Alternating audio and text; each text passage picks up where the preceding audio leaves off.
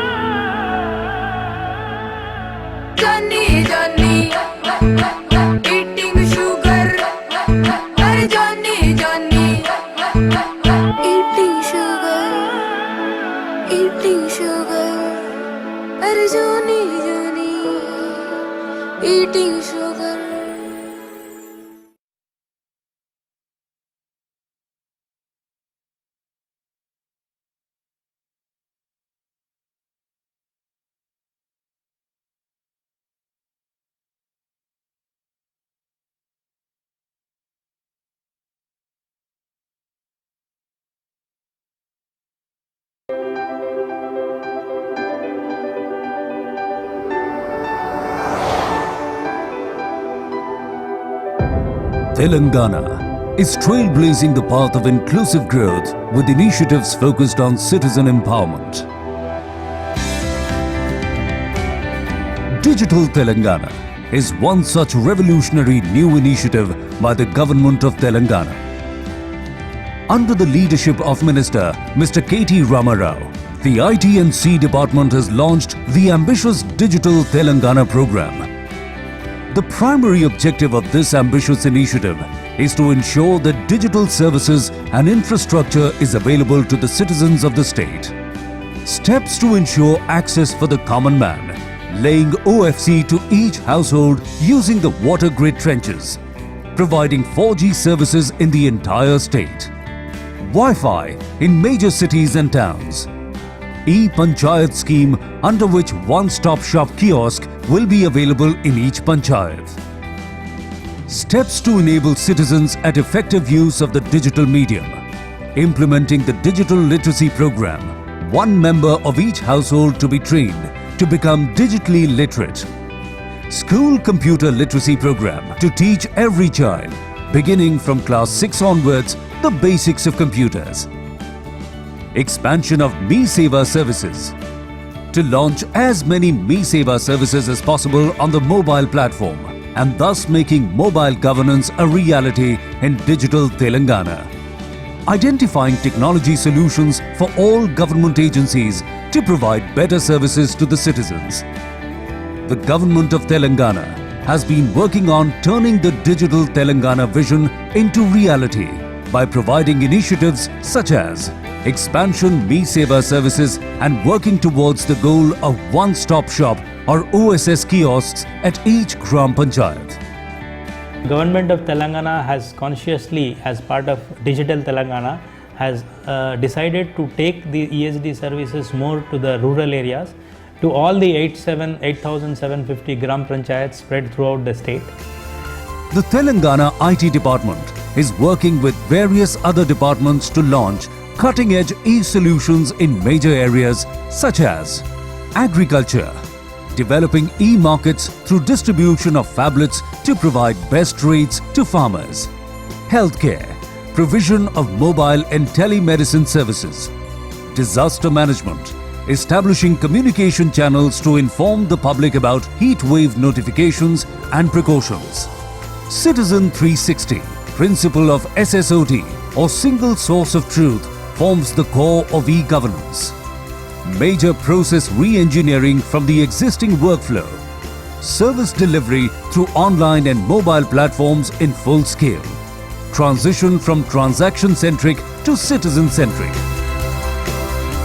With visionary and intellectual leaders lighting the way ahead, the government of Telangana is well on the path of dynamic development while motivating and empowering its citizens towards a glorious future. Digital Telangana, a digitally empowered knowledge economy. Hush, little baby, snug and cozy. Are you dreaming while you're sleeping?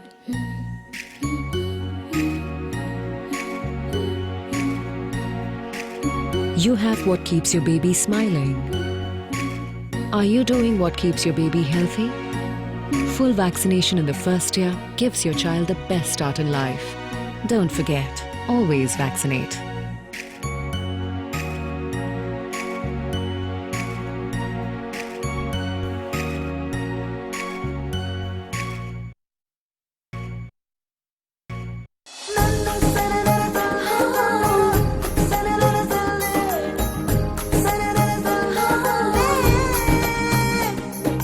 మొక్కలు నాటి వనాలు పెంచి అవకాశం రానే వచ్చిందో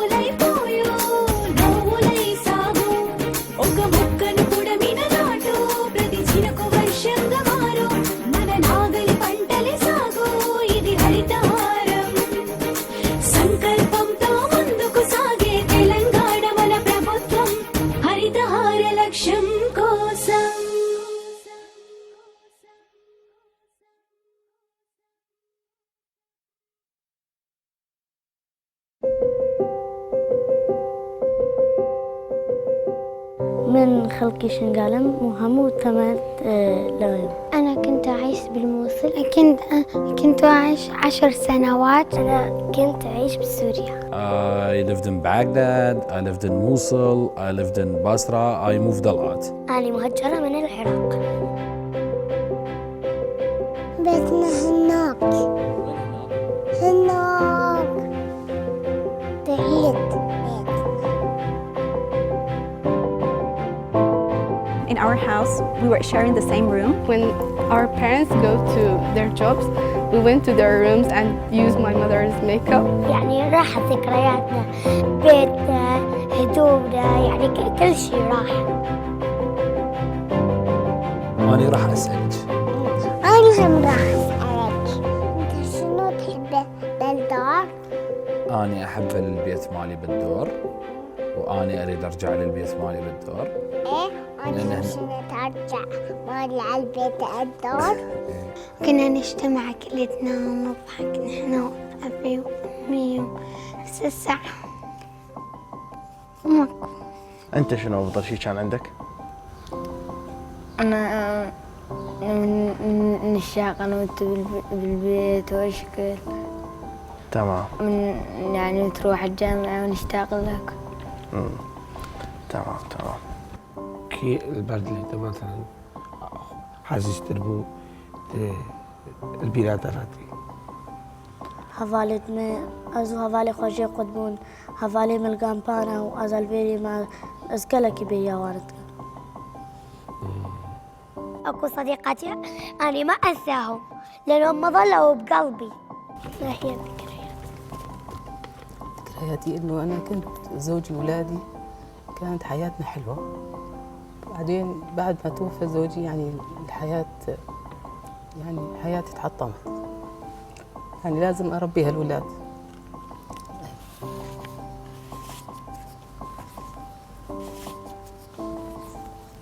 ماذا تعتقد سيحصل لنا بعد 10 سنوات؟ ما سيحصل، ما يحصل كل شيء. إذا أنا معاكم ما يحصل كل شيء. لا تخافوا من كل شيء. إن شاء الله. إذا تقدري أن تتمني أمنية، ماذا ستكون أمنيتك؟ أنا بحب أروح على ألمانيا. هاي هي الأمنية. أتمنى تكبرين وتروحين على المدرسة وتتعلمين وتعيشين بأمان وتكونين سعيدة بحياتك. يعني هيك أتمنى أكل. يلا نروح ناكل بيتزا. قبل ما نروح ناكل بيتزا. أكن تجيب تشيش قال تجيب مالك تشاور. في مالك خوش به بس كان تذبح الشيء.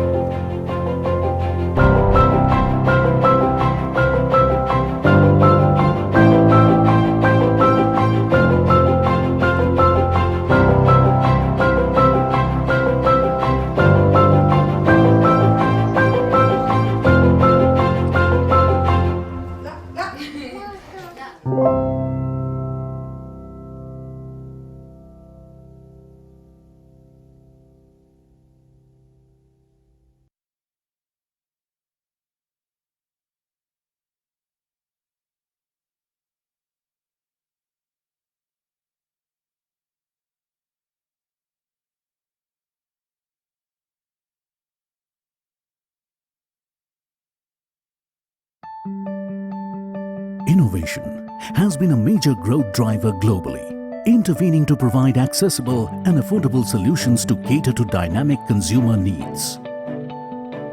India today is marching towards establishing itself as a top global innovator for high technology products and services. Telangana, the startup state of India, has been the hotbed of technology product innovation, owing to its rapid growth and positioning as a leader of information technology sector. The government of Telangana aims to develop 1 million square feet of workspace dedicated to startups in the next 5 years, partnering with premier academic institutes such as IIIT Hyderabad, ISB and Nalsar. Partner with 20 global accelerators and incubators to build facilities in PPP mode.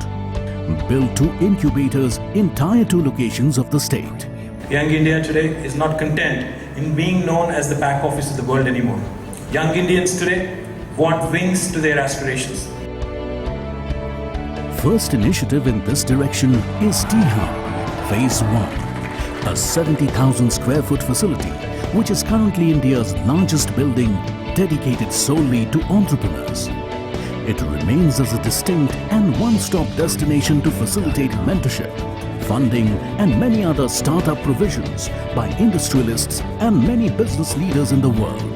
T-Hub is currently operational and will be expanded to 300,000 square foot facility with state-of-the-art amenities for startups. Lack of funding is a critical bottleneck in the innovation ecosystem, which the government of Telangana aims to address through T-Seed Fund of 250 crore rupees, T-Innovation Fund of 2,000 crore rupees. Further, the government is looking towards active collaborations with academia to enhance the startup ecosystem. That entrepreneurial spirit is very much in Hyderabad with high ambition. So let's all put our hearts and souls behind the fact that this is going to be the new India of tomorrow. This is where the world is coming to, and here at Hyderabad, we welcome you.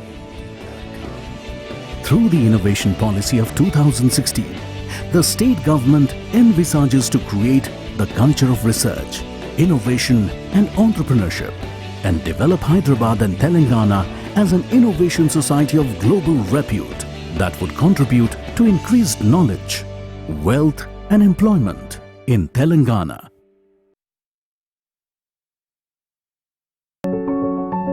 Gender inequality doesn't make sense on any level. By marginalizing the rights of women, we deny ourselves the opportunity to lift millions of men, women and children out of poverty, not to mention the chance of a just and fair world. From birth, girls and boys, women and men are expected by society to play certain roles and behave in certain ways based on traditions, religion, and other beliefs. These behaviors are learned and shape the gender norms in a society. Unfortunately, in many countries, gender norms create disadvantages for women. Often, girls are not sent to school. When they become women, they then have limited ability to earn money or realize their potential.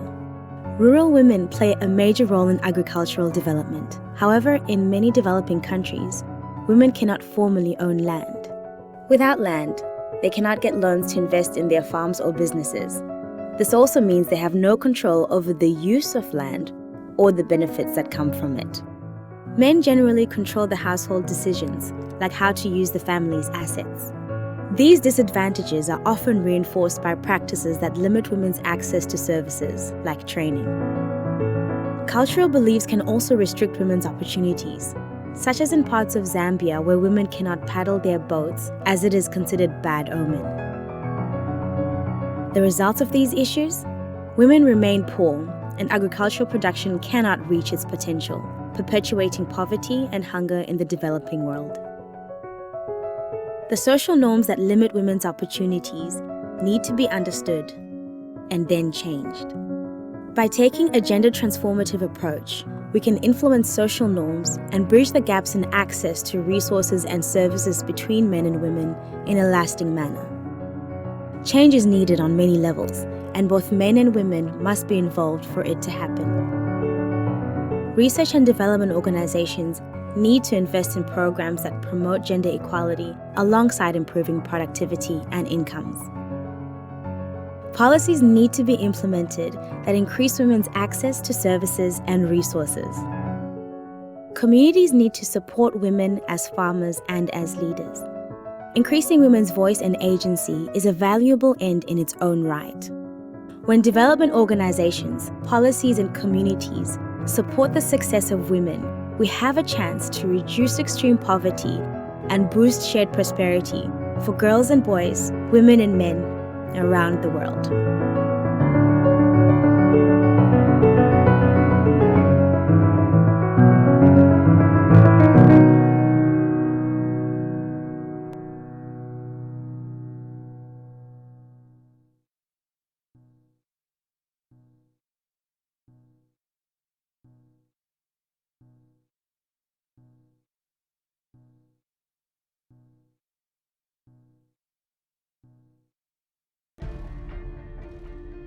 All over the world, when it comes to opportunities across sectors, there's one name on everyone's lips: India. India is one of the fastest growing economies in the world, a superpower in the making. And from this India story, another new story is emerging. Welcome to Telangana, India's newest state and the gateway to Asia. At the heart of Telangana beats its vibrant capital, Hyderabad, known as the City of Pearls. Hyderabad is the 5th largest metropolitan in India. This 400-year-old city sees the traditional and modern coexist in perfect harmony and offers its patrons experiences worth treasuring. In fact, Mercer's Quality of Living Report 2015 has ranked Hyderabad among the best livable cities globally. It is also on National Geographic's must-visit city list. Hyderabad is the preferred destination for locals, tourists and industries alike, thanks to its moderate temperatures all year round. What also makes it a favorite choice is the fact that it is a non-cyclonic and non-seismic zone. Another feather in Hyderabad's cap is its metro rail project. The project, even before completion, has been lauded as one of the most future-forward projects in the world. It has also been setting many firsts in India. Its burgeoning economy, mainly in the fields of IT, finance, pharmaceuticals and biotechnology, and aerospace, is ably supported by well-connected air routes and future-centric city infrastructure. Little wonder that it is called the new economy hub in India. Telangana, with an urban population of 42%, is one of the world's most investment-friendly destinations. A revenue surplus state, it has everything the world needs to set up the next-gen, state-of-the-art industries. Its proactive government, minimum inspection, maximum facilitation policy, easy self-certification approval process, and 24/7 power supply gives companies all the confidence they need to make Telangana their dream business hub. I want to applaud his team's demonstrated capacity. I was witnessing the presentation and how comprehensively this whole policy has been created. I pledge 8,000 crores of investment in your state on the strength of the vision that you and your team have displayed. We will deliver to you a world-class food processing industry that will be the pride of Telangana. Today, the 14 Japanese companies are operating in Hyderabad. They will bring another new investment. We appreciate the new policies that have been introduced today, and we're certain that they will make it much easier for Canadian companies to set operations up in the state. French companies are here. Of course, the French government is very keen to see the development of cooperation, economic cooperation between Telangana and France. And of course, the launch of this policy will certainly help to this development. In fact, Telangana's industrial policy explicitly highlights guidelines for easy setup of industries, from timely clearances and a single window service to a fair and transparent approval process. For the first lot, project approvals were given within 12 days. I have personally experienced the agility and the responsiveness of the state administration to enhance the ease of doing business. With the support that we have seen in the last 6 months, we feel very enthused and we are planning to aggressively grow our presence in the state of Telangana very soon. Telangana's 3 industrial corridors have in place modern infrastructure, 148 ready-to-occupy industrial parks, 27 SEZs, and a pre-approved land bank of 150,000 acres. A number of national and international companies are already running successfully across varied sectors. Telangana is known as the IT hub of India, and the state's IT prowess has not gone unnoticed by India and the world. Congratulations for this initiative. I think with these initiatives, this will be the best destination in this country to come and do business. The state is also home to the defense industry, textile industry, auto manufacturing industry, healthcare industry, and the power industry. To help supply a steady stream of industry-ready manpower, Telangana built some of the world's best educational institutions.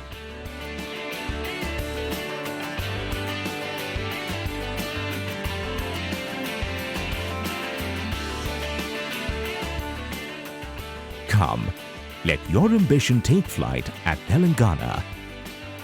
Invest in Telangana and let's grow together. Welcome to Telangana.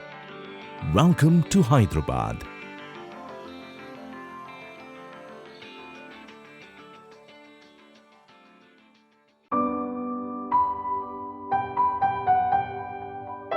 Our daughter will be whatever she dreams of. Musician, dancer, or a writer? Or let her just travel the world. Be a great chef. Or filmmaker. What are big dreams for the child without big steps towards health? Full vaccination in the first year gives your child the best start in life. Don't forget, always vaccinate.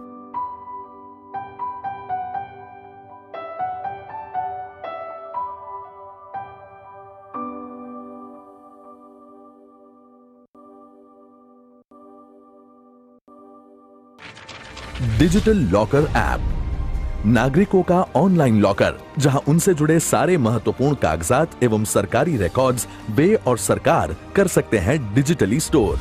E documents को instant access, ई sign, store और share करने की ये सुविधा अब नागरिकों के mobile पर भी उपलब्ध हो पाएगी। डिजिटल लॉकर मोबाइल ऐप के जरिए इस एप्लीकेशन का शुभारंभ आज माननीय मंत्री जी के कर कमलों से किया जा रहा है।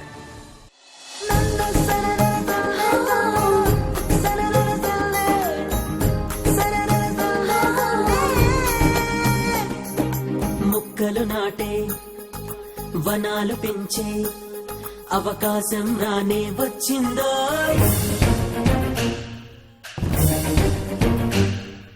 ప్రతి ఇంటికి మొక్కలన్నిటిని ఉచితంగానే ఇస్తుందో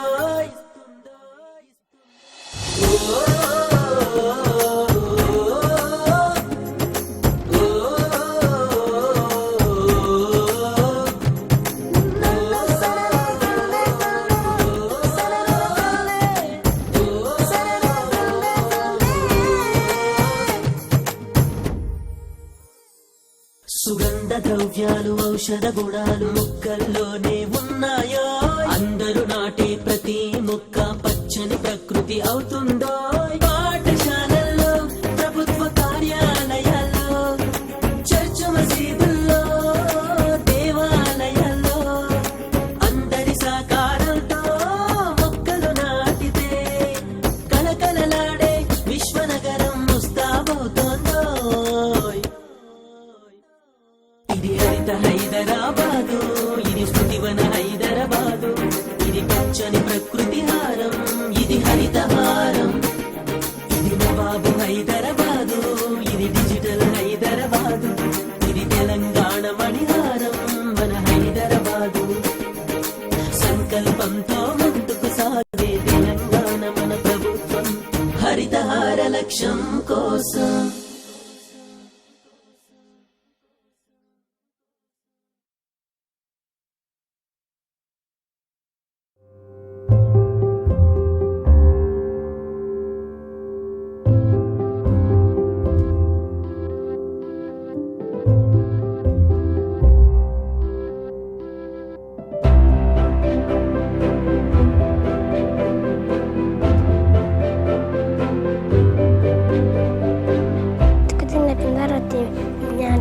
si miałem czekaj tatar. Lengua y dibujo. Aku preferir matematik. Problem, multiplication.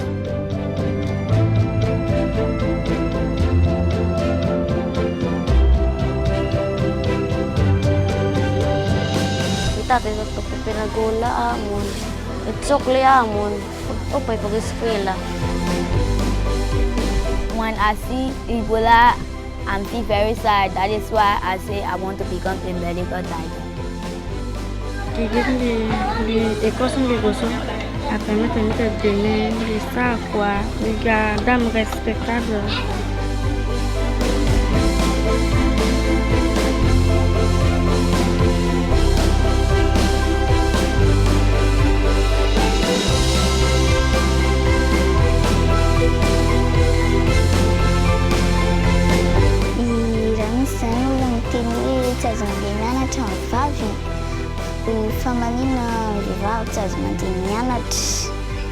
I do not think about my leg. I feel free.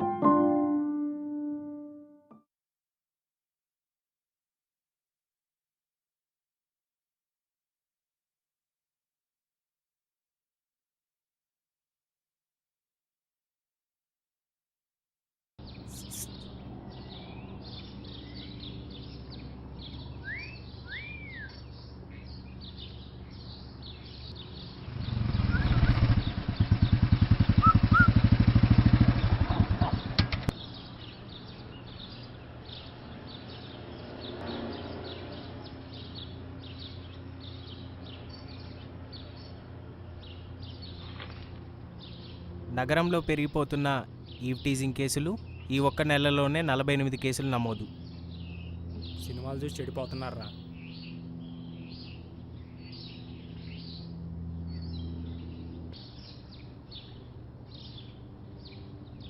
హాయ్రా. హాయ్రా. రే అక్కడ ర్యాగింగ్ చేస్తున్నారా? 49. రే ఇవన్నీ కామనేరా. నువ్వు కూర్చో, టీ తాగు. ఒక చాయ్ అమ్మా.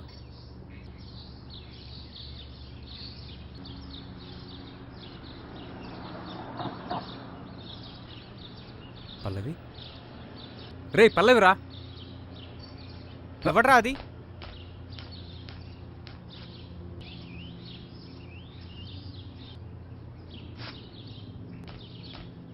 ఎరా పల్లవి అన్నావు? నీ చెల్లైతే వెళ్తావా?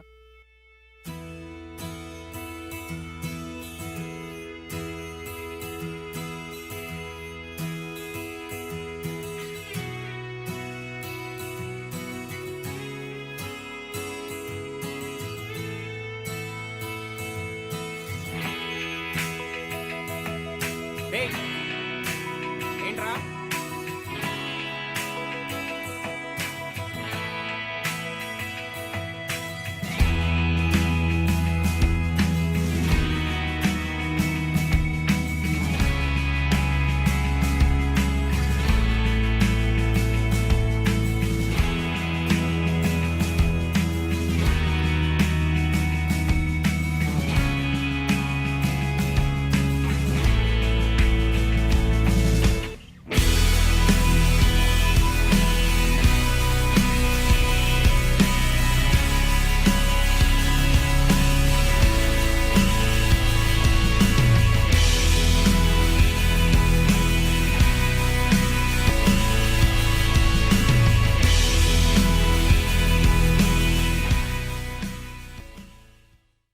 చూసారా, ఇలాంటి వేధింపులు మీ ఫ్యామిలీ మెంబర్స్ మీద కూడా జరగవచ్చు. కాబట్టి ఇలాంటి సిచ్యువేషన్ ఎప్పుడైనా చూస్తే మీరు ఇమీడియట్గా 100కి డయల్ చేయండి. Please be responsible. ये है मेरा परिवार. इन्होंने मेरी मौत से कुछ नहीं सीखा. मुझे मधुमेह हुआ और अब टंगा हूं दीवार पर. ये है मेरे सुपुत्र, सुबह देर से उठना, फिर भाग दौड़ और टेंशन। हाँ, शाम दोस्तों के साथ। ये है मेरी बहू, आराम पसंद है, सब्जी भाजी लाती है पर गाड़ी से। समोसे हो या गुलाब जामुन, भला 2-4 ही क्यों, एक मंजिल जाना है तो भी लिफ्ट से। ये है हमारे कुलदीपक गोलू, क्रिकेट फुटबॉल देखते हैं, खेलते नहीं। आप लोग समझते क्यों नहीं? मधुमेह से बचें, समय से सोएं, समय से उठें, व्यायाम करें, आसपास का काम पैदल करें, लिफ्ट की जगह सीढ़ियों का प्रयोग करें, पौष्टिक आहार लें, स्वस्थ जीवन जिएं, अपनी नियमित जांच कराएं, तली हुई चीजें कम खाएं, सिगरेट शराब से दूर रहें। सोच लीजिए, मेरी तरह दीवार पर या अपने परिवार के साथ, फैसला आपका है।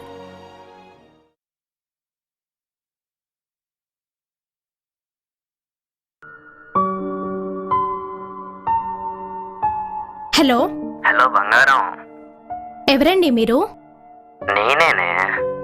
హలో ఎవరండి? అసలు ఎవరు మాట్లాడుతున్నారు? సాయంత్రం వస్తావా? Who is this? What you want? Sorry, wrong number.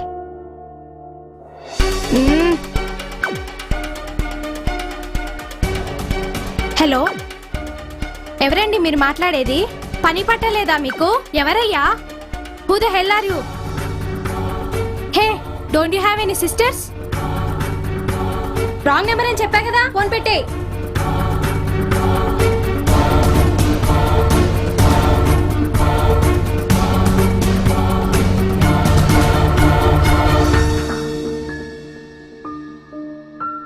Hello, She Team. We're getting a problem over here.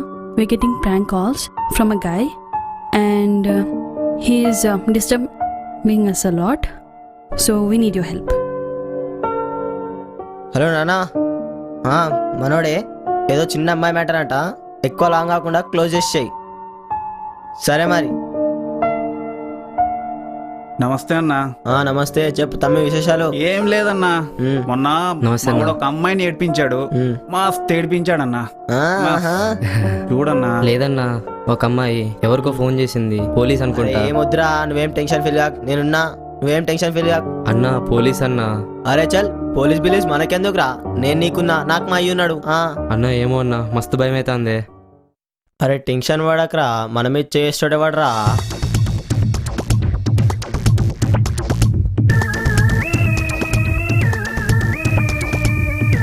ఏంటి, ఎవరో అమ్మాయి నేర్పిస్తున్నావంట? నేనేమనలేదు సార్. ప్రూఫ్ ఉంది. ఏం మాట్లాడుతున్నారు సార్? ప్రూఫ్ చూపియండి.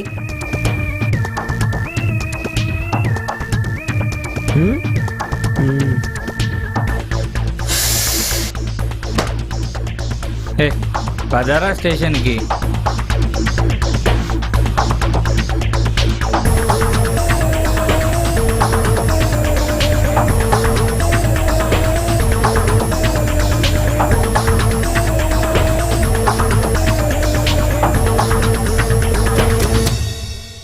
స్త్రీని వస్తువుగా చూస్తున్న చూపులకు, చేష్టలకు కళ్ళం వేస్తాయి. ఆధారంతో స్త్రీ ఆత్మగౌరవాన్ని కాపాడటానికే ఉన్నాయి మన మెదక్ జిల్లా షీ టీమ్స్.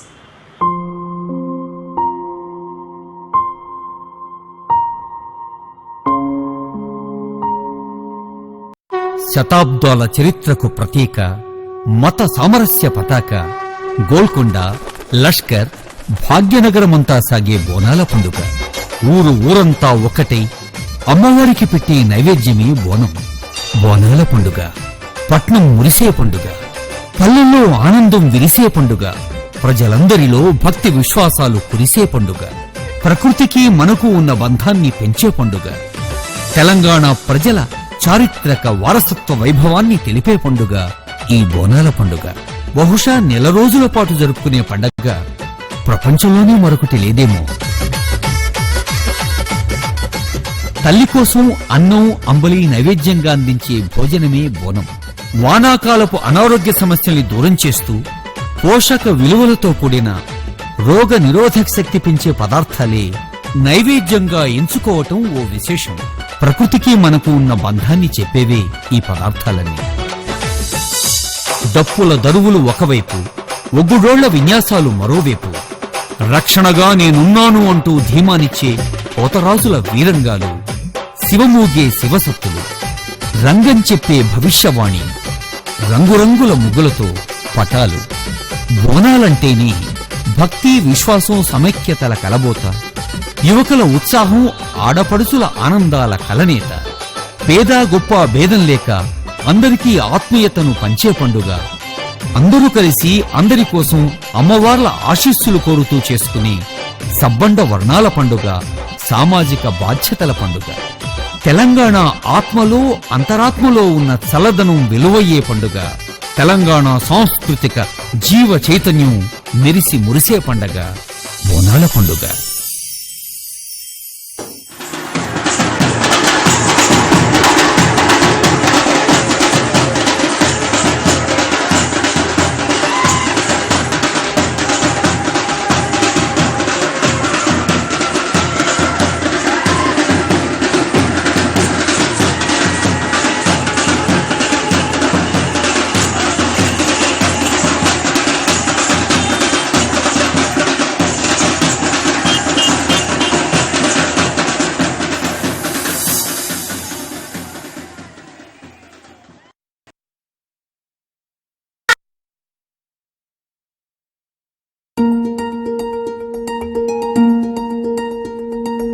ఏడాదికోసారి వస్తావలా, సందడులే తెచ్చేవే నవరాత్రులా, చెలరేగే సరదాల ఎంగిలి పులా, బంగారు బంగారు బతుకమ్మవే.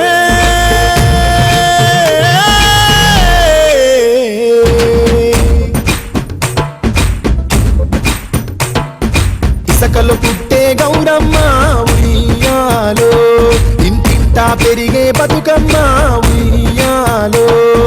ఇసకలు పుట్టే గౌరమ్మ ఉయ్యాలో, ఇంటింటా పెరిగే బతుకమ్మ ఉయ్యాలో.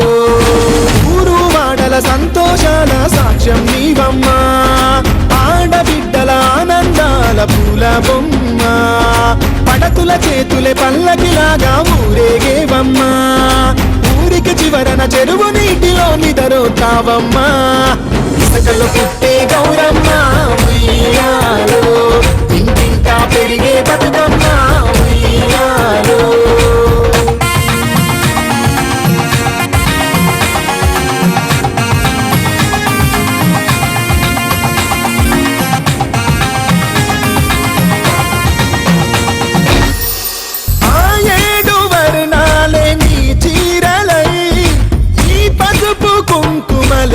ఆభరణమై లింగాన్ని తలపించే నీ ఆకృతి, తన చేత మలిచిందే ఆ ప్రకృతి. అందాల బతుకమ్మ అందరి పండగ నీవమ్మ, ఏరువాక బతుకమ్మ ఏటికి కొనసాగేవమ్మ. పువ్వును పూజించే తెలంగాణలో సంస్కృతి, జగమంత చాటిందిలే జాగృతి. ఇసకలు పుట్టే గౌరమ్మ ఉయ్యాలో, ఇంటింటా పెరిగే బతుకమ్మ ఉయ్యాలో. అన్నననన్నననన్నననే తానానే, తననన్నననన్ననన్నననే తానానే.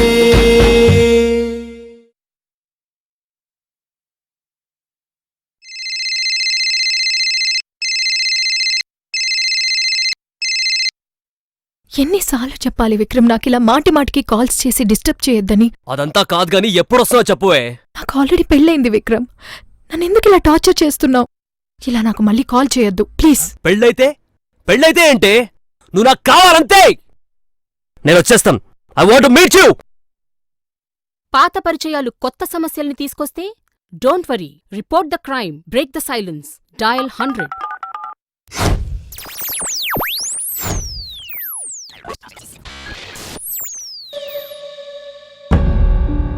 ఎవరు మీరు?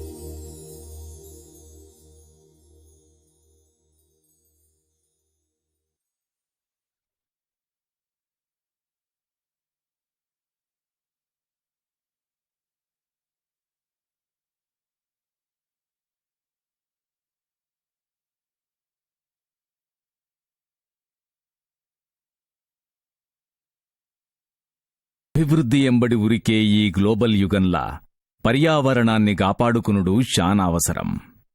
పచ్చని చెట్లు ప్రగతికి మూలమని గుర్తించవలసిన అవసరం ఈ కాంక్రీట్ యుగంలా ఇప్పుడు అనివార్యం. కరువు కాటకాలు మానవ జీవితాన్ని శాసిస్తున్నాయి. భూతాపం పెరిగిపోయింది. తాగునీటికి జనం అల్లాడిపోతున్నారు. అడవుల విస్తీర్ణం తగ్గిపోతున్నది. జంతుజాలానికి ఆవాసం ప్రాణసంకటంగా మారుతున్నది. వాతావరణం తీవ్ర మార్పులకు లోనైన విషయాన్ని గుర్తించి స్వపరిపాలనలా తనను తాను నిర్మించుకుంటున్న తెలంగాణను కరువు కోరల నుంచి శాశ్వతంగా విముక్తి చేయాలనే సంకల్పంతోని ముఖ్యమంత్రి కె. చంద్రశేఖరరావు గారు త్రిముఖ వ్యూహాన్ని సిద్ధం చేసిండ్రు. మిషన్ కాకతీయతోని అన్నదాతకు సాగునీరు, మిషన్ భగీరథతోని ప్రతి ఇంటికి సురక్షితమైన తాగునీరు ఇచ్చుడేగాకుండా సమృద్ధిగా వర్షాలు కురిసేటందుకు తల్లి తెలంగాణ మెడల పచ్చలహారమేస్తున్నారు. పర్యావరణ సమతుల్యాన్ని కాపాడుడుతో పాటు తెలంగాణలా 24% ఉన్న అడవులను 33% పెంచేటందుకు హరితహారమనే యజ్ఞాన్ని మొదలుపెట్టిండ్రు. తెలంగాణ బాగుపడాలనంటే చెట్లు పెంచుడు తప్ప వేరే మార్గం లేదన్న ముఖ్యమంత్రి కేసీఆర్ గారు జూలై 8న నల్లగొండ జిల్లా చిట్యాల మండలం గుండ్రాంపల్లి దగ్గర మొక్కను నాటి హరితహారానికి శ్రీకారం చుట్టిండ్రు. హరితహారం కార్యక్రమాన్ని ఈ జిల్లా నుంచే 2 వారాల పాటు రాష్ట్రమంతా జరిగే విధంగా మనం ప్రారంభం చేసుకుంటా ఉన్నాం. కానీ ఒక 10 రోజుల పాటు మీరందరూ కూడా కష్టపడి పోగుంటలు అంటే ఎక్కడైనా చెట్లు పోయినా చచ్చిపోయినా ఒక్క మొక్క కూడా పెరగలేదు అనే పేరు రాకుండా 100% సర్వైవల్ 100% మొక్కలను బతికిచ్చి తెలంగాణలో నల్లగొండ జిల్లా నంబర్ 1 జిల్లా కావాలని చెప్పి నేను కోరుతా ఉన్నా. ముఖ్యమంత్రి ఇచ్చిన స్ఫూర్తితోని యావత్ తెలంగాణ ప్రజానీకం మొక్కలను నాటిండ్రు. నీళ్లు బోసి పొతంజేసి కాపాడుకుంటామని ప్రతిజ్ఞ చేసిండ్రు. జూలై 11న ఒక్కరోజులనే గ్రేటర్ హైదరాబాద్ పరిధిలా రికార్డు స్థాయిలా 30 లక్షల మొక్కలను నాటిండ్రు. పురపాలక పట్టణాభివృద్ధి శాఖ మంత్రి కెటి రామారావు గారి పట్టుదల, జీహెచ్ఎంసీ, హెచ్ఎండిఏ, అటవీశాఖ అధికారులు, సిబ్బంది అంకితభావంతోని హైదరాబాద్ అద్భుతాన్ని సాధించింది. దేవాలయాలు, మసీదులు, చర్చిలల్లా వృక్షప్రసాదం పేరుతోని ఉచితంగా మొక్కలను పంపిణీ చేసిండ్రు. నగరంలోనే కాదు శివారు గ్రామాలల్ల కూడా హరితహారం విజయవంతమైంది. ఇదే స్ఫూర్తితోని రానున్న 4 ఏళ్లల్లా 230 కోట్ల మొక్కలను నాటి ప్రపంచ చరిత్రలా 3వ అతిపెద్ద మానవ ప్రయత్నం చేసేటందుకు సంకల్పించింది.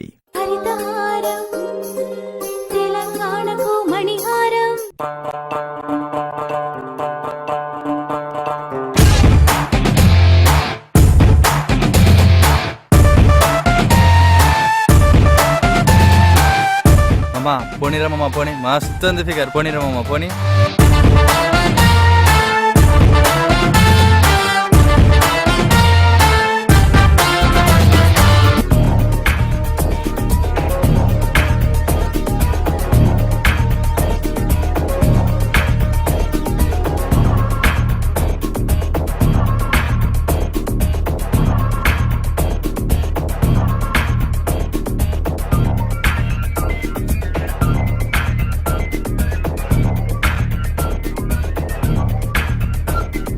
దగ్గరికి వెళ్తున్నాం, కొట్టు మామ కొట్టు. హే నన్ను కొడతావు?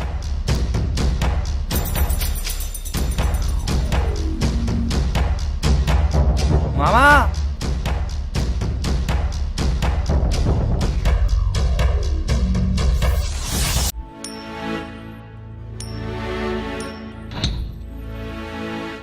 Is it fair?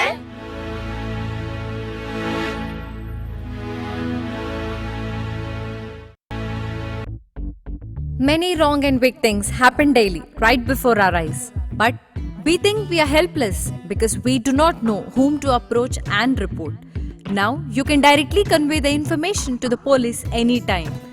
Driving away the fear from people's minds and coming to their rescue, the Hyderabad police has come forward to extend the helping hand. Hawkeye.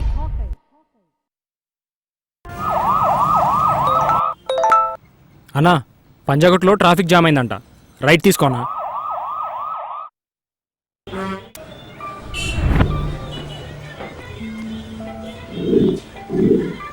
Earlier, bomb blasts were due to such abandoned articles.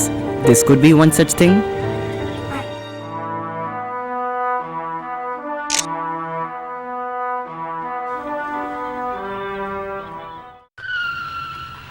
ఎటువైపు వెళ్ళాలి madam?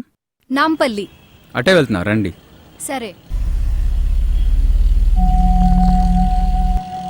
మనం వెళ్ళాల్సింది right కదా, left వెళ్తున్నావేంటి? ఇది చాలా short cut madam.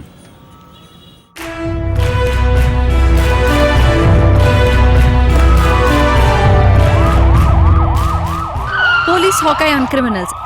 A ready standby always for Hyderabad citizens. I request you therefore to download this Hawkeye mobile application on your smartphones and be safe. Be a citizen police. Hawkeye, one-stop app for all the solutions.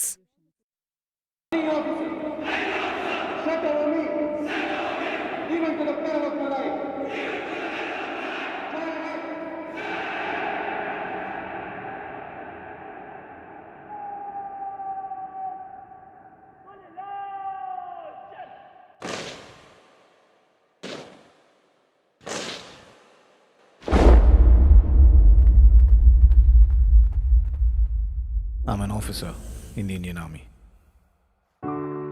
I'm a son to two mothers. One bore me, but the other, my country. She made me. She made me the man that I am. And every time she calls, I shall hear and I shall heed. For she sings to me in my hour of need.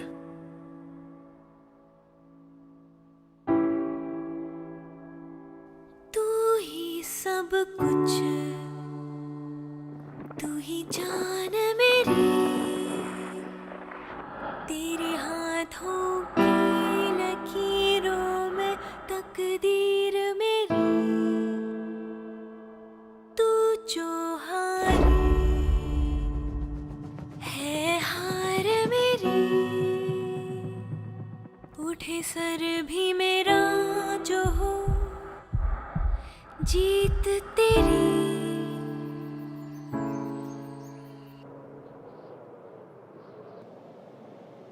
तू न चलेगा अकेला कभी की संग, चलेगी मेरी दुआ। तू न थकेगा कभी की ताकत तुझ में लाखों की है।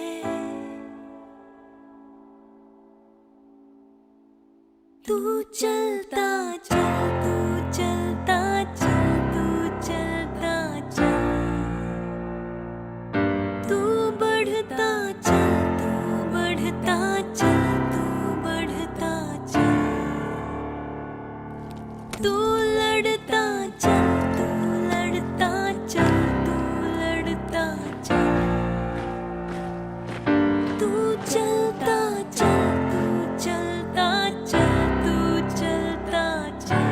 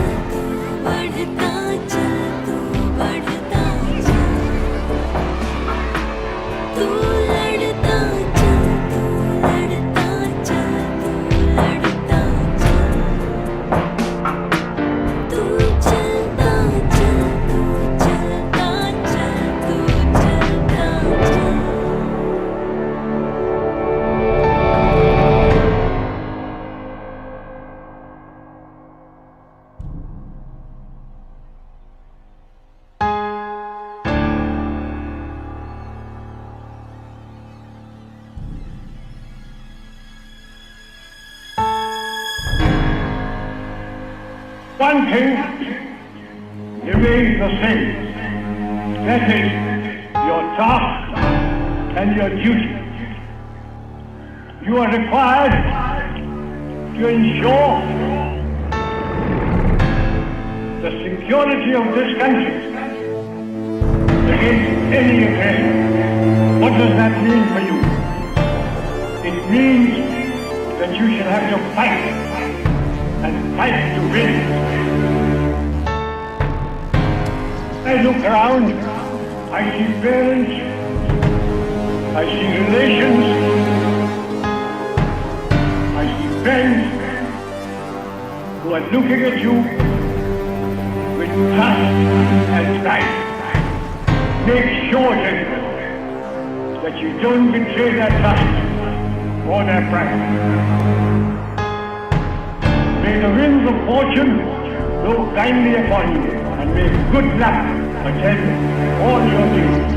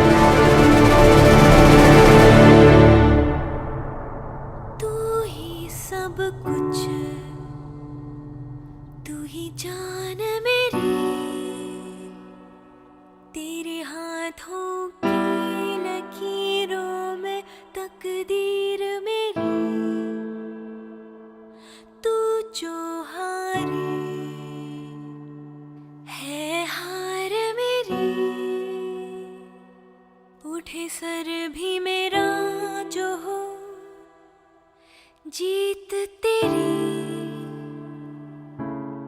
तू न चलेगा अकेला कभी की संग चलेगी मेरी दुआ, तू न थकेगा कभी की ताकत तुझ में लाखों की है।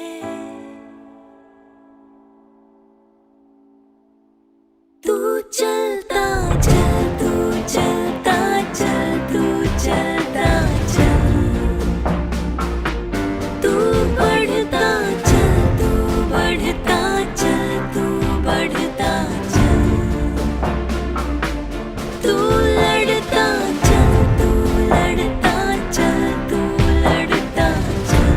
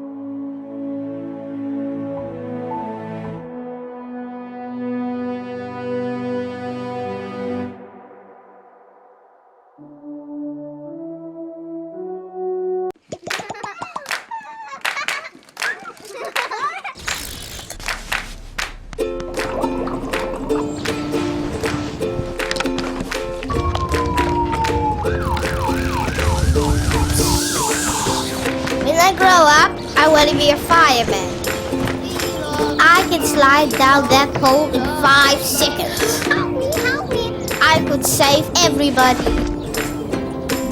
I can make anything I want with science. One day I will even make a drink that makes you an amazing scientist.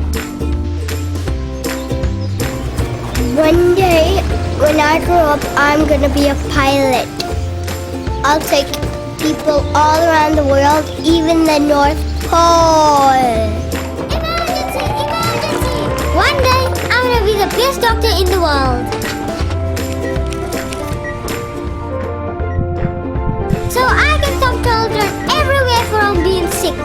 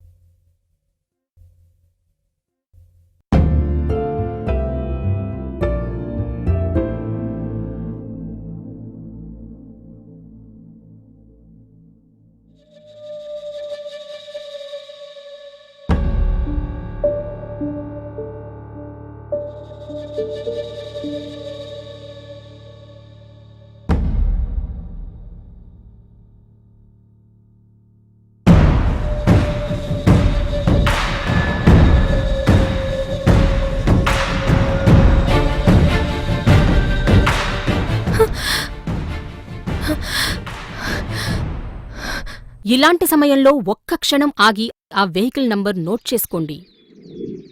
She టీమ్కి ఫోన్ చేయండి. డయల్ 100.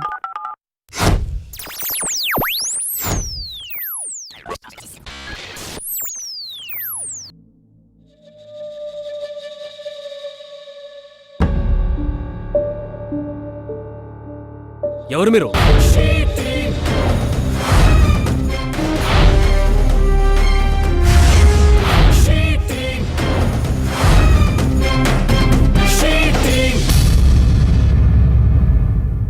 రోజూ మన కళ్ళ ముందే ఎన్నో అన్యాయాలు అక్రమాలు జరుగుతుంటాయి. కానీ వాటి గురించి ఎవరికి చెప్పాలో ఎలా చెప్పాలో తెలియక వదిలేస్తుంటాం. ఇప్పుడు మీరు వీటి గురించి ఏ సమయంలోనైనా హైదరాబాద్ నగర పోలీసులకు నేరుగా సమాచారం అందించవచ్చు. ప్రజలకు ప్రశాంతతను అందిస్తూ వారి గుండెల్లోంచి భయాలను చెరిపేస్తూ హైదరాబాద్ నగర పోలీస్ శాఖ అందిస్తున్న అభయ హస్తమే హాకాయ్.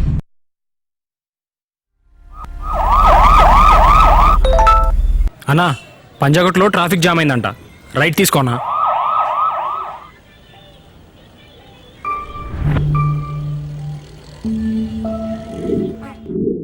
ఇటువంటి వస్తువుల వల్లనే కదా ఇంతకుముందు బాంబ్ బ్లాస్టులు జరిగింది. ఇది కూడా అలాంటిదే అయితే?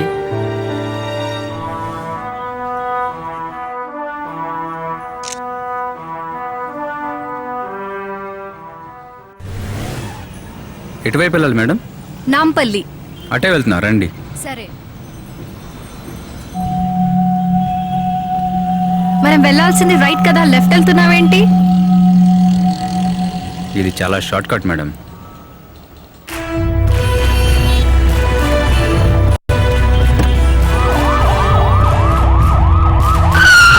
నేరం చేసే వారిపై పోలీసుల డేగ కన్ను, హైదరాబాద్ నగర పౌరులకు వెన్నుదన్ను. I request you therefore to download this Hawkeye mobile application on your smartphones and be safe. Be a citizen police. అన్ని సమస్యలకు ఏకైక ఆయుధం Hawkeye.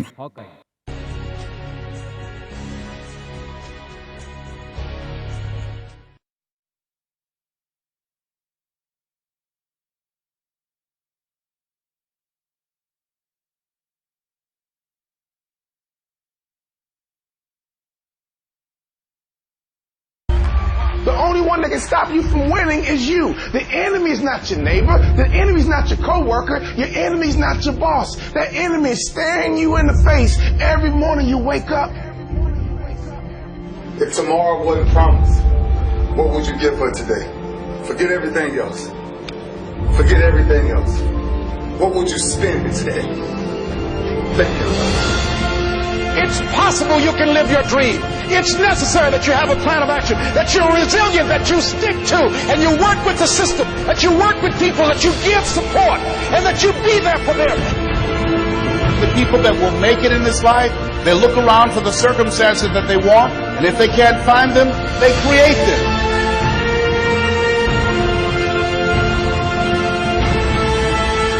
There's something in you that says always strive to get on top in life because it's the bottom that's overcrowded. You are different. You have greatness within you.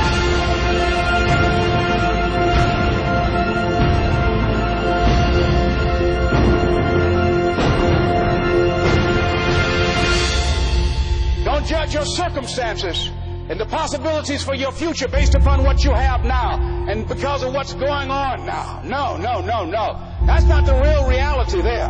What you're going through, if you're going through some hard times, it has not come to stay, it has come to pass. It's all right.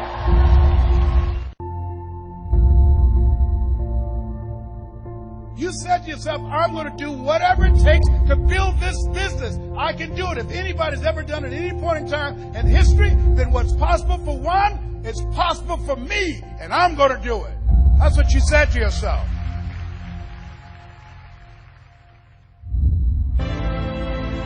How much time do you spend every day working on your dream? In the last 90 days, how many books have you read? In the last year, what new skill or knowledge have you acquired? What kind of investment have you made in you? People that are hungry are relentless. People that are hungry are unstoppable. People that are hungry refuse to give up.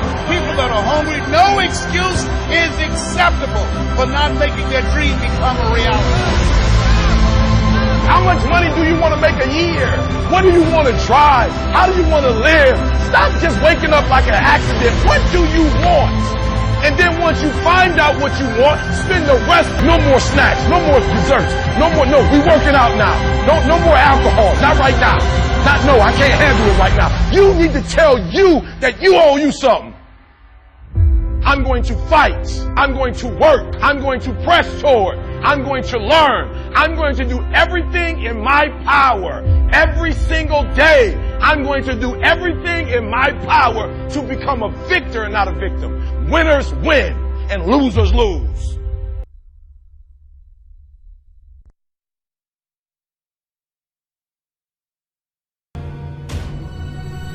ఏదిరా అది? ఈ పాటికి వచ్చేయాలన్నా.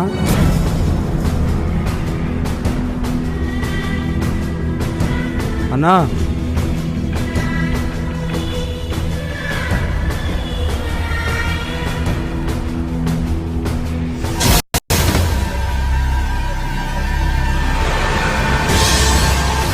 పోనీరా, ఈరోజు దాని అంతు చూడాలి.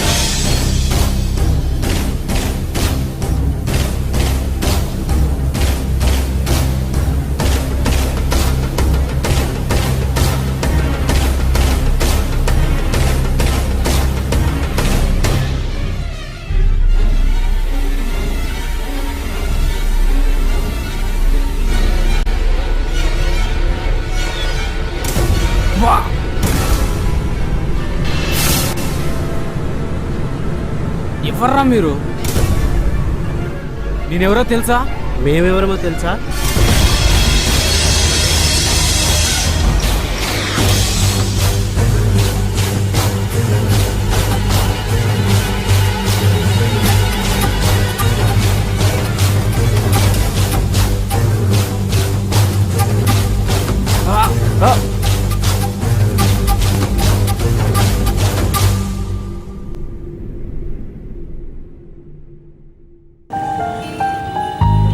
రోజూ మన కళ్ళ ముందే ఎన్నో అన్యాయాలు అక్రమాలు జరుగుతుంటాయి. కానీ వాటి గురించి ఎవరికి చెప్పాలో ఎలా చెప్పాలో తెలియక వదిలేస్తుంటాం. ఇప్పుడు మీరు వీటి గురించి ఏ సమయంలోనైనా హైదరాబాద్ నగర పోలీసులకు నేరుగా సమాచారం అందించవచ్చు. ప్రజలకు ప్రశాంతతను అందిస్తూ వారి గుండెల్లోంచి భయాలను చెరిపేస్తూ హైదరాబాద్ నగర పోలీస్ శాఖ అందిస్తున్న అభయ హస్తమే హాకాయ్.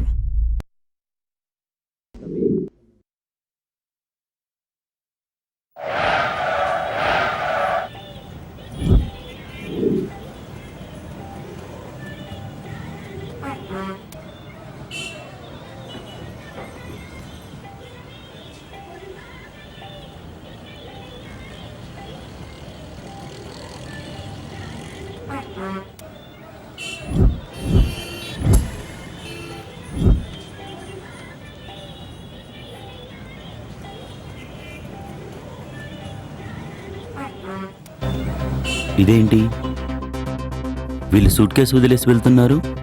సూట్ కేసు వెళ్ళదు కదా?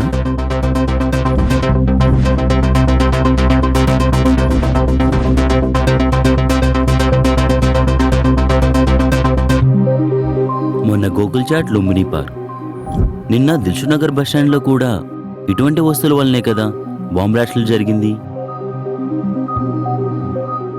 ఇది కూడా అలాంటిదే అయితే?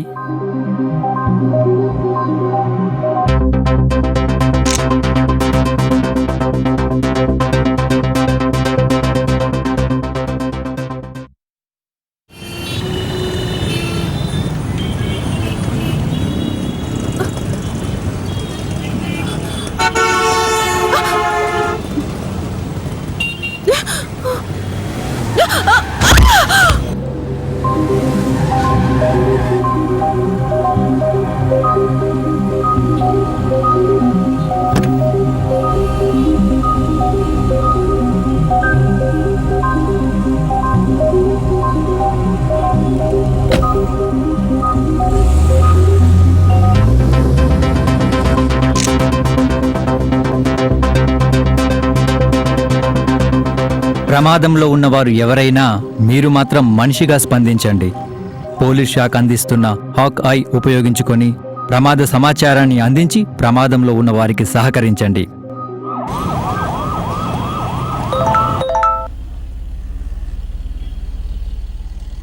అన్నా, పంజాగుట్లో ట్రాఫిక్ జామ్ అయిందంట, రైట్ తీసుకోనా? మీకెలా తెలుస్తామే? హైదరాబాద్ పోలీస్ డిపార్ట్మెంట్ వాళ్ళ హాక్ యాప్లో ట్రాఫిక్ అప్డేట్ చేయడం వల్ల తెలిసింది. ఇసాన మంచిగా ఉందమ్మే. అదే కాకుండా నేరాలు, నేరస్తుల వివరాలు, హైదరాబాద్లోని అన్ని పోలీస్ స్టేషన్ల ఫోన్ నంబర్లు కూడా తెలుసుకోవచ్చు. సూపర్ దమ్మే, సూపర్.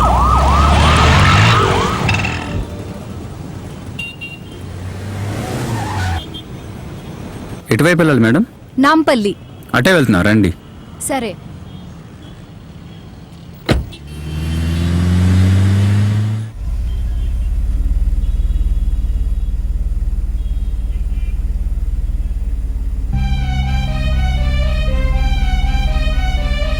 మనం వెళ్ళాల్సింది రైట్ కదా, లెఫ్ట్ వెళ్తున్నావేంటి?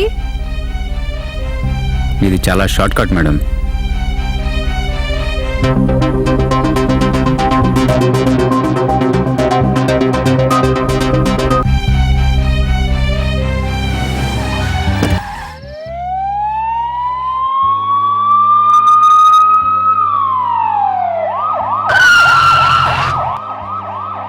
నేరం చేసే వారిపై పోలీసుల డేగ కన్ను, హైదరాబాద్ నగర పౌరులకు వెన్నుదన్ను. ముందుగా మనం హాకైలో మన వివరాలు, సెల్ ఫోన్ నెంబర్తో సహా రిజిస్టర్ చేసుకోవాలి. మనం ఆపదలో ఉన్నప్పుడు తక్షణం వచ్చి సాయం చేసి ఆదుకోగల 5 సొంత మనుషుల ఫోన్ నెంబర్లు స్టోర్ చేసి పెట్టుకోవాలి. మనం ఆపద సమయంలో ఉన్నప్పుడు ఆ SOS బటన్ని నొక్కగానే మనం స్టోర్ చేసిన 5 మందికి మెసేజ్ వెళ్తుంది. అదే సమయంలో పోలీస్ కంట్రోల్ రూమ్కి, మీరున్న ఏరియాలోని పోలీస్ స్టేషన్కు, పోలీస్ పాట్రోల్ మరియు SHO వారికి ప్రమాద సమాచారం వెళ్ళిపోతుంది. దీనివల్ల సకాలంలో మనల్ని మనం రక్షించుకోగలం, నేరస్తుల్ని పట్టించగలం. Let's join together for a safe society.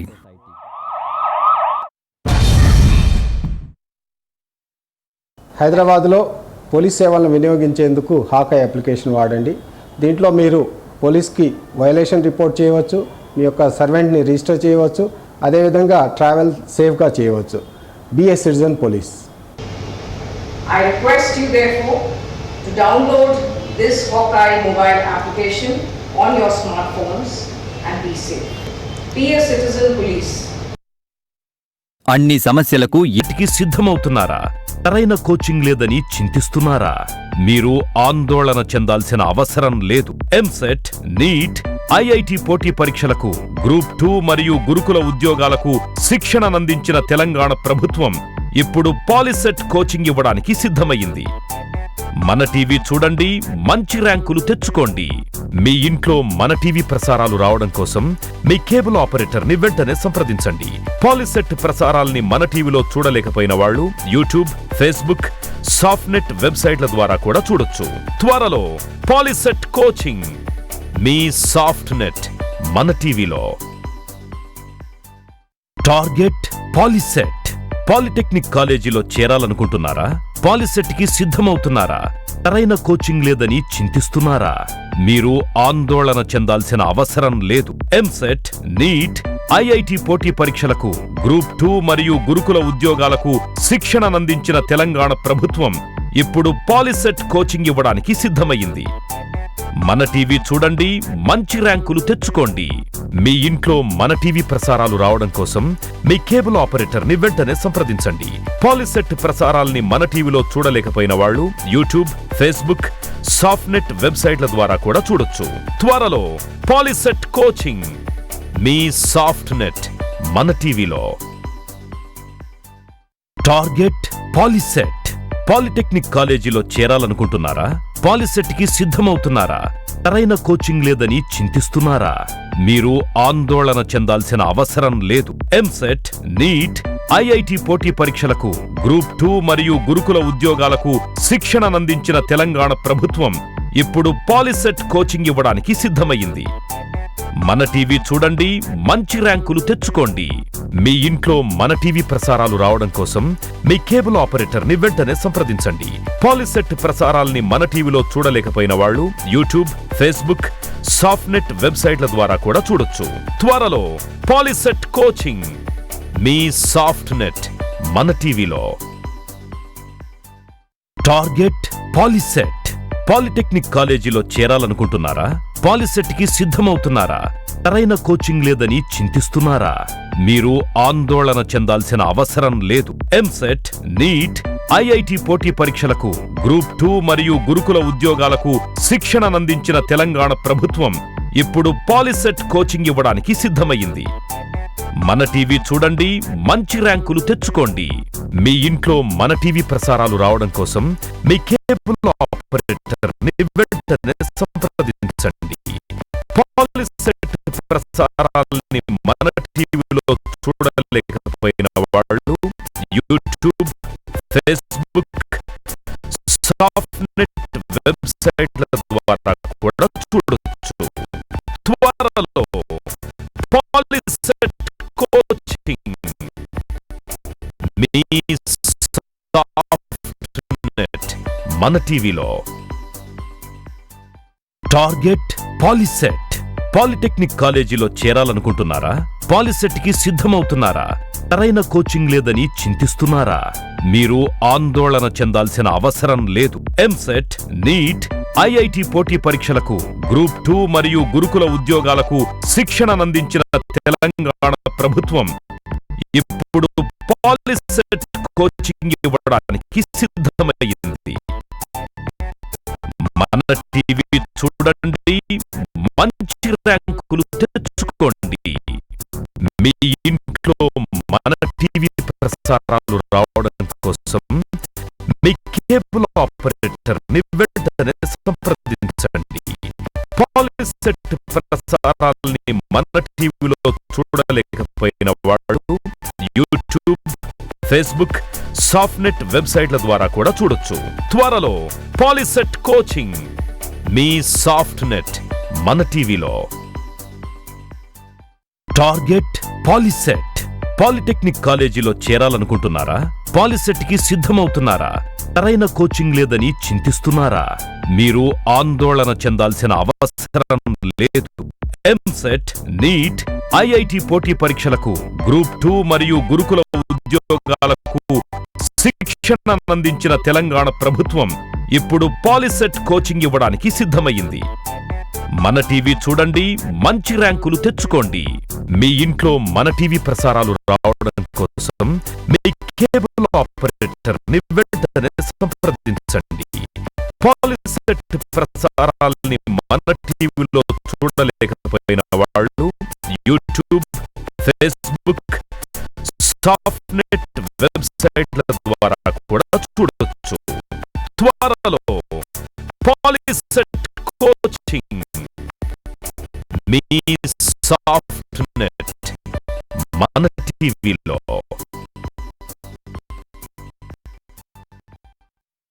Target POLYCET. Polytechnic కాలేజీలో చేరాలనుకుంటున్నారా? పాలిసెట్ కి సిద్ధమవుతున్నారా? సరైన కోచింగ్ లేదని చింతిస్తున్నారా? మీరు ఆందోళన చెందాల్సిన అవసరం లేదు. ఎంసెట్, నీట్, ఐఐటి పోటీ పరీక్షలకు, గ్రూప్ 2 మరియు గురుకుల ఉద్యోగాలకు శిక్షణ అందించిన తెలంగాణ ప్రభుత్వం ఇప్పుడు పాలిసెట్ కోచింగ్ ఇవ్వడానికి సిద్ధమయ్యింది. మన టీవీ చూడండి, మంచి ర్యాంకులు తెచ్చుకోండి. మీ ఇంట్లో మన టీవీ ప్రసారాలు రావడం కోసం మీ కేబుల్ ఆపరేటర్ని వెంటనే సంప్రదించండి.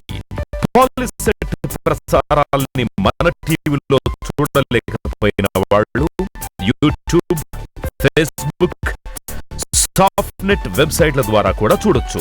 త్వరలో పాలిసెట్ కోచింగ్ మీ సాఫ్ట్నెట్ మన టీవీలో. Target POLYCET. పాలిటెక్నిక్ కాలేజీలో చేరాలనుకుంటున్నారా?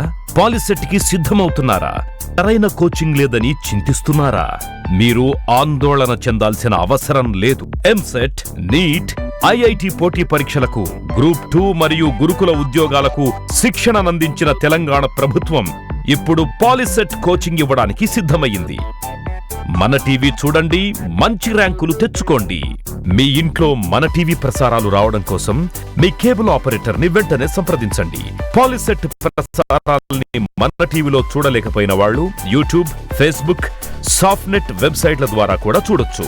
త్వరలో పాలిసెట్ కోచింగ్ మీ సాఫ్ట్నెట్ మన టీవీలో. Target POLYCET. పాలిటెక్నిక్ కాలేజీలో చేరాలనుకుంటున్నారా? పాలిసెట్ కి సిద్ధమవుతున్నారా? సరైన కోచింగ్ లేదని చింతిస్తున్నారా? మీరు ఆందోళన చెందాల్సిన అవసరం లేదు. ఎంసెట్, నీట్, ఐఐటి పోటీ పరీక్షలకు, గ్రూప్ 2 మరియు గురుకుల ఉద్యోగాలకు శిక్షణనందించిన తెలంగాణ ప్రభుత్వం ఇప్పుడు పాలిసెట్ కోచింగ్ ఇవ్వడానికి సిద్ధమయ్యింది. మన టీవీ చూడండి, మంచి ర్యాంకులు తెచ్చుకోండి. మీ ఇంట్లో మన టీవీ ప్రసారాలు రావడం కోసం మీ కేబుల్ ఆపరేటర్ని వెంటనే సంప్రదించండి. పాలిసెట్ ప్రసారాల్ని మన టీవీలో చూడలేకపోయిన వాళ్ళు యూట్యూబ్, ఫేస్బుక్, SoFTNET వెబ్సైట్ల ద్వారా కూడా చూడొచ్చు. త్వరలో పాలిసెట్ కోచింగ్ మీ సాఫ్ట్నెట్ మన టీవీలో. Target POLYCET. పాలిటెక్నిక్ కాలేజీలో చేరాలనుకుంటున్నారా? పాలిసెట్ కి సిద్ధమవుతున్నారా? సరైన కోచింగ్ లేదని చింతిస్తున్నారా? మీరు ఆందోళన చెందాల్సిన అవసరం లేదు. ఎంసెట్, నీట్, ఐఐటి పోటీ పరీక్షలకు, గ్రూప్ 2 మరియు గురుకుల ఉద్యోగాలకు శిక్షణనందించిన తెలంగాణ ప్రభుత్వం ఇప్పుడు పాలిసెట్ కోచింగ్ ఇవ్వడానికి సిద్ధమయ్యింది. మన టీవీ చూడండి, మంచి ర్యాంకులు తెచ్చుకోండి. మీ ఇంట్లో మన టీవీ ప్రసారాలు రావడం కోసం మీ కేబుల్ ఆపరేటర్ని వెంటనే సంప్రదించండి. పాలిసెట్ ప్రసారాల్ని మన టీవీలో చూడలేకపోయిన వాళ్ళు యూట్యూబ్, ఫేస్బుక్, SoFTNET వెబ్సైట్ల ద్వారా కూడా చూడొచ్చు. త్వరలో పాలిసెట్ కోచింగ్ మీ సాఫ్ట్నెట్ మన టీవీలో. Target POLYCET. పాలిటెక్నిక్ కాలేజీలో చేరాలనుకుంటున్నారా? పాలిసెట్ కి సిద్ధమవుతున్నారా? సరైన కోచింగ్ లేదని చింతిస్తున్నారా? మీరు ఆందోళన చెందాల్సిన అవసరం లేదు. ఎంసెట్, నీట్, ఐఐటి పోటీ పరీక్షలకు, గ్రూప్ 2 మరియు గురుకుల ఉద్యోగాలకు శిక్షణనందించిన తెలంగాణ ప్రభుత్వం ఇప్పుడు పాలిసెట్ కోచింగ్ ఇవ్వడానికి సిద్ధమయ్యింది. మన టీవీ చూడండి, మంచి ర్యాంకులు తెచ్చుకోండి.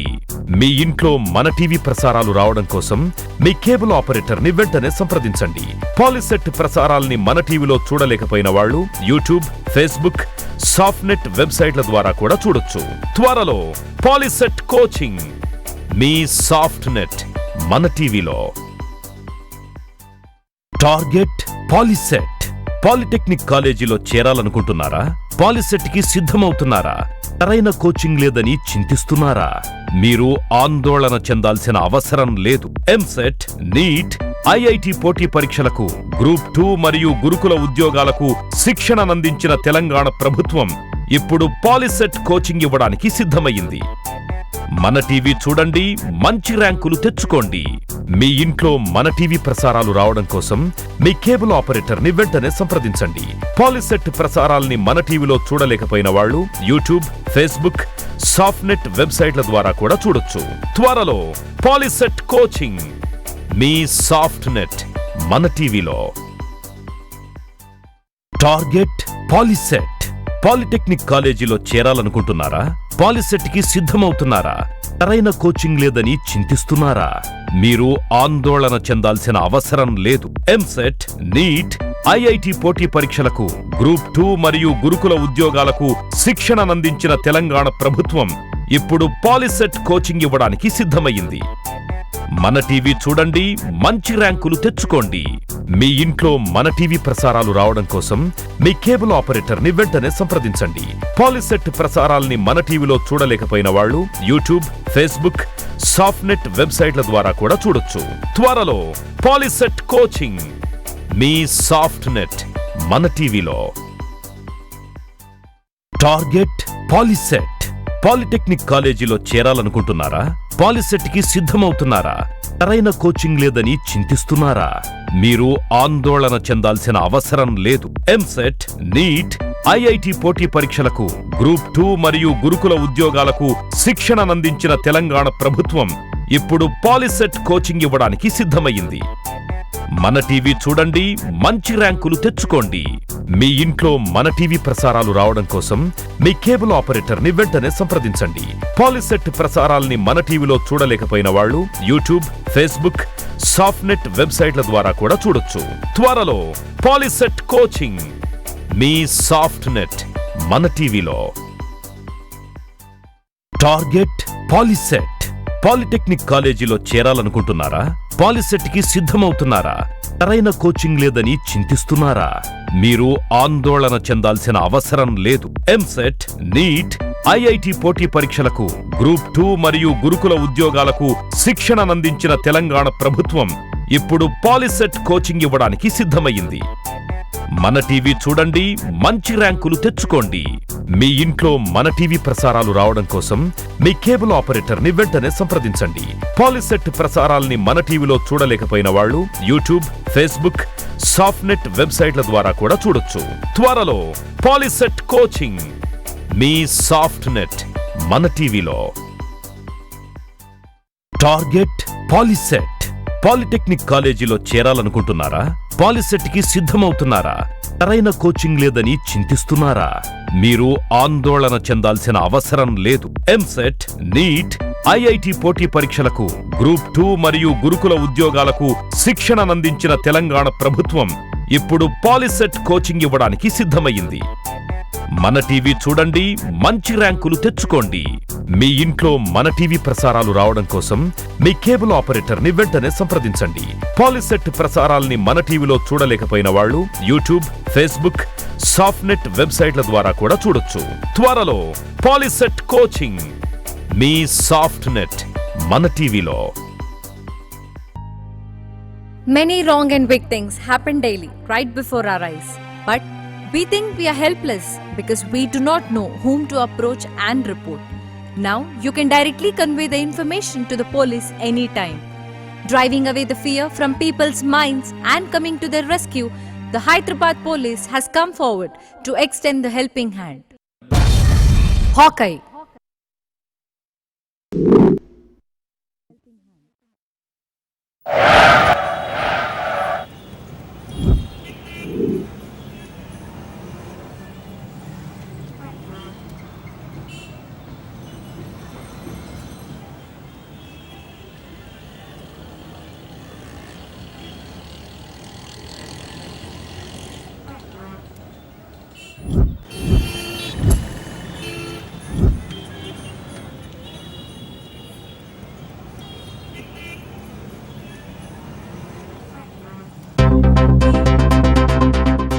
Why are these people leaving their luggage here?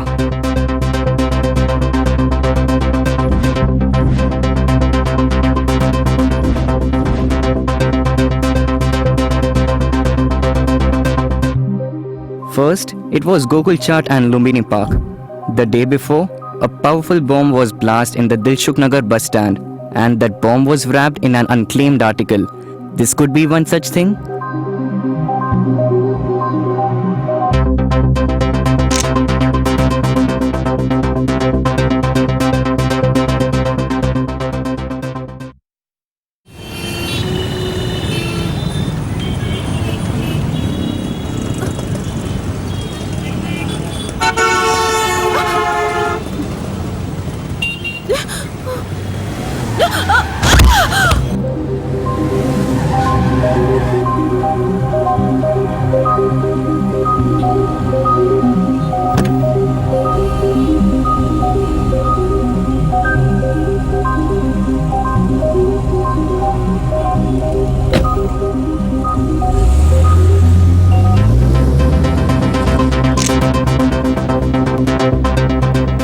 React.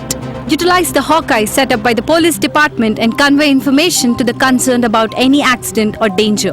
Whoever may be the victim, he or she is a human being. You also should respond like a human being and extend help.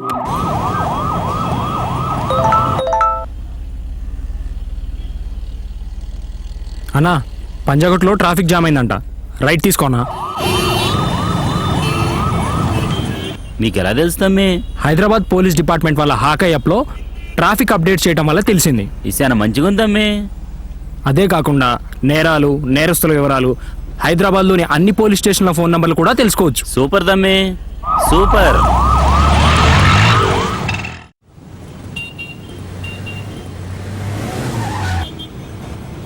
ఎటువైపు వెళ్ళాలి madam? Nampally. అటే వెళ్తున్నా, రండి. సరే.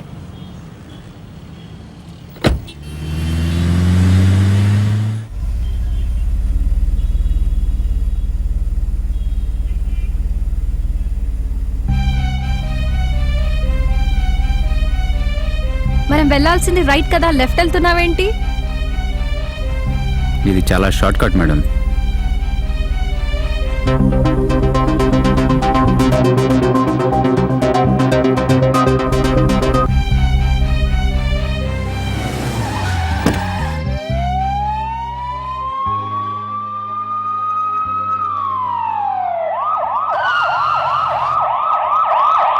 Police Hawkeye on criminals. A ready standby always for Hyderabad citizens. To begin with, we have to register our particulars, including our mobile number, with the Hawkeye. We should store the phone numbers of 5 near and dear persons who can come to our rescue quickly when we are in danger. When facing the precarious conditions, press the SOS button and the message will be passed on to all the above 5 members. At the same time, the police control room, the police patrol vehicles and the concerned area police station will be alerted. Thus, we can save ourselves at the right time and also help the police to take the culprits into custody. Let's join together for a safe society. The application which Hyderabad City Police has launched has a special feature with regard to women's safety and security. The SOS button, the red button on the Apple phone or any Android phone, gives the facility of a lady in distress to give simultaneous SMS to 5 relatives and the local police station, local DCP, whenever she feels uncomfortable while traveling in a car, auto or any other public transport.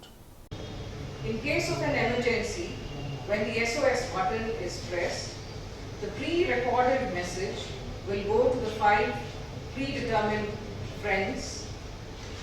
Basing on the latitude and longitude of the location of the victim, the message will also go to the police station concerned. It will also go to the officers and the patrol mobiles which are present in the area. This would help in quick response and it would also help us to reach the victim immediately. I request you therefore to download this Hawkeye mobile application on your smartphones and be safe. Be a citizen police. Hawkeye, one-stop app for all the ఇది పట్టుకో. బా idiot. ఈ ఏరియాలో ఎప్పుడు చూడలేదు నేను.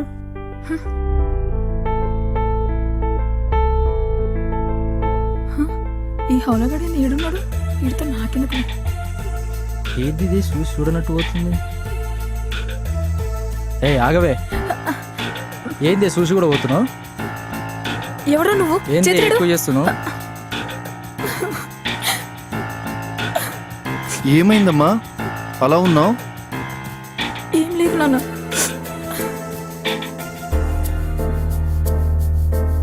ఎక్కువ వదులు.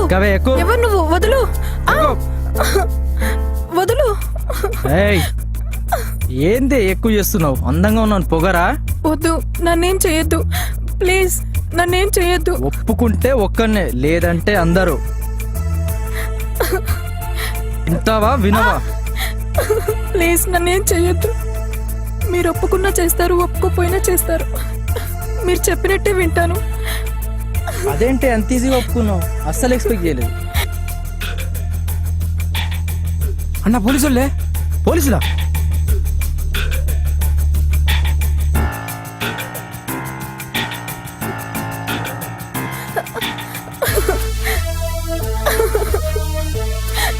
Reverse reverse. కొంతమంది ఆకతాయిలు మిమ్మల్ని ఇబ్బంది పెట్టినట్లయితే అది చిన్న విషయం అని వదిలేయకండి. దాన్ని అలుసుగా తీసుకుని మీపై అఘాయిత్యం చేయవచ్చు. అలాంటి విషయాలు మీ తల్లిదండ్రుల దృష్టికి మరియు పోలీసుల దృష్టికి తీసుకువచ్చి రక్షణ పొందండి. The police she teams for you, with you, always. She team. She team. वादा किया था मैंने,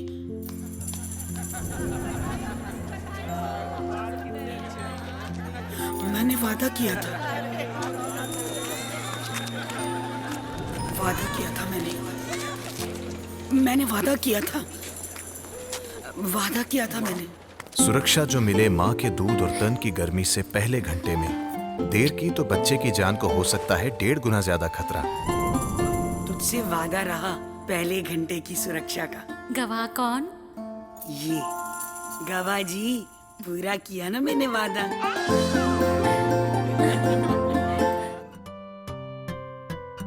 बच्चे की सलामती, अच्छी सेहत और मस्तिष्क के पूर्ण विकास के लिए स्तनपान बहुत ही जरूरी है। आइए हम सब मिलकर अपने बच्चों को एक बेहतरीन शुरुआत दें, स्तनपान के लिए पूर्ण सहयोग दें।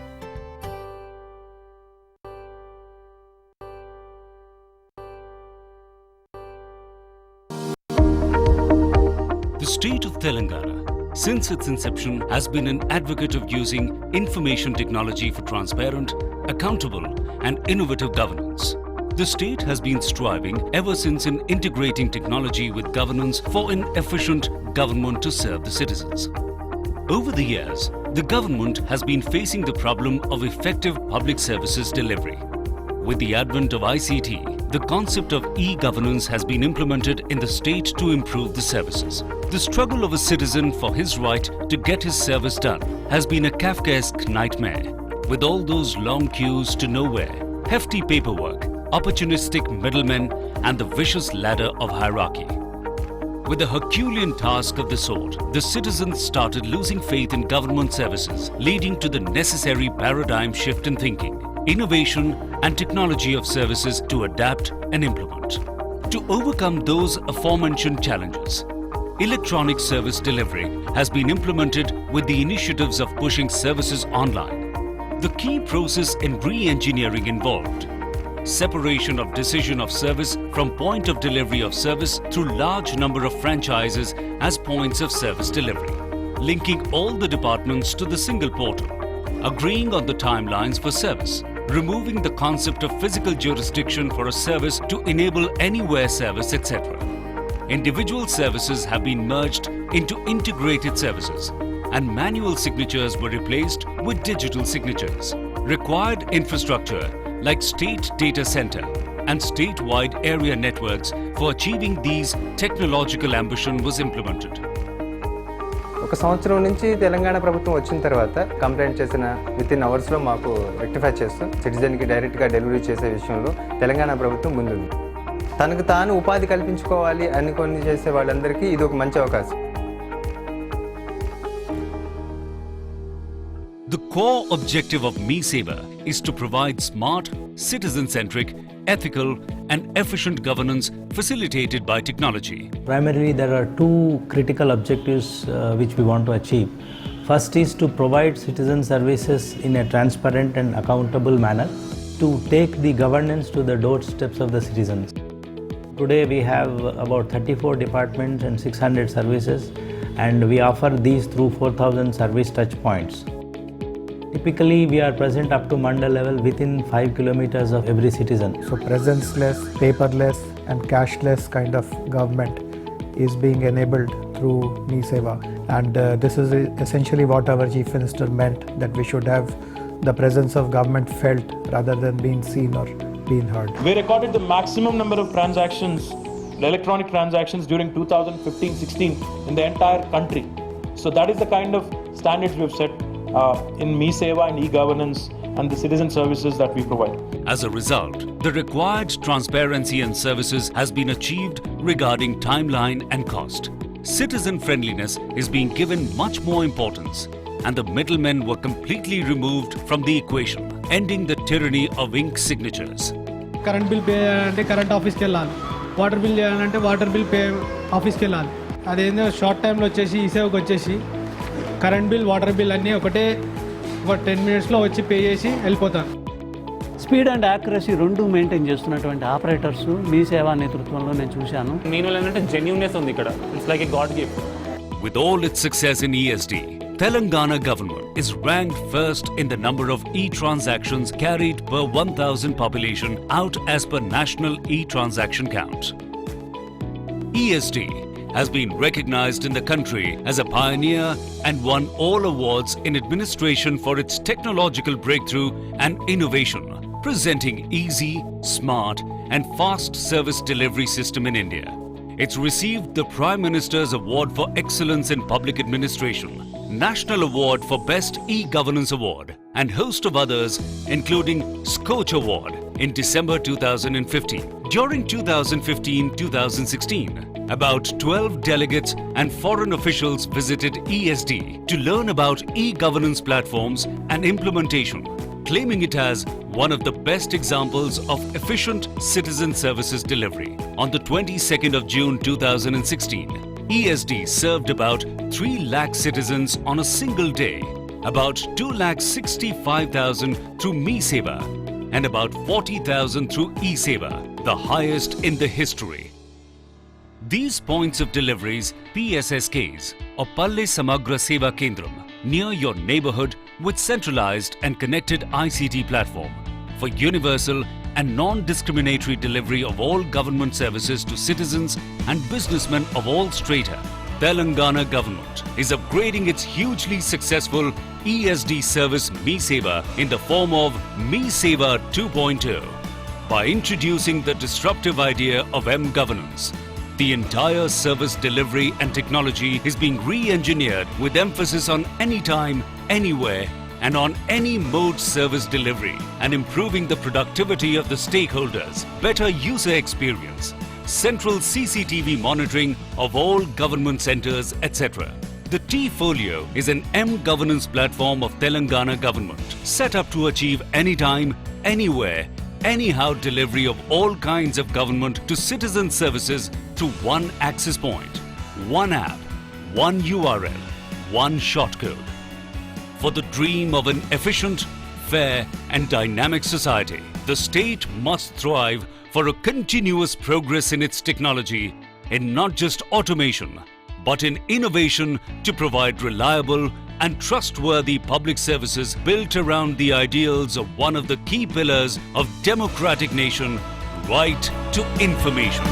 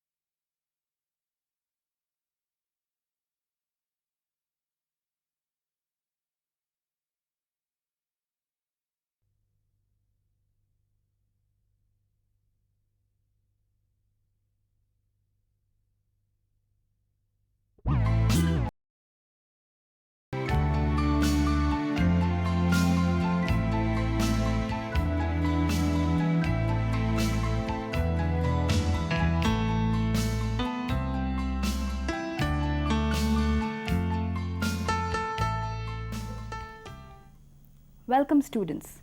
Today's topic is front office management, an overall view. This topic is meant for the first year BHM students of Dr. B.R. Ambedkar Open University. We shall start with the front office. As you all know, hotel is a glamorous industry and it is nowadays pulling out lot of employment opportunities. Let me first define the hotel term for you, and then later on we will go for the classification and categorization of various hotels. Hotel, as we all know, is a place where a bona fide traveler receives food and shelter on payment, and he should also be in a position to receive the services. This is a definition given by most of the hoteliers. Classification of hotel. How is a hotel classified? In India, there is a statutory appointing committee which actually is responsible for classifying a hotel into a 5-star hotel or a 3-star hotel basing on the facilities that they have. This statutory committee has a criteria of standards which are followed, and on these basis a hotel is classified as a 5-star hotel. After the classification, let me now tell you how is a hotel categorized. Now let me tell you few points from this. A hotel is classified under the factors of location, the number of rooms that the hotel has, the plans, the clientele, the type of clientele that actually comes to the hotel, the length of guest stay, how long does the guest stay in the hotel, and finally the facilities that it offers.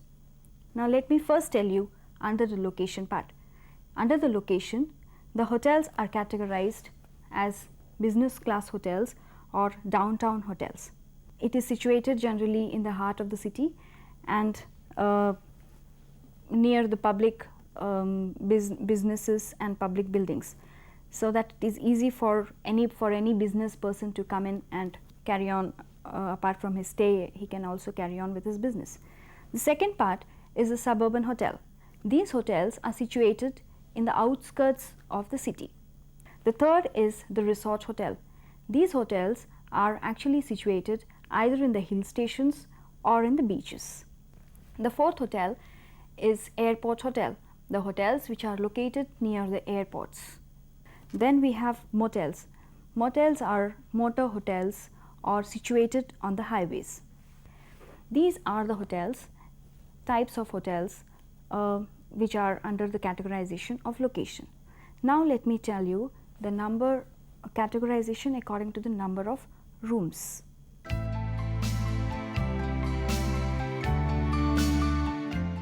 Then we have the categorization of plans. Plans are the meal and the stay package.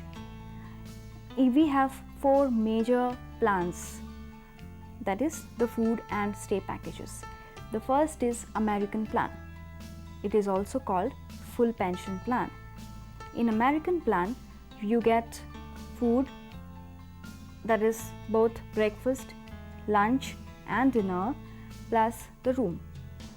The second plan is modified American plan, where you get only lunch or dinner, breakfast and then the room. You also have the third plan as European plan. European plan is only room. You won't get any other facilities of food, you have to pay everything extra. The fourth plan is continental plan, where you can avail breakfast and also the room. For running any of these hotels successfully, front office plays a very, very vital role. Front office in a hotel is responsible for the sale of rooms. It is also considered as the first place where a guest enters and introduces himself into the hotel, or gets the identification of a guest. Now let me first start with the front office staff. Front office staff, when are appointed with a lot of care, because they are the people who are the first impression to the guest, and as we all know, first impression is the best impression. So they are the people who interact with the guest first and create an impression for the entire establishment. Now, there are few qualities that we feel that a front office staff must possess. The first is the salesman. He has to be a very, very good salesman, because if he is a salesman, he can sell the rooms, not only the rooms, the entire facilities that are offered in the hotel. Say for the room service, the coffee shop, the various specialty restaurants, and also the shopping arcade which is located in the hotel. The second is the problem solver. When you have so many rooms in the hotel and so many guests under your supervision, you are bound to have complaints and problems that the guest faces. You have to be a very, very smart person to handle such problems and solve them as soon as possible. As soon as possible has to be underlined, because the guest cannot wait for you to take time and solve the problems for another 4 or 5 days. The problems needs to be solved as soon as possible. The third is the reference point. Front office person, since he is the first person the guest interacts and knows, he is the only person where the guest feels comfortable and comes whenever he feels he has got any problem or he wants to know any information about your city. Thus, the guest comes as reference point to you. He comes and asks you about your city and various other facilities or entertainment or the addresses of your city. The next is coordinator. As a reception person or the front office person, and in order to make sure the entire operations go smooth in the hotel, the front office personnel has to be coordinating to the entire hotel in various different aspects. Not only coordinating with the hotel, other departments of the hotel, but also with the guest. The fifth is image builder. Since I've already told you that front office is the first impression, and thus we build the image for the entire establishment. Now, there are essential attributes that we feel the front office staff must possess in order to be the best image builder for the organization. The first in this is high sense of personal grooming. Personal grooming plays a very, very vital role in this entire operations. If the person standing in front is smartly dressed, properly groomed, hygienic, it is very, very pleasing to go and approach such a person rather than approaching a person who is shabbily dressed. The second is personal hygiene. Trimmed nails, properly tied hair, slight makeup, very little jewelry, neat clothing, ironed, neat clothing, crisp, is very, very important for building a personal hygiene and appearance. The third is self-confidence. If you don't have confidence, you cannot even talk to a guest. Thus, self-confidence is the most important criteria. The fourth is the communication. If you are able to communicate, you have won half of the battle. If you are able to understand what your guest is asking, and if you are able to make him understand about your views, it is even more easier. The next is diplomacy. Diplomacy, the first thing is smile. When a guest is angry and when a guest is upset about something, it is nice to be pleasant to him, receive him with a smile. If he is really upset, looking at your smile, he'll cool down. And this is what is diplomacy. How do you handle the guest? The sixth is calmness. Even if the guest is shouting at you, he might shout because he is despair and he is frustrated because of certain things or certain wrong things happened. But you cannot raise your voice being a front office personnel. You have to keep calm, listen to his problems first and try solving them with diplomacy. The next is ability to remember the names. It's a human psychology that any person once is called by name is very, very happy. So amongst so many guests, if you are able to identify the guest by his name and by faces, it is very nice. Call a guest by his name and just see the difference. The next is good manners. If you are mannered and self-disciplined, nothing like it. You can be the best personnel around in the entire front office or in the hotel itself. The next is ready smile. You must, since it is a hospitality industry and everybody expects you to smile, so receive anybody with smile and just see the difference. The next is physical fitness. Since front office is 24 hours round the clock business, you cannot afford to be tired. Even if you're working from morning to evening, you must be physically fit basically to handle various operations and stand for long hours. The next is quick decision making ability. I've already told you earlier also that guest will not wait for your decision. He wants the results to be immediately shown to him. So you cannot wait and ask him to wait for your decision. You have to have the capacity to decide things faster and solve the problem as soon as possible. So these were some of the essential attributes that a front office staff requires. Now this front office staff can be the front office manager, it can be the assistant front office manager, the bellboy, the cashier, the front office assistant, the reservation assistant, the guest relations executive. Let it be anybody from the hierarchy. To know more about the hotel hierarchy and duties and responsibilities of the hotel personnel, let us go to hotel itself. We are now visiting Hotel Green Park, Hyderabad. Welcome to the glamorous world of hotel industry. We are here in Hotel Green Park, Hyderabad. Let me first introduce you to the lobby. Lobby is the common lounge for both resident and non-resident guests in the hotel. We'll first start with the concierge or bell desk, as you know. I'm the bell captain, Srinath.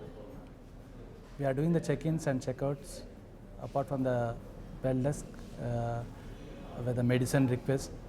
Like we are bell desk, we have the medicine for the 24-hour service.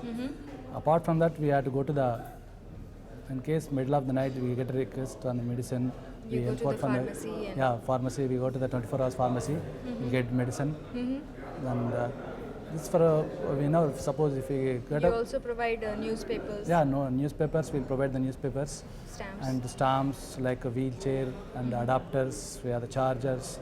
Get so many things for the request from the guest. We'll provide for the And services. also inform them about the facilities that you have We informed the facility in the hotel, what are the facilities, and whenever we go to the room, we have to inform the guest. We have the facility about what are the facilities and what are the complementaries which are in-house. Those all we will explain about the guest. That's our services. Thank you very much. Okay, welcome, madam. Now let us move to the heart of the front office, that is the reception and information counter. We are at the reception counter and we have with us here Amit. He's the front office assistant. Let's find out from him what he has to say about his job description. Yes, Amit. Good afternoon, madam. Good afternoon. Front office assistant, we have to take a check-in when the check-in of the guest, madam. If we have booking of the guest, we have to see the system, and then we have to allot the room according to his booking. Yes, any requirements. Requirements, madam. That's true. We have to show this. And this is registration card, madam. We have to show this card to the guest, madam. And what are the contents in the registration card? What are the things that you have? Ma'am, here we have registration number. And reservation number, we have guest name, his company name, and his address. And one more thing is the mode of payment, and from where he's coming and from where he's going, madam. And how many the members will stay in the room, madam.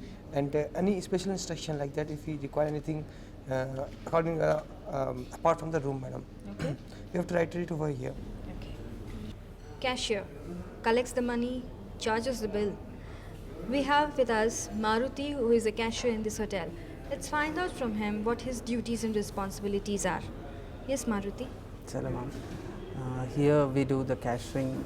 Takes place the checkouts mainly, and we do the checkouts in the sense when a guest asks for the bill, we print the bill from the system, and we will ask them how he settles it by cash or the credit card. If he says the credit card, we'll swipe them in the machine.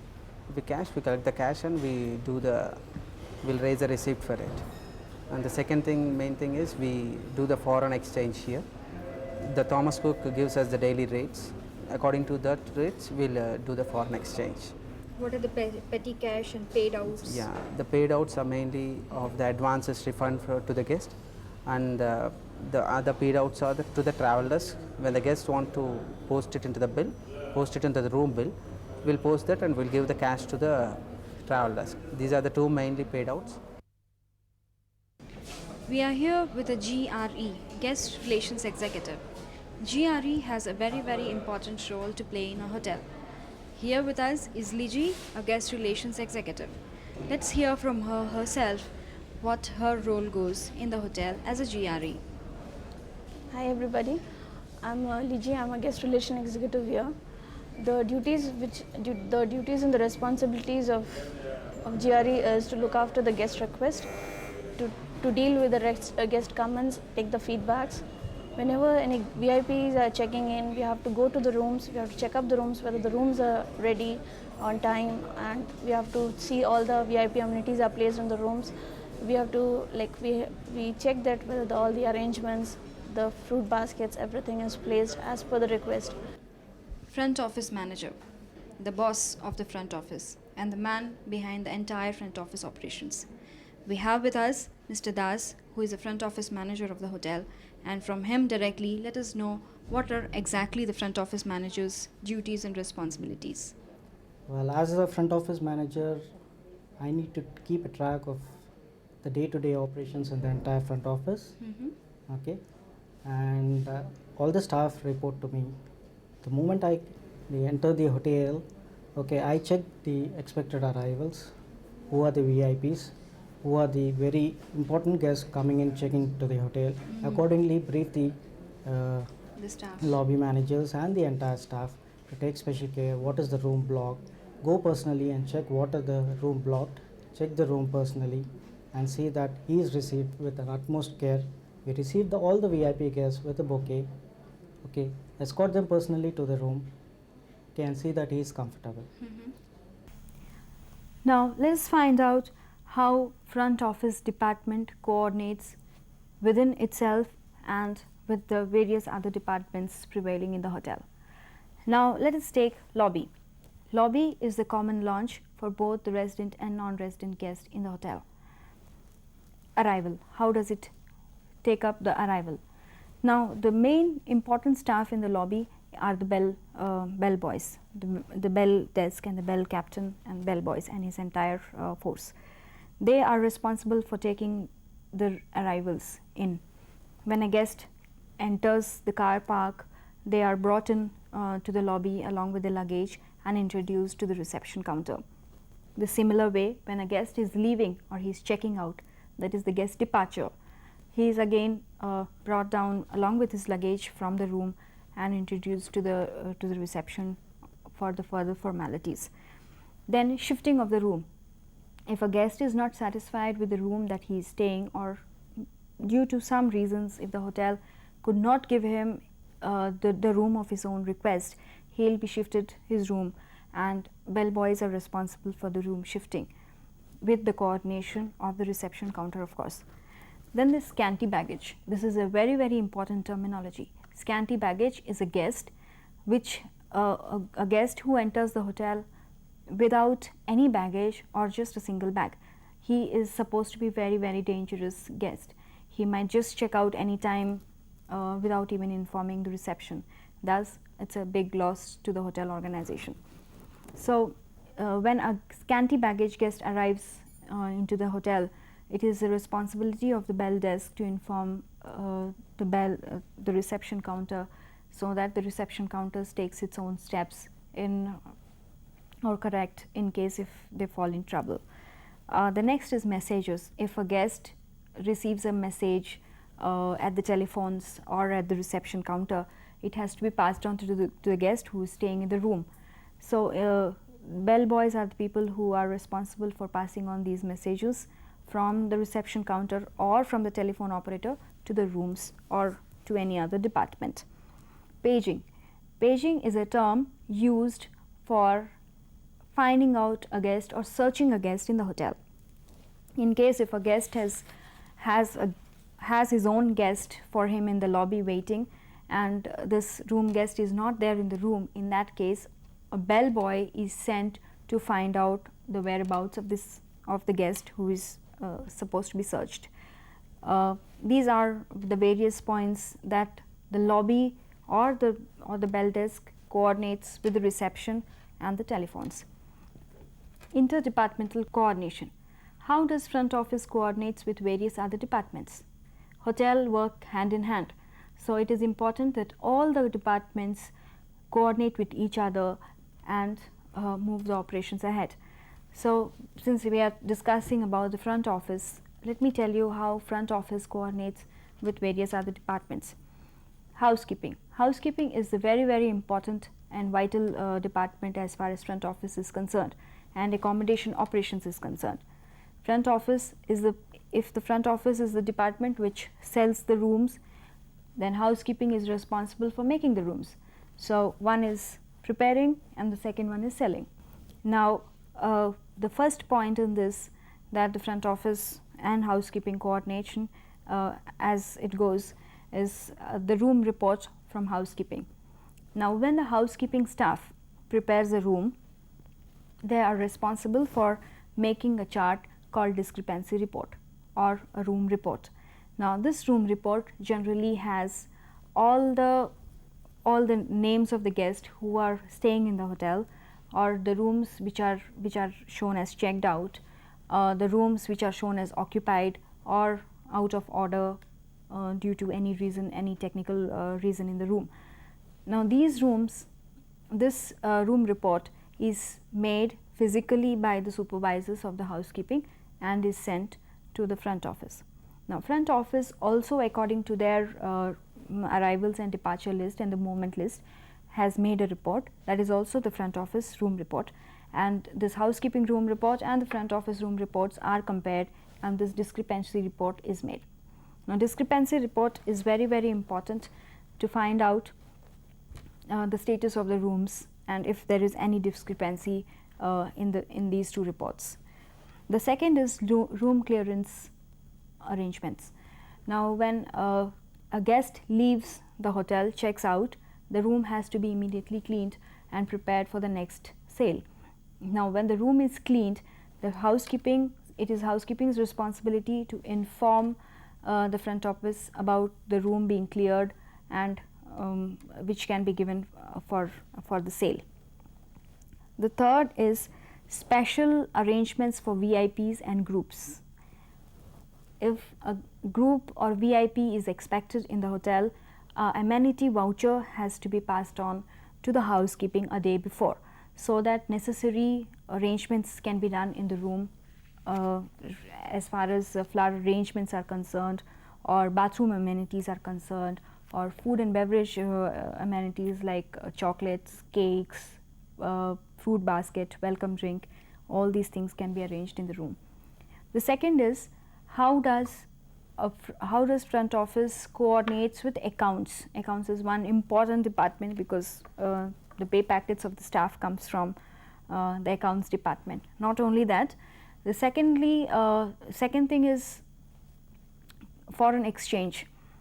Front office is also responsible for foreign exchange. Cashier does the foreign currency exchange for the guest, foreign guest. So these all has to be properly done according to the formalities. Government formalities have to be taken place, and these cash has to be deposited to the accounts department, and accounts department on the other hand deals with the bank or an agency and does the further formalities. The next is the night auditor. Night auditor makes the entire guest bills that is being received by the front office cashier, and he prepares this entire night auditor's report and hands over to the accounts so that a proper budget can be made and also the income of the hotel can be calculated. The third in this routine is the room service. How does front office coordinates with room service or F&B service? Now arrivals and departures of the day has to be informed by the reception to the room service, because there may be important arrivals on the day it may be groups, or it may be VIP arrivals, VIP check-ins, and the procedure that needs to be followed during a VIP arrival is placing amenities in the rooms and welcome drinks at their arrival and all those things. And in case if a guest is not well, especially a sick guest, if a disabled guest or a sick guest is in the hotel, there has to be a proper care and attention to be given to the guest. The fourth is telephones. Now again, arrivals and departure, when a guest comes to the room and he takes over a room, checks into a room, his telephone lines have to be operated, and when a guest checks out, his telephones have to be disconnected so that there is no misuse of telephones in the absence of the guest. The next in this is engineering or maintenance department, which plays an important role. Again, as far as guest complaints are concerned. Now, mostly guests have complaints about plumbing system or electrification or air conditions in the room or the furniture or whatever. So the front office department needs to coordinate with maintenance for fixing up these faults in the room plumbing system or electrification. The next is stores or purchase department. The formats, the books that are to be brought into the front office for further operations, like you have various formats of GRC or reservation chart, paid out slips, or whatever formalities, whatever formats. These all have to be ordered to the stores and purchased on indent. Then the next is sales and marketing. Sales and marketing is very, very closely again related to front office, because sales and marketing are the department who sells the rooms outside and intimate the reception about the arrival of the rooms, so that the proper registration and reservations can take place, so that whatever rooms being sold by the sales department can be taken care of properly. So far we have discussed front office operations overall. Now, after finishing this chapter, we should be in a position to understand what a front office is, how hotel operates, how does front office coordinates with various other departments, how does front office coordinates amongst itself to make the front office the best place, because front office is ultimately the first impression for any of the guests. Thank you. మా కార్యక్రమాలపై మీ సూచనలు సలహాలు తెలియజేయండి. మా చిరునామా director audio visual production and research centre, doctor B R Ambedkar open university, professor G Ramareddy Marg, road number 46, Jubilee Hills, Hyderabad 500033.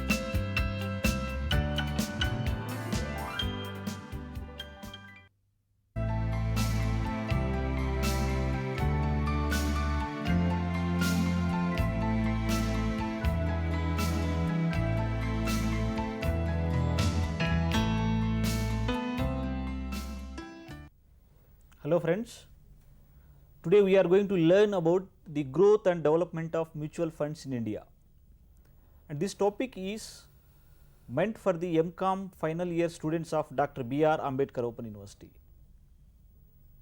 Today's topic is growth and development of mutual funds in India, for which the resource person is Mr. K. Shashi Kumar, Faculty of Finance, Amjad Ali Khan College of Business Administration, Banjara Hills, Hyderabad. Shashi Kumar ji, yes. What do you mean by mutual funds? Let us explain. Mutual fund is an indirect investment into the capital markets. It is a process of pooling funds from the investors. On behalf of these investors, professional fund managers invest these funds in different type of securities in the market. These securities, they may range from shares to debentures to money market instruments based on the objectives and strategies of the schemes. The return they received from these schemes and the capital appreciation they received from these investments will be distributed to the unit holders on proportion of their investments in the schemes after deducting the expenses of the schemes. According to Association of Mutual Funds in India, AMFI, they defined mutual fund as a trust which pools the savings of investors in the market for a common financial goal. Anybody in the market with an investable surplus of few amount of thousands of rupees, they can invest in the mutual fund. These investors buy the units of a mutual fund scheme depending upon the investment objectives and strategies of the mutual fund.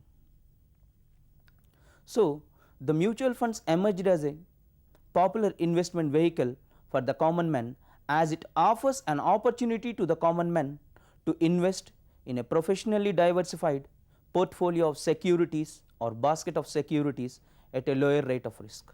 You mean mutual fund is a small scale of investment? Yes, sir. In this point of view, there are so many investment schemes available in the market. How does it means mutual funds are different from other types of mutual fund schemes? In the Indian capital market, there are different type of schemes and investment vehicles are available to the investors. All these investment vehicles, though most of them are not possessing the liquidity or safety or return to the investors, which are the primary concern for a middle income group investor. Mutual funds, though as of recent origin, which possesses as of aforesaid mentioned conditions and characteristics such as high liquidity, safety and return to the middle income group investors. Usually, middle income group investors have a limited income in their hands, so that they have a fear to invest in shares and debentures. For them, they need an advice through professional fund managers. Such type of advices, information and other relevant information for their investment is provided by the mutual fund companies in the market. So, in this concept, mutual fund is a small scale investment and it is nothing but a benefitable scheme of investment with compared to other schemes available in the market. And let us say what are the evolution or background of it to the mutual fund schemes, that is evolutionary concept of mutual funds. The idea of pooling funds for the benefit of small number of investors started in mid 1800s in Europe. The first pooled fund in US was born in 1893 for the benefit of faculty and staff of Harvard Business School. Later on March 31st, 1924, the first official mutual fund was created, which was named as Massachusetts Investment Trust. After 1 year of its existence in the market, it mobilized 50,000 crores of assets in the market, and at present it is managing nearly $393 crores of $1 million with nearly 200 shareholders with them. In contrast, today's US mutual fund industry is dominating with 10,000 mutual fund schemes, and with nearly 7 trillions of mutual fund schemes are operating in the market. So, these are the evolutionary background of the mutual funds. And could you explain what are the different types or kinds of mutual fund schemes in India? To cater the needs of investors in the market, mutual fund companies offering different type of returns and different type of schemes to the investors based on their risk profile in the market. Such schemes can be broadly segregated into 4 different type of schemes based on the objectives of the schemes as high liquidity, high safety and with high returns. Those schemes may be functional segregation, portfolio segregation, geographical segregation, others. This functional segregation may be of structural segregation, which divides the total mutual funds into 2 parts, open-ended mutual funds and closed-ended mutual funds. Open-ended mutual funds are those funds which are open for the investors for subscription throughout the year. At any point of time, the investor, they may enter into the scheme, they may purchase the fund and they can redeem the fund at NAV related prices basically. The best popular fund for the open-ended mutual fund schemes, US 64 launched by UTI, and after that LIC Dhanshiyoga 1991 and LIC Dhavangidi 1991. These are the most popular open-ended mutual funds offered by UTI and LIC. Then the second variety of closed-ended mutual funds has associated with a stipulated mutual maturity period, usually ranging from 3 to 15 years. These funds offer investments to the unit holders during a specified period of time. During that period of time, investors can enter into the fund and they can buy the units of the schemes. With regard to the redemptions of the units purchased by the unit holders, they can purchase and redeem these units in the stock exchanges at the prices quoted in the market. And with regard to the portfolio segregation, segregating of the mutual funds based on the investment objectives, based on the nature and types of mutual funds can be segregated into 4 different types: income funds, growth funds, balanced funds, money market funds. Income funds are meant for those investors who needs a steady and fixed income returns and who are not ready to bear any risk in the market. For them, income funds are very much useful in the market.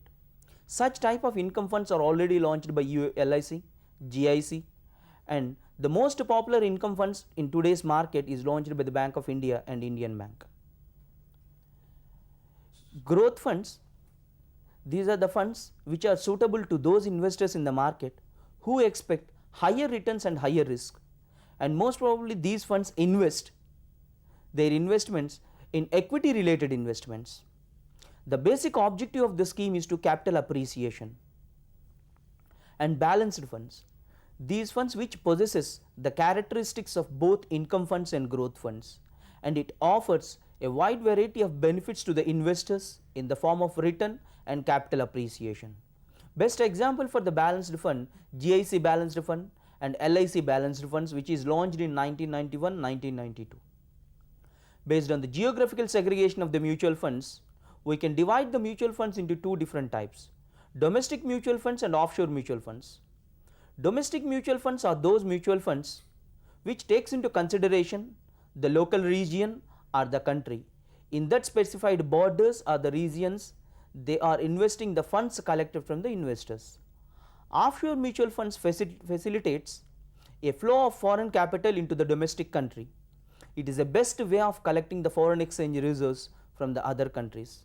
Offshore mutual funds are already launched by the UTI India Fund, UTI India Offshore Fund, launched by the Unit Trust of India in last year. These are the broad segregations of the mutual funds. And with regard to the other sectorial schemes which takes into consideration ELSS, equity linked saving schemes, and exchange traded funds, PE ratio funds, real estate funds, these are the modern trends in the schemes that are launched by the fund houses to attract to the investors in the market. Mr. Shashi Kumar, what are the advantages out of these mutual funds with compared to other modes of investments? With relation to the advantages of mutual funds that are offering to the small investors in the market,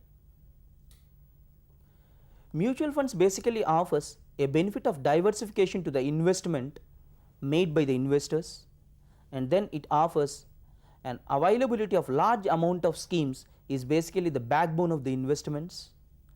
And the third most important benefit that is available to the investors, professional investment advisors, returns, well regulated capital market, low risk profile of the investments are the backbone of this particular investment.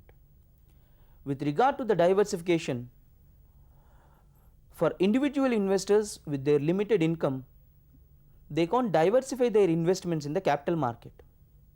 They need basically higher returns at a lower risk, so that they always needs an optimal diversification for their funds. The duty of optimal diversification is taken by the funds on behalf of the unit holders in the market. This is one of the greatest advantage given by the mutual fund houses in the market. And the second important advantage to the mutual fund companies and to the buyers, offering of large amount of schemes to the mutual fund holders based on the needs, age, and based on the risk profile of the investors. Mutual fund companies are offering different type of schemes to the investors.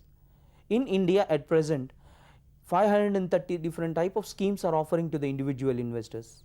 In any of these schemes, individual investors, based on their needs, based on the age, based on the risk profile of the investor, they may invest, they may subscribe to the investments.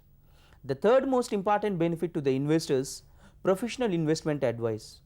Usually small investors do not have that much expertise and time to check the market, to monitor the market conditions. As a result, they need a professional advisor who can guide these people in the market. On behalf of these individual investors, mutual fund companies are operating in the market. They are performing the role on behalf of these individual investors in wisely investing these collected amount in different type of securities, shares, bonds, and money market investments. Last but not least, the mutual fund industry, that is Indian mutual fund industry, is regulated by Securities Exchange Board of India and Reserve Bank of India by passing time to time rules and regulations, guidelines for the mutual fund industry with regard to the expenses of the mutual fund industry, and with regard to the advertisement activities of the mutual fund industry, and with regard to the disclosure norms of the mutual funds. Mr. Kumar, as you said, there are so many advantages to the individual investors if they go for mutual fund schemes as an investment scheme. Right? Let us say how do you evaluate the performance of these mutual funds? Performance evaluation of a mutual fund is a matter of concern for the fund managers, for the investors, and for the researchers. By evaluating the performance of a mutual fund, an individual investor can remove the confusion of his limited investment in a particular scheme. For individual investors, basically they need higher amount of returns at a lower amount of risk, and moreover they need full disclosure about the net asset values of the schemes. These net asset values and other performance related oriented aspects of a mutual fund can be get by evaluating a fund. The performance evaluation of a mutual fund can be done in through ways proposed by Jensen, Trainer, Sharpe in 1966-64 respectively. Jensen Index. Jensen takes into consideration alpha as the intercept which measures the performance of a mutual fund. Jensen's basic idea with regard to the performance evaluation of a mutual fund, he developed the formula in the orientation of a portfolio managers. He is trying to predict the ability of the portfolio managers in the market. That is the ability of the portfolio managers in the sense he is trying to evaluate the portfolio managers behavior in the market by estimating the future returns of the fund. The difference between the actual returns and the expected returns in the market, he usually calls it as an alpha intercept, which he is utilizing as a measure for evaluation of a mutual fund. When you look at the formula in the portfolio mutual fund, Jensen takes into consideration two different type of elements into account. One is the difference between market return and the risk free rate of return, which is basically an equation between alpha, which he is taken into consideration as an intercept which measures the performance of a fund, plus the beta factor which he is utilizing for the purpose of measuring the market risk associated with a fund, which should be multiplied with the risk premium what you get in the market, which is basically the difference between the market return to the risk free rate of return, plus exponential function he is taken into consideration as E of I. This is the first measure proposed by Jensen in the year 1968, and in the year 1966 Trainer proposed his index based on the beta factors in the market. He takes into consideration the difference between the market return to the risk free rate of return as a ratio with the beta. He utilized beta as a measure of market risk. Trainer index basically explains a ratio or a measure between the risk premium to the beta in the market. Beta is actually a measure of systematic risk associated with a particular fund in the market. And in 1964, Sharpe evaluated the performance of a mutual fund with the help of standard deviation. Instead of utilizing beta as a systematic risk for evaluating the performance of a mutual fund, William F. Sharpe evaluated the performance of a mutual fund by establishing a relationship between risk premium to standard deviation in the market. In this particular model, Sharpe utilized standard deviation as the measure of risk. When we observe the two indexes developed by Sharpe and Trainer, the basic difference between these two methods, Sharpe utilized standard deviation as a measure of market risk, whereas Trainer utilized beta as a measure of risk. After going through all the index given by various experts in the market or what is the experts in the field, let us say, how do you tell us about the management of mutual funds? Indian mutual fund industry, starting from its establishment in 1964 to till date, is following a three-tier structure in the market. The three-tier structure means each and every mutual fund in the market, either promoted by a public sector mutual fund company or a private sector mutual fund company or a foreign institution, should follow this three-tier structure. According to this three-tier structure, each and every mutual fund company should have a sponsorer, asset management company and a custodian.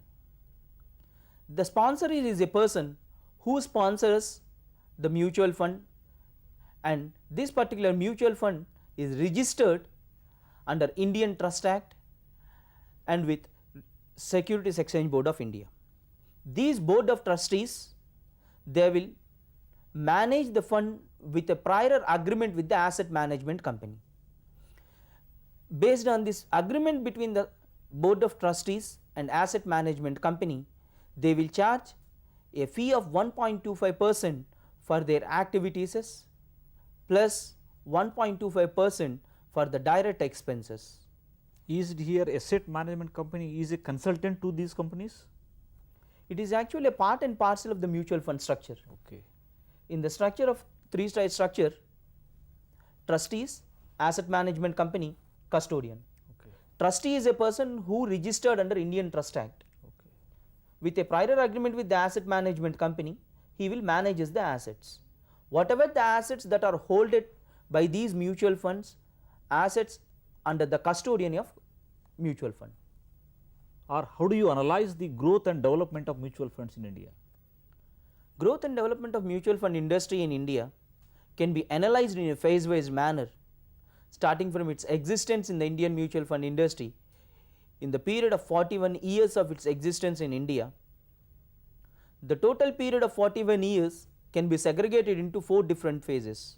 The initial phase between 64 to 88, this is a period where UTI acted as a monopoly for a period of 23 years in the market. In the year 1963, Unit Trust of India, originally established by an Act of Parliament, and it is under the control and administration of Reserve Bank of India. In 1978, UTI is delinked from Reserve Bank of India and they handed over it to IDBI. At that particular point of time, when we are promoting the first mutual fund in the market, that is US 64, it is mobilized nearly 25 crores of assets under management in the year 1964. At the end of this particular first phase, UTI able to manage nearly 6,700 crores of assets under management at the end of 1988. From 1988 to 1993 is the basis for the second phase in the mutual fund industry. With the amendments in the Banking Regulation Act, by taking permission from the Reserve Bank of India, Reserve Bank of India allowed banks and financial institutions to participate in non-banking financing activities such as mutual funds and lease financing companies. By the way, Reserve Bank of India provided an opportunity to the public sector banks and financial institutions to participate in mutual fund companies. to participate in mutual fund business. In that line, State Bank of India, Punjab National Bank, Indian Bank, Bank of Baroda, they entered into the market to tap the resources in the mutual funds. In the third phase, that is the phase from 1993 to 2003, is marked as an era in the mutual fund industry.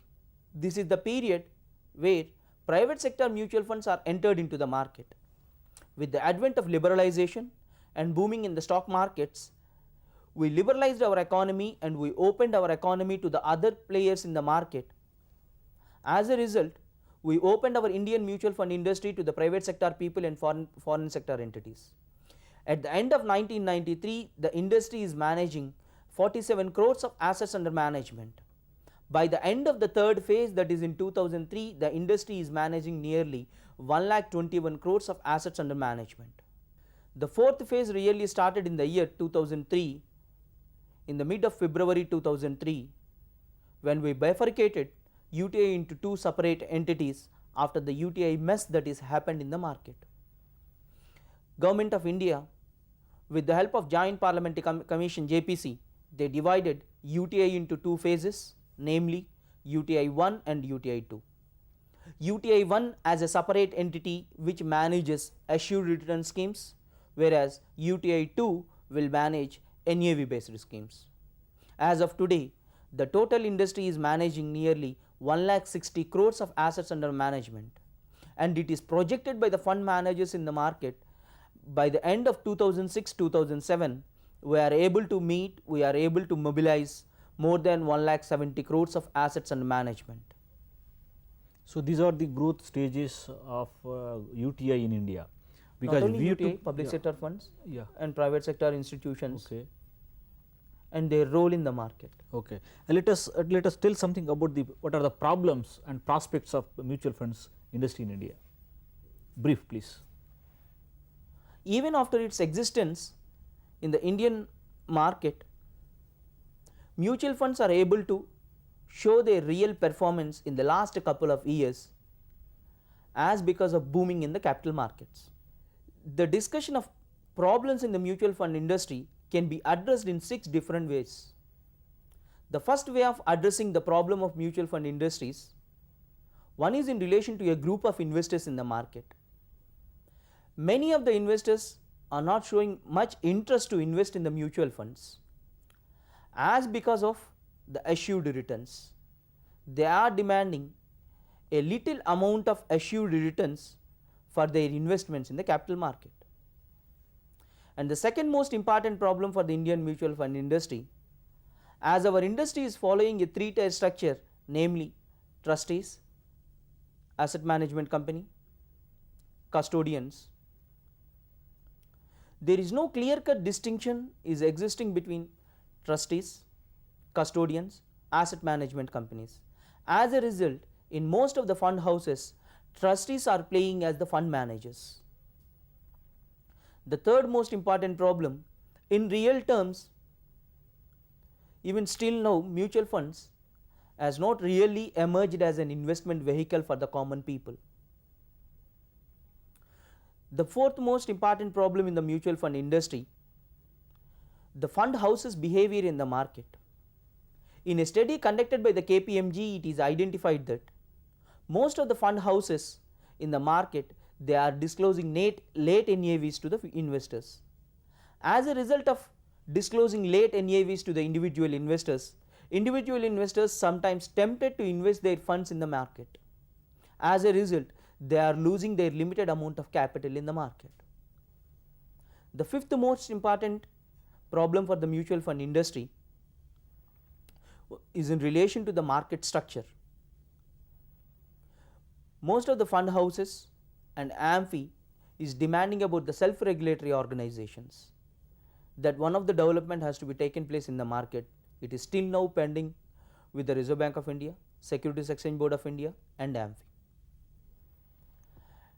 And most of the industry experts are expecting prospects in the mutual fund industry from the point of investors. They always stress on the investor education in the market. For the development growth of mutual funds in the Indian industry, they stress on the investor education in the market. Investor has to be educated about a mutual fund as an alternative investment for their limited capital. As a result, they can maximize their returns in the market. And this is only the process where you can shift maximum amount of household savings to the capital markets. When we check the recent statistics disclosed by RBI bulletins, the total amount of contribution of household savings to the capital markets is only 1.1%, whereas the amount diverted from household to mutual fund investments in US, it is occupying nearly 48%. This is the thrust area for the most of the fund houses to mobilize the investments from the normal investors. Thank you very much, Mr. Shashi Kumar, for giving elaborative discussion on mutual funds growth and development in India, like what you call different concepts and evolution, how it got developed, and various types of mutual funds and all these things, with giving various stages and all this. By this way, our students can get very clear idea about mutual funds in India, and also what are the performance indicators to be understand by evaluating each and every scheme of the UTI and all this. Thank you very much for coming to the studio and elaborate discussion given for the students of Dr. B.R. Ambedkar Open University. Thank you very much. ఈ మన ఉన్నత విద్యా కార్యక్రమాలపై మీ సందేహాలు, సలహాలు, సూచనలు పంపవలసిన చిరునామా: director, audio visual production and research centre, doctor B R Ambedkar open university, professor G Ramireddy Marg, road number 46, Jubilee Hills, Hyderabad 500033.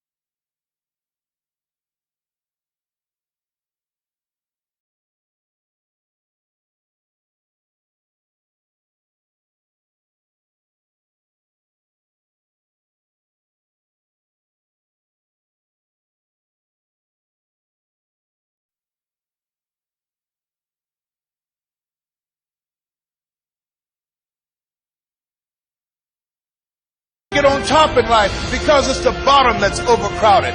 You are different. You have greatness within you.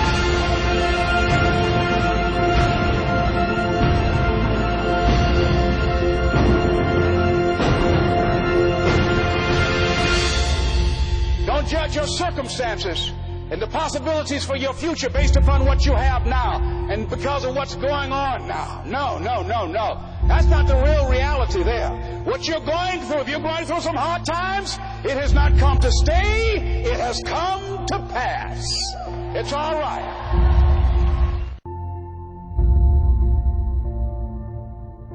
You said to yourself, I'm going to do whatever it takes to build this business. I can do it. If anybody's ever done it at any point in time in history, then what's possible for one, it's possible for me, and I'm going to do it. That's what you said to yourself.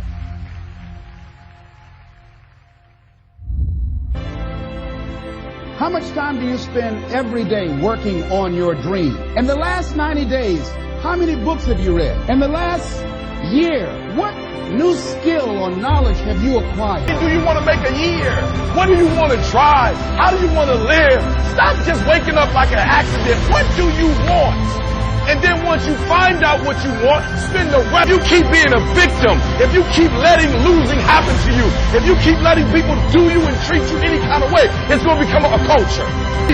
No more snacks, no more desserts, no, we working out now.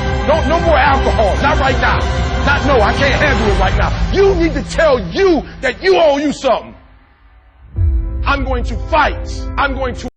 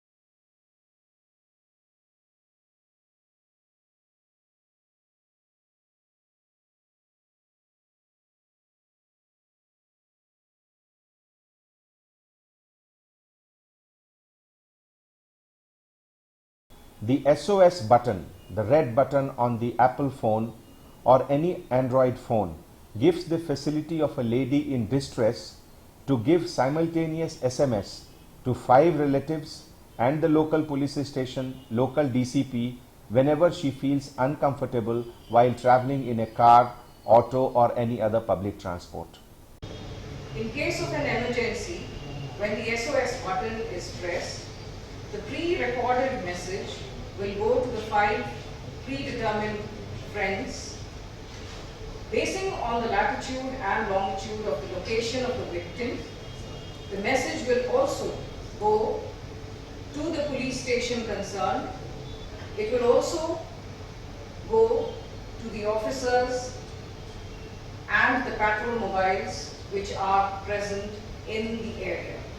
This would help in quick response, and it would also help us to reach the victim immediately. I request you therefore to download this Hawkeye mobile application on your smartphones and be safe. Be a citizen police. Hawkeye, one-stop app for all the solutions. ఇది పట్టుకో బా Idiot. ఈ ఏరియాలో ఎప్పుడు చూడలేదు నేను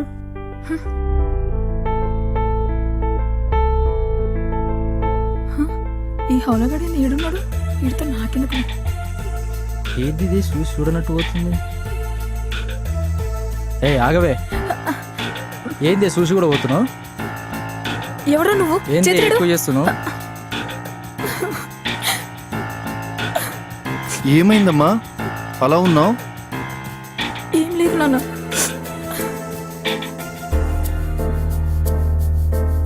ఎక్కువ వదులు కవే ఎక్కువ ఎవరు నువ్వు వదులు వదులు ఏయ్ ఏంది ఎక్కువ చేస్తున్నావు అందంగా ఉన్నాను పొగరా వద్దు నన్నేం చేయొద్దు ప్లీజ్ నన్నేం చేయొద్దు ఒప్పుకుంటే ఒక్కనే లేదంటే అందరూ వింటావా వినవా ప్లీజ్ నన్నేం చేయొద్దు మీరు ఒప్పుకున్నా చేస్తారు ఒప్పుకోపోయినా చేస్తారు మీరు చెప్పినట్టే వింటాను అదేంటి అంత ఈజీగా ఒప్పుకున్నావు అస్సలు ఎక్స్పెక్ట్ చేయలేదు అన్న పోలీసులే పోలీసులా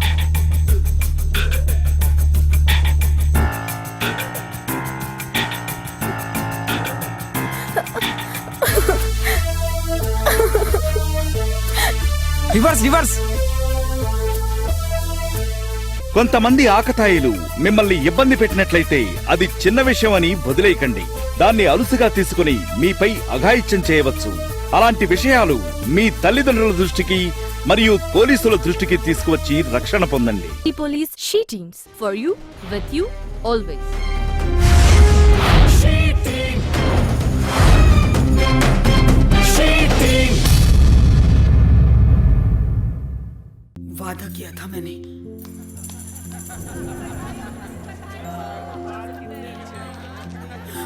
वादा किया था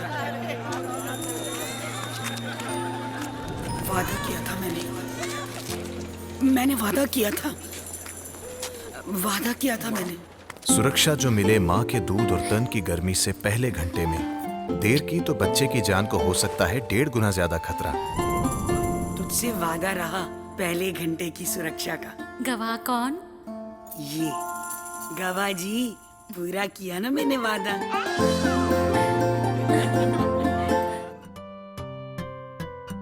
बच्चे की सलामती, अच्छी सेहत और मस्तिष्क के पूर्ण विकास के लिए स्तनपान बहुत ही जरूरी है। आइए हम सब मिलकर अपने बच्चों को एक बेहतरीन शुरुआत दें, स्तनपान के लिए पूर्ण सहयोग दें।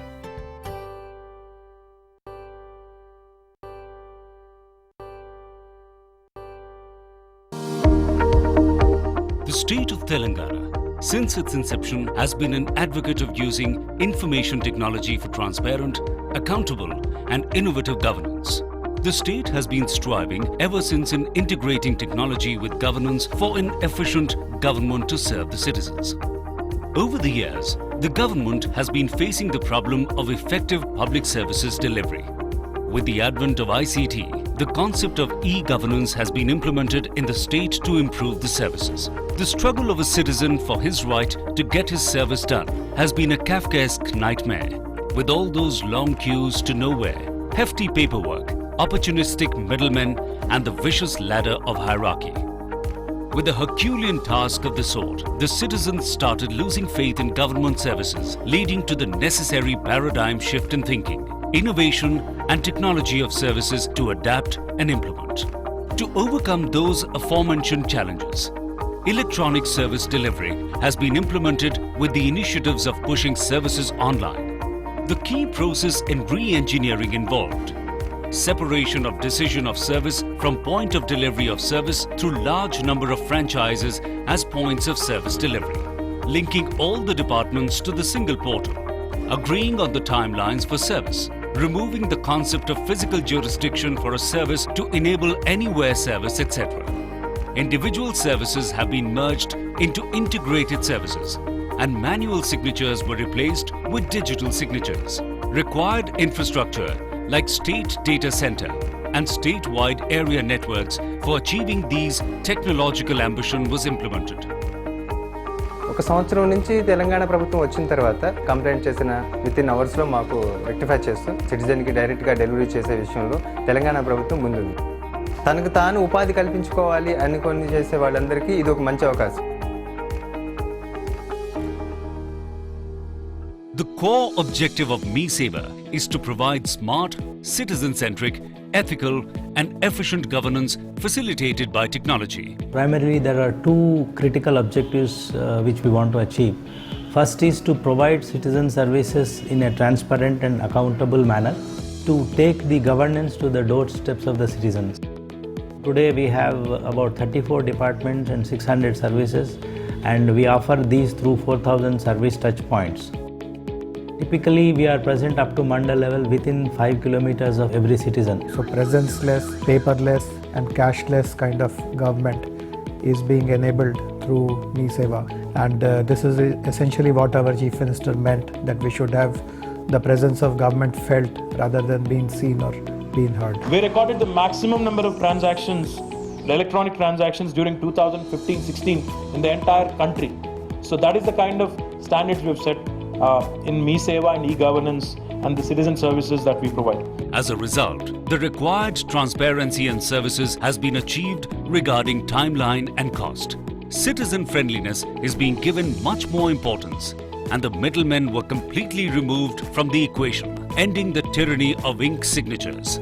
Current bill pay ante current office ki ellali, water bill cheyalante water bill pay office ki ellali. Adendo short time lo vachesi e-seva ki vachesi current bill water bill అన్నీ ఒక 10 minutesలో వచ్చి పే చేసి వెళ్ళిపోతాను. స్పీడ్ అండ్ యాక్యురసీ రెండు maintain చేస్తున్నటువంటి operators MeSeva నేతృత్వంలో నేను చూశాను. నేను ఏంటంటే జెన్యూన్నెస్ ఉంది ఇక్కడ. It's like a God gift. With all its success in ESD, Telangana government is ranked first in the number of e-transactions carried per 1,000 population out as per national e-transaction count. ESD has been recognized in the country as a pioneer and won all awards in administration for its technological breakthrough and innovation, presenting easy, smart and fast service delivery system in India. It's received the Prime Minister's Award for Excellence in Public Administration, National Award for Best E-Governance Award, and host of others including Scoach Award in December 2015. During 2015-2016, about 12 delegates and foreign officials visited ESD to learn about e-governance platforms and implementation, claiming it as one of the best examples of efficient citizen services delivery. On the 22nd of June 2016, ESD served about 3 lakh citizens on a single day, about 2,65,000 through MeSeva, and about 40,000 through. ఇప్పుడు ఆధార్ అంటే ఏంటో చూద్దాం. ఆధార్ అనేది దేశంలో ప్రతి ఒక్క పౌరుడికి ప్రత్యేక గుర్తింపుని ఇచ్చే ఒక విశిష్టమైన నంబర్. అంటే ఆధార్ ఎవరికి వారికే ప్రత్యేకం. ఏ ఒక్కరూ 2 ఆధార్ నంబర్లు కలిగి ఉండరు. కలిగి ఉండడం నేరం. ఆధార్ అంటే ఆధార్ అనేది 12 అంకెలు గల వ్యక్తిగత గుర్తింపు సంఖ్య. భారత ప్రభుత్వం తరపున దీన్ని భారత విశిష్ట గుర్తింపు ప్రాధికార సంస్థ జారీ చేస్తుంది. వ్యక్తిగత గుర్తింపు, చిరునామాల పరంగా భారతదేశంలో ఎక్కడైనా ఈ సంఖ్య ఆధారంగా ఒక పౌరుణ్ణి విశిష్టంగా గుర్తించే అవకాశం ఇస్తుంది ఆధార్. భారతీయ తపాలా శాఖ ద్వారా పంపించబడిన ఆధార్ గాని, ఇంటర్నెట్ ద్వారా డౌన్లోడ్ చేసుకున్న ఈ ఆధార్ గాని సమానమైన యోగ్యత కలిగినవిగా ప్రభుత్వం వారు గుర్తిస్తున్నారు. ఆధార్ ఎందుకు అవసరం?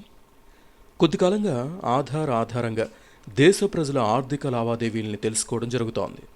ఆధార్ పేరు మీద దేశ ప్రజల వ్యక్తిగత వివరాలన్నీ ఒకే చోట పొందుపరిచి ఉండడం భద్రతాపరంగా మంచిది కాదన్న అభిప్రాయాలు ఉన్నాయి. అందువల్లే దీని పట్ల అభ్యంతరాలు వెలువడ్డాయి.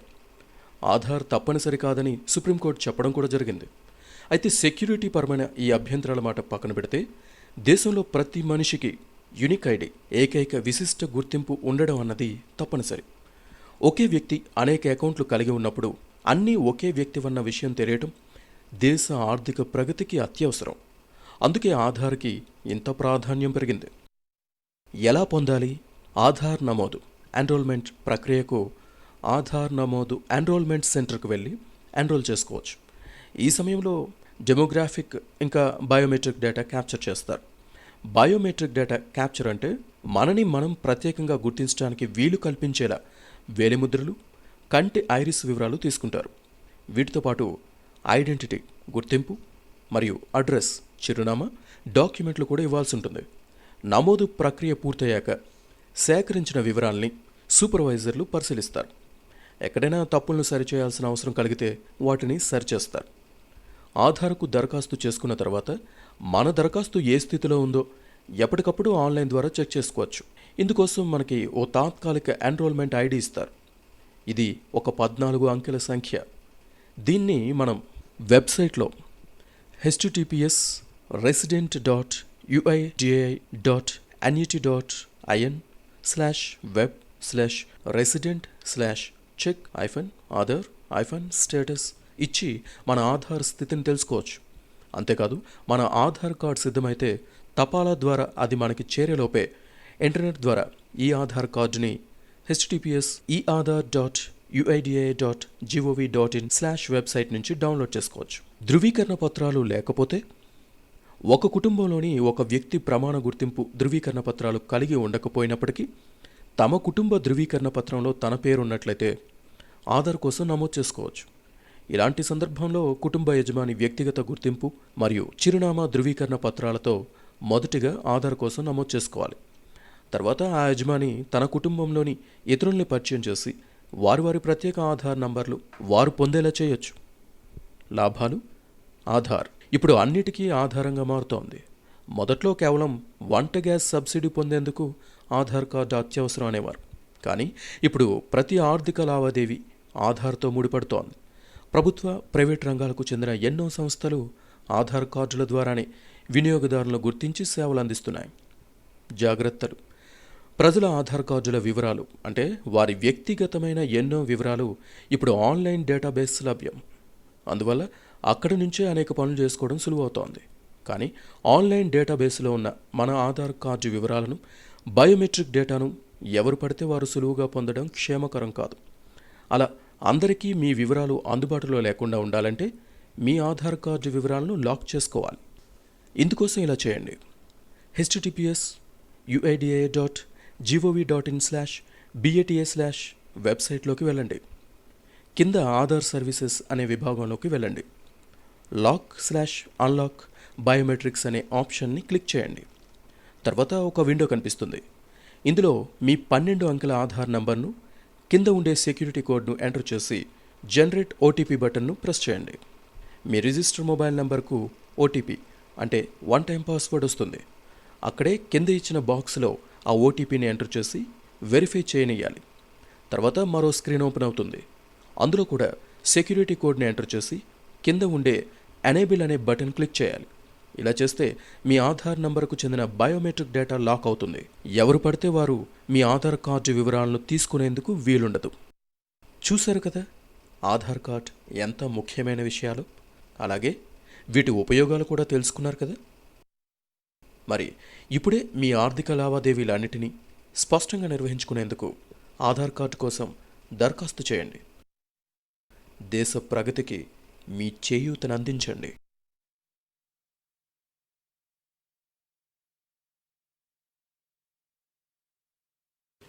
భీమ్ యాప్ అంటే దేశంలో నగదు రహిత లావాదేవీల్ని ప్రోత్సహించేందుకు ప్రధానమంత్రి నరేంద్ర మోదీ ప్రవేశపెట్టిన స్మార్ట్ ఫోన్ యాప్ భీమ్. దీని స్పెల్లింగ్ BHIM భీమ్. భారతీయ రాజ్యాంగ నిర్మాత డాక్టర్ భీమ్రావ్ అంబేద్కర్ పేరు మీద ఈ యాప్కి నామకరణం చేశారు. దీనిని ఇటీవల కాలంలోనే విడుదల చేశారు. ఈ యాప్కి ఎంతో ఆదరణ లభిస్తోంది. కేవలం మొదటి 10 రోజుల వ్యవధిలోనే ఈ యాప్ని 1 కోటి మందికి పైగా డౌన్లోడ్ చేసుకున్నారు. నల్లధనాన్ని, అవినీతిని రూపుమాపేందుకు నగదు రహిత లావాదేవీల వైపు జనం ఎంత ఎక్కువగా మొగ్గు చూపుతున్నారనే దానికి భీమ్ యాప్ నిదర్శనమని మోదీ ప్రకటించడం కూడా జరిగింది. అంతేకాదు, మేక్ ఇన్ ఇండియాకు ఇదొక చక్కని ఉదాహరణ అని కూడా ఆయన అన్నారు. ఎలా వాడాలి? భీమ్ యాప్ ఆండ్రాయిడ్ వెర్షన్ ఇప్పుడు అందరికీ ప్లేస్టోర్లో అందుబాటులో ఉంది. యాపిల్ యాప్ కూడా త్వరలోనే రాబోతోంది. దీన్ని ఎలా వాడాలో చూద్దాం. భీమ్ యాప్ని ఇన్స్టాల్ చేసుకొని ఓపెన్ చేసిన తర్వాత అది ముందుగా ఫోన్ నెంబర్ వెరిఫై చేస్తుంది. మన ఫోన్ సింగిల్ సిమ్ ఫోనా లేదా డ్యూయల్ సిమ్ ఫోనా చెప్పాల్సి ఉంటుంది. అయితే 2 సిమ్లు ఉన్నప్పుడు ఒకటి డిఫాల్ట్ సిమ్గా పెట్టుకోవాలి. అంటే ప్రథమంగా వాడే సిమ్ ఏంటన్నది ముందుగానే ఫోన్ సెట్టింగ్స్లోకి వెళ్ళి సెట్ చేసుకోవాలన్నమాట. మన ఫోన్ నెంబర్ని యాప్ వెరిఫై చేసిన తర్వాత ఆ విషయం మనకు కనిపిస్తుంది. అప్పుడు రిజిస్టర్ పాస్కోడ్ అనే ఆప్షన్ వస్తుంది. అక్కడ మనం 4 నెంబర్ల పిన్ కోడ్ ఇవ్వాలి. అంతేకాదు, నిర్ధారణ కోసం మరోసారి కూడా ఈ 4 అంకెల పాస్కోడ్ని ఎంటర్ చేయాలి. భీమ్ యాప్ ద్వారా మనం లావాదేవీ చేసే ప్రతిసారి ఈ పిన్ కోడ్ లేదా పాస్కోడ్ ఎంటర్ చేయాల్సి ఉంటుంది. అందుకే దీనిని మర్చిపోకూడదు. యాప్కి పాస్కోడ్ పెట్టుకున్న తర్వాత యూపీఐ సదుపాయం ఉన్న అన్ని బ్యాంకుల జాబితా కనిపిస్తుంది. మీకు ఏ బ్యాంకులో అకౌంట్ ఉంటే ఆ బ్యాంకుని ఎంచుకోవాలి. మీ ఫోన్ నెంబర్ వెరిఫై అయి ఉంది కాబట్టి మీరు అదే నెంబర్ని మీ బ్యాంక్ అకౌంట్ కోసం ఇచ్చి ఉంటే ఆ బ్యాంక్ అకౌంట్ అక్కడే ఆటోమేటిక్గా కనిపిస్తుంది. దాన్ని ఎంచుకుంటే యాప్లో మీ బ్యాంక్ అకౌంట్ జతపడుతుంది. ఇలా ఒకటి కాదు, ఒకదాని తర్వాత ఒకటిగా మీకు ఎన్ని బ్యాంక్ అకౌంట్లున్నా వాటన్నిటినీ ఈ భీమ్ యాప్లో యాడ్ చేసుకోవచ్చు. తర్వాత send, request, scan and pay అనే 3 ఆప్షన్లు కనిపిస్తాయి. ఎవరికైనా డబ్బు పంపాలంటే సెండ్ బటన్ నొక్కాలి. అక్కడ కనిపించే బాక్స్లో మీరు డబ్బు పంపవలసిన వారి మొబైల్ లేదా యూపీఐ అడ్రస్, పేమెంట్ అడ్రస్ కొట్టి క్షణంలో డబ్బు పంపేయచ్చు. అయితే పంపే ముందు యూపీఐ పిన్ ఎంటర్ చేయాల్సి ఉంటుంది. ఇలాగే ఎవరి నుంచైనా డబ్బు పొందాలంటే రిక్వెస్ట్ బటన్ వాడాలి. అలాగే బార్కోడ్ లేదా క్యూఆర్ కోడ్ ద్వారా పేమెంట్ చేయాలంటే స్కాన్ అండ్ పే ఆప్షన్ వాడుకోవాలి. లాభాలు: భీమ్ యాప్తో డిజిటల్ లావాదేవీలు చాలా సులువు. లావాదేవీలు క్షణాల్లో భద్రంగా జరిగిపోతాయి. ఇందులో వాడేది యూపీఐ విధానం కాబట్టి దేశంలోని ఏ బ్యాంక్ అయినా ఏ బ్రాంచ్ అయినా లావాదేవీల విషయంలో ఆలస్యం ఉండదు. జాగ్రత్తలు: అయితే బీ కేర్ఫుల్. భీమ్ పేరు పెట్టుకున్న ప్రతి యాప్ని డౌన్లోడ్ చేయకండి. ఎన్పిసిఐ ఫైనాన్స్ వాళ్ళ యాప్ని మాత్రమే వాడండి. దీంట్లో BHIM అనే 4 అక్షరాలు మాత్రమే ఉంటాయి. యాప్ను సెర్చ్ చేసేటప్పుడు BHIM, NPCI అనే 2 పదాల కోసం వెతకండి. జాగ్రత్తగా చూసి ఒరిజినల్ యాప్ మాత్రమే ఇన్స్టాల్ చేసుకోండి. అన్నట్టు స్మార్ట్ ఫోన్ వినియోగంలో అనుభవం ఉన్నవారు కూడా భీమ్ యాప్ విషయంలో మరికొన్ని జాగ్రత్తలు వహించడం మంచిది. ఫోన్లో అనుమతి లేని సాఫ్ట్వేర్లని ఇన్స్టాల్ చేసేందుకు, కొన్ని డెవలపింగ్ అవసరాలకు కొందరు ఫోన్ని రూట్ చేస్తూ ఉంటారు. ఇలా రూటింగ్ జరిగిన ఫోన్ అయితే లావాదేవీల్లో కొంత రిస్క్ ఉంటుందని భీమ్ యాప్ వారు హెచ్చరిస్తున్నారు. కాబట్టి సెట్టింగ్స్లో మీకు డెవలపర్ సెట్టింగ్స్ కనుక ఎనేబుల్ అయి ఉంటే వాటిని డిజేబుల్ చేసుకోవడం మంచిది. ముఖ్యంగా USB డిబగ్గింగ్ లాంటివి క్లోజ్ చేయాలి. అయితే ఫోన్ని లోతుగా వాడని వారు రూటింగ్ చేయరు కాబట్టి వారికి ఈ రిస్క్ ఉండదు. చూశారు కదా, భీమ్తో డిజిటల్ లావాదేవీలు ఎంత సులువు.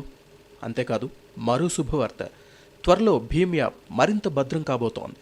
పాస్కోడ్లతో పని లేకుండా మన చేతి వేలిముద్రనే భద్రతా ప్రమాణంగా వాడబోతున్నారు. ఈ విషయాన్ని స్వయంగా ప్రధాని ప్రకటించారు. ఒకప్పుడు వేలిముద్ర వేసే వాళ్లను చులకనగా చూసేవారు. ఇక మీదట ఆ వేలిముద్రే మన బ్యాంకు గుర్తింపు కావటం దేశ ఆర్థిక ప్రగతిలో ఓ విప్లవాత్మకమైన మార్పు అని చెప్పవచ్చు. భీమ్ యాప్కు సంబంధించి మరికొన్ని వారాల్లో కీలక ప్రకటన చేయబోతున్నామని కూడా మోదీ చెప్పారు.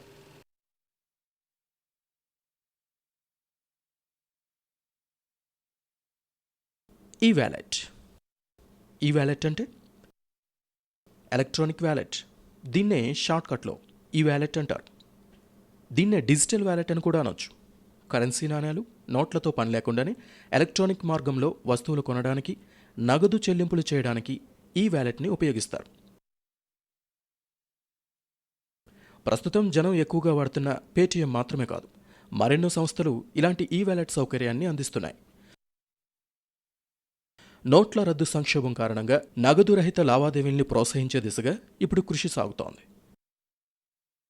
ప్రస్తుతం భారతదేశంలో పేరు పొందిన కొన్ని డిజిటల్ వ్యాలెట్స్ ఇవి: Airtel Money, Citi Master Pass, Citrus Pay, Easy Tap, Freecharge, HDFC PayZapp, ICICI Pockets, Jio Money, Juspay, Lime, MobiKwik, Momoe Express, Money on Mobile, mSwipe, Ola Money, Oxigen, payment, Paytm, PayU Money, State Bank Buddy. ఎలా వాడాలి? ఈ wallet digital వ్యాలెట్కి సంబంధించిన యాప్ని మన smart ఫోన్లో install చేసుకుని register కావాలి. తర్వాత మన బ్యాంక్ అకౌంట్ లేదా క్రెడిట్ కార్డ్ని మన అకౌంట్కి అనుసంధానించాలి. అప్పుడు నోట్లతో, నాణేలతో అవసరం లేకుండా వివిధ పేమెంట్స్ని సులువుగా చేయొచ్చు.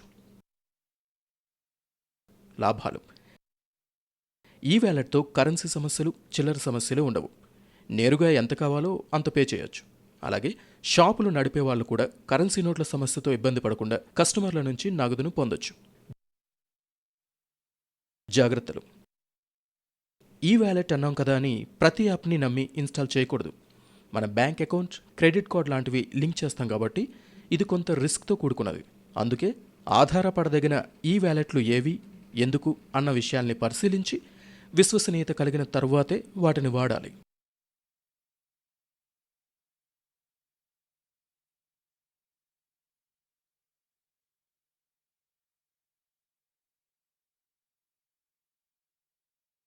Internet banking. ఇంటర్నెట్ బ్యాంకింగ్ అంటే దీన్నే నెట్ బ్యాంకింగ్ అని కూడా అంటారు. ఆన్లైన్ బ్యాంకింగ్ అని కూడా అనొచ్చు. ఇంటర్నెట్ కనెక్షన్ కలిగిన కంప్యూటర్ను ఉపయోగించి బ్యాంక్ తాలూకు వెబ్సైట్లోకి వెళ్ళి లావాదేవీలు జరపడమే ఇంటర్నెట్ బ్యాంకింగ్. వెబ్సైట్లను చేరడానికి కంప్యూటర్లో ఇంటర్నెట్ బ్రౌజర్స్ ఉంటాయి. ఇంటర్నెట్ ఎక్స్ప్లోరర్, దీన్నే ఇప్పుడు ఎడ్జ్ అంటున్నారు. Mozilla Firefox, Google chrome, opera, safari ఇలాంటి సాఫ్ట్వేర్లని ఇంటర్నెట్ బ్రౌజర్లు అంటారు.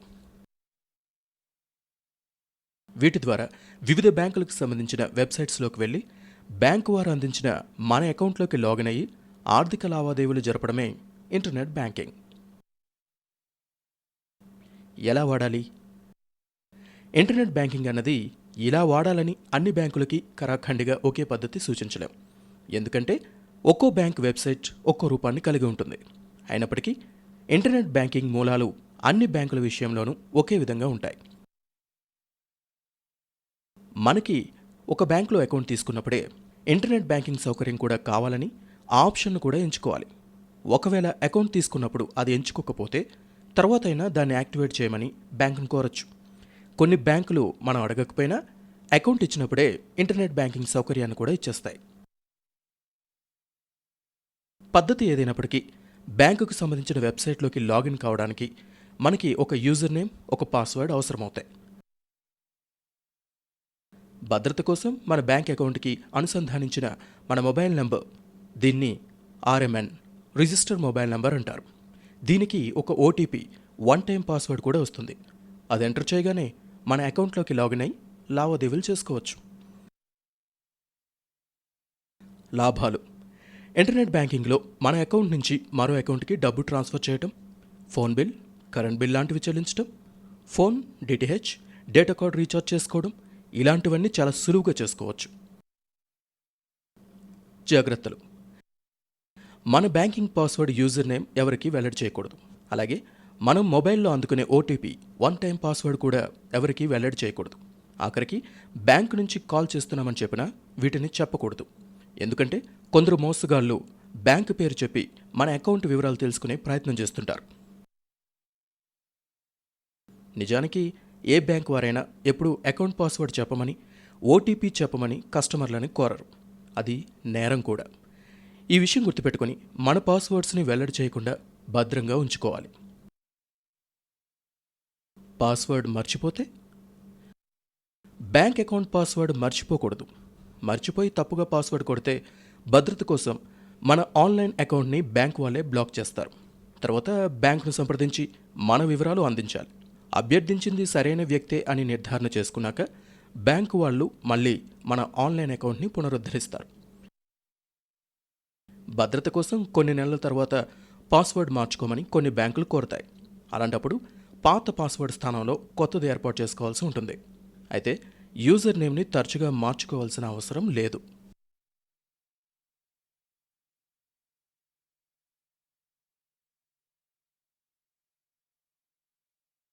Mobile banking. మొబైల్ బ్యాంకింగ్ అంటే స్మార్ట్ ఫోన్లోని ఇంటర్నెట్ కనెక్షన్ ఉపయోగించుకుని ఎక్కడి నుంచైనా బ్యాంకింగ్ చేసుకోవడమే మొబైల్ బ్యాంకింగ్ అంటే. ఇప్పుడు స్మార్ట్ ఫోన్స్ అందరి చేతుల్లోనూ ఉంటున్నాయి. డేటా కనెక్షన్స్ కలిగి ఉండడం ద్వారా నిత్యం ఇంటర్నెట్కి అనుసంధానమై ఉండే అవకాశం ఉంటుంది. అందువల్ల మొబైల్ బ్యాంకింగ్ అనేది అందరికీ ఎంతో సులువైన అనువైన పద్ధతి. మొబైల్ ద్వారా చేసే ఆన్లైన్ బ్యాంకింగ్ 2 విధానాలని చెప్పుకోవచ్చు. కంప్యూటర్ ద్వారా చేసే ఇంటర్నెట్ బ్యాంకింగ్ మాదిరిగానే మన స్మార్ట్ మొబైల్ ఫోన్లోని ఇంటర్నెట్ బ్రౌజర్స్ ద్వారా లావాదేవీలు చేయటం మొదటి పద్ధతి. రెండో పద్ధతి యాప్ ఇన్స్టాల్ చేసుకుని దాని ద్వారా లావాదేవీలు చేయటం. స్మార్ట్ ఫోన్ ఉన్నాక దాంట్లో ఇంటర్నెట్ కనెక్షన్ ఉంటే దాంట్లో బ్యాంక్ తాలూకు యాప్ని ఇన్స్టాల్ చేసుకుని దాని ద్వారా లావాదేవీలు చేసుకోవడం సులువు. నిజానికి స్మార్ట్ ఫోన్లో కూడా కంప్యూటర్లో మాదిరిగా ఇంటర్నెట్ బ్రౌజర్ ఉంటుంది. అక్కడ స్క్రీన్ చిన్నది కాబట్టి బ్రౌజర్ ద్వారా లావాదేవీలు చేసుకోవడం అంత సౌకర్యవంతం కాదు. దానికోసం యాప్ సిద్ధంగా ఉంటుంది కాబట్టి దాంతో పనులు చేసుకోవడం చాలా సులువు. అందుకే మొబైల్ బ్యాంకింగ్ అనగానే ఇప్పుడు మొబైల్ యాప్ ద్వారా లావాదేవీలు చేసుకోవడం అనే అర్థం స్థిరపడిపోయింది. ఎలా వాడాలి? చేతిలో స్మార్ట్ ఫోన్, అందులోని సిమ్ కార్డ్ డేటా కనెక్షన్ ఉంటే ఎవరైనా ఎక్కడి నుంచైనా మొబైల్ బ్యాంకింగ్ చేసుకోవచ్చు. మొబైల్ బ్యాంకింగ్ వాడాలంటే కంప్యూటర్ ద్వారా చేసే ఇంటర్నెట్ బ్యాంకింగ్ విషయంలో చేసినట్టుగానే మనం అకౌంట్ కలిగి ఉన్న బ్యాంక్ నుంచి ముందుగా మొబైల్ బ్యాంకింగ్ కోసం పర్మిషన్ తీసుకోవాల్సి ఉంటుంది. బ్యాంకులో అకౌంట్ తీసుకునేటప్పుడే మొబైల్ బ్యాంకింగ్ ఆప్షన్ కూడా ఎంచుకోవచ్చు. లేదా తర్వాతైనా మొబైల్ బ్యాంకింగ్ను యాక్టివేట్ చేయమని బ్యాంకును కోరచ్చు. ఈ మధ్య కొన్ని బ్యాంకులు అకౌంట్తో పాటే మొబైల్ బ్యాంకింగ్ సౌకర్యాన్ని కూడా ఇచ్చేస్తున్నాయి. అయితే తర్వాత దాన్ని యాక్టివేట్ చేసుకోవడం మన పని. ముందుగా మనం ఇంటర్నెట్ నుంచి బ్యాంక్ తాలూకు యాప్ని ఇన్స్టాల్ చేసుకోవాలి. దీన్ని యాక్టివేట్ చేయడానికి సాధారణంగా 3 పద్ధతులున్నాయి. 1 ఎంపిన్ పద్ధతి, 2 ఓటీపీ పద్ధతి, 3 గ్రిడ్ పద్ధతి. బ్యాంకును బట్టి పద్ధతులు మారతాయి. పిన్ పద్ధతి. ఉదాహరణకి యూనియన్ బ్యాంక్ లాంటి కొన్ని బ్యాంకులు పిన్ పద్ధతి వాడుతున్నాయి. ముందుగా బ్యాంక్ యాప్ని మీ మొబైల్లో ఇన్స్టాల్ చేసుకోవాలి. దాన్ని ఎనేబుల్ చేయాలంటే ఓ 4 అంకెల పిన్ కోడ్ అడుగుతుంది. దీన్ని ఎంపిన్ అంటారు. ఈ ఎంపిన్ని పొందాలంటే బ్యాంక్ ఏటీఎంకి వెళ్ళి మన డెబిట్ కార్డ్ ఇన్సర్ట్ చేయాలి. అక్కడ కనిపించే ఆప్షన్స్లో మొబైల్ బ్యాంకింగ్ యాక్టివేషన్కి సంబంధించిన ఆప్షన్ను ఎంపిక చేసుకుంటే మన రిజిస్టర్ మొబైల్ నంబర్ అడుగుతుంది. అది ఇస్తే ఆ మొబైల్ని నిర్ధారించుకున్న తర్వాత ఎంపిన్ ప్రింట్ అవుతుంది. ఈ ఎంపిన్ అనేది బ్యాంక్ యాప్ని యాక్టివేట్ చేసుకోవడానికే కాదు, మొబైల్ యాప్ ద్వారా లావాదేవీలు చేసేటప్పుడు కూడా దీన్ని వాడాల్సి ఉంటుంది. ఒక్కసారి యాప్ యాక్టివేట్ అయ్యిందంటే ఆ తర్వాత బ్యాంకు వాళ్ళు ఇచ్చిన ఎంపిన్ను మార్చుకొని దాని స్థానంలో మనకి నచ్చిన 4 అంకెల పిన్ని పెట్టుకొని కొత్త ఎంపిన్ని ఏర్పాటు చేసుకోవచ్చు. ఓటీపీ పద్ధతి. స్మార్ట్ ఫోన్లో బ్యాంక్ యాప్ ఇన్స్టాల్ చేసుకున్న తర్వాత మన రిజిస్టర్డ్ మొబైల్ నంబర్ ఆర్ఎంఎన్కి ఒక 1 టైం పాస్వర్డ్ పంపుతారు. దాన్ని ఎంటర్ చేయడం ద్వారా మనమే సరైన కస్టమర్ అని నిర్ధారణ చేస్తాం. అప్పుడు మొబైల్ బ్యాంకింగ్ యాక్టివేట్ అవుతుంది. గ్రిడ్ పద్ధతి. దీన్ని ఐసిఐసిఐ లాంటి బ్యాంక్ వాళ్ళు వాడుతున్నారు. బ్యాంక్ యాప్ ఇన్స్టాల్ చేసిన తర్వాత దాన్ని ఎనేబుల్ చేయాలంటే బ్యాంకు వాళ్ళు 3 గ్రిడ్ నెంబర్లు ఎంటర్ చేయాల్సి ఉంటుంది. గ్రిడ్ నెంబర్స్ అంటే గళ్లలో ఇచ్చిన అంకెలన్నమాట. బ్యాంకు వాళ్ళు మనకిచ్చిన ఏటీఎం కార్డ్, డెబిట్ కార్డ్ వెనుక ఈ గ్రిడ్ ఉంటుంది. ఈ గ్రిడ్లో ABCD EF GH IJ KL MN OP ఇలా అక్షరాలుంటాయి. ఒక్కో అక్షరానికి ఒక్కో నెంబర్ ఉంటుంది. ఉదాహరణకి A07, B45, C27 ఇలా మన యాప్ ఎనేబుల్ చేయడానికి బ్యాంకు వాళ్ళు ఈ గ్రిడ్లోంచి ఏవో 3 అక్షరాలు అడుగుతారు. ఆ అక్షరాలకి సంబంధించిన నెంబర్స్ మనం ఎంటర్ చేస్తే యాప్ ఎనేబుల్ అవుతుంది. ఆ అకౌంట్ కలిగిన మన బ్యాంక్ అకౌంట్ తాలూకు డెబిట్ కార్డ్ మన దగ్గర మాత్రమే ఉంటుంది కాబట్టి మనకి మాత్రమే గ్రిడ్ నెంబర్స్ ఏంటనేది తెలిసే అవకాశం ఉంది. అందుకే భద్రత కోసం ఈ గ్రిడ్ పద్ధతి ఎంతో భద్రమైనది. ఎనేబుల్ అయ్యాక మనం ఎక్కడి నుంచైనా అతి సులువుగా బ్యాంకింగ్ చేసుకోవచ్చు. మన బ్యాంక్ కస్టమర్లకే కాకుండా ఇతర బ్యాంకుల్ని వాడేవారి అకౌంట్లకు కూడా డబ్బుని సులువుగా పంపొచ్చు. దీన్నే NEFT, NEFT, RTGS, IMPS, MMID, UPI అనే పద్ధతులున్నాయి. NEFT national electronic funds transfer. ఇది 2005 నుంచి అమల్లో ఉన్న ఒక రకమైన ఫండ్స్ ట్రాన్స్ఫర్. ఒక బ్యాంక్ నుంచి మరో బ్యాంక్కి ఎలక్ట్రానిక్ పద్ధతిలో నగదు పంపడానికి దీన్ని ఉపయోగిస్తారు. అయితే ఆదివారాల్లోనూ బ్యాంక్ సెలవు దినాల్లోనూ ఇది పనిచేయదు. అలాగే వర్కింగ్ రోజుల్లో కూడా ఉదయం నుంచి సాయంత్రం వరకు మాత్రమే నెఫ్ట్ అందుబాటులో ఉంటుంది. అయితే ఏ బ్యాంకు నుంచి ఏ బ్యాంక్ అయినా సులువుగా డబ్బు పంపడానికి ఇది ఎంతో భద్రమైన పద్ధతి. సూచన: మొబైల్ బ్యాంకింగ్ ద్వారా నెఫ్ట్ పద్ధతిలో నగదు పంపేటప్పుడు ఆ సమయంలో నెఫ్ట్ అందుబాటులో లేకపోయినా మనం ట్రాన్స్ఫర్ చేయకుండా ఆగిపోవాల్సిన పనిలేదు. నెఫ్ట్ అందుబాటులోకి రాగానే పంపమని షెడ్యూల్ చేయొచ్చు. నిర్దేశిత సమయంలో నెఫ్ట్ అందుబాటులోకి రాగానే నగదు ట్రాన్స్ఫర్ జరిగిపోతుంది. Real time gross settlement RTGS ఇది కూడా నెఫ్ట్ లాంటిదే. అయితే ఇందులో మనీ ట్రాన్స్ఫర్ వెంటనే జరిగిపోతుంది. మన దేశంలో ఆర్టీజీఎస్ని పెద్ద మొత్తాల ట్రాన్స్ఫర్ కోసం వాడతారు. 2 లక్షల రూపాయలు ఆ పై మొత్తాన్ని మాత్రమే ఆర్టీజీఎస్ ద్వారా పంపగలం. ఇమీడియట్ పేమెంట్ సర్వీస్ ఐఎంపీఎస్ ఇందులో మనీ ట్రాన్స్ఫర్ వెంటనే జరిగిపోతుంది. బ్యాంక్ అకౌంట్ నెంబర్, ఆ బ్యాంక్ బ్రాంచ్కి చెందిన IFSC code, IFSC Indian finance system code. దీంట్లో అక్షరాలు అంకెలు కలిపి 11 ఉంటాయి. ఇది ఇస్తే ఏ బ్యాంక్ నుంచైనా మరో బ్యాంక్కి వెంటనే మనీ ట్రాన్స్ఫర్ జరిగిపోతుంది. Mobile money identifier MMID mobile phone నెంబర్తో బ్యాంక్ అకౌంట్ని ముడిపెట్టి ఈ ఎంఎంఐడి ఇస్తారు.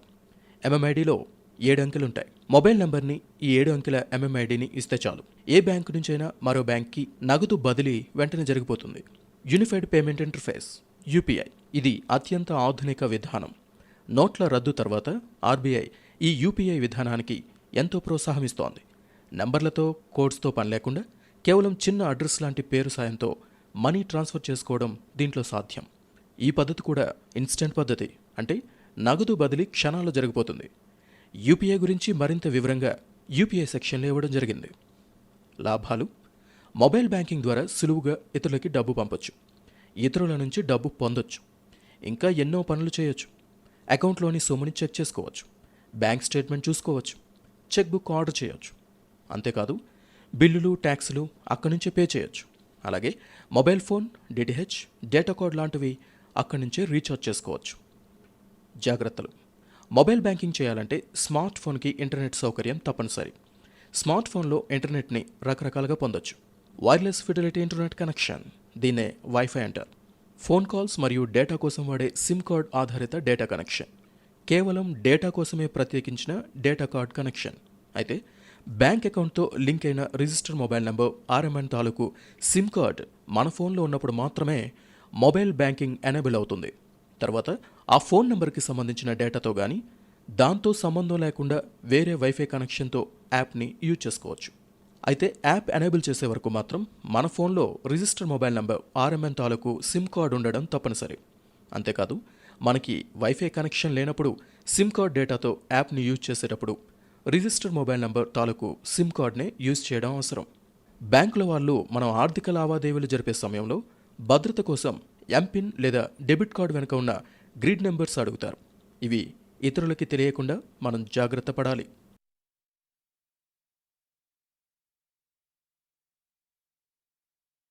పాన్ కార్డ్ లేని వాళ్ళు ఇప్పటికీ ఎంతోమంది దేశంలో ఉన్నారు. అసలు పాన్ కార్డ్ అంటే ఏమిటో అవగాహన లేని వాళ్ళు కూడా ఎందరో ఉండడం బాధాకరమైన విషయం. అసలు పాన్ కార్డుల గురించి ప్రాథమిక సమాచారాన్ని ఇప్పుడు తెలుసుకుందాం. PAN pan permanent account number అన్నదానికి చిన్న రూపం ఇది. దీని గురించి ప్రాథమికమైన వివరాలు ఇప్పుడు చూద్దాం. పాన్ కార్డ్ అంటే పర్మనెంట్ అకౌంట్ నెంబర్, అంటే శాశ్వత ఖాతా సంఖ్య. దీన్నే షార్ట్కట్లో పాన్ అంటారు. పాన్ నెంబర్ అంటే 10 అంకెల ఒక సంఖ్య. వ్యక్తి, సంస్థ లేదా ఉమ్మడి భాగస్వామ్య వ్యవస్థకి ప్రత్యేకంగా ఒక పాన్ కార్డ్ నెంబర్ కేటాయిస్తారు. ఏ ఒక వ్యక్తికి కానీ సంస్థకి కానీ ఒకటికి మించి పాన్ నెంబర్లు ఉండకూడదు. అంటే ఇది ఆ వ్యక్తికే ఆ సంస్థకే సంబంధించిన ప్రత్యేకమైన విశిష్టమైన ఏకైక నంబర్ అన్నమాట. ఈ నంబర్ కలిగిన కార్డునే పాన్ కార్డ్ అంటారు. ఇదొక గుర్తింపు కార్డ్. దీన్ని భారత ప్రభుత్వ ఆర్థిక మంత్రిత్వ శాఖ జారీ చేస్తోంది. పాన్ కార్డ్ ఎందుకు అవసరం? ఆర్థిక లావాదేవీల్లో స్పష్టత కోసం పాన్ కార్డ్ అవసరం. ఒకే వ్యక్తి వివిధ ఆర్థిక లావాదేవీలు నిర్వహించినప్పుడు ఒక్కో చోట అతను ఒక్కో విధంగా గుర్తించబడకుండా ఉండేందుకు పాన్ కార్డ్ తప్పనిసరి. ఎలా పొందాలి? పాన్ కార్డ్ పొందడానికి వయసుతో సంబంధం లేదు. వ్యక్తి అయినా, సంస్థ అయినా లేదా ఒక ఉమ్మడి భాగస్వామ్య వ్యవస్థ అయినా పాన్ కార్డ్ కోసం దరఖాస్తు చేసుకోవచ్చు. పాన్ కోసం దరఖాస్తు చేసుకోవడానికి కొన్ని అధికారిక ధృవపత్రాలు సమర్పించాలి. కలర్ పాస్పోర్ట్ ఫోటో, 94 రూపాయలు విలువ చేసే డీడీ, ఐడి ప్రూఫ్, గుర్తింపు నిరూపణ పత్రం, అడ్రస్ ప్రూఫ్, చిరునామా నిరూపణ పత్రం, credit card bill, bank statement, bank passbook, water bill, school living certificate, passport ఇలాంటివన్నీ ఐడి ప్రూఫ్గా పనిచేస్తాయి. అయితే ఈ ఫోటో, బిల్లులు, రసీదులు లాంటి ధృవపత్రాలన్నీ పాతవి కాకుండా గత 6 నెలల లోపువై ఉండాలి. ఎలా ఉపయోగపడుతుంది? పాన్ కార్డ్ అనేది ఒక ఫోటో గుర్తింపు కార్డుగా ఉపయోగపడుతుంది. బ్యాంకు ఖాతా తెరిచేటప్పుడు, పాస్పోర్ట్ పొందడానికి, రైల్లో ఈ టికెట్తో ప్రయాణం చేయడానికి ఒక ధృవపత్రంగా దీన్ని ఉపయోగించవచ్చు. అయితే పాన్ కార్డ్ ఒక్కోసారి తప్పనిసరి అవుతుంది. ముఖ్యంగా ఆదాయపు పన్ను చెల్లింపు వివరాలను దాఖలు చేయడానికి, డీమ్యాట్ ఖాతా తెరవడం, షేర్లు అమ్మడం, కొనడం ఇలాంటి ఆర్థిక లావాదేవీల విషయం ఏం వచ్చినా పాన్ నెంబర్, పాన్ కార్డ్ అడుగుతారు. అంతేకాదు ఒక బ్యాంకు ఖాతా నుండి మరొక బ్యాంకు ఖాతాకు 50,000 లేదా అంతకంటే ఎక్కువ రూపాయలు బదిలీ చేయాలన్నా, మన ఖాతాలోనే అంత సొమ్ము జమ చేసుకోవాలన్నా పాన్ తప్పనిసరి. అలాగే పాన్ నెంబర్ ఉంటేనే పన్ను తగ్గింపు, సొమ్ము తిరిగి పొందడానికి వీలవుతుంది. ఎక్కడ పొందాలి? ఎలా పొందాలి? పాన్ కార్డ్ కావాలనుకున్న వారు ఫారం 49A దరఖాస్తు చేయాలి. ఇన్కమ్ ట్యాక్స్ కార్యాలయం ఉన్న ప్రతి పట్టణంలో ఐటీ పాన్ సేవా కేంద్రాలుంటాయి. అలాగే టిన్ ఫెసిలిటేషన్ సెంటర్ల ద్వారా కానీ పాన్ కార్డ్ పొందొచ్చు. లేదా మనకి మనమే ఆన్లైన్లో దరఖాస్తు చేసుకోవడం ద్వారా పాన్ కార్డ్ని పొందొచ్చు.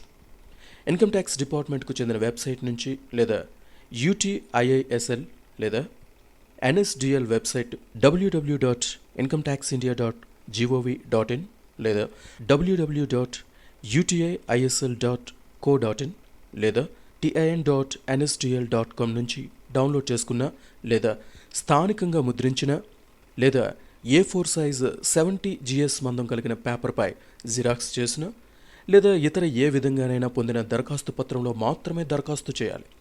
ఈ దరఖాస్తు ఫారాలు ఐటీ పాన్ సర్వీస్ సెంటర్లలో, టిన్ ఫెసిలిటేషన్ సెంటర్లలో కూడా లభిస్తాయి. ఈ మధ్య కొందరు పాన్ ఎలా పొందాలో తెలియని వాళ్ళకి కొందరు ప్రైవేటు వ్యక్తులు కూడా సహకారం అందిస్తున్నారు.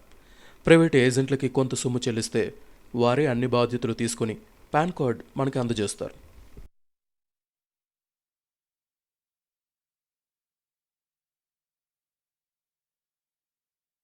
పాయింట్ ఆఫ్ సేల్ పద్ధతి. పాయింట్ ఆఫ్ సేల్ అంటే దీన్నే POS అంటారు. షాపులు, రెస్టారెంట్స్ ఇంకా అనేక వ్యాపార ప్రదేశాల్లో ఇప్పుడు పాయింట్ ఆఫ్ సేల్ పద్ధతి వాడుతున్నారు. ఇక్కడ నగదు లావాదేవీలు జరిపే ఓ స్వైపింగ్ మిషన్ ఉంటుంది. మనం నగదు పే చేయాల్సిన చోట స్వైపింగ్ మిషన్ ఉన్నట్లయితే నగదు వాడాల్సిన పనే ఉండదు. మన బ్యాంక్ అకౌంట్కి సంబంధించిన డెబిట్ కార్డ్ లేదా బ్యాంక్ మనకిచ్చిన క్రెడిట్ కార్డ్, వీటి ద్వారా ఇక్కడ చెల్లింపులు చేయొచ్చు. ఎలా వాడాలి? చెల్లింపులు చేసేవారు తమ క్రెడిట్ లేదా డెబిట్ కార్డ్ని వ్యాపారికి ఇవ్వాలి. వారు దాన్ని స్వైపింగ్ మిషన్లో ఉంచి మనం పే చేయాల్సిన అమౌంట్ను వారు ఎంటర్ చేస్తారు. తర్వాత పిన్ కోడ్ అడుగుతారు. బ్యాంక్ నుంచి కార్డ్ పొందినప్పుడు మనం ఏర్పరచుకున్న 4 అంకెల పిన్ కోడ్ను ఇక్కడ ఎంటర్ చేయాలి. పిన్ కోడ్ను ఎంటర్ చేస్తే గానీ లావాదేవీలు పూర్తి కావు.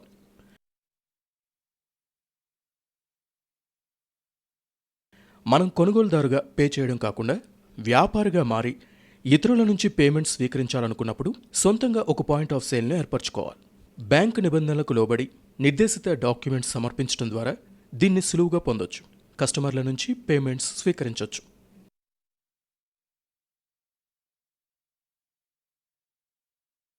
లాభాలు.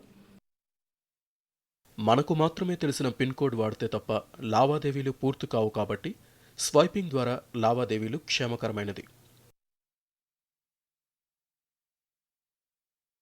అంతేకాదు ఇక్కడ డెబిట్ కార్డ్ పేమెంట్స్తో పాటు క్రెడిట్ కార్డ్ పేమెంట్స్ కూడా అంగీకరిస్తారు. కాబట్టి ఒకవేళ మన అకౌంట్లో తక్షణం డబ్బు లేకపోయినా క్రెడిట్ కార్డుతో చెల్లించే అవకాశం ఉంది.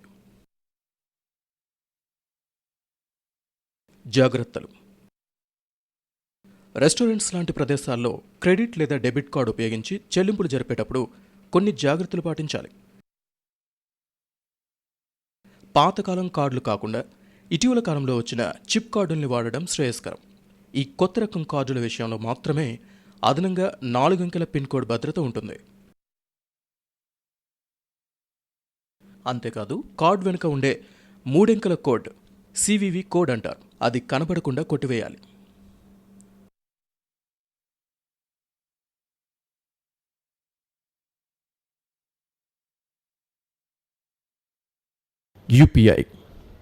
యూపీఐ అంటే యూనిఫైడ్ పేమెంట్ ఇంటర్ఫేస్. దీన్నే చిన్నగా చెప్పేటప్పుడు యూపీఐ అంటారు. ఇది అత్యంత ఆధునిక విధానం. దీనికి బ్యాంక్ పరిమితులు ఉండనే ఉండవు. ఏ బ్యాంకు నుంచి ఏ బ్యాంక్ అయినా సులువుగా క్షణాల్లో నగదు ట్రాన్స్ఫర్ అయిపోతుంది. అంతేకాదు, అకౌంట్ నెంబర్లు, బ్యాంక్ బ్రాంచ్ల ఐఎఫ్ఎస్సి కోడ్ నెంబర్లు ఏవి గుర్తుపెట్టుకోనక్కర్లేదు. కేవలం ఈమెయిల్ అడ్రస్ లాంటి ఒక చిన్న అడ్రస్ సాయంతో భారతదేశంలో ఏ బ్యాంక్ నుంచి ఏ బ్యాంక్ అయినా నగదును క్షణాల్లో ట్రాన్స్ఫర్ చేయొచ్చు. అయితే మనం వాడే బ్యాంక్ యూపీఐ ఎనేబుల్డ్ అయి ఉండాలి. అంటే యూపీఐ సదుపాయాన్ని కలిగి ఉండాలి. ప్రస్తుతం RBI, reserve bank of India ఈ యూపీఐ విధానాన్ని ఎంతో ప్రోత్సహిస్తోంది. అందువల్ల దాదాపు దేశంలోని ప్రతి ప్రముఖ బ్యాంకు యూపీఐ సదుపాయాల్ని తనలో ఇముడ్చుకుంటోంది. కాబట్టి ఇది అందరికీ అత్యంత అభిలషణీయమైన, సులభమైన విధానం అని చెప్పొచ్చు. ఎలా వాడాలి? ముందు చెప్పినట్టుగా యూపీఐ అన్నది బ్యాంకుల పరిమితులకి అతీతమైన ఓ విధానం. దేశంలోని ప్రముఖ బ్యాంకులు, వాటిలోని అకౌంట్లు అన్నీ దీంట్లో భాగస్వాములే. కాబట్టి మనకి ఏ బ్యాంకులో అకౌంట్ ఉన్నా దానికి ఒక వర్చువల్ పేమెంట్ అడ్రస్ ఏర్పాటు చేసుకుంటే చాలు. చెల్లింపులు చేయొచ్చు, పొందొచ్చు. ఇందుకోసం ఏదో ఒక మంచి బ్యాంకు తాలూకు యూపీఐ యాప్ని మన స్మార్ట్ ఫోన్లో ఇన్స్టాల్ చేసుకోవాలి. మన అకౌంట్ ఉన్న బ్యాంక్ తాలూకు వేరే బ్యాంక్ యూపీఐ యాప్ ఇన్స్టాల్ చేసుకున్నా పర్వాలేదు. అయితే సాధారణమైన బ్యాంక్ యాప్ కాకుండా యూపీఐ సౌకర్యం ఉన్న యాప్ ఇన్స్టాల్ చేసుకోవాలి. ఉదాహరణకి ఐసిఐసిఐ బ్యాంక్కి చెందిన ఐమొబైల్ యాప్లో యూపీఐ సౌకర్యాలు కూడా ఉన్నాయి. మీకు ఐసిఐసిఐ అకౌంట్ ఉంటే ఐమొబైల్ యాప్ ఇన్స్టాల్ చేసుకుంటే సరిపోతుంది. అయితే అనేక బ్యాంక్ అకౌంట్స్ని ఒకే చోటకి తెచ్చుకుని యూజ్ చేసుకోవాలంటే యూపీఐకే ప్రత్యేకమైన యాప్ దేన్నైనా ఇన్స్టాల్ చేసుకోవాలి. ఉదాహరణకి యూనియన్ బ్యాంక్ యూపీఐ అనే యాప్ ఇన్స్టాల్ చేసుకుంటే అందులోంచి మీకున్న అన్ని బ్యాంక్ అకౌంట్ల ద్వారాను లావాదేవీలు నడపవచ్చు. యాప్ ఇన్స్టాల్ చేసుకున్న తర్వాత ఏం చేయాలి? ముందుగా యాప్లో మన అకౌంట్లన్నీ జత చేయాలి. ఇందుకోసం బ్యాంక్ డెబిట్, ఏటీఎం కార్డు మీద ఉండే వివరాలు ఇవ్వాల్సి ఉంటుంది. అలాగే మన మొబైల్కి వచ్చిన ఓటీపీని యాప్లో ఎంటర్ చేయడం ద్వారా మన రిజిస్టర్డ్ మొబైల్ నంబర్ నిర్ధారణ చేయాల్సి ఉంటుంది. ఇలా చేశాక మన బ్యాంక్ అకౌంట్ ఆ యాప్లో చేరుతుంది. ఇలాగే ఒక యూపీఐ యాప్లో మనకున్న ఎన్ని బ్యాంక్ అకౌంట్లైనా యాడ్ చేసుకోవచ్చు. తర్వాత వర్చువల్ పేమెంట్ అడ్రస్ క్రియేట్ చేసుకోవాలి. ఒక్కో బ్యాంక్ అకౌంట్కి ఒక్కో వర్చువల్ పేమెంట్ అడ్రస్ క్రియేట్ చేసుకోవాల్సి ఉంటుంది. వర్చువల్ అడ్రస్ ఎలా ఉంటుందంటే name@bank name ఈ విధంగా ఉంటుంది. ఉదాహరణకి రవి అనే వ్యక్తికి ఐసిఐసిఐలో అకౌంట్ ఉందనుకుందాం. అతని వర్చువల్ అడ్రస్ ఈ విధంగా ఉంటుంది. ravi@ICICI. ఇంత సింపుల్గా ఉంటుంది. యూపీఐ యాప్ ద్వారా మీరు క్రియేట్ చేసుకునే ఈ వర్చువల్ పేమెంట్ అడ్రస్కి ఎవరైనా సులువుగా డబ్బు పంపొచ్చు. అలాగే మీరు కూడా ఇతర వర్చువల్ పేమెంట్ అడ్రస్ తెలిస్తే వారిది ఏ బ్యాంక్ అయినా కానీ సులువుగా డబ్బు పంపొచ్చు. ఒక బ్యాంక్ యూపీఐ యాప్లో మీరు మరో బ్యాంక్ అకౌంట్ని కూడా హాయిగా వాడుకోవచ్చు. అయితే మీరు ఏ బ్యాంక్ యూపీఐ యాప్ ఇన్స్టాల్ చేసుకుంటే మీ వర్చువల్ అడ్రస్లో చివరి భాగం ఆ బ్యాంక్ పేరు మీద ఉంటుంది. అంటే రవి అనే వ్యక్తి సౌత్ ఇండియన్ బ్యాంక్ తాలూకు యూపీఐ యాప్ వాడుతున్నారనుకోండి, అందులో అతను తన ఏ బ్యాంక్ అకౌంట్నైనా యాడ్ చేసుకోవచ్చు. కానీ అతను పెట్టుకున్న వర్చువల్ పేమెంట్ అడ్రస్ @SIB అని ఉంటుంది. లాభాలు: యూపీఐ అనేది బ్యాంకుల హద్దులు చెరిపేసే ఓ వినూత్న విధానం. దీంట్లో అన్ని బ్యాంక్ అకౌంట్లను ఒకే చోట వాడుకోవచ్చు. నంబర్లు గుర్తుపెట్టుకోవాల్సిన అవసరం లేకుండా కేవలం సులువైన అక్షరాల రూపంలోని అడ్రస్ల ద్వారా లావాదేవీలు చేయొచ్చు. అలాగే బార్కోడ్, క్యూఆర్ కోడ్లు స్కాన్ చేసి అతి సులువుగా పేమెంట్స్ చేయొచ్చు. అంతేకాదు, ఇందులో ఒక బ్యాంక్ అకౌంట్ నుంచి మరో బ్యాంక్ అకౌంట్కి నగదు పంపేటప్పుడు కనీస మాత్రంగా ఇంత ట్రాన్స్ఫర్ చేయాలని రూల్ ఏమీ ఉండదు. మరీ తక్కువ అమౌంట్స్ అంటే ₹8, ₹10 ఇలా అతి చిన్న అమౌంట్స్ కూడా సులువుగా ట్రాన్స్ఫర్ చేయొచ్చు. అంతేకాదు, వీటికి ట్రాన్స్ఫర్ ఫీజు కూడా ఏమీ ఉండదు. మీరు గనక యూపీఐ యాప్లు వాడడం నేర్చుకుంటే ఏ బ్యాంకు ఏ బ్రాంచ్ అన్న ఇబ్బంది లేకుండా నగదు లావాదేవీలు జరిపేయచ్చు. యూపీఐ అన్నది బ్యాంకులకి బ్రాంచులకి లోబడని ఓ ఏకీకృత విధానం. అందువల్ల ఒక బ్యాంకు నుంచి యూపీఐ యాప్ రిలీజ్ చేస్తే ఆ బ్యాంకులో మనకి అకౌంట్ లేకపోయినా ఆ బ్యాంక్ యూపీఐ యాప్ని మనం దర్జాగా వాడుకోవచ్చు. అయితే మనకి ఏ బ్యాంకులో అకౌంట్ ఉందో అందులో వాడుకోవడం కూడా మంచిదే. ఏదేమైనా పాపులర్ బ్యాంకులు అందించని యూపీఐ యాప్స్ వాడడం శ్రేయస్కరం కాదు.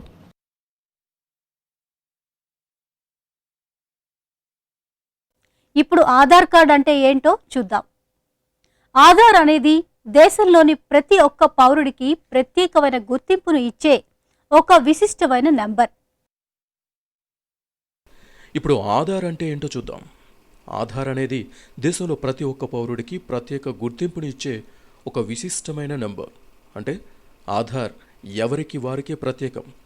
ఏ ఒక్కరూ 2 ఆధార్ నంబర్లు కలిగి ఉండరు. కలిగి ఉండడం నేరం.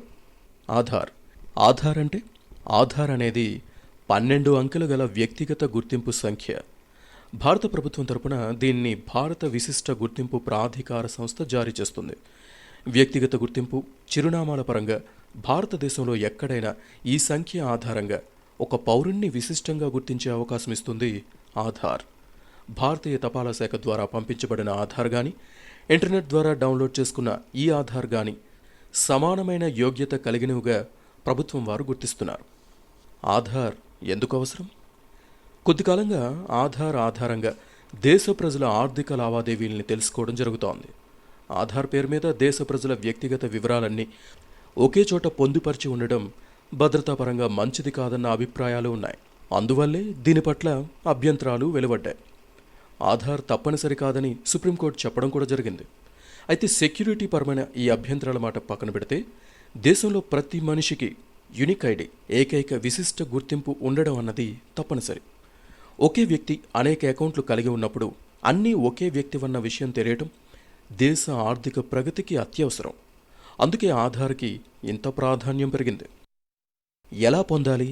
ఆధార్ నమోదు ఎన్రోల్మెంట్ ప్రక్రియకు ఆధార్ నమోదు ఎన్రోల్మెంట్ సెంటర్కు వెళ్ళి ఎన్రోల్ చేసుకోవచ్చు. ఈ సమయంలో డెమోగ్రాఫిక్ ఇంకా బయోమెట్రిక్ డేటా క్యాప్చర్ చేస్తారు.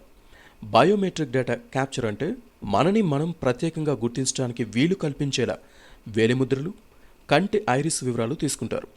వీటితో పాటు ఐడెంటిటీ గుర్తింపు మరియు అడ్రస్ చిరునామా డాక్యుమెంట్లు కూడా ఇవ్వాల్సి ఉంటుంది. నమోదు ప్రక్రియ పూర్తయ్యాక సేకరించిన వివరాల్ని సూపర్వైజర్లు పరిశీలిస్తారు. ఎక్కడైనా తప్పులను సరిచేయాల్సిన అవసరం కలిగితే వాటిని సరిచేస్తారు. ఆధార్కు దరఖాస్తు చేసుకున్న తర్వాత మన దరఖాస్తు ఏ స్థితిలో ఉందో ఎప్పటికప్పుడు ఆన్లైన్ ద్వారా చెక్ చేసుకోవచ్చు. ఇందుకోసం మనకి ఓ తాత్కాలిక ఎన్రోల్మెంట్ ఐడి ఇస్తారు. ఇది ఒక 14 అంకెల సంఖ్య. దీన్ని మనం వెబ్సైట్లో https://uid.net/web/resident/check-other-status ఇచ్చి మన ఆధార్ స్థితిని తెలుసుకోవచ్చు. అంతేకాదు మన ఆధార్ కార్డ్ సిద్ధమైతే తపాలా ద్వారా అది మనకి చేరేలోపే ఇంటర్నెట్ ద్వారా ఈ ఆధార్ కార్డుని https://eida.uida.gov.in/వెబ్సైట్ నుంచి డౌన్లోడ్ చేసుకోవచ్చు. ధృవీకరణ పత్రాలు లేకపోతే ఒక కుటుంబంలోని ఒక వ్యక్తి ప్రమాణ గుర్తింపు ధృవీకరణ పత్రాలు కలిగి ఉండకపోయినప్పటికీ తమ కుటుంబ ధృవీకరణ పత్రంలో తన పేరున్నట్లయితే ఆధార్ కోసం నమోదు చేసుకోవచ్చు. ఇలాంటి సందర్భంలో కుటుంబ యజమాని వ్యక్తిగత గుర్తింపు మరియు చిరునామా ధృవీకరణ పత్రాలతో మొదటిగా ఆధార్ కోసం నమోదు చేసుకోవాలి. తర్వాత ఆ యజమాని తన కుటుంబంలోని ఇతరుల్ని పరిచయం చేసి వారి ప్రత్యేక ఆధార్ నంబర్లు వారు పొందేలా చేయొచ్చు. లాభాలు. ఆధార్ ఇప్పుడు అన్నిటికీ ఆధారంగా మారుతోంది. మొదట్లో కేవలం వంట గ్యాస్ సబ్సిడీ పొందేందుకు ఆధార్ కార్డు అత్యవసరం అనేవారు. కానీ ఇప్పుడు ప్రతి ఆర్థిక లావాదేవీ ఆధార్తో ముడిపడుతోంది. ప్రభుత్వ, ప్రైవేట్ రంగాలకు చెందిన ఎన్నో సంస్థలు ఆధార్ కార్డుల ద్వారానే వినియోగదారులను గుర్తించి సేవలు అందిస్తున్నాయి. జాగ్రత్తలు. ప్రజల ఆధార్ కార్డుల వివరాలు అంటే వారి వ్యక్తిగతమైన ఎన్నో వివరాలు ఇప్పుడు ఆన్లైన్ డేటాబేస్ లభ్యం. అందువల్ల అక్కడి నుంచే అనేక పనులు చేసుకోవడం సులువవుతోంది. కానీ ఆన్లైన్ డేటాబేస్లో ఉన్న మన ఆధార్ కార్డు వివరాలను, బయోమెట్రిక్ డేటాను ఎవరు పడితే వారు సులువుగా పొందడం క్షేమకరం కాదు. అలా అందరికీ మీ వివరాలు అందుబాటులో లేకుండా ఉండాలంటే మీ ఆధార్ కార్డు వివరాలను లాక్ చేసుకోవాలి. ఇందుకోసం ఇలా చేయండి. https://uida.gov.in/bats/ వెబ్సైట్లోకి వెళ్ళండి. కింద ఆధార్ సర్వీసెస్ అనే విభాగంలోకి వెళ్ళండి. లాక్/అన్లాక్ బయోమెట్రిక్స్ అనే ఆప్షన్ని క్లిక్ చేయండి. తర్వాత ఒక విండో కనిపిస్తుంది. ఇందులో మీ 12 అంకెల ఆధార్ నంబర్ను కింద ఉండే సెక్యూరిటీ కోడ్ను ఎంటర్ చేసి జనరేట్ ఓటీపీ బటన్ను ప్రెస్ చేయండి. మీ రిజిస్టర్ మొబైల్ నంబర్కు ఓటీపీ అంటే వన్ టైం పాస్వర్డ్ వస్తుంది. అక్కడే కింద ఇచ్చిన బాక్స్లో ఆ ఓటీపీని ఎంటర్ చేసి వెరిఫై చేయనియాలి. తర్వాత మరో స్క్రీన్ ఓపెన్ అవుతుంది. అందులో కూడా సెక్యూరిటీ కోడ్ని ఎంటర్ చేసి కింద ఉండే ఎనేబుల్ అనే బటన్ క్లిక్ చేయాలి. ఇలా చేస్తే మీ ఆధార్ నంబర్కు చెందిన బయోమెట్రిక్ డేటా లాక్ అవుతుంది. ఎవరు పడితే వారు మీ ఆధార్ కార్డు వివరాలను తీసుకునేందుకు వీలుండదు. చూశారు కదా ఆధార్ కార్డ్ ఎంత ముఖ్యమైన విషయాలో. అలాగే వీటి ఉపయోగాలు కూడా తెలుసుకున్నారు కదా. మరి ఇప్పుడే మీ ఆర్థిక లావాదేవీలన్నింటినీ స్పష్టంగా నిర్వహించుకునేందుకు ఆధార్ కార్డ్ కోసం దరఖాస్తు చేయండి. దేశ ప్రగతికి మీ చేయూతనందించండి.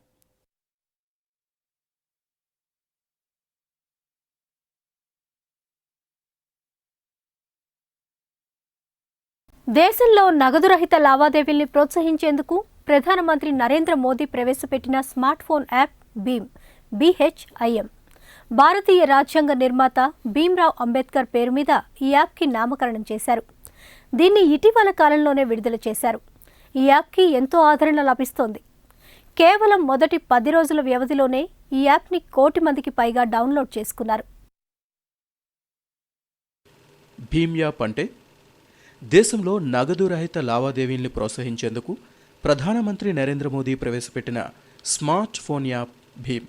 దీని స్పెల్లింగ్ BHIM. భీమ్ భారతీయ రాజ్యాంగ నిర్మాత డాక్టర్ భీమ్రావ్ అంబేద్కర్ పేరు మీద ఈ యాప్కి నామకరణం చేశారు. దీనిని ఇటీవల కాలంలోనే విడుదల చేశారు. ఈ యాప్కి ఎంతో ఆదరణ లభిస్తోంది.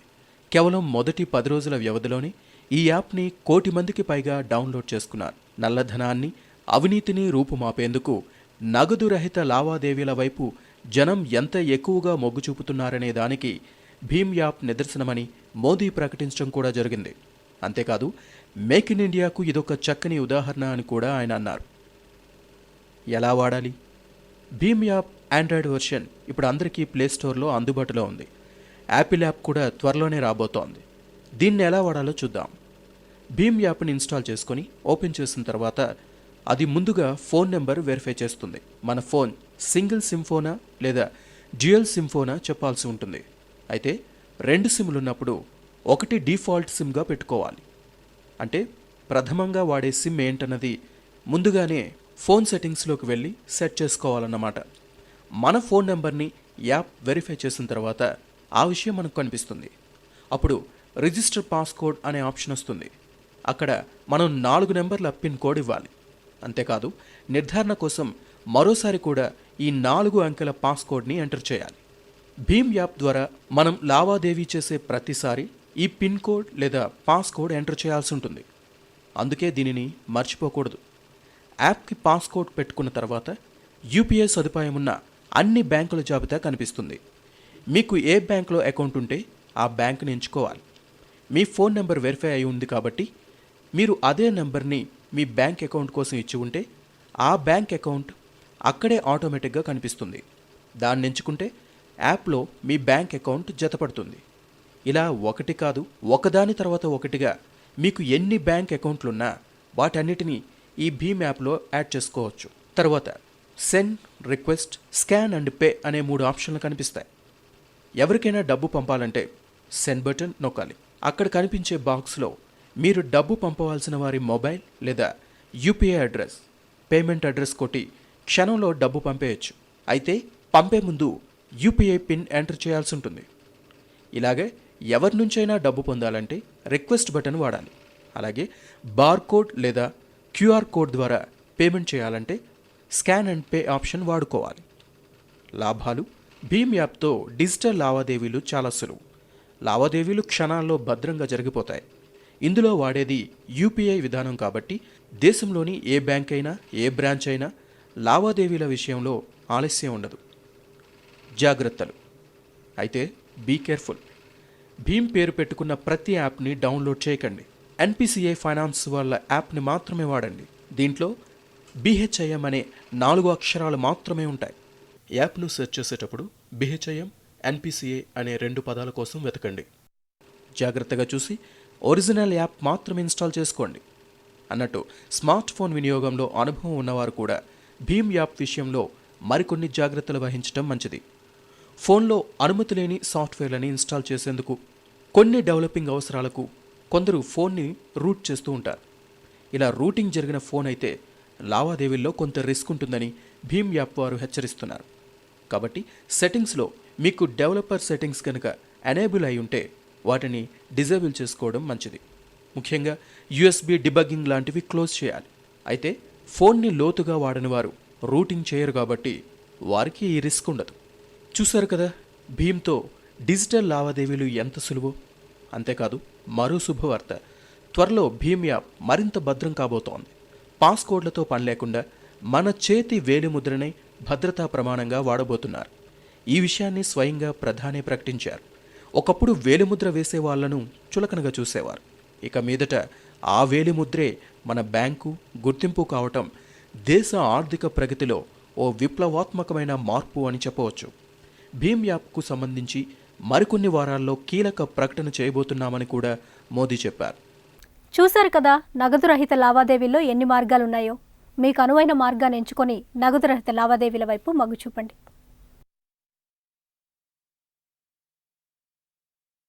నోట్ల రద్దు జరిగిన తరువాత ఈ మధ్య కాలంలో మనం బాగా వింటున్న పదం ఈ వాలెట్. ఇప్పుడు ఈ వాలెట్ అంటే ఏంటో తెలుసుకుందాం. ఈ వ్యాలెట్ అంటే ఎలక్ట్రానిక్ వ్యాలెట్. దీన్నే షార్ట్కట్లో ఈ వ్యాలెట్ అంటారు. దీన్నే డిజిటల్ వ్యాలెట్ అని కూడా అనొచ్చు. కరెన్సీ నాణ్యాలు, నోట్లతో పని లేకుండానే ఎలక్ట్రానిక్ మార్గంలో వస్తువులు కొనడానికి, నగదు చెల్లింపులు చేయడానికి ఈ వ్యాలెట్ని ఉపయోగిస్తారు. ప్రస్తుతం జనం ఎక్కువగా వాడుతున్న పేటీఎం మాత్రమే కాదు, మరెన్నో సంస్థలు ఇలాంటి ఈ వ్యాలెట్ సౌకర్యాన్ని అందిస్తున్నాయి. నోట్ల రద్దు సంక్షోభం కారణంగా నగదు రహిత లావాదేవీల్ని ప్రోత్సహించే దిశగా ఇప్పుడు కృషి సాగుతోంది. ప్రస్తుతం భారతదేశంలో పేరు పొందిన కొన్ని డిజిటల్ వ్యాలెట్స్ ఇవి: Airtel Money, Citi Master Pass, Citrus Pay, Easy Tap, Freecharge, HDFC PayZapp, ICICI Pockets, Jio Money, Juspay, Lime, MobiKwik, Momoe Express, Money on Mobile, mSwipe, Ola Money, Oxigen, payment, Paytm, PayU Money, State Bank Birdie.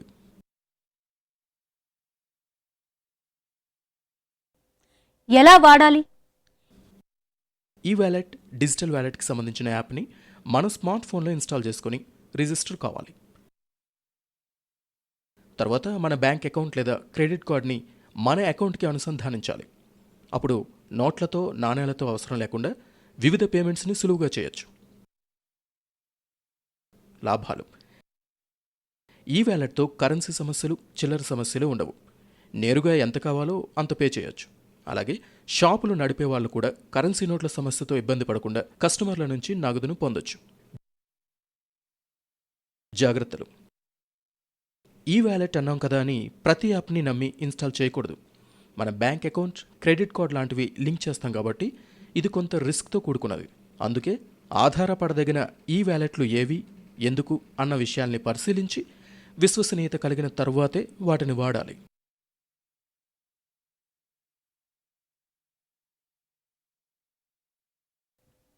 ఈ wallets వచ్చాక చూసారా, నగదు చెల్లింపు ఎంత easy అయిపోయిందో. అయితే ఒక్క మాట, ముందు చెప్పినట్టుగా కనిపించిన ప్రతి ఈ వాలెట్ని నమ్మేయకూడదు. స్టాండర్డ్గా ఉన్న వాటిని, హై సెక్యూరిటీ పద్ధతులు పాటించే వాటిని మాత్రమే నమ్మడం మంచిది. ఏ ఈ వాలెట్స్ మంచివో ఎలా తెలుస్తుంది అంటారా? దీనికి ప్రత్యేకమైన రూల్స్ ఏమీ లేవు. ఒక చిట్ ఫండ్ కంపెనీని నమ్మి డబ్బు వేసేటప్పుడు ఎన్ని జాగ్రత్తలు తీసుకుంటామో, దాని గురించి ఎంత వాకపు చేస్తామో, అలాగే ఒక ఈ వాలెట్కి మన అకౌంట్స్కి, కార్డ్స్కి అనుసంధానం చేసేటప్పుడు అంతే జాగ్రత్త తీసుకోవాలి.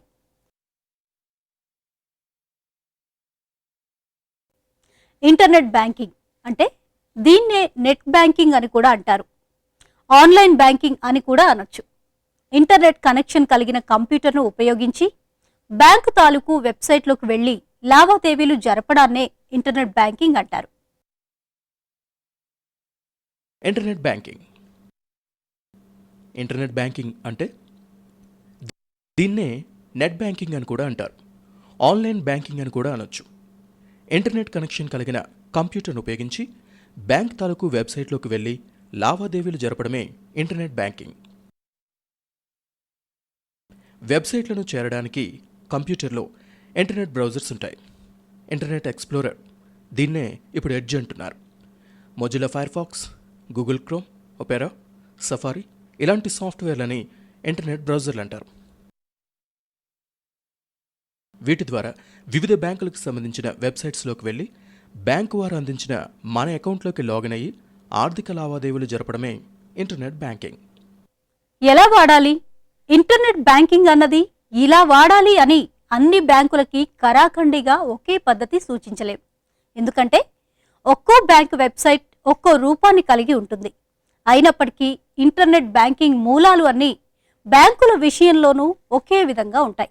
మనకి ఒక బ్యాంకులో అకౌంట్ తీసుకున్నప్పుడే ఇంటర్నెట్ బ్యాంకింగ్ సౌకర్యం కూడా కావాలని ఆ ఆప్షన్ను కూడా ఎంచుకోవాలి. ఒకవేళ అకౌంట్ తీసుకున్నప్పుడు అది ఎంచుకోకపోతే తర్వాత అయినా దాన్ని యాక్టివేట్ చేయమని బ్యాంకును కోరచ్చు. కొన్ని బ్యాంకులు మనం అడగకపోయినా అకౌంట్ ఇచ్చినప్పుడే ఇంటర్నెట్ బ్యాంకింగ్ సౌకర్యాన్ని కూడా ఇచ్చేస్తాయి. పద్ధతి ఏదైనప్పటికీ బ్యాంకుకు సంబంధించిన వెబ్సైట్లోకి లాగిన్ కావడానికి మనకి ఒక యూజర్ నేమ్, ఒక పాస్వర్డ్ అవసరమవుతాయి. భద్రత కోసం మన బ్యాంక్ అకౌంట్కి అనుసంధానించిన మన మొబైల్ నెంబర్, దీన్ని RMN రిజిస్టర్ మొబైల్ నెంబర్ అంటారు. దీనికి ఒక OTP, వన్ టైం పాస్వర్డ్ కూడా వస్తుంది. అది ఎంటర్ చేయగానే మన అకౌంట్లోకి లాగిన్ అయి లావాదేవీలు చేసుకోవచ్చు. లాభాలు: ఇంటర్నెట్ బ్యాంకింగ్లో మన అకౌంట్ నుంచి మరో అకౌంట్కి డబ్బు ట్రాన్స్ఫర్ చేయటం, ఫోన్ బిల్, కరెంట్ బిల్ లాంటివి చెల్లించడం, phone, DTH, data card recharge చేసుకోవడం, ఇలాంటివన్నీ చాలా సులువుగా చేసుకోవచ్చు. జాగ్రత్తలు: మన బ్యాంకింగ్ పాస్వర్డ్, యూజర్ నేమ్ ఎవరికి వెల్లడి చేయకూడదు. అలాగే మనం మొబైల్లో అందుకునే OTP, వన్ టైం పాస్వర్డ్ కూడా ఎవరికి వెల్లడి చేయకూడదు. ఆఖరికి బ్యాంకు నుంచి కాల్ చేస్తున్నామని చెప్పినా వీటిని చెప్పకూడదు. ఎందుకంటే కొందరు మోసగాళ్ళు బ్యాంకు పేరు చెప్పి మన అకౌంట్ వివరాలు తెలుసుకునే ప్రయత్నం చేస్తుంటారు. నిజానికి ఏ బ్యాంక్ వారైనా ఎప్పుడూ అకౌంట్ పాస్వర్డ్ చెప్పమని, OTP చెప్పమని కస్టమర్లని కోరరు. అది నేరం కూడా. ఈ విషయం గుర్తుపెట్టుకుని మన పాస్వర్డ్స్ని వెల్లడి చేయకుండా భద్రంగా ఉంచుకోవాలి. పాస్వర్డ్ మర్చిపోతే? బ్యాంక్ అకౌంట్ పాస్వర్డ్ మర్చిపోకూడదు. మర్చిపోయి తప్పుగా పాస్వర్డ్ కొడితే భద్రత కోసం మన ఆన్లైన్ అకౌంట్ని బ్యాంక్ వాళ్ళే బ్లాక్ చేస్తారు. తర్వాత బ్యాంకును సంప్రదించి మన వివరాలు అందించాలి. అభ్యర్థించింది సరైన వ్యక్తే అని నిర్ధారణ చేసుకున్నాక బ్యాంకు వాళ్ళు మళ్ళీ మన ఆన్లైన్ అకౌంట్ని పునరుద్ధరిస్తారు. భద్రత కోసం కొన్ని నెలల తర్వాత పాస్వర్డ్ మార్చుకోమని కొన్ని బ్యాంకులు కోరతాయి. అలాంటప్పుడు పాత పాస్వర్డ్ స్థానంలో కొత్తది ఏర్పాటు చేసుకోవాల్సి ఉంటుంది. అయితే యూజర్ నేమ్ని తరచుగా మార్చుకోవాల్సిన అవసరం లేదు.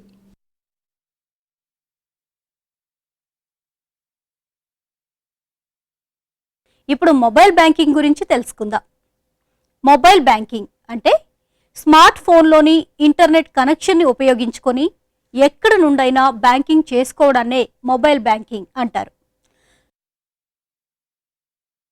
Mobile banking. మొబైల్ బ్యాంకింగ్ అంటే స్మార్ట్ ఫోన్లోని ఇంటర్నెట్ కనెక్షన్ ఉపయోగించుకుని ఎక్కడి నుంచైనా బ్యాంకింగ్ చేసుకోవడమే మొబైల్ బ్యాంకింగ్ అంటే. ఇప్పుడు స్మార్ట్ ఫోన్స్ అందరి చేతుల్లోనూ ఉంటున్నాయి. డేటా కనెక్షన్స్ కలిగి ఉండడం ద్వారా నిత్యం ఇంటర్నెట్కి అనుసంధానమై ఉండే అవకాశం ఉంటుంది. అందువల్ల మొబైల్ బ్యాంకింగ్ అనేది అందరికీ ఎంతో సులువైన, అనువైన పద్ధతి. మొబైల్ ద్వారా చేసే ఆన్లైన్ బ్యాంకింగ్ రెండు విధానాలని చెప్పుకోవచ్చు. కంప్యూటర్ ద్వారా చేసే ఇంటర్నెట్ బ్యాంకింగ్ మాదిరిగానే మన స్మార్ట్ మొబైల్ ఫోన్లోని ఇంటర్నెట్ బ్రౌజర్స్ ద్వారా లావాదేవీలు చేయటం మొదటి పద్ధతి. రెండో పద్ధతి యాప్ ఇన్స్టాల్ చేసుకుని దాని ద్వారా లావాదేవీలు చేయటం. స్మార్ట్ ఫోన్ ఉన్నాక దాంట్లో ఇంటర్నెట్ కనెక్షన్ ఉంటే దాంట్లో బ్యాంక్ తాలూకు యాప్ని ఇన్స్టాల్ చేసుకుని దాని ద్వారా లావాదేవీలు చేసుకోవడం సులువు. నిజానికి స్మార్ట్ ఫోన్లో కూడా కంప్యూటర్లో మాదిరిగా ఇంటర్నెట్ బ్రౌజర్ ఉంటుంది. అక్కడ స్క్రీన్ చిన్నది కాబట్టి బ్రౌజర్ ద్వారా లావాదేవీలు చేసుకోవడం అంత సౌకర్యవంతం కాదు. దానికోసం యాప్ సిద్ధంగా ఉంటుంది కాబట్టి దాంతో పనులు చేసుకోవడం చాలా సులువు. అందుకే మొబైల్ బ్యాంకింగ్ అనగానే ఇప్పుడు మొబైల్ యాప్ ద్వారా లావాదేవీలు చేసుకోవడం అనే అర్థం స్థిరపడిపోయింది. ఎలా వాడాలి? చేతిలో స్మార్ట్ ఫోన్, అందులోని సిమ్ కార్డ్కి డేటా కనెక్షన్ ఉంటే ఎవరైనా ఎక్కడి నుంచైనా మొబైల్ బ్యాంకింగ్ చేసుకోవచ్చు. మొబైల్ బ్యాంకింగ్ వాడాలంటే కంప్యూటర్ ద్వారా చేసే ఇంటర్నెట్ బ్యాంకింగ్ విషయంలో చేసినట్టుగానే మనం అకౌంట్ కలిగి ఉన్న బ్యాంకు నుంచి ముందుగా మొబైల్ బ్యాంకింగ్ కోసం పర్మిషన్ తీసుకోవాల్సి ఉంటుంది. బ్యాంకులో అకౌంట్ తీసుకునేటప్పుడే మొబైల్ బ్యాంకింగ్ ఆప్షన్ కూడా ఎంచుకోవచ్చు.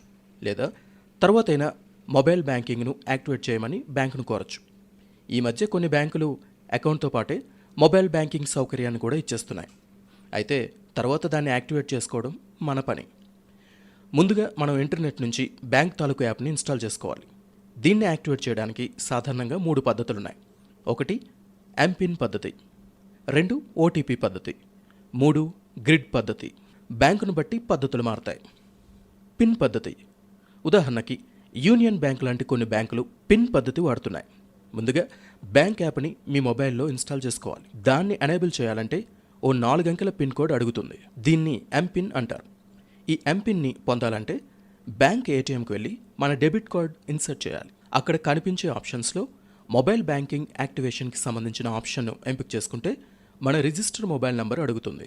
అది ఇస్తే ఆ మొబైల్ని నిర్ధారించుకున్న తర్వాత ఎంపిన్ ప్రింట్ అవుతుంది. ఈ ఎంపిన్ అనేది బ్యాంక్ యాప్ని యాక్టివేట్ చేసుకోవడానికే కాదు, మొబైల్ యాప్ ద్వారా లావాదేవీలు చేసేటప్పుడు కూడా దీన్ని వాడాల్సి ఉంటుంది. ఒక్కసారి యాప్ యాక్టివేట్ అయిందంటే ఆ తర్వాత బ్యాంకు వాళ్ళు ఇచ్చిన ఎంపిన్ను మార్చుకొని దాని స్థానంలో మనకి నచ్చిన 4 అంకెల పిన్ని పెట్టుకొని కొత్త ఎంపిన్ని ఏర్పాటు చేసుకోవచ్చు. ఓటీపీ పద్ధతి, స్మార్ట్ ఫోన్లో బ్యాంక్ యాప్ ఇన్స్టాల్ చేసుకున్న తర్వాత మన రిజిస్టర్డ్ మొబైల్ నెంబర్ ఆర్ఎంఎన్కి ఒక 1 టైం పాస్వర్డ్ పంపుతారు. దాన్ని ఎంటర్ చేయడం ద్వారా మనమే సరైన కస్టమర్ అని నిర్ధారణ చేస్తాం. అప్పుడు మొబైల్ బ్యాంకింగ్ యాక్టివేట్ అవుతుంది. గ్రిడ్ పద్ధతి, దీన్ని ఐసిఐసిఐ లాంటి బ్యాంక్ వాళ్ళు వాడుతున్నారు. బ్యాంక్ యాప్ ఇన్స్టాల్ చేసిన తర్వాత దాన్ని ఎనేబుల్ చేయాలంటే బ్యాంకు వాళ్ళు 3 గ్రిడ్ నెంబర్లు ఎంటర్ చేయాల్సి ఉంటుంది. గ్రిడ్ నెంబర్స్ అంటే గళ్లలో ఇచ్చిన అంకెలన్నమాట. బ్యాంకు వాళ్ళు మనకిచ్చిన ఏటీఎం కార్డ్, డెబిట్ కార్డ్ వెనుక ఈ గ్రిడ్ ఉంటుంది. ఈ గ్రిడ్లో A B C D, E F, G H, I J, K L, M N, O P ఇలా అక్షరాలు ఉంటాయి. ఒక్కో అక్షరానికి ఒక్కో నెంబర్ ఉంటుంది. ఉదాహరణకి A07, B45, C27 ఇలా మన యాప్ ఎనేబుల్ చేయడానికి బ్యాంకు వాళ్ళు ఈ గ్రిడ్లోంచి ఏవో 3 అక్షరాలు అడుగుతారు. ఆ అక్షరాలకి సంబంధించిన నెంబర్స్ మనం ఎంటర్ చేస్తే యాప్ ఎనేబుల్ అవుతుంది. ఆ అకౌంట్ కలిగిన మన బ్యాంక్ అకౌంట్ తాలూకు డెబిట్ కార్డ్ మన దగ్గర మాత్రమే ఉంటుంది కాబట్టి మనకి మాత్రమే గ్రిడ్ నెంబర్స్ ఏంటనేది తెలిసే అవకాశం ఉంది. అందుకే భద్రత కోసం ఈ గ్రిడ్ పద్ధతి ఎంతో భద్రమైనది. ఎనేబుల్ అయ్యాక మనం ఎక్కడి నుంచైనా అతి సులువుగా బ్యాంకింగ్ చేసుకోవచ్చు. మన బ్యాంక్ కస్టమర్లకే కాకుండా ఇతర బ్యాంకుల్ని వాడేవారి అకౌంట్లకు కూడా డబ్బుని సులువుగా పంపొచ్చు. దీనికి NEFT, RTGS, IMPS, MMID, UPI అనే పద్ధతులున్నాయి. NEFT, national electronic funds transfer. ఇది 2005 నుంచి అమల్లో ఉన్న ఒక రకమైన ఫండ్స్ ట్రాన్స్ఫర్. ఒక బ్యాంక్ నుంచి మరో బ్యాంక్కి ఎలక్ట్రానిక్ పద్ధతిలో నగదు పంపడానికి దీన్ని ఉపయోగిస్తారు. అయితే ఆదివారాల్లోనూ బ్యాంక్ సెలవు దినాల్లోనూ ఇది పనిచేయదు. అలాగే వర్కింగ్ రోజుల్లో కూడా ఉదయం నుంచి సాయంత్రం వరకు మాత్రమే నెఫ్ట్ అందుబాటులో ఉంటుంది. అయితే ఏ బ్యాంకు నుంచి ఏ బ్యాంక్ అయినా సులువుగా డబ్బు పంపడానికి ఇది ఎంతో భద్రమైన పద్ధతి. సూచన: మొబైల్ బ్యాంకింగ్ ద్వారా నెఫ్ట్ పద్ధతిలో నగదు పంపేటప్పుడు ఆ సమయంలో నెఫ్ట్ అందుబాటులో లేకపోయినా మనం ట్రాన్స్ఫర్ చేయకుండా ఆగిపోవాల్సిన పనిలేదు. నెఫ్ట్ అందుబాటులోకి రాగానే పంపమని షెడ్యూల్ చేయొచ్చు.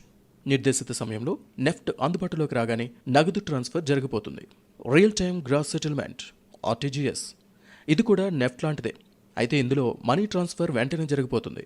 మన దేశంలో ఆర్టీజీఎస్ని పెద్ద మొత్తాల ట్రాన్స్ఫర్ కోసం వాడతారు. 2 లక్షల రూపాయలు ఆ పై మొత్తాన్ని మాత్రమే ఆర్టీజీఎస్ ద్వారా పంపగలం. Immediate payment service, IMPS. ఇందులో మనీ ట్రాన్స్ఫర్ వెంటనే జరిగిపోతుంది.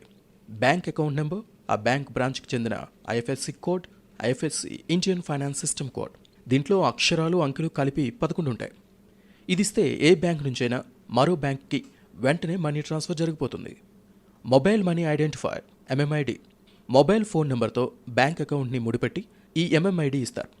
ఎంఎంఐడిలో 7 అంకెలుంటాయి. మొబైల్ నెంబర్ని ఈ 7 అంకెల ఎంఎంఐడిని ఇస్తే చాలు, ఏ బ్యాంకు నుంచైనా మరో బ్యాంక్కి నగదు బదిలీ వెంటనే జరిగిపోతుంది. Unified payment interface, UPI. ఇది అత్యంత ఆధునిక విధానం. నోట్ల రద్దు తర్వాత ఆర్బీఐ ఈ యూపీఐ విధానానికి ఎంతో ప్రోత్సాహమిస్తోంది. నంబర్లతో, కోడ్స్తో పని లేకుండా కేవలం చిన్న అడ్రస్ లాంటి పేరు సాయంతో మనీ ట్రాన్స్ఫర్ చేసుకోవడం దీంట్లో సాధ్యం. ఈ పద్ధతి కూడా ఇన్స్టెంట్ పద్ధతి, అంటే నగదు బదిలీ క్షణాల్లో జరిగిపోతుంది. యూపీఐ గురించి మరింత వివరంగా యూపీఐ సెక్షన్లో ఇవ్వడం జరిగింది. లాభాలు: మొబైల్ బ్యాంకింగ్ ద్వారా సులువుగా ఇతరులకి డబ్బు పంపొచ్చు, ఇతరుల నుంచి డబ్బు పొందొచ్చు. ఇంకా ఎన్నో పనులు చేయొచ్చు. అకౌంట్లోని సొమ్ముని చెక్ చేసుకోవచ్చు, బ్యాంక్ స్టేట్మెంట్ చూసుకోవచ్చు, చెక్ బుక్ ఆర్డర్ చేయొచ్చు. అంతేకాదు బిల్లులు, ట్యాక్సులు అక్కడి నుంచే పే చేయొచ్చు. అలాగే mobile phone, DTH, data card లాంటివి అక్కడి నుంచే రీఛార్జ్ చేసుకోవచ్చు. జాగ్రత్తలు: మొబైల్ బ్యాంకింగ్ చేయాలంటే స్మార్ట్ ఫోన్కి ఇంటర్నెట్ సౌకర్యం తప్పనిసరి. స్మార్ట్ ఫోన్లో ఇంటర్నెట్ని రకరకాలుగా పొందొచ్చు. వైర్లెస్ ఫిడిలిటీ ఇంటర్నెట్ కనెక్షన్, దీన్నే వైఫై అంటారు. ఫోన్ కాల్స్ మరియు డేటా కోసం వాడే సిమ్ కార్డ్ ఆధారిత డేటా కనెక్షన్, కేవలం డేటా కోసమే ప్రత్యేకించిన డేటా కార్డ్ కనెక్షన్.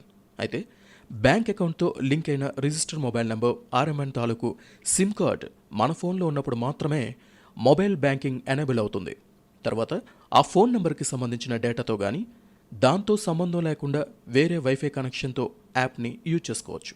అయితే యాప్ ఎనేబుల్ చేసే వరకు మాత్రం మన ఫోన్లో రిజిస్టర్ మొబైల్ నంబర్ ఆర్ఎంఎన్ తాలూకు సిమ్ కార్డ్ ఉండడం తప్పనిసరి. అంతేకాదు మనకి వైఫై కనెక్షన్ లేనప్పుడు సిమ్ కార్డ్ డేటాతో యాప్ని యూజ్ చేసేటప్పుడు రిజిస్టర్ మొబైల్ నంబర్ తాలూకు సిమ్ కార్డ్నే యూజ్ చేయడం అవసరం. బ్యాంకుల వాళ్ళు మనం ఆర్థిక లావాదేవీలు జరిపే సమయంలో భద్రత కోసం ఎంపిన్ లేదా డెబిట్ కార్డు వెనుక ఉన్న గ్రిడ్ నెంబర్స్ అడుగుతారు. ఇవి ఇతరులకి తెలియకుండా మనం జాగ్రత్త పడాలి. చూశారుగా మొబైల్ బ్యాంకింగ్కి ఎంత సౌకర్యవంతమో. మొదట్లో కష్టం అనిపించవచ్చేమో గానీ ఒక్కసారి మొబైల్ బ్యాంకింగ్కి అలవాటు పడితే ఆ తర్వాత బ్యాంకు పనులన్నీ సులువైపోతాయి. ఎంతో శ్రమ, సమయం ఆదా అవుతాయి. పాన్ కార్డ్ లేని వాళ్ళు ఇప్పటికీ ఎంతో మంది దేశంలో ఉన్నారు. అసలు పాన్ కార్డ్ అంటే ఏంటో అవగాహన లేని వాళ్ళు కూడా ఎంతో మంది ఉండడం బాధాకరమైన విషయం. ఆదాయపు పన్ను చెల్లింపు వివరాల్ని దాఖలు చేయడానికి పాన్ అతి ముఖ్యమైనదే. అయితే అసలు పాన్ కార్డుల గురించి ప్రాథమిక సమాచారాన్ని ఇప్పుడు తెలుసుకుందాం. PAN pan, permanent account number అన్నదానికి చిన్న రూపం ఇది. దీని గురించి ప్రాథమికమైన వివరాలు ఇప్పుడు చూద్దాం. పాన్ కార్డ్ అంటే పర్మనెంట్ అకౌంట్ నెంబర్, అంటే శాశ్వత ఖాతా సంఖ్య. దీన్నే షార్ట్కట్లో పాన్ అంటారు.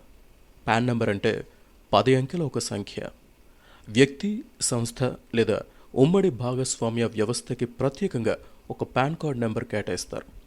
ఏ ఒక్క వ్యక్తికి కానీ సంస్థకి కానీ ఒకటికి మించి పాన్ నెంబర్లు ఉండవు, ఉండకూడదు. అంటే ఇది ఆ వ్యక్తికే ఆ సంస్థకి సంబంధించిన ప్రత్యేకమైన విశిష్టమైన ఏకైక నంబర్ అన్నమాట. ఈ నంబర్ కలిగిన కార్డునే పాన్ కార్డ్ అంటారు. ఇదొక గుర్తింపు కార్డ్. దీన్ని భారత ప్రభుత్వ ఆర్థిక మంత్రిత్వ శాఖ జారీ చేస్తోంది. పాన్ కార్డ్ ఎందుకు అవసరం? ఆర్థిక లావాదేవీల్లో స్పష్టత కోసం పాన్ కార్డ్ అవసరం. ఒకే వ్యక్తి వివిధ ఆర్థిక లావాదేవీలు నిర్వహించినప్పుడు ఒక్కో చోట అతను ఒక్కో విధంగా గుర్తించబడకుండా ఉండేందుకు పాన్ కార్డ్ తప్పనిసరి. ఎలా పొందాలి? పాన్ కార్డ్ పొందడానికి వయసుతో సంబంధం లేదు. వ్యక్తి అయినా, సంస్థ అయినా లేదా ఒక ఉమ్మడి భాగస్వామ్య వ్యవస్థ అయినా పాన్ కార్డ్ కోసం దరఖాస్తు చేసుకోవచ్చు. పాన్ కోసం దరఖాస్తు చేసుకోవడానికి కొన్ని అధికారిక ధృవపత్రాలు సమర్పించాలి. కలర్ పాస్పోర్ట్ ఫోటో, 94 రూపాయలు విలువ చేసే డీడీ, ఐడి ప్రూఫ్, గుర్తింపు నిరూపణ పత్రం, అడ్రస్ ప్రూఫ్, చిరునామా నిరూపణ పత్రం, credit card bill, bank statement, bank passbook, water bill, school living certificate, passport, ఇలాంటివన్నీ ఐడి ప్రూఫ్గా పనిచేస్తాయి. అయితే ఈ ఫోటో, బిల్లులు, రసీదులు లాంటి ధృవపత్రాలన్నీ పాతవి కాకుండా గత 6 నెలల లోపువై ఉండాలి. ఎలా ఉపయోగపడుతుంది? పాన్ కార్డ్ అనేది ఒక ఫోటో గుర్తింపు కార్డుగా ఉపయోగపడుతుంది. బ్యాంకు ఖాతా తెరిచేటప్పుడు, పాస్పోర్ట్ పొందడానికి, రైల్లో ఈ టికెట్తో ప్రయాణం చేయడానికి ఒక ధృవపత్రంగా దీన్ని ఉపయోగించవచ్చు. అయితే పాన్ కార్డ్ ఒక్కోసారి తప్పనిసరి అవుతుంది. ముఖ్యంగా ఆదాయపు పన్ను చెల్లింపు వివరాలను దాఖలు చేయడానికి, డీమ్యాట్ ఖాతా తెరవడం, షేర్లు అమ్మడం, కొనడం, ఇలాంటి ఆర్థిక లావాదేవీల విషయం ఏం వచ్చినా పాన్ నెంబర్, పాన్ కార్డ్ అడుగుతారు. అంతేకాదు ఒక బ్యాంకు ఖాతా నుండి మరొక బ్యాంకు ఖాతాకు 50,000 లేదా అంతకంటే ఎక్కువ రూపాయలు బదిలీ చేయాలన్నా, మన ఖాతాలోనే అంత సొమ్ము జమ చేసుకోవాలన్నా పాన్ తప్పనిసరి. అలాగే పాన్ నెంబర్ ఉంటేనే పన్ను తగ్గింపు, సొమ్ము తిరిగి పొందడానికి వీలవుతుంది. ఎక్కడ పొందాలి? ఎలా పొందాలి? పాన్ కార్డ్ కావాలనుకున్న వారు ఫారం 49A దరఖాస్తు చేయాలి. ఇన్కమ్ ట్యాక్స్ కార్యాలయం ఉన్న ప్రతి పట్టణంలో ఐటీ పాన్ సేవా కేంద్రాలుంటాయి. అలాగే టిన్ ఫెసిలిటేషన్ సెంటర్ల ద్వారా కానీ పాన్ కార్డ్ పొందొచ్చు, లేదా మనకి మనమే ఆన్లైన్లో దరఖాస్తు చేసుకోవడం ద్వారా పాన్ కార్డ్ని పొందొచ్చు. ఇన్కమ్ ట్యాక్స్ డిపార్ట్మెంట్కు చెందిన వెబ్సైట్ నుంచి, లేదా UTIISL లేదా NSDL వెబ్సైట్ www.incometaxindia.gov.in లేదా www.utiisl.co.in లేదా tin.nsdl.com నుంచి డౌన్లోడ్ చేసుకున్న, లేదా స్థానికంగా ముద్రించిన, లేదా A4 సైజ్ 70 GS మందం కలిగిన పేపర్పై జిరాక్స్ చేసిన, లేదా ఇతర ఏ విధంగానైనా పొందిన దరఖాస్తు పత్రంలో మాత్రమే దరఖాస్తు చేయాలి. ఈ దరఖాస్తు ఫారాలు ఐటీ పాన్ సర్వీస్ సెంటర్లలో, టిన్ ఫెసిలిటేషన్ సెంటర్లలో కూడా లభిస్తాయి. ఈ మధ్య కొందరు పాన్ ఎలా పొందాలో తెలియని వాళ్ళకి కొందరు ప్రైవేటు వ్యక్తులు కూడా సహకారం అందిస్తున్నారు. ప్రైవేటు ఏజెంట్లకి కొంత సొమ్ము చెల్లిస్తే వారే అన్ని బాధ్యతలు తీసుకొని పాన్ కార్డ్ మనకి అందజేస్తారు. పాన్ కార్డ్ అంటే ఏంటో, అది ఎలా పొందాలో తెలుసుకున్నాం కదా. మీ దగ్గర డెబిట్ కార్డు ఉండొచ్చు, క్రెడిట్ కార్డు ఉండొచ్చు, కానీ దాన్ని ఎక్కడ పడితే అక్కడ వాడేలేరు కదా. ఇంటర్నెట్లో కార్డుల్ని వాడడం సంగతి పక్కన పెడదాం.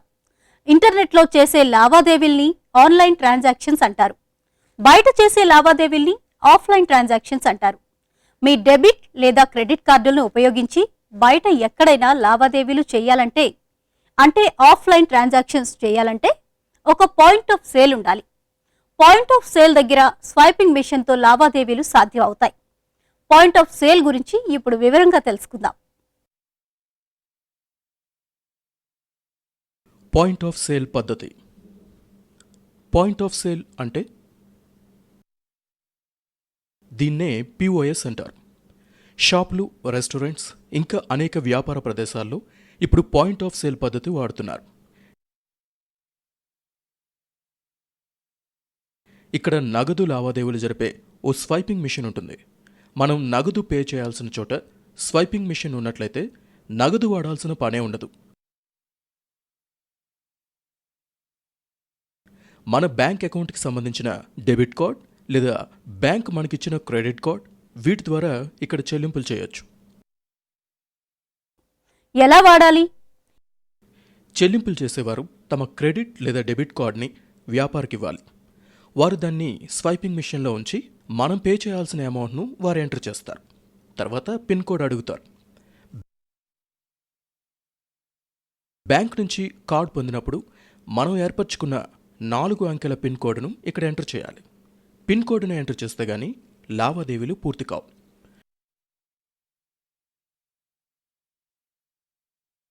మనం కొనుగోలుదారుగా పే చేయడం కాకుండా వ్యాపారిగా మారి ఇతరుల నుంచి పేమెంట్ స్వీకరించాలనుకున్నప్పుడు సొంతంగా ఒక పాయింట్ ఆఫ్ సేల్ను ఏర్పరచుకోవాలి.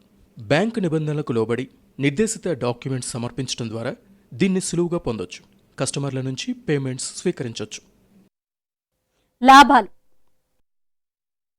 మనకు మాత్రమే తెలిసిన పిన్ కోడ్ వాడితే తప్ప లావాదేవీలు పూర్తి కాదు కాబట్టి స్వైపింగ్ మిషన్ లావాదేవీలు క్షేమకరమైనవి. అంతేకాదు, ఇక్కడ డెబిట్ కార్డ్ పేమెంట్స్తో పాటు క్రెడిట్ కార్డ్ పేమెంట్స్ కూడా అంగీకరిస్తారు కాబట్టి ఒకవేళ మన అకౌంట్లో తక్షణం డబ్బు లేకపోయినా క్రెడిట్ కార్డుతో చెల్లించే అవకాశం ఉంది. జాగ్రత్తలు. రెస్టారెంట్స్ లాంటి ప్రదేశాల్లో క్రెడిట్ లేదా డెబిట్ కార్డు ఉపయోగించి చెల్లింపులు జరిపేటప్పుడు కొన్ని జాగ్రత్తలు పాటించాలి. పాతకాలం కార్డులు కాకుండా ఇటీవల కాలంలో వచ్చిన చిప్ కార్డుల్ని వాడడం శ్రేయస్కరం. ఈ కొత్త రకం కార్డుల విషయంలో మాత్రమే అదనంగా 4 అంకెల పిన్ కోడ్ భద్రత ఉంటుంది. అంతేకాదు, కార్డు వెనుక ఉండే 3 అంకెల కోడ్ CVV కోడ్ అంటారు. అది కనబడకుండా కొట్టివేయాలి. పాయింట్ ఆఫ్ సేల్ అంటే ఏంటో చూసాం కదా. పాయింట్ ఆఫ్ సేల్ సదుపాయం ఉన్న చోట మీరు హాయిగా మీ డెబిట్, క్రెడిట్ కార్డులతో చెల్లింపులు చేయొచ్చు. మీరు ఒక వ్యాపారి అయ్యుండి చెల్లింపులు పొందాలంటే మీకంటూ సొంతంగా ఒక పాయింట్ ఆఫ్ సేల్ ఏర్పాటు చేసుకోవచ్చు. నగదు చెల్లింపులకి ఎంతో సౌకర్యవంతమైన సరికొత్త విధానం UPI గురించి తెలుసుకుందాం. యూపీఐ అంటే యూనిఫైడ్ పేమెంట్ ఇంటర్ఫేస్. దీన్నే చిన్నగా చెప్పేటప్పుడు UPI అంటారు. ఇది అత్యంత ఆధునిక విధానం. దీనికి బ్యాంక్ పరిమితులు ఉండనే ఉండవు. ఏ బ్యాంకు నుంచి ఏ బ్యాంక్ అయినా సులువుగా క్షణాల్లో నగదు ట్రాన్స్ఫర్ అయిపోతుంది. అంతేకాదు అకౌంట్ నెంబర్లు, బ్యాంక్ బ్రాంచ్ల IFSC కోడ్ నెంబర్లు ఏవి గుర్తుపెట్టుకోనక్కర్లేదు. కేవలం ఈమెయిల్ అడ్రస్ లాంటి ఒక చిన్న అడ్రస్ సాయంతో భారతదేశంలో ఏ బ్యాంక్ నుంచి ఏ బ్యాంక్ అయినా నగదును క్షణాల్లో ట్రాన్స్ఫర్ చేయొచ్చు. అయితే మనం వాడే బ్యాంక్ UPI ఎనేబుల్డ్ అయి ఉండాలి. అంటే UPI సదుపాయాన్ని కలిగి ఉండాలి.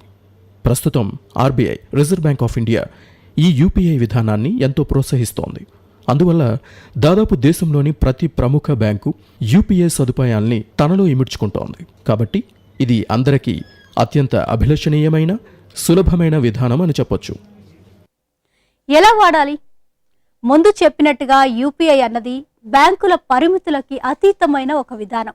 దేశంలోని ప్రముఖ బ్యాంకులు, వాటిలోని అకౌంట్లు అన్నీ దీంట్లో భాగస్వాములే. కాబట్టి మనకి ఏ బ్యాంకులో అకౌంట్ ఉన్నా దానికి ఒక వర్చువల్ పేమెంట్ అడ్రస్ ఏర్పాటు చేసుకుంటే చాలు. చెల్లింపులు చేయొచ్చు, పొందొచ్చు. ఇందుకోసం ఏదో ఒక మంచి బ్యాంకు తాలూకు UPI యాప్ని మన స్మార్ట్ ఫోన్లో ఇన్స్టాల్ చేసుకోవాలి. మన అకౌంట్ ఉన్న బ్యాంక్ తాలూకు వేరే బ్యాంక్ UPI యాప్ ఇన్స్టాల్ చేసుకున్నా పర్వాలేదు. అయితే సాధారణమైన బ్యాంక్ యాప్ కాకుండా UPI సౌకర్యం ఉన్న యాప్ ఇన్స్టాల్ చేసుకోవాలి. ఉదాహరణకి ICICI బ్యాంక్కి చెందిన iMobile యాప్లో UPI సౌకర్యాలు కూడా ఉన్నాయి. మీకు ICICI అకౌంట్ ఉంటే iMobile యాప్ ఇన్స్టాల్ చేసుకుంటే సరిపోతుంది. అయితే అనేక బ్యాంక్ అకౌంట్స్ని ఒకే చోటకి తెచ్చుకుని యూజ్ చేసుకోవాలంటే UPIకే ప్రత్యేకమైన యాప్ దేన్నైనా ఇన్స్టాల్ చేసుకోవాలి. ఉదాహరణకి యూనియన్ బ్యాంక్ UPI అనే యాప్ ఇన్స్టాల్ చేసుకుంటే అందులోంచి మీకున్న అన్ని బ్యాంక్ అకౌంట్ల ద్వారాను లావాదేవీలు నడపవచ్చు. యాప్ని ఇన్స్టాల్ చేసుకున్న తర్వాత ఏం చేయాలి? ముందుగా యాప్లో మన బ్యాంక్ అకౌంట్లన్నీ జత చేయాలి. ఇందుకోసం బ్యాంక్ డెబిట్, ATM కార్డ్ మీద ఉండే వివరాలు ఇవ్వాల్సి ఉంటుంది. అలాగే మన మొబైల్కి వచ్చిన OTPని యాప్లో ఎంటర్ చేయడం ద్వారా మన రిజిస్టర్డ్ మొబైల్ నంబర్ నిర్ధారణ చేయాల్సి ఉంటుంది. ఇలా చేశాక మన బ్యాంక్ అకౌంట్ ఆ యాప్లో చేరుతుంది. ఇలాగే ఒక UPI యాప్లో మనకున్న ఎన్ని బ్యాంక్ అకౌంట్లైనా యాడ్ చేసుకోవచ్చు. తర్వాత వర్చువల్ పేమెంట్ అడ్రస్ క్రియేట్ చేసుకోవాలి. ఒక్కో బ్యాంక్ అకౌంట్కి ఒక్కో వర్చువల్ పేమెంట్ అడ్రస్ క్రియేట్ చేసుకోవాల్సి ఉంటుంది. వర్చువల్ అడ్రస్ ఎలా ఉంటుందంటే name@bank name ఈ విధంగా ఉంటుంది. ఉదాహరణకి రవి అనే వ్యక్తికి ICICIలో అకౌంట్ ఉందనుకుందాం. అతని వర్చువల్ అడ్రస్ ఈ విధంగా ఉంటుంది. ravi@ICICI ఇంత సింపుల్గా ఉంటుంది. UPI యాప్ ద్వారా మీరు క్రియేట్ చేసుకునే ఈ వర్చువల్ పేమెంట్ అడ్రస్కి ఎవరైనా సులువుగా డబ్బు పంపొచ్చు. అలాగే మీరు కూడా ఇతర వర్చువల్ పేమెంట్ అడ్రస్ తెలిస్తే వారిది ఏ బ్యాంక్ అయినా కానీ సులువుగా డబ్బు పంపొచ్చు. ఒక బ్యాంక్ UPI యాప్లో మీరు మరో బ్యాంక్ అకౌంట్ని కూడా హాయిగా వాడుకోవచ్చు. అయితే మీరు ఏ బ్యాంక్ UPI యాప్ ఇన్స్టాల్ చేసుకుంటే మీ వర్చువల్ అడ్రస్లో చివరి భాగం ఆ బ్యాంక్ పేరు మీద ఉంటుంది. అంటే రవి అనే వ్యక్తి సౌత్ ఇండియన్ బ్యాంక్ తాలూకు UPI యాప్ వాడుతున్నారనుకోండి, అందులో అతను తన ఏ బ్యాంక్ అకౌంట్నైనా యాడ్ చేసుకోవచ్చు. కానీ అతను పెట్టుకున్న వర్చువల్ పేమెంట్ అడ్రస్ @SIB అని ఉంటుంది. లాభాలు: UPI అనేది బ్యాంకుల హద్దులు చెరిపేసే ఓ వినూత్న విధానం. దీంట్లో అన్ని బ్యాంక్ అకౌంట్లను ఒకే చోట వాడుకోవచ్చు. నంబర్లు గుర్తుపెట్టుకోవాల్సిన అవసరం లేకుండా కేవలం సులువైన అక్షరాల రూపంలోని అడ్రస్ల ద్వారా లావాదేవీలు చేయొచ్చు. అలాగే బార్కోడ్, QR కోడ్లు స్కాన్ చేసి అతి సులువుగా పేమెంట్స్ చేయొచ్చు. అంతేకాదు ఇందులో ఒక బ్యాంక్ అకౌంట్ నుంచి మరో బ్యాంక్ అకౌంట్కి నగదు పంపేటప్పుడు కనీస మాత్రంగా ఇంత ట్రాన్స్ఫర్ చేయాలని రూల్ ఏమీ ఉండదు. మరీ తక్కువ అమౌంట్స్ అంటే ₹8, ₹10 ఇలా అతి చిన్న అమౌంట్స్ కూడా సులువుగా ట్రాన్స్ఫర్ చేయొచ్చు. అంతేకాదు వీటికి ట్రాన్స్ఫర్ ఫీజు కూడా ఏమీ ఉండదు. మీరు గనక UPI యాప్లు వాడడం నేర్చుకుంటే ఏ బ్యాంకు ఏ బ్రాంచ్ అన్న ఇబ్బంది లేకుండా నగదు లావాదేవీలు జరిపేయచ్చు. UPI అన్నది బ్యాంకులకి బ్రాంచులకి లోబడని ఓ ఏకీకృత విధానం. అందువల్ల ఒక బ్యాంకు నుంచి UPI యాప్ రిలీజ్ చేస్తే ఆ బ్యాంకులో మనకి అకౌంట్ లేకపోయినా ఆ బ్యాంక్ UPI యాప్ని మనం దర్జాగా వాడుకోవచ్చు. అయితే మనకి ఏ బ్యాంకులో అకౌంట్ ఉందో అందులో వాడుకోవడం కూడా మంచిదే. ఏదేమైనా పాపులర్ బ్యాంకులు అందించని UPI యాప్స్ వాడడం శ్రేయస్కరం కాదు. చూశారుగా UPI విధానం ఎంత సులువో. UPI పద్ధతితో బ్యాంకుల హద్దులే చెరిగిపోయాయి.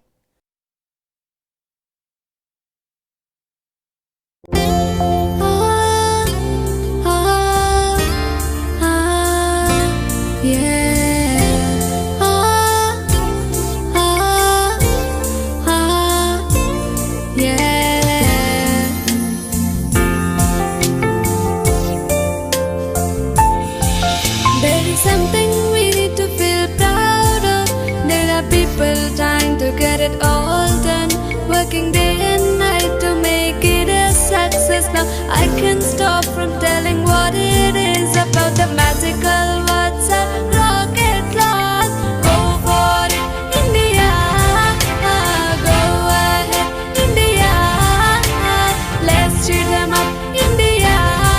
Apollo Jai Hind, dear India. Salam India, salam India, Jago India, ISRO India. Salam India, salam India, Jago India, ISRO India.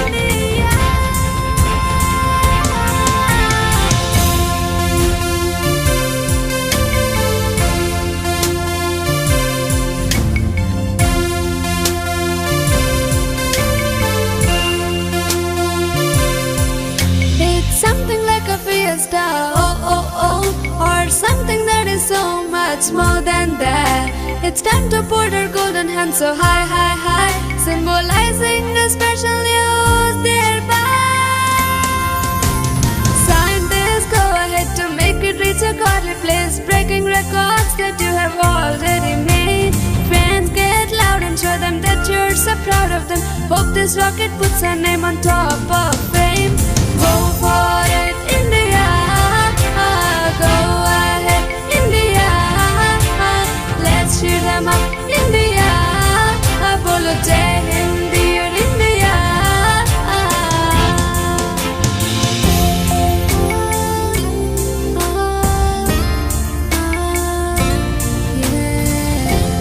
I would like to dedicate this song to all scientists and also to each and every hand behind this launch.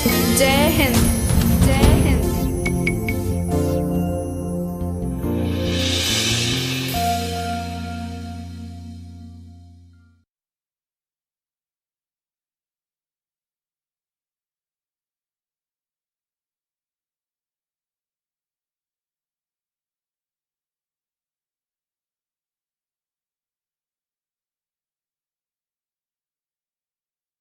Target POLYCET. Polytechnic కాలేజీలో చేరాలనుకుంటున్నారా? POLYCET కి సిద్ధమవుతున్నారా? సరైన coaching లేదని చింతిస్తున్నారా?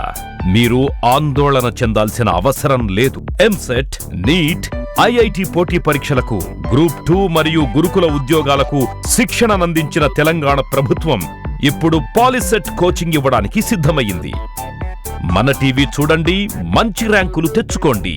మీ ఇంట్లో మన TV ప్రసారాలు రావడం కోసం మీ cable operator ని వెంటనే సంప్రదించండి. పాలిసెట్ ప్రసారాల్ని మన టీవీలో చూడలేకపోయిన వాళ్ళు యూట్యూబ్, ఫేస్బుక్, సాఫ్ట్నెట్ వెబ్సైట్ల ద్వారా కూడా చూడొచ్చు. త్వరలో పాలిసెట్ కోచింగ్ మీ సాఫ్ట్నెట్ మన టీవీలో. Target POLYCET. పాలిటెక్నిక్ కాలేజీలో చేరాలనుకుంటున్నారా? పాలిసెట్ కి సిద్ధమవుతున్నారా? సరైన కోచింగ్ లేదని చింతిస్తున్నారా? మీరు ఆందోళన చెందాల్సిన అవసరం లేదు. ఎంసెట్, నీట్, ఐఐటి పోటీ పరీక్షలకు, గ్రూప్ 2 మరియు గురుకుల ఉద్యోగాలకు శిక్షణనందించిన తెలంగాణ ప్రభుత్వం ఇప్పుడు పాలిసెట్ కోచింగ్ ఇవ్వడానికి సిద్ధమయ్యింది. మన టీవీ చూడండి, మంచి ర్యాంకులు తెచ్చుకోండి. మీ ఇంట్లో మన టీవీ ప్రసారాలు రావడం కోసం మీ కేబుల్ ఆపరేటర్ ని వెంటనే సంప్రదించండి. పాలిసెట్ ప్రసారాల్ని మన టీవీలో చూడలేకపోయిన వాళ్ళు యూట్యూబ్, ఫేస్బుక్, సాఫ్ట్నెట్ వెబ్సైట్ల ద్వారా కూడా చూడొచ్చు. త్వరలో పాలిసెట్ కోచింగ్ మీ సాఫ్ట్నెట్ మన టీవీలో. Target POLYCET. పాలిటెక్నిక్ కాలేజీలో చేరాలనుకుంటున్నారా? పాలిసెట్ కి సిద్ధమవుతున్నారా? సరైన కోచింగ్ లేదని చింతిస్తున్నారా? మీరు ఆందోళన చెందాల్సిన అవసరం లేదు. ఎంసెట్, నీట్, ఐఐటి పోటీ పరీక్షలకు, గ్రూప్ 2 మరియు గురుకుల ఉద్యోగాలకు శిక్షణనందించిన తెలంగాణ ప్రభుత్వం ఇప్పుడు పాలిసెట్ కోచింగ్ ఇవ్వడానికి సిద్ధమయ్యింది. మన టీవీ చూడండి, మంచి ర్యాంకులు తెచ్చుకోండి. మీ ఇంట్లో మన టీవీ ప్రసారాలు రావడం కోసం మీ కేబుల్ ఆపరేటర్ ని వెంటనే సంప్రదించండి. పాలిసెట్ ప్రసారాల్ని మన టీవీలో చూడలేకపోయిన వాళ్ళు యూట్యూబ్, ఫేస్బుక్, సాఫ్ట్నెట్ వెబ్సైట్ల ద్వారా కూడా చూడొచ్చు. త్వరలో పాలిసెట్ కోచింగ్ మీ సాఫ్ట్నెట్ మన టీవీలో. Target POLYCET. పాలిటెక్నిక్ కాలేజీలో చేరాలనుకుంటున్నారా? పాలిసెట్ కి సిద్ధమవుతున్నారా? సరైన కోచింగ్ లేదని చింతిస్తున్నారా? మీరు ఆందోళన చెందాల్సిన అవసరం లేదు. ఎంసెట్, నీట్, ఐఐటి పోటీ పరీక్షలకు, గ్రూప్ 2 మరియు గురుకుల ఉద్యోగాలకు శిక్షణనందించిన తెలంగాణ ప్రభుత్వం ఇప్పుడు పాలిసెట్ కోచింగ్ ఇవ్వడానికి సిద్ధమయ్యింది. మన టీవీ చూడండి, మంచి ర్యాంకులు తెచ్చుకోండి. మీ ఇంట్లో మన టీవీ ప్రసారాలు రావడం కోసం మీ కేబుల్ ఆపరేటర్ని వెంటనే సంప్రదించండి. పాలిసెట్ ప్రసారాల్ని మన టీవీలో చూడలేకపోయిన వాళ్ళు యూట్యూబ్, ఫేస్బుక్, సాఫ్ట్నెట్ వెబ్సైట్ల ద్వారా కూడా చూడొచ్చు. త్వరలో పాలిసెట్ కోచింగ్ మీ సాఫ్ట్నెట్ మన టీవీలో. Target POLYCET. పాలిటెక్నిక్ కాలేజీలో చేరాలనుకుంటున్నారా? పాలిసెట్ కి సిద్ధమవుతున్నారా? సరైన కోచింగ్ లేదని చింతిస్తున్నారా? మీరు ఆందోళన చెందాల్సిన అవసరం లేదు. ఎంసెట్, నీట్, ఐఐటి పోటీ పరీక్షలకు, గ్రూప్ 2 మరియు గురుకుల ఉద్యోగాలకు శిక్షణనందించిన తెలంగాణ ప్రభుత్వం ఇప్పుడు పాలిసెట్ కోచింగ్ ఇవ్వడానికి సిద్ధమయ్యింది. మన టీవీ చూడండి, మంచి ర్యాంకులు తెచ్చుకోండి. మీ ఇంట్లో మన టీవీ ప్రసారాలు రావడం కోసం మీ కేబుల్ ఆపరేటర్ని వెంటనే సంప్రదించండి. పాలిసెట్ ప్రసారాల్ని మన టీవీలో చూడలేకపోయిన వాళ్ళు యూట్యూబ్, ఫేస్బుక్, సాఫ్ట్నెట్ వెబ్సైట్ల ద్వారా కూడా చూడొచ్చు. త్వరలో పాలిసెట్ కోచింగ్ మీ సాఫ్ట్నెట్ మన టీవీలో. Target POLYCET. పాలిటెక్నిక్ కాలేజీలో చేరాలనుకుంటున్నారా? పాలిసెట్ కి సిద్ధమవుతున్నారా? సరైన కోచింగ్ లేదని చింతిస్తున్నారా? మీరు ఆందోళన చెందాల్సిన అవసరం లేదు. ఎంసెట్, నీట్, ఐఐటి పోటీ పరీక్షలకు, గ్రూప్ 2 మరియు గురుకుల ఉద్యోగాలకు శిక్షణనందించిన తెలంగాణ ప్రభుత్వం ఇప్పుడు పాలిసెట్ కోచింగ్ ఇవ్వడానికి సిద్ధమయ్యింది. మన టీవీ చూడండి, మంచి ర్యాంకులు తెచ్చుకోండి. మీ ఇంట్లో మన టీవీ ప్రసారాలు రావడం కోసం మీ కేబుల్ ఆపరేటర్ని వెంటనే సంప్రదించండి. పాలిసెట్ ప్రసారాల్ని మన టీవీలో చూడలేకపోయిన వాళ్ళు యూట్యూబ్, ఫేస్బుక్, సాఫ్ట్నెట్ వెబ్సైట్ల ద్వారా కూడా చూడొచ్చు. త్వరలో పాలిసెట్ కోచింగ్ మీ సాఫ్ట్నెట్ మన టీవీలో. Target POLYCET. పాలిటెక్నిక్ కాలేజీలో చేరాలనుకుంటున్నారా? పాలిసెట్ కి సిద్ధమవుతున్నారా? సరైన కోచింగ్ లేదని చింతిస్తున్నారా? మీరు ఆందోళన చెందాల్సిన అవసరం లేదు. ఎంసెట్, నీట్, ఐఐటి పోటీ పరీక్షలకు, గ్రూప్ 2 మరియు గురుకుల ఉద్యోగాలకు శిక్షణనందించిన తెలంగాణ ప్రభుత్వం ఇప్పుడు పాలిసెట్ కోచింగ్ ఇవ్వడానికి సిద్ధమయ్యింది. మన టీవీ చూడండి, మంచి ర్యాంకులు తెచ్చుకోండి. మీ ఇంట్లో మన టీవీ ప్రసారాలు రావడం కోసం మీ కేబుల్ ఆపరేటర్ని వెంటనే సంప్రదించండి. పాలిసెట్ ప్రసారాల్ని మన టీవీలో చూడలేకపోయిన వాళ్ళు యూట్యూబ్, ఫేస్బుక్, సాఫ్ట్నెట్ వెబ్సైట్ల ద్వారా కూడా చూడొచ్చు. త్వరలో పాలిసెట్ కోచింగ్ మీ సాఫ్ట్నెట్ మన టీవీలో. Target POLYCET. పాలిటెక్నిక్ కాలేజీలో చేరాలనుకుంటున్నారా? పాలిసెట్ కి సిద్ధమవుతున్నారా?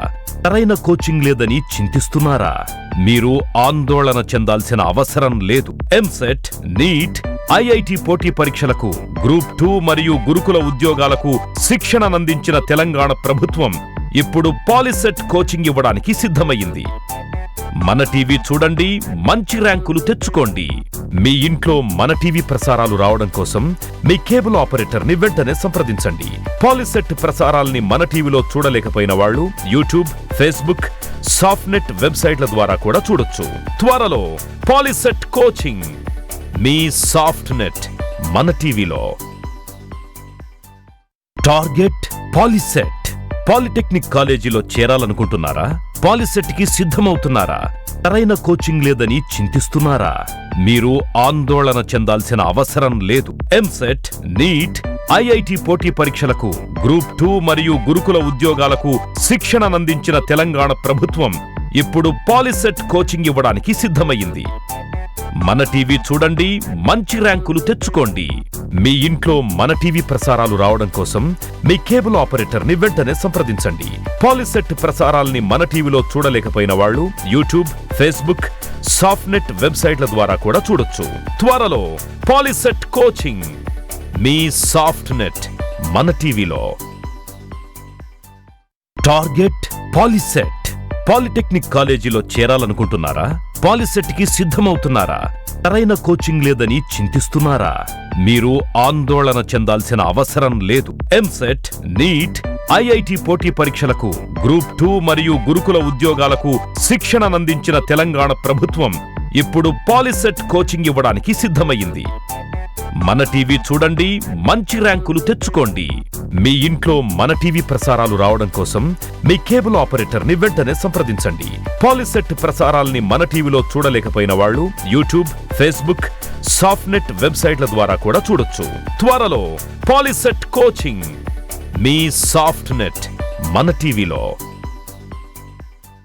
Target POLYCET. పాలిటెక్నిక్ కాలేజీలో చేరాలనుకుంటున్నారా? పాలిసెట్ కి సిద్ధమవుతున్నారా? సరైన కోచింగ్ లేదని చింతిస్తున్నారా? మీరు ఆందోళన చెందాల్సిన అవసరం లేదు. ఎంసెట్, నీట్, ఐఐటి పోటీ పరీక్షలకు, గ్రూప్ 2 మరియు గురుకుల ఉద్యోగాలకు శిక్షణనందించిన తెలంగాణ ప్రభుత్వం ఇప్పుడు పాలిసెట్ కోచింగ్ ఇవ్వడానికి సిద్ధమయ్యింది. మన టీవీ చూడండి, మంచి ర్యాంకులు తెచ్చుకోండి. మీ ఇంట్లో మన టీవీ ప్రసారాలు రావడం కోసం మీ కేబుల్ ఆపరేటర్ని వెంటనే సంప్రదించండి. పాలిసెట్ ప్రసారాల్ని మన టీవీలో చూడలేకపోయిన వాళ్ళు యూట్యూబ్, ఫేస్బుక్, సాఫ్ట్నెట్ వెబ్సైట్ల ద్వారా కూడా చూడొచ్చు. త్వరలో పాలిసెట్ కోచింగ్ మీ సాఫ్ట్నెట్ మన టీవీలో. Target POLYCET. పాలిటెక్నిక్ కాలేజీలో చేరాలనుకుంటున్నారా? పాలిసెట్ కి సిద్ధమవుతున్నారా? సరైన కోచింగ్ లేదని చింతిస్తున్నారా? మీరు ఆందోళన చెందాల్సిన అవసరం లేదు. ఎంసెట్, నీట్, ఐఐటి పోటీ పరీక్షలకు, గ్రూప్ 2 మరియు గురుకుల ఉద్యోగాలకు శిక్షణనందించిన తెలంగాణ ప్రభుత్వం ఇప్పుడు పాలిసెట్ కోచింగ్ ఇవ్వడానికి సిద్ధమయ్యింది. మన టీవీ చూడండి, మంచి ర్యాంకులు తెచ్చుకోండి. మీ ఇంట్లో మన టీవీ ప్రసారాలు రావడం కోసం మీ కేబుల్ ఆపరేటర్ని వెంటనే సంప్రదించండి. పాలిసెట్ ప్రసారాల్ని మన టీవీలో చూడలేకపోయిన వాళ్ళు యూట్యూబ్, ఫేస్బుక్, సాఫ్ట్నెట్ వెబ్సైట్ల ద్వారా కూడా చూడొచ్చు. త్వరలో పాలిసెట్ కోచింగ్ మీ సాఫ్ట్నెట్ మన టీవీలో. Target POLYCET. పాలిటెక్నిక్ కాలేజీలో చేరాలనుకుంటున్నారా? పాలిసెట్ కి సిద్ధమవుతున్నారా? సరైన కోచింగ్ లేదని చింతిస్తున్నారా? మీరు ఆందోళన చెందాల్సిన అవసరం లేదు. ఎంసెట్, నీట్, ఐఐటి పోటీ పరీక్షలకు, గ్రూప్ 2 మరియు గురుకుల ఉద్యోగాలకు శిక్షణనందించిన తెలంగాణ ప్రభుత్వం ఇప్పుడు పాలిసెట్ కోచింగ్ ఇవ్వడానికి సిద్ధమయ్యింది. మన టీవీ చూడండి, మంచి ర్యాంకులు తెచ్చుకోండి. మీ ఇంట్లో మన టీవీ ప్రసారాలు రావడం కోసం మీ కేబుల్ ఆపరేటర్ని వెంటనే సంప్రదించండి. పాలిసెట్ ప్రసారాల్ని మన టీవీలో చూడలేకపోయిన వాళ్ళు యూట్యూబ్, ఫేస్బుక్, సాఫ్ట్నెట్ వెబ్సైట్ల ద్వారా కూడా చూడొచ్చు. త్వరలో పాలిసెట్ కోచింగ్ మీ సాఫ్ట్నెట్ మన టీవీలో. Target POLYCET. పాలిటెక్నిక్ కాలేజీలో చేరాలనుకుంటున్నారా? పాలిసెట్ కి సిద్ధమవుతున్నారా? సరైన కోచింగ్ లేదని చింతిస్తున్నారా? మీరు ఆందోళన చెందాల్సిన అవసరం లేదు. ఎంసెట్, నీట్, ఐఐటి పోటీ పరీక్షలకు, గ్రూప్ 2 మరియు గురుకుల ఉద్యోగాలకు శిక్షణనందించిన తెలంగాణ ప్రభుత్వం ఇప్పుడు పాలిసెట్ కోచింగ్ ఇవ్వడానికి సిద్ధమయ్యింది. మన టీవీ చూడండి, మంచి ర్యాంకులు తెచ్చుకోండి. మీ ఇంట్లో మన టీవీ ప్రసారాలు రావడం కోసం మీ కేబుల్ ఆపరేటర్ని వెంటనే సంప్రదించండి.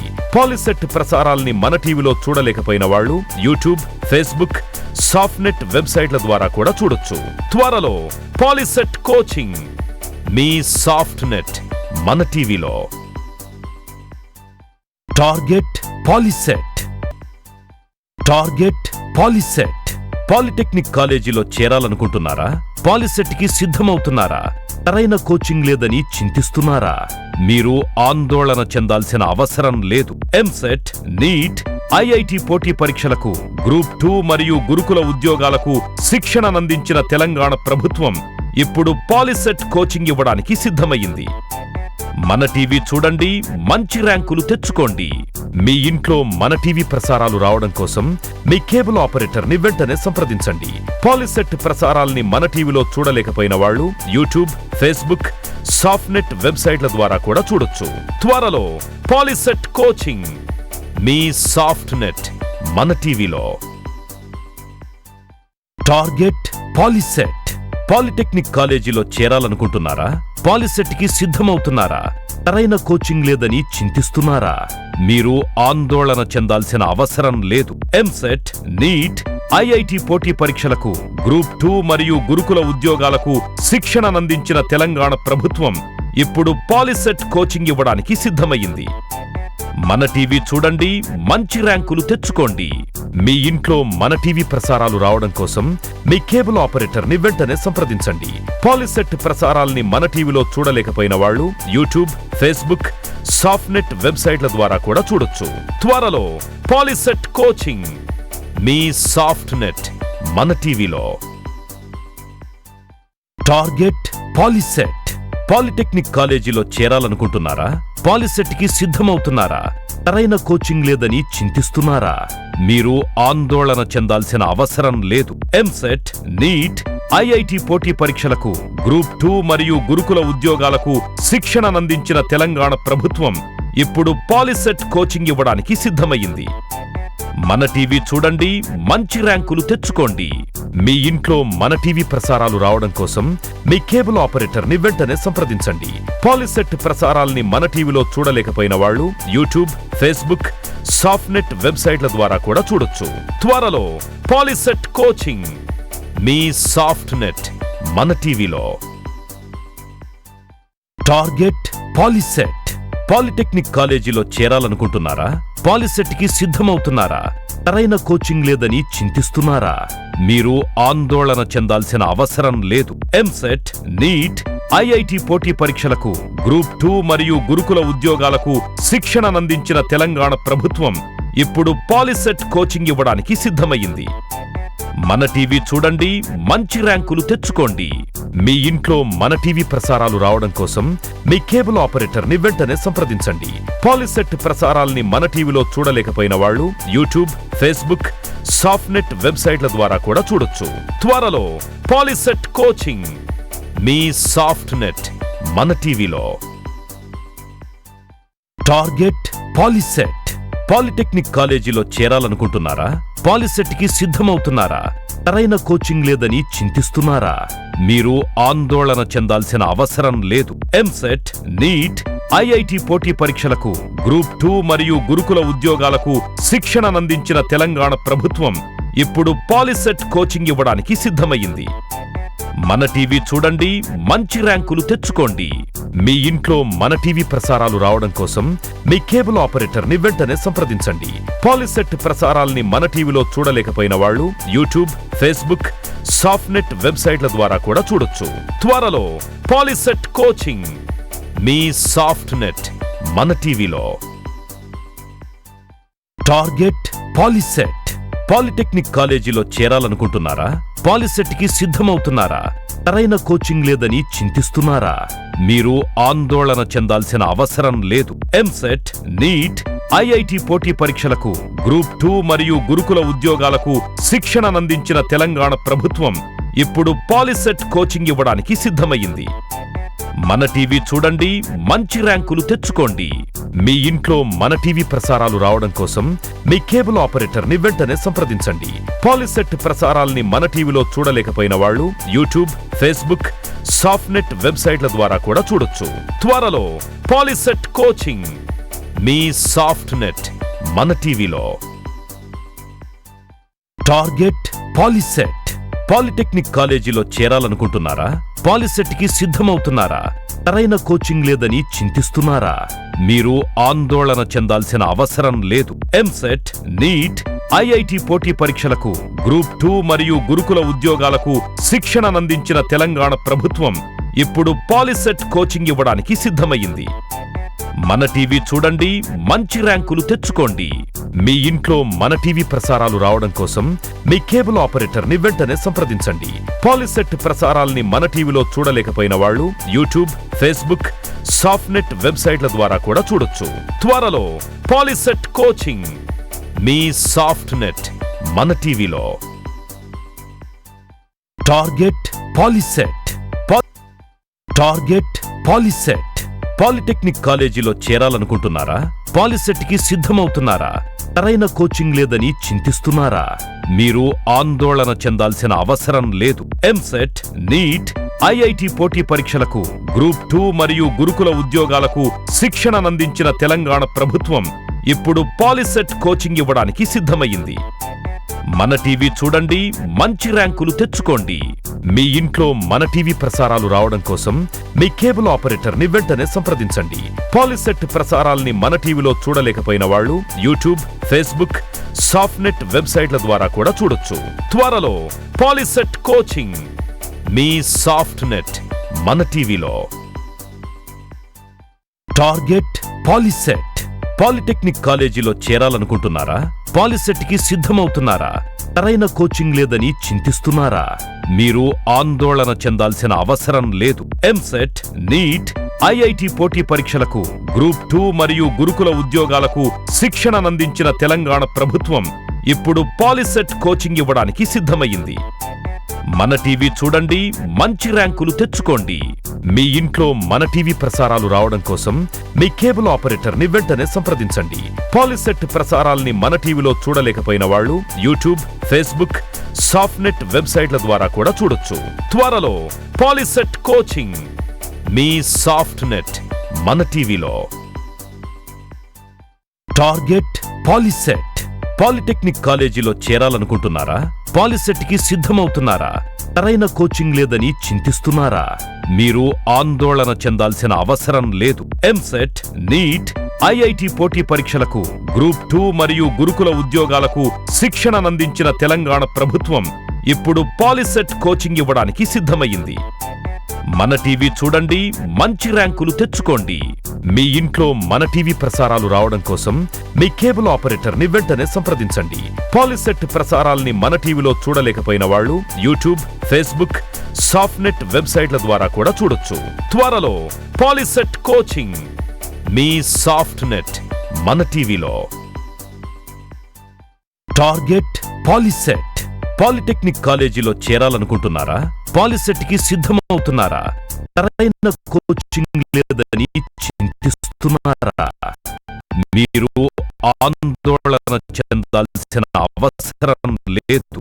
ఎంసెట్, నీట్, ఐఐటి పోటీ పరీక్షలకు, గ్రూప్ 2 మరియు గురుకుల ఉద్యోగాలకు శిక్షణనందించిన తెలంగాణ ప్రభుత్వం ఇప్పుడు పాలిసెట్ కోచింగ్ ఇవ్వడానికి సిద్ధమైంది. మన టీవీ చూడండి, మంచి ర్యాంకులు తెచ్చుకోండి. మీ ఇంట్లో మన టీవీ ప్రసారాలు రావడం కోసం మీ కేబుల్ ఆపరేటర్ని వెంటనే సంప్రదించండి.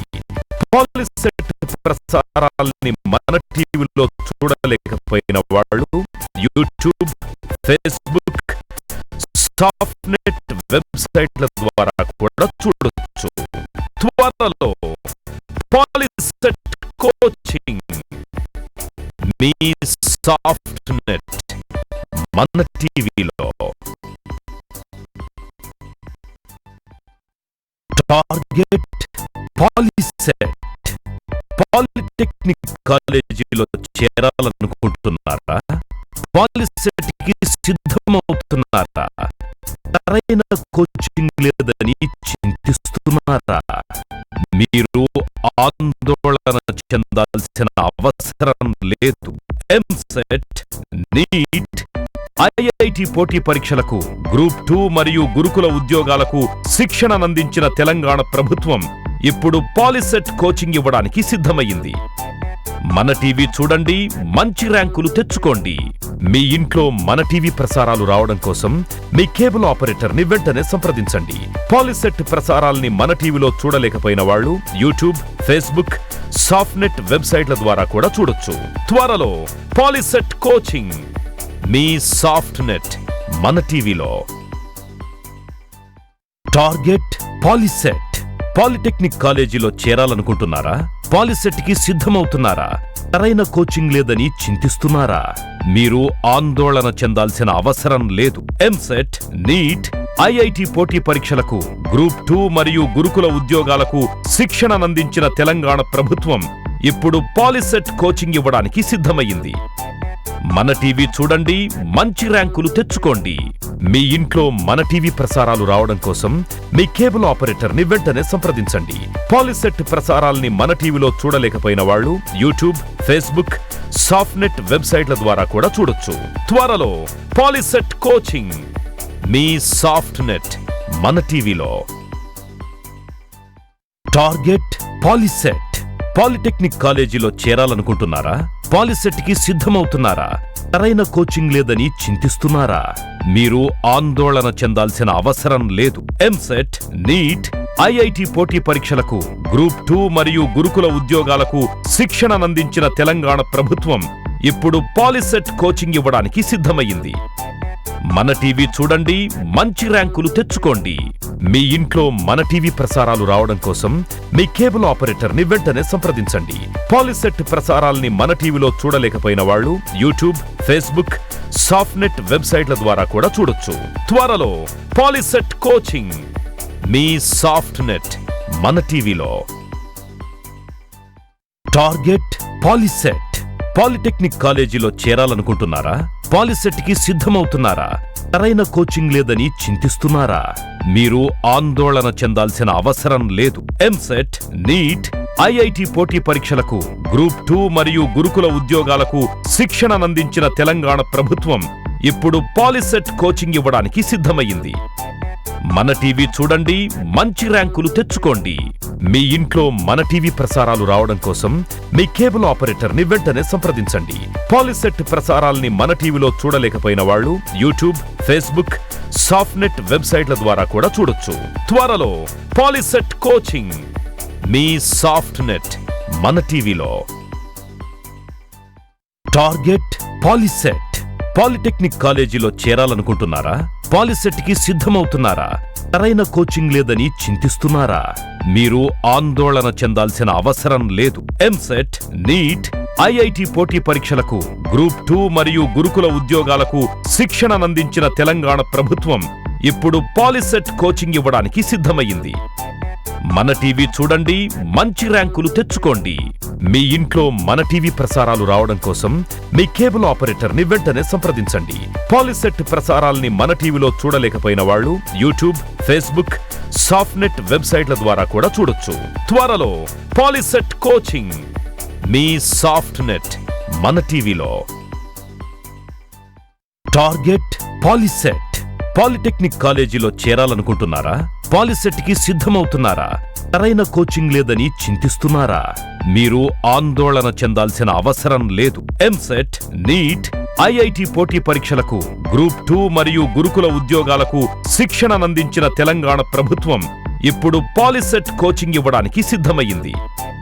మన టీవీ చూడండి, మంచి ర్యాంకులు తెచ్చుకోండి. మీ ఇంట్లో మన టీవీ ప్రసారాలు రావడం కోసం మీ కేబుల్ ఆపరేటర్ ని వెంటనే సంప్రదించండి.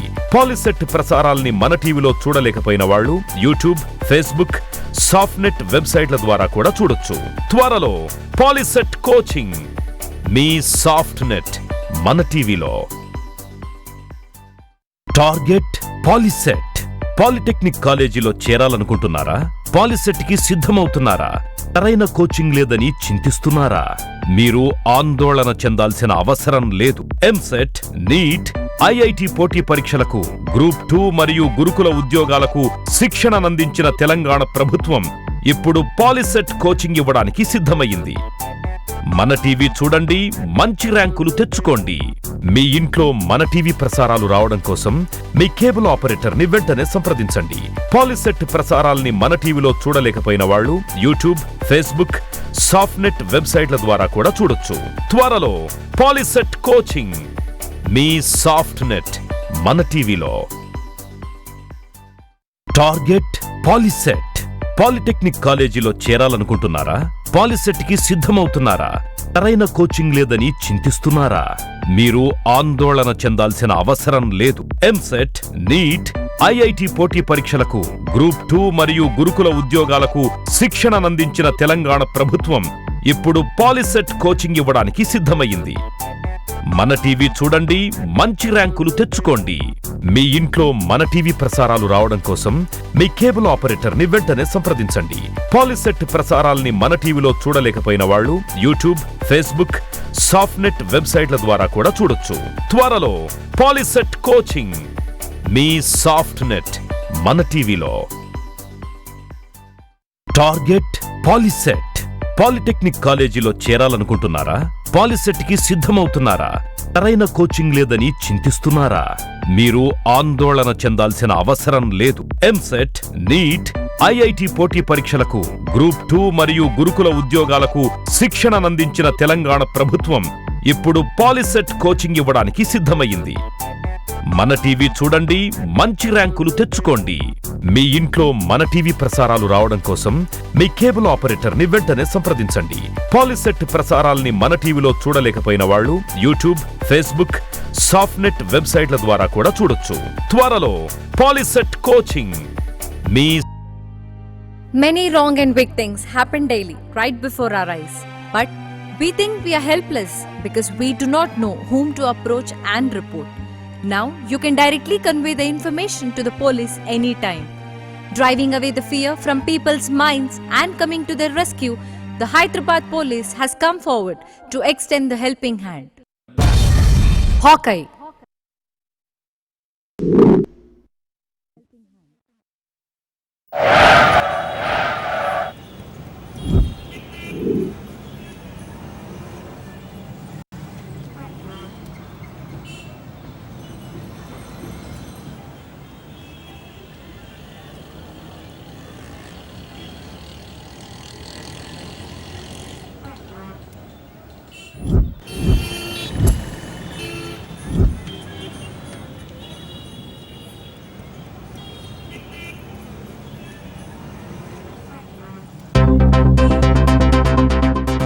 Why are these people leaving their luggage here?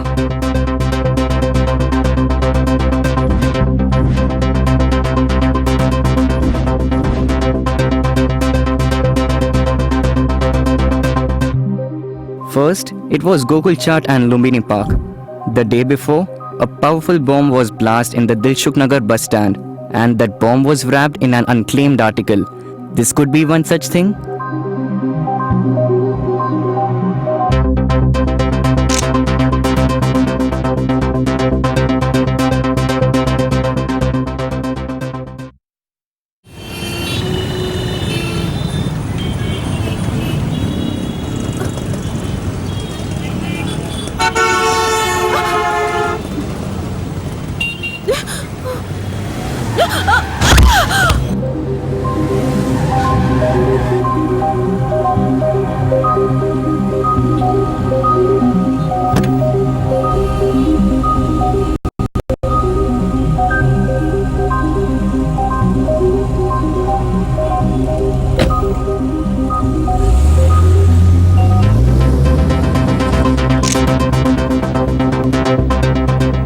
React.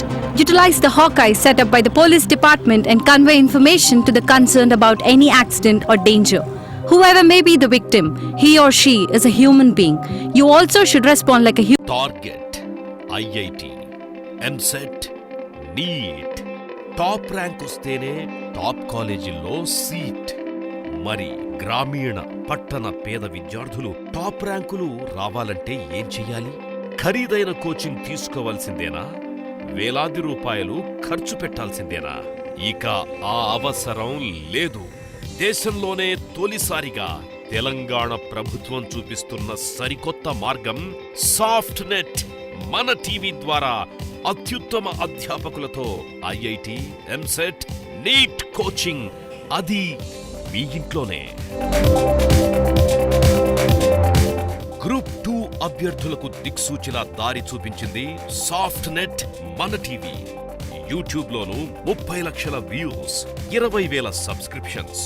ఈ లెక్కలు చాలు ఇలాంటి కార్యక్రమాల అవసరం ఎంతుందో తెలుసుకోవడానికి. అందుకే లక్షలాది మంది ఇంటర్ విద్యార్థుల భవిష్యత్తుకు ఇప్పుడు బంగారు బాట వేస్తోంది మన టీవీ. వేలాది మంది విద్యార్థుల ఐఐటి కలను నెరవేర్చిన ప్రముఖ విద్యావేత్త చుక్కా రామయ్య గారి పర్యవేక్షణలో ఐఐటి, ఎంసెట్, నీట్ పరీక్షల శిక్షణలో అనుభవజ్ఞులైన అధ్యాపకులతో మన టీవీలో IIT, EAMCET, NEET coaching. Mathematics, లెక్కల చిక్కులు విప్పడంలో 55 ఏళ్ల అనుభవం ఉన్న సీనియర్ మోస్ట్ లెక్చరర్ ఏ పద్మనాభం, 50 ఏళ్ల ఎక్స్పీరియన్స్ ఉన్న జిఎస్ఎన్ మూర్తి, 30 ఏళ్ల అనుభవమున్న జె చంద్రశేఖర్, 18 ఏళ్ల అనుభవమున్న శేఖర్ రెడ్డి. ఫిజిక్స్, 49 ఏళ్లుగా భౌతిక శాస్త్ర బోధనలో ఆరితేరిన కొండల్రావు. 16 ఏళ్లుగా విద్యార్థులను మెరికల్లా తీర్చిదిద్దుతోన్న కృష్ణారెడ్డి విజయ్ కుమార్. కెమిస్ట్రీ ఫార్ములాల గుట్టు విప్పడంలో 16 ఏళ్ల అనుభవమున్న భానుప్రకాష్. 15 ఏళ్లుగా రసాయన శాస్త్రాన్ని వడపోస్తోన్న జగన్ శ్యామ్. 8 ఏళ్ల కోచింగ్ ఎక్స్పీరియన్స్ ఉన్న దీపిక. జియాలజీ జీవుల పుట్టు పూర్వోత్తరాలను చెప్పడంలో 40 ఏళ్ల అనుభవమున్న కె జగన్మోహన్ రావు. 19 ఏళ్ల అనుభవమున్న కనకరాజు. బోటనీ మ్యాటర్ ని విప్పి చెప్పడంలో 20 ఏళ్ల అనుభవమున్న జీవి రావు. 15 ఏళ్ల అనుభవమున్న డాక్టర్ సుమన్. 6 ఏళ్ల అనుభవమున్న డి శ్రీకాంత్. మొత్తం 5 సబ్జెక్టులు, 50 మందికి పైగా అనుభవజ్ఞులైన అధ్యాపకులు, 550 గంటల పాఠాలు. మీరిక వేలాది రూపాయల ఫీజు కట్టనవసరం లేదు. కోచింగ్ కోసం ఎక్కడెక్కడికో వెళ్ళనక్కర్లేదు. కేవలం మీ ఇంట్లో ఉండి మన టీవీ చూస్తే చాలు. ప్రపంచంలోనే అత్యుత్తమ ఐఐటి, ఎంసెట్, నీట్ కోచింగ్ ని పొందవచ్చు. మన టీవీ చూడండి. కొత్త సంవత్సరంలో మీ జీవితంలో కొత్త అడుగు వేయండి. ప్రతిరోజు ఉదయం 6 గంటల నుండి 9 గంటల వరకు మరియు సాయంత్రం 5 గంటల నుండి 8 గంటల వరకు మీ సాఫ్ట్నెట్ మన టీవీ ఛానల్స్ లో చూడండి. మీ ఇంట్లో మన టీవీ ఛానల్ ప్రసారాలు రావడం కోసం మీ కేబుల్ ఆపరేటర్ ని వెంటనే సంప్రదించండి. ఐఐటి మెయిన్స్, ఎంసెట్, నీట్ ప్రసారాలను మన టీవీలో చూడలేకపోయిన వాళ్ళు యూట్యూబ్ లో, ఫేస్బుక్ ల ద్వారా కూడా చూడొచ్చు.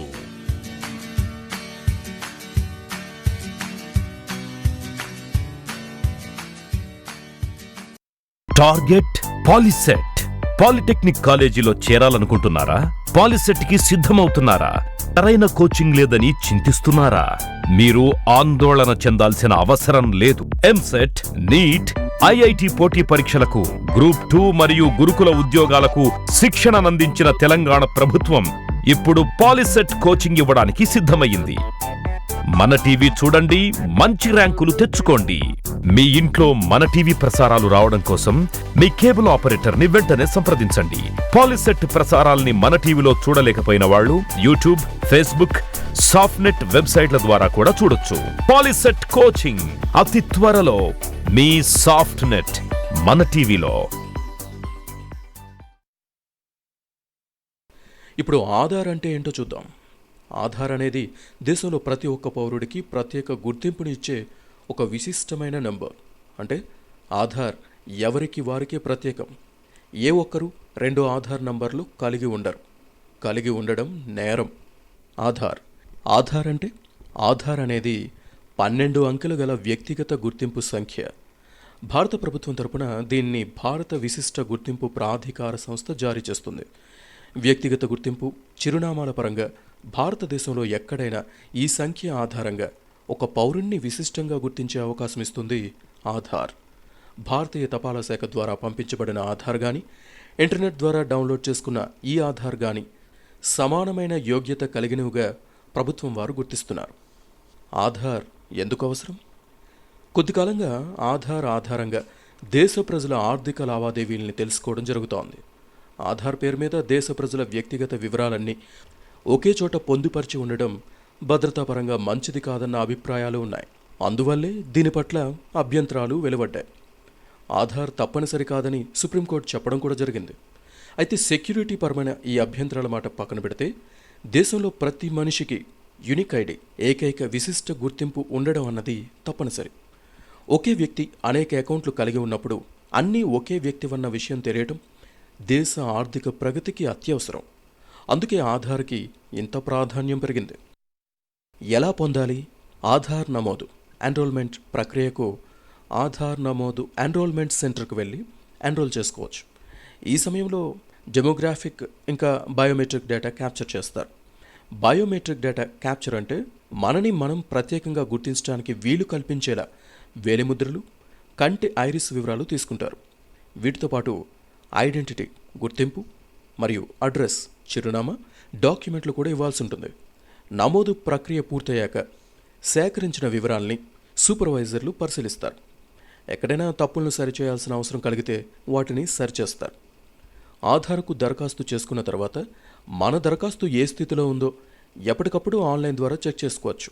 ఇందుకోసం మనకి ఓ తాత్కాలిక ఎన్రోల్మెంట్ ఐడి ఇస్తారు. ఇది ఒక 14 అంకెల సంఖ్య. దీన్ని మనం వెబ్సైట్లో https resident.uidai.net/web/resident/check-other-status ఇచ్చి మన ఆధార్ స్థితిని తెలుసుకోవచ్చు. అంతేకాదు మన ఆధార్ కార్డ్ సిద్ధమైతే తపాలా ద్వారా అది మనకి చేరేలోపే ఇంటర్నెట్ ద్వారా ఈ ఆధార్ కార్డుని https://eada.uida.gov.in/website నుంచి డౌన్లోడ్ చేసుకోవచ్చు. ధృవీకరణ పత్రాలు లేకపోతే ఒక కుటుంబంలోని ఒక వ్యక్తి ప్రమాణ గుర్తింపు ధృవీకరణ పత్రాలు కలిగి ఉండకపోయినప్పటికీ తమ కుటుంబ ధృవీకరణ పత్రంలో తన పేరు ఉన్నట్లయితే ఆధార్ కోసం నమోదు చేసుకోవచ్చు. ఇలాంటి సందర్భంలో కుటుంబ యజమాని వ్యక్తిగత గుర్తింపు మరియు చిరునామా ధృవీకరణ పత్రాలతో మొదటిగా ఆధార్ కోసం నమోదు చేసుకోవాలి. తర్వాత ఆ యజమాని తన కుటుంబంలోని ఇతరుల్ని పరిచయం చేసి వారి ప్రత్యేక ఆధార్ నంబర్లు వారు పొందేలా చేయొచ్చు. లాభాలు. ఆధార్ ఇప్పుడు అన్నిటికీ ఆధారంగా మారుతోంది. మొదట్లో కేవలం వంట గ్యాస్ సబ్సిడీ పొందేందుకు ఆధార్ కార్డు అత్యవసరం అనేవారు. కానీ ఇప్పుడు ప్రతి ఆర్థిక లావాదేవీ ఆధార్తో ముడిపడుతోంది. ప్రభుత్వ, ప్రైవేట్ రంగాలకు చెందిన ఎన్నో సంస్థలు ఆధార్ కార్డుల ద్వారానే వినియోగదారులను గుర్తించి సేవలు అందిస్తున్నాయి. జాగ్రత్తలు. ప్రజల ఆధార్ కార్డుల వివరాలు అంటే వారి వ్యక్తిగతమైన ఎన్నో వివరాలు ఇప్పుడు ఆన్లైన్ డేటాబేస్ లభ్యం. అందువల్ల అక్కడి నుంచే అనేక పనులు చేసుకోవడం సులువవుతోంది. కానీ ఆన్లైన్ డేటాబేస్లో ఉన్న మన ఆధార్ కార్డు వివరాలను, బయోమెట్రిక్ డేటాను ఎవరు పడితే వారు సులువుగా పొందడం క్షేమకరం కాదు. అలా అందరికీ మీ వివరాలు అందుబాటులో లేకుండా ఉండాలంటే మీ ఆధార్ కార్డు వివరాలను లాక్ చేసుకోవాలి. ఇందుకోసం ఇలా చేయండి. https://uida.gov.in/bata/websiteలోకి వెళ్ళండి. కింద ఆధార్ సర్వీసెస్ అనే విభాగంలోకి వెళ్ళండి. లాక్/అన్లాక్ బయోమెట్రిక్స్ అనే ఆప్షన్ని క్లిక్ చేయండి. తర్వాత ఒక విండో కనిపిస్తుంది. ఇందులో మీ 12 అంకెల ఆధార్ నంబర్ను, కింద ఉండే సెక్యూరిటీ కోడ్ను ఎంటర్ చేసి జనరేట్ ఓటీపీ బటన్ను ప్రెస్ చేయండి. మీ రిజిస్టర్ మొబైల్ నంబర్కు ఓటీపీ అంటే 1 టైం పాస్వర్డ్ వస్తుంది. అక్కడే కింద ఇచ్చిన బాక్స్లో ఆ ఓటీపీని ఎంటర్ చేసి వెరిఫై చేయనియాలి. తర్వాత మరో స్క్రీన్ ఓపెన్ అవుతుంది. అందులో కూడా సెక్యూరిటీ కోడ్ని ఎంటర్ చేసి కింద ఉండే ఎనేబుల్ అనే బటన్ క్లిక్ చేయాలి. ఇలా చేస్తే మీ ఆధార్ నంబర్కు చెందిన బయోమెట్రిక్ డేటా లాక్ అవుతుంది. ఎవరు పడితే వారు మీ ఆధార్ కార్డు వివరాలను తీసుకునేందుకు వీలుండదు. చూశారు కదా ఆధార్ కార్డ్ ఎంత ముఖ్యమైన విషయాలు. అలాగే వీటి ఉపయోగాలు కూడా తెలుసుకున్నారు కదా. మరి ఇప్పుడే మీ ఆర్థిక లావాదేవీలన్నిటినీ స్పష్టంగా నిర్వహించుకునేందుకు ఆధార్ కార్డు కోసం దరఖాస్తు చేయండి. దేశ ప్రగతికి మీ చేయూతను అందించండి.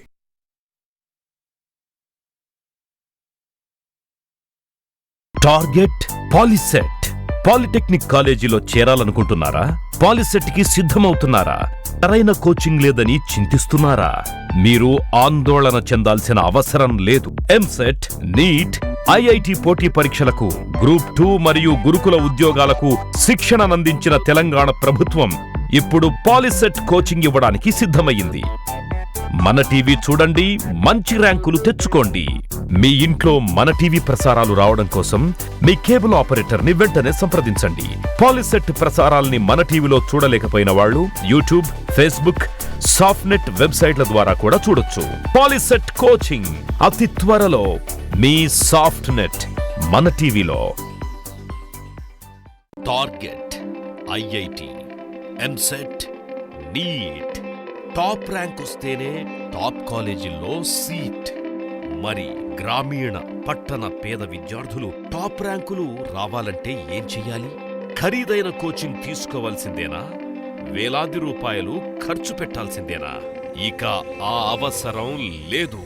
దేశంలోనే తొలిసారిగా తెలంగాణ ప్రభుత్వం చూపిస్తున్న సరికొత్త మార్గం సాఫ్ట్నెట్ మన టీవీ ద్వారా అత్యుత్తమ అధ్యాపకులతో ఐఐటి, ఎంసెట్, నీట్ కోచింగ్, అది మీ ఇంట్లోనే. గ్రూప్ 2 అభ్యర్థులకు దిక్సూచిలా దారి చూపించింది సాఫ్ట్నెట్ మన టీవీ. యూట్యూబ్లోనూ 30 లక్షల వ్యూస్, 20,000 సబ్స్క్రిప్షన్స్. ఈ లెక్కలు చాలు ఇలాంటి కార్యక్రమాల అవసరం ఎంతుందో తెలుసుకోవడానికి. అందుకే లక్షలాది మంది ఇంటర్ విద్యార్థుల భవిష్యత్తుకు ఇప్పుడు బంగారు బాట వేస్తోంది మన టీవీ. వేలాది మంది విద్యార్థుల ఐఐటి కలను నెరవేర్చిన ప్రముఖ విద్యావేత్త చుక్కా రామయ్య గారి పర్యవేక్షణలో ఐఐటి, ఎంసెట్, నీట్ పరీక్షల శిక్షణలో అనుభవజ్ఞులైన అధ్యాపకులతో మన టీవీలో IIT, EAMCET, NEET coaching, mathematics, లెక్కల చిక్కులు విప్పడంలో 55 ఏళ్ల అనుభవం ఉన్న సీనియర్ మోస్ట్ లెక్చరర్ ఏ పద్మనాభం, 50 ఏళ్ల ఎక్స్పీరియన్స్ ఉన్న జిఎస్ఎన్ మూర్తి, 30 ఏళ్ల అనుభవమున్న జె చంద్రశేఖర్, 18 ఏళ్ల అనుభవమున్న శేఖర్ రెడ్డి, ఫిజిక్స్, 49 ఏళ్లుగా భౌతిక శాస్త్ర బోధనలో ఆరితేరిన కొండల్రావు, 16 ఏళ్లుగా విద్యార్థులను మెరికల్లా తీర్చిదిద్దుతోన్న కృష్ణారెడ్డి విజయ్ కుమార్, కెమిస్ట్రీ, ఫార్ములాల గుట్టు విప్పడంలో 16 ఏళ్ల అనుభవమున్న భానుప్రకాష్, 15 ఏళ్లుగా రసాయన శాస్త్రాన్ని వడపోస్తోన్న జగన్ శ్యామ్, 8 ఏళ్ల కోచింగ్ ఎక్స్పీరియన్స్ ఉన్న దీపిక, జియాలజీ, జీవుల పుట్టు పూర్వోత్తరాలను చెప్పడంలో 40 ఏళ్ల అనుభవమున్న కె జగన్మోహన్ రావు, 19 ఏళ్ల అనుభవమున్న కనకరాజు, బోటనీ మ్యాటర్ ని విప్పి చెప్పడంలో 20 ఏళ్ల అనుభవమున్న జీవి రావు, 15 ఏళ్ల అనుభవమున్న డాక్టర్ సుమన్, 6 ఏళ్ల అనుభవమున్న డి శ్రీకాంత్. మొత్తం 5 సబ్జెక్టులు, 50 మందికి పైగా అనుభవజ్ఞులైన అధ్యాపకులు, 550 గంటల పాఠాలు. మీరిక వేలాది రూపాయల ఫీజు కట్టనవసరం లేదు. కోచింగ్ కోసం ఎక్కడెక్కడికో వెళ్ళనక్కర్లేదు. కేవలం మీ ఇంట్లో ఉండి మన టీవీ చూస్తే చాలు. ప్రపంచంలోనే అత్యుత్తమ ఐఐటి, ఎంసెట్, నీట్ కోచింగ్ ని పొందవచ్చు. మన టీవీ చూడండి. కొత్త సంవత్సరంలో మీ జీవితంలో కొత్త అడుగు వేయండి. ప్రతిరోజు ఉదయం 6 గంటల నుండి 9 గంటల వరకు మరియు సాయంత్రం 5 గంటల నుండి 8 గంటల వరకు మీ సాఫ్ట్నెట్ మన టీవీ ఛానల్స్ లో చూడండి. మీ ఇంట్లో మన టీవీ ఛానల్ ప్రసారాలు రావడం కోసం మీ కేబుల్ ఆపరేటర్ ని వెంటనే సంప్రదించండి. ఐఐటి మెయిన్స్, ఎంసెట్, నీట్ ప్రసారాలను మన టీవీలో చూడలేకపోయిన వాళ్ళు యూట్యూబ్ లో, ఫేస్బుక్ ల ద్వారా కూడా చూడొచ్చు.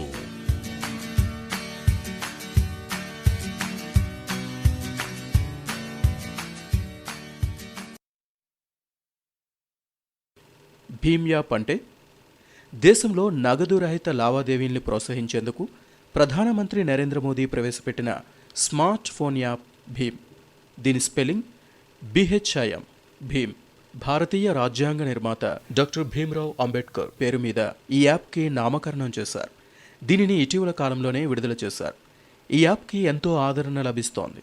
కేవలం మొదటి 10 రోజుల వ్యవధిలోనే ఈ యాప్ని 1 కోటి మందికి పైగా డౌన్లోడ్ చేసుకున్నారు. నల్లధనాన్ని, అవినీతిని రూపుమాపేందుకు నగదు రహిత లావాదేవీల వైపు జనం ఎంత ఎక్కువగా మొగ్గు చూపుతున్నారనే దానికి భీమ్ యాప్ నిదర్శనమని మోదీ ప్రకటించడం కూడా జరిగింది. అంతేకాదు, మేక్ ఇన్ ఇండియాకు ఇదొక చక్కని ఉదాహరణ అని కూడా ఆయన అన్నారు.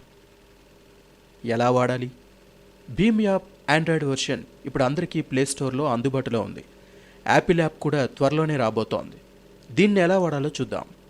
భీమ్ యాప్ని ఇన్స్టాల్ చేసుకొని ఓపెన్ చేసిన తర్వాత అది ముందుగా ఫోన్ నెంబర్ వెరిఫై చేస్తుంది. మన ఫోన్ సింగిల్ సిమ్ ఫోనా లేదా డ్యూయల్ సిమ్ ఫోనా చెప్పాల్సి ఉంటుంది. అయితే 2 సిమ్లు ఉన్నప్పుడు ఒకటి డిఫాల్ట్ సిమ్గా పెట్టుకోవాలి. అంటే ప్రథమంగా వాడే సిమ్ ఏంటన్నది ముందుగానే ఫోన్ సెట్టింగ్స్లోకి వెళ్ళి సెట్ చేసుకోవాలన్నమాట. మన ఫోన్ నెంబర్ని యాప్ వెరిఫై చేసిన తర్వాత ఆ విషయం మనకు కనిపిస్తుంది. అప్పుడు రిజిస్టర్ పాస్కోడ్ అనే ఆప్షన్ వస్తుంది. అక్కడ మనం 4 నెంబర్ల పిన్ కోడ్ ఇవ్వాలి. అంతేకాదు, నిర్ధారణ కోసం మరోసారి కూడా ఈ 4 అంకెల పాస్కోడ్ని ఎంటర్ చేయాలి. భీమ్ యాప్ ద్వారా మనం లావాదేవీ చేసే ప్రతిసారి ఈ పిన్ కోడ్ లేదా పాస్కోడ్ ఎంటర్ చేయాల్సి ఉంటుంది. అందుకే దీనిని మర్చిపోకూడదు. యాప్కి పాస్కోడ్ పెట్టుకున్న తర్వాత యూపీఐ సదుపాయం ఉన్న అన్ని బ్యాంకుల జాబితా కనిపిస్తుంది. మీకు ఏ బ్యాంకులో అకౌంట్ ఉంటే ఆ బ్యాంకుని ఎంచుకోవాలి. మీ ఫోన్ నెంబర్ వెరిఫై అయి ఉంది కాబట్టి మీరు అదే నెంబర్ని మీ బ్యాంక్ అకౌంట్ కోసం ఇచ్చి ఉంటే ఆ బ్యాంక్ అకౌంట్ అక్కడే ఆటోమేటిక్గా కనిపిస్తుంది. దాన్ని ఎంచుకుంటే యాప్లో మీ బ్యాంక్ అకౌంట్ జతపడుతుంది. ఇలా ఒకటి కాదు, ఒకదాని తర్వాత ఒకటిగా మీకు ఎన్ని బ్యాంక్ అకౌంట్లున్నా వాటన్నిటినీ ఈ భీమ్ యాప్లో యాడ్ చేసుకోవచ్చు. తర్వాత send, request, scan and pay అనే 3 ఆప్షన్లు కనిపిస్తాయి. ఎవరికైనా డబ్బు పంపాలంటే సెండ్ బటన్ నొక్కాలి. అక్కడ కనిపించే బాక్స్లో మీరు డబ్బు పంపవలసిన వారి మొబైల్ లేదా యూపీఐ అడ్రస్, పేమెంట్ అడ్రస్ కొట్టి క్షణంలో డబ్బు పంపేయచ్చు. అయితే పంపే ముందు యూపీఐ పిన్ ఎంటర్ చేయాల్సి ఉంటుంది. ఇలాగే ఎవరి నుంచైనా డబ్బు పొందాలంటే రిక్వెస్ట్ బటన్ వాడాలి. అలాగే బార్కోడ్ లేదా క్యూఆర్ కోడ్ ద్వారా పేమెంట్ చేయాలంటే స్కాన్ అండ్ పే ఆప్షన్ వాడుకోవాలి. లాభాలు: భీమ్ యాప్తో డిజిటల్ లావాదేవీలు చాలా సులువు. లావాదేవీలు క్షణాల్లో భద్రంగా జరిగిపోతాయి. ఇందులో వాడేది యూపీఐ విధానం కాబట్టి దేశంలోని ఏ బ్యాంక్ అయినా ఏ బ్రాంచ్ అయినా లావాదేవీల విషయంలో ఆలస్యం ఉండదు. జాగ్రత్తలు: అయితే బీ కేర్ఫుల్. భీమ్ పేరు పెట్టుకున్న ప్రతి యాప్ని డౌన్లోడ్ చేయకండి. ఎన్పిసిఐ ఫైనాన్స్ వాళ్ళ యాప్ని మాత్రమే వాడండి. దీంట్లో బిహెచ్ఐఎం అనే 4 అక్షరాలు మాత్రమే ఉంటాయి. యాప్ను సెర్చ్ చేసేటప్పుడు బిహెచ్ఐఎం, ఎన్పిసిఐ అనే 2 పదాల కోసం వెతకండి. జాగ్రత్తగా చూసి ఒరిజినల్ యాప్ మాత్రం ఇన్స్టాల్ చేసుకోండి. అన్నట్టు స్మార్ట్ ఫోన్ వినియోగంలో అనుభవం ఉన్నవారు కూడా భీమ్ యాప్ విషయంలో మరికొన్ని జాగ్రత్తలు వహించడం మంచిది. ఫోన్లో అనుమతి లేని సాఫ్ట్వేర్లని ఇన్స్టాల్ చేసేందుకు కొన్ని డెవలపింగ్ అవసరాలకు కొందరు ఫోన్ని రూట్ చేస్తూ ఉంటారు. ఇలా రూటింగ్ జరిగిన ఫోన్ అయితే లావాదేవీల్లో కొంత రిస్క్ ఉంటుందని భీమ్ యాప్ వారు హెచ్చరిస్తున్నారు. కాబట్టి సెట్టింగ్స్లో మీకు డెవలపర్ సెట్టింగ్స్ కనుక ఎనేబుల్ అయి ఉంటే వాటిని డిజేబుల్ చేసుకోవడం మంచిది. ముఖ్యంగా యూఎస్బీ డిబగ్గింగ్ లాంటివి క్లోజ్ చేయాలి. అయితే ఫోన్ని లోతుగా వాడని వారు రూటింగ్ చేయరు కాబట్టి వారికి ఈ రిస్క్ ఉండదు. చూశారు కదా భీమ్తో డిజిటల్ లావాదేవీలు ఎంత సులువో. అంతేకాదు మరో శుభవార్త: త్వరలో భీమ్ యాప్ మరింత భద్రం కాబోతోంది. పాస్కోడ్లతో పని లేకుండా మన చేతి వేలిముద్రనే భద్రతా ప్రమాణంగా వాడబోతున్నారు. ఈ విషయాన్ని స్వయంగా ప్రధానే ప్రకటించారు. ఒకప్పుడు వేలిముద్ర వేసే వాళ్లను చులకనగా చూసేవారు. ఇక మీదట ఆ వేలిముద్రే మన బ్యాంకు గుర్తింపు కావటం దేశ ఆర్థిక ప్రగతిలో ఓ విప్లవాత్మకమైన మార్పు అని చెప్పవచ్చు. భీమ్ యాప్కు సంబంధించి మరికొన్ని వారాల్లో కీలక ప్రకటన చేయబోతున్నామని కూడా మోదీ చెప్పారు.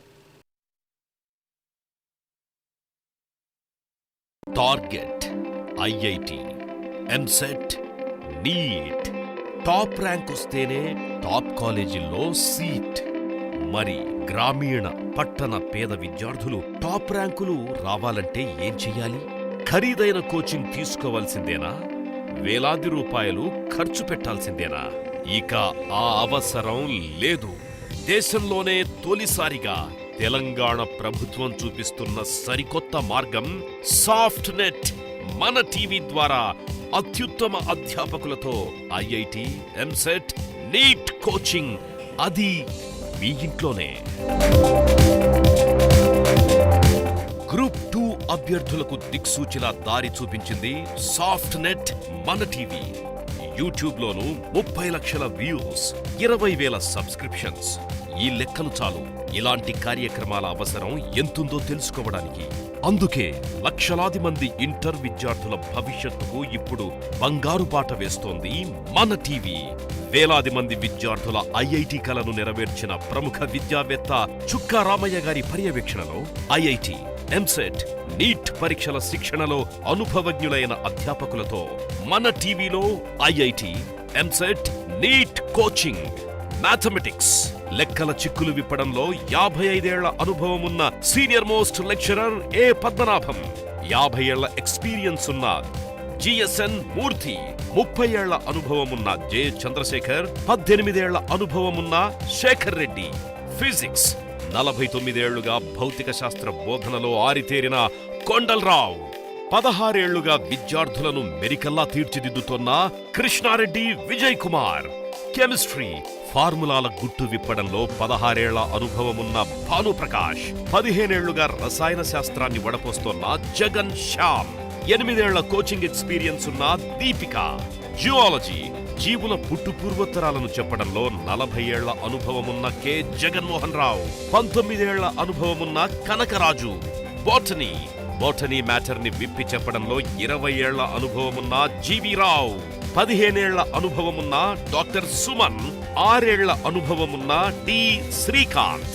మొత్తం 5 సబ్జెక్టులు, 50 మందికి పైగా అనుభవజ్ఞులైన అధ్యాపకులు, 550 గంటల పాఠాలు. మీరిక వేలాది రూపాయల ఫీజు కట్టనవసరం లేదు. కోచింగ్ కోసం ఎక్కడెక్కడికో వెళ్ళనక్కర్లేదు. కేవలం మీ ఇంట్లో ఉండి మన టీవీ చూస్తే చాలు. ప్రపంచంలోనే అత్యుత్తమ ఐఐటి, ఎంసెట్, నీట్ కోచింగ్ ని పొందవచ్చు. మన టీవీ చూడండి. కొత్త సంవత్సరంలో మీ జీవితంలో కొత్త అడుగు వేయండి. ప్రతిరోజు ఉదయం 6 గంటల నుండి 9 గంటల వరకు మరియు సాయంత్రం 5 గంటల నుండి 8 గంటల వరకు మీ సాఫ్ట్నెట్ మన టీవీ ఛానల్స్ లో చూడండి. మీ ఇంట్లో మన టీవీ ఛానల్ ప్రసారాలు రావడం కోసం మీ కేబుల్ ఆపరేటర్ ని వెంటనే సంప్రదించండి. ఐఐటి మెయిన్స్, ఎంసెట్, నీట్ ప్రసారాలను మన టీవీలో చూడలేకపోయిన వాళ్ళు యూట్యూబ్ లో, ఫేస్బుక్ ల ద్వారా కూడా చూడొచ్చు.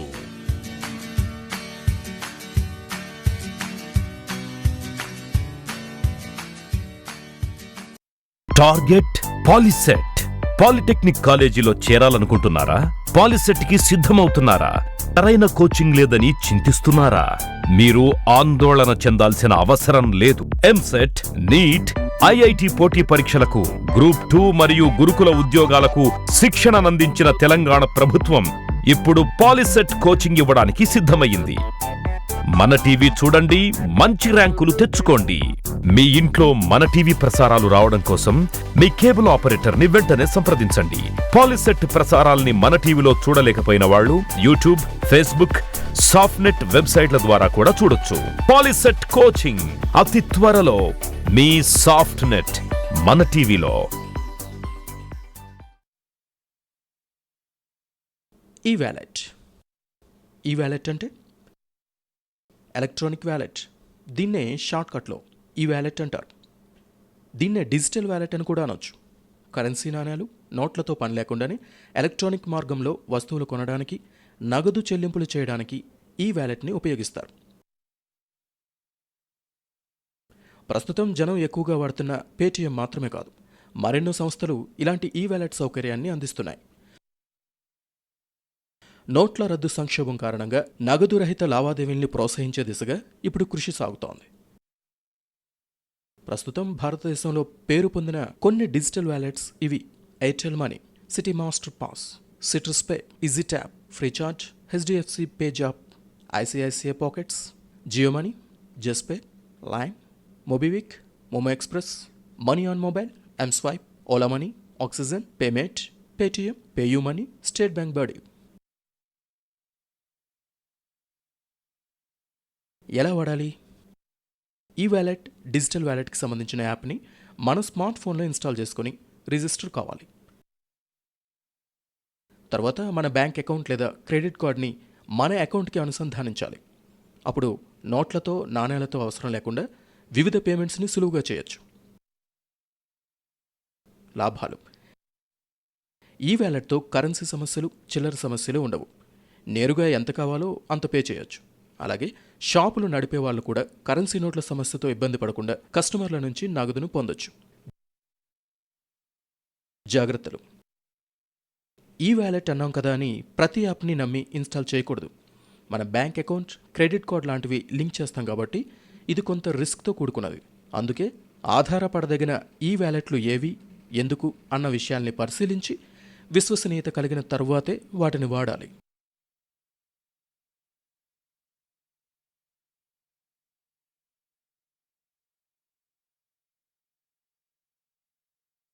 Target, IIT, EAMCET, NEET top rank వస్తేనే టాప్ కాలేజీల్లో సీట్. మరి గ్రామీణ, పట్టణ పేద విద్యార్థులు టాప్ ర్యాంకులు రావాలంటే ఏం చెయ్యాలి? ఖరీదైన కోచింగ్ తీసుకోవాల్సిందేనా? వేలాది రూపాయలు ఖర్చు పెట్టాల్సిందేనా? ఇక ఆ అవసరం లేదు. దేశంలోనే తొలిసారిగా తెలంగాణ ప్రభుత్వం చూపిస్తున్న సరికొత్త మార్గం సాఫ్ట్నెట్ మన టీవీ ద్వారా అత్యుత్తమ అధ్యాపకులతో ఐఐటి, ఎంసెట్, నీట్ కోచింగ్, అది మీ ఇంట్లోనే. గ్రూప్ 2 అభ్యర్థులకు దిక్సూచిలా దారి చూపించింది సాఫ్ట్నెట్ మన టీవీ. యూట్యూబ్లోనూ 30 లక్షల వ్యూస్, 20,000 సబ్స్క్రిప్షన్స్, ఈ లెక్కలు చాలు ఇలాంటి కార్యక్రమాల అవసరం ఎంతుందో తెలుసుకోవడానికి. అందుకే లక్షలాది మంది ఇంటర్ విద్యార్థుల భవిష్యత్తుకు ఇప్పుడు బంగారు బాట వేస్తోంది మన టీవీ. వేలాది మంది విద్యార్థుల ఐఐటి కలను నెరవేర్చిన ప్రముఖ విద్యావేత్త చుక్కా రామయ్య గారి పర్యవేక్షణలో ఐఐటి, ఎంసెట్, నీట్ పరీక్షల శిక్షణలో అనుభవజ్ఞులైన అధ్యాపకులతో మన టీవీలో IIT, EAMCET, NEET coaching, mathematics, లెక్కల చిక్కులు విప్పడంలో 55 ఏళ్ల అనుభవమున్న సీనియర్ మోస్ట్ లెక్చరర్ ఏ పద్మనాభం, 50 ఏళ్ల ఎక్స్పీరియన్స్ ఉన్న జిఎస్ఎన్ మూర్తి, 30 ఏళ్ల అనుభవమున్న జె చంద్రశేఖర్, 18 ఏళ్ల అనుభవమున్న శేఖర్ రెడ్డి, ఫిజిక్స్ 49 ఏళ్లుగా భౌతిక శాస్త్ర బోధనలో ఆరితేరిన కొండల్రావు, 16 ఏళ్లుగా విద్యార్థులను మెరికల్లా తీర్చిదిద్దుతోన్న కృష్ణారెడ్డి విజయ్ కుమార్, కెమిస్ట్రీ ఫార్ములాల గుట్టు విప్పడంలో 16 ఏళ్ల అనుభవమున్న భానుప్రకాష్, 15 ఏళ్లుగా రసాయన శాస్త్రాన్ని వడపోస్తోన్న జగన్ శ్యామ్, 8 ఏళ్ల కోచింగ్ ఎక్స్పీరియన్స్ ఉన్న దీపిక, జియాలజీ జీవుల పుట్టు పూర్వోత్తరాలను చెప్పడంలో 40 ఏళ్ల అనుభవమున్న కె జగన్మోహన్ రావు, 19 ఏళ్ల అనుభవమున్న కనకరాజు, బోటనీ మ్యాటర్ ని విప్పి చెప్పడంలో 20 ఏళ్ల అనుభవమున్న జీవి రావు, 15 ఏళ్ల అనుభవమున్న డాక్టర్ సుమన్, 6 ఏళ్ల అనుభవమున్న డి శ్రీకాంత్. మొత్తం 5 సబ్జెక్టులు, 50 మందికి పైగా అనుభవజ్ఞులైన అధ్యాపకులు, 550 గంటల పాఠాలు. మీరిక వేలాది రూపాయల ఫీజు కట్టనవసరం లేదు. కోచింగ్ కోసం ఎక్కడెక్కడికో వెళ్ళనక్కర్లేదు. కేవలం మీ ఇంట్లో ఉండి మన టీవీ చూస్తే చాలు. ప్రపంచంలోనే అత్యుత్తమ ఐఐటి, ఎంసెట్, నీట్ కోచింగ్ ని పొందవచ్చు. మన టీవీ చూడండి, కొత్త సంవత్సరంలో మీ జీవితంలో కొత్త అడుగు వేయండి. ప్రతిరోజు ఉదయం 6 గంటల నుండి 9 గంటల వరకు మరియు సాయంత్రం 5 గంటల నుండి 8 గంటల వరకు మీ సాఫ్ట్నెట్ మన టీవీ ఛానల్స్ లో చూడండి. మీ ఇంట్లో మన టీవీ ఛానల్ ప్రసారాలు రావడం కోసం మీ కేబుల్ ఆపరేటర్ ని వెంటనే సంప్రదించండి. ఐఐటి మెయిన్స్, ఎంసెట్, నీట్ ప్రసారాలను మన టీవీలో చూడలేకపోయిన వాళ్ళు యూట్యూబ్ లో, ఫేస్బుక్ ల ద్వారా కూడా చూడొచ్చు.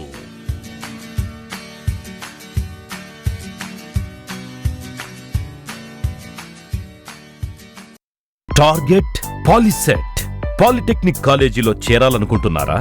పాలిసెట్ కి సిద్ధమవుతున్నారా? సరైన కోచింగ్ లేదని చింతిస్తున్నారా? మీరు ఆందోళన చెందాల్సిన అవసరం లేదు. ఎంసెట్, నీట్, ఐఐటి పోటీ పరీక్షలకు, గ్రూప్ 2 మరియు గురుకుల ఉద్యోగాలకు శిక్షణనందించిన తెలంగాణ ప్రభుత్వం ఇప్పుడు పాలిసెట్ కోచింగ్ ఇవ్వడానికి సిద్ధమయ్యింది. మన టీవీ చూడండి, మంచి ర్యాంకులు తెచ్చుకోండి. మీ ఇంట్లో మన టీవీ ప్రసారాలు రావడం కోసం మీ కేబుల్ ఆపరేటర్ ని వెంటనే సంప్రదించండి. పాలిసెట్ ప్రసారాల్ని మన టీవీలో చూడలేకపోయిన వాళ్ళు యూట్యూబ్, ఫేస్బుక్, సాఫ్ట్నెట్ వెబ్సైట్ల ద్వారా కూడా చూడొచ్చు. పాలిసెట్ కోచింగ్ అతి త్వరలో మీ సాఫ్ట్నెట్ మన టీవీలో.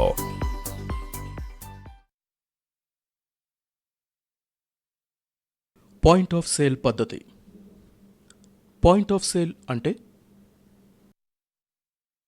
దీన్నే పిఓఎస్ అంటారు. షాపులు, రెస్టారెంట్స్ ఇంకా అనేక వ్యాపార ప్రదేశాల్లో ఇప్పుడు పాయింట్ ఆఫ్ సేల్ పద్ధతి వాడుతున్నారు. ఇక్కడ నగదు లావాదేవీలు జరిపే ఓ స్వైపింగ్ మిషన్ ఉంటుంది. మనం నగదు పే చేయాల్సిన చోట స్వైపింగ్ మిషన్ ఉన్నట్లయితే నగదు వాడాల్సిన పనే ఉండదు. మన బ్యాంక్ అకౌంట్కి సంబంధించిన డెబిట్ కార్డ్ లేదా బ్యాంక్ మనకిచ్చిన క్రెడిట్ కార్డ్, వీటి ద్వారా ఇక్కడ చెల్లింపులు చేయొచ్చు. ఎలా వాడాలి? చెల్లింపులు చేసేవారు తమ క్రెడిట్ లేదా డెబిట్ కార్డ్ని వ్యాపారికి ఇవ్వాలి. వారు దాన్ని స్వైపింగ్ మిషన్లో ఉంచి మనం పే చేయాల్సిన అమౌంట్ను వారు ఎంటర్ చేస్తారు. తర్వాత పిన్ కోడ్ అడుగుతారు. బ్యాంక్ నుంచి కార్డ్ పొందినప్పుడు మనం ఏర్పరచుకున్న 4 అంకెల పిన్ కోడ్ను ఇక్కడ ఎంటర్ చేయాలి. పిన్ కోడ్ను ఎంటర్ చేస్తే గానీ లావాదేవీలు పూర్తి కావు.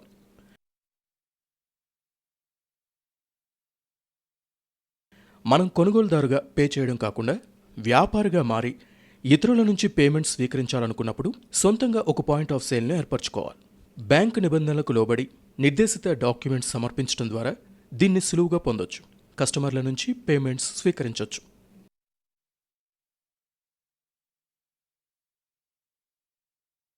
లాభాలు. మనకు మాత్రమే తెలిసిన పిన్ కోడ్ వాడితే తప్ప లావాదేవీలు పూర్తి కావు కాబట్టి స్వైపింగ్ ద్వారా లావాదేవీలు క్షేమకరమైనది. అంతేకాదు ఇక్కడ డెబిట్ కార్డ్ పేమెంట్స్తో పాటు క్రెడిట్ కార్డ్ పేమెంట్స్ కూడా అంగీకరిస్తారు కాబట్టి ఒకవేళ మన అకౌంట్లో తక్షణం డబ్బు లేకపోయినా క్రెడిట్ కార్డుతో చెల్లించే అవకాశం ఉంది. జాగ్రత్తలు. రెస్టారెంట్స్ లాంటి ప్రదేశాల్లో క్రెడిట్ లేదా డెబిట్ కార్డు ఉపయోగించి చెల్లింపులు జరిపేటప్పుడు కొన్ని జాగ్రత్తలు పాటించాలి. పాతకాలం కార్డులు కాకుండా ఇటీవల కాలంలో వచ్చిన చిప్ కార్డుల్ని వాడడం శ్రేయస్కరం. ఈ కొత్త రకం కార్డుల విషయంలో మాత్రమే అదనంగా 4 అంకెల పిన్ కోడ్ భద్రత ఉంటుంది. అంతేకాదు కార్డు వెనుక ఉండే 3 అంకెల కోడ్ సివివి కోడ్ అంటారు. అది కనబడకుండా కొట్టివేయాలి.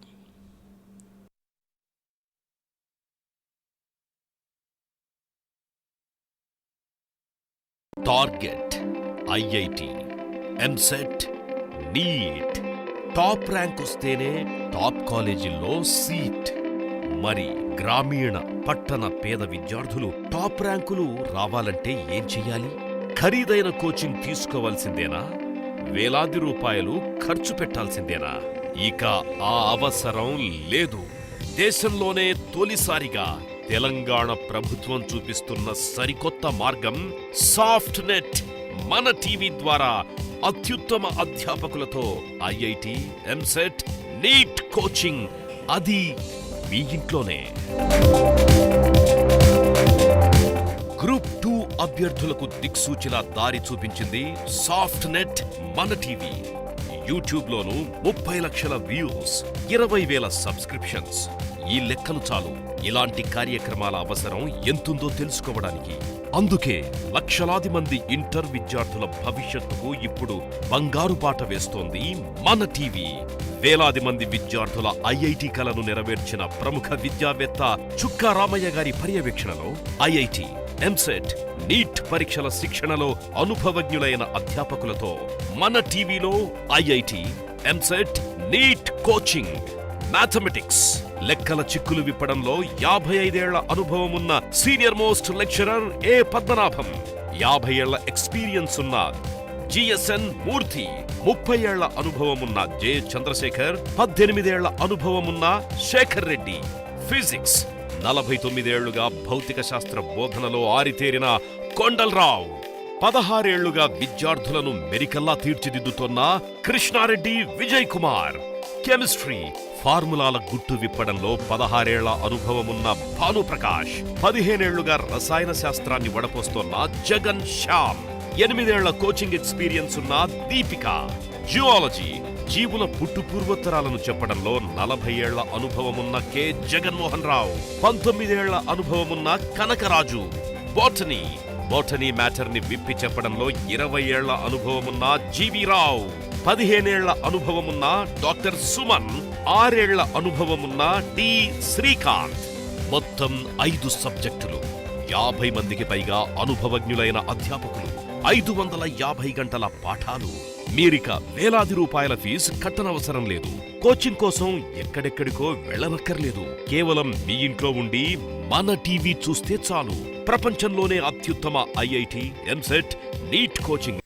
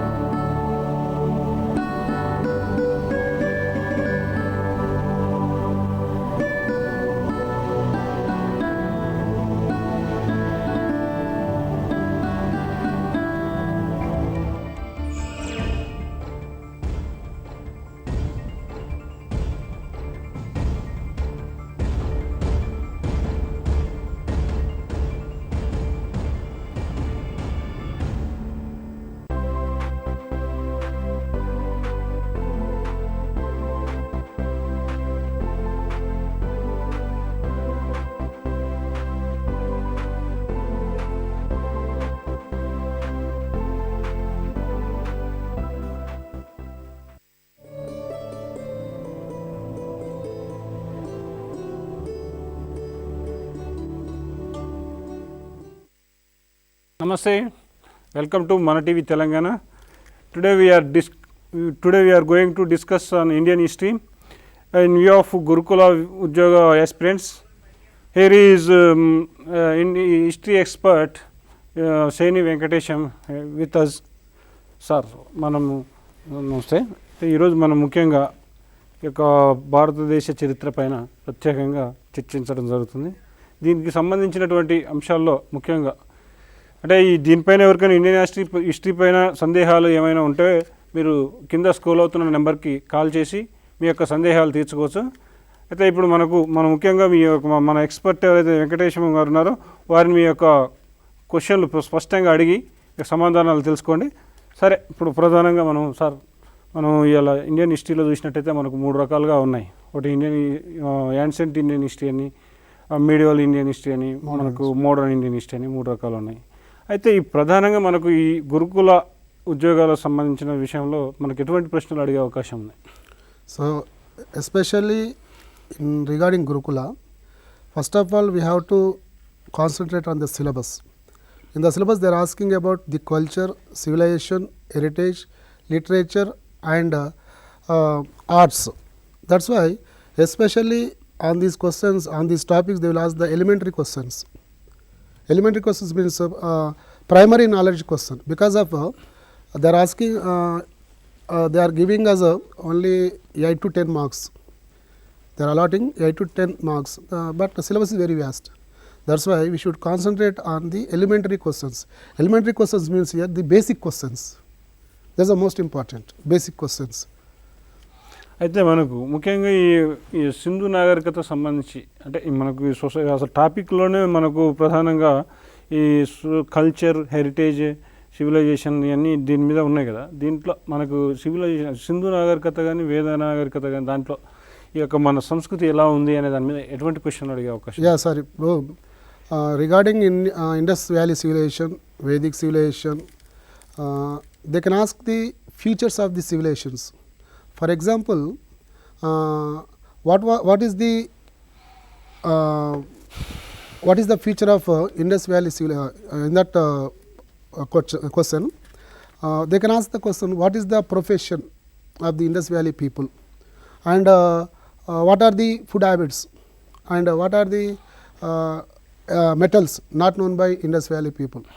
And also regarding Vedic civilization, you can understand, we can say regarding Vedic civilization that culture and their living styles, they can ask these kind of questions from that chapters, especially Indus Valley, Vedic civilization. మనం ఒకసారి చూసినట్లయితే ఇక్కడ సిలబస్లో civilization, culture, heritage, literature, architecture. Regarding ancient history, they can ask the questions from literature or heritage like this. For example, what was the just I told you, what was the metal not known by Indus Valley people? That is, so many people, so many aspirants can know that metal, that is iron. This kind of question they may ask. Okay, sir. So in Gurukul, what type of questions they may be asked? Gurukul దాంట్లో మనకు ఎటువంటి questions అడిగే అవకాశం ఉంటుంది? అంటే మనకు ఎస్పెషల్గా అంటే మీరు ఏన్షియంట్ షూర్ అవుతున్నారా లేకపోతే ఏన్షియంట్లో మనకు ఆర్ట్ ఉంది, ఆర్ట్ అండ్ లిటరేచర్ ఉంది. మన అప్పుడు ఆ కాలంలో ఎటువంటి లిటరేచర్ని యూజ్ చేసేవాళ్ళు, తర్వాత ఆర్ట్స్ అంటే కళలు, మనకు కళలకు సంబంధించి ఎటువంటి ప్రశ్నలు వచ్చే అవకాశం ఉంటుంది? సార్, ఇప్పుడు వాళ్ళు ఇన్డెప్త్గా మాత్రం అడిగే అవకాశం లేదు. ఇక్కడ మనం స్పష్టంగా ఆస్పిరెంట్స్ అందరూ గుర్తుపెట్టుకోవాలి. చాలామంది aspirants they are having so many doubts, ఎలాంటి క్వశ్చన్లు అడుగుతారు అనేటువంటి విషయంలో వాళ్ళు బాగా కన్ఫ్యూజ్ అవుతున్నారు. వీరందరూ కూడా ఎలాంటి సీరియస్గా ఫీల్ అవ్వాల్సిన అవసరం లేదు. వాళ్ళ క్వశ్చన్లు అంటూ ఎలిమెంటరీ క్వశ్చన్స్ ఇంతకుముందే చెప్పాను. కాబట్టి ఇప్పుడు ఫర్ ఎగ్జాంపుల్ లిటరేచర్ ఉన్నారు, ఏన్షియంట్ ఇండియన్ హిస్టరీ అంటే లిటరేచర్ ఉన్నారు. ఫర్ ఎగ్జాంపుల్ కవులు ఎవరెవరు ఉన్నారు, who are the poets, what are the writings of them. ఇప్పుడు Kautilya, they may ask the question who wrote Arthashastra, ఇది అందరికీ తెలుసు. కాబట్టి ఈ విషయంలో బాధపడాల్సిన అవసరం లేదు. For example Kalidasa, what are the writings of the Kalidasa, ఇవి అందరికీ తెలుసు. కాబట్టి ఇలాంటి వాటిపైన కాస్త కాన్సన్ట్రేషన్ చేస్తే వాళ్ళు బెటర్ ఆన్సర్స్ చేయొచ్చు. తర్వాత ఇంకోటి సార్, మనం ప్రధానంగా చూసినట్టయితే సిలబస్ అనేది బాగా చాలా వ్యాస్ట్గా ఉంది, వెరీ వ్యాస్ట్. మార్క్స్ మాత్రం చాలా ఫ్యూ ఉన్నాయి. అంటే దాదాపు ఇప్పుడు మనకు సెక్షన్లో సెక్షన్ మొత్తం 50 మార్కులకు ఉన్నట్టయితే 50 మార్కుల్లో మనకు 8 ఐటమ్స్ ఉన్నాయి. 8 ఐటమ్స్లో మనది ఒక వన్ ఆఫ్ ద టాపిక్ అంటే ఈక్వల్ టు షేర్ చేస్తే దాదాపు ఒక 6 మార్కులు వచ్చే పరిస్థితి ఉంది.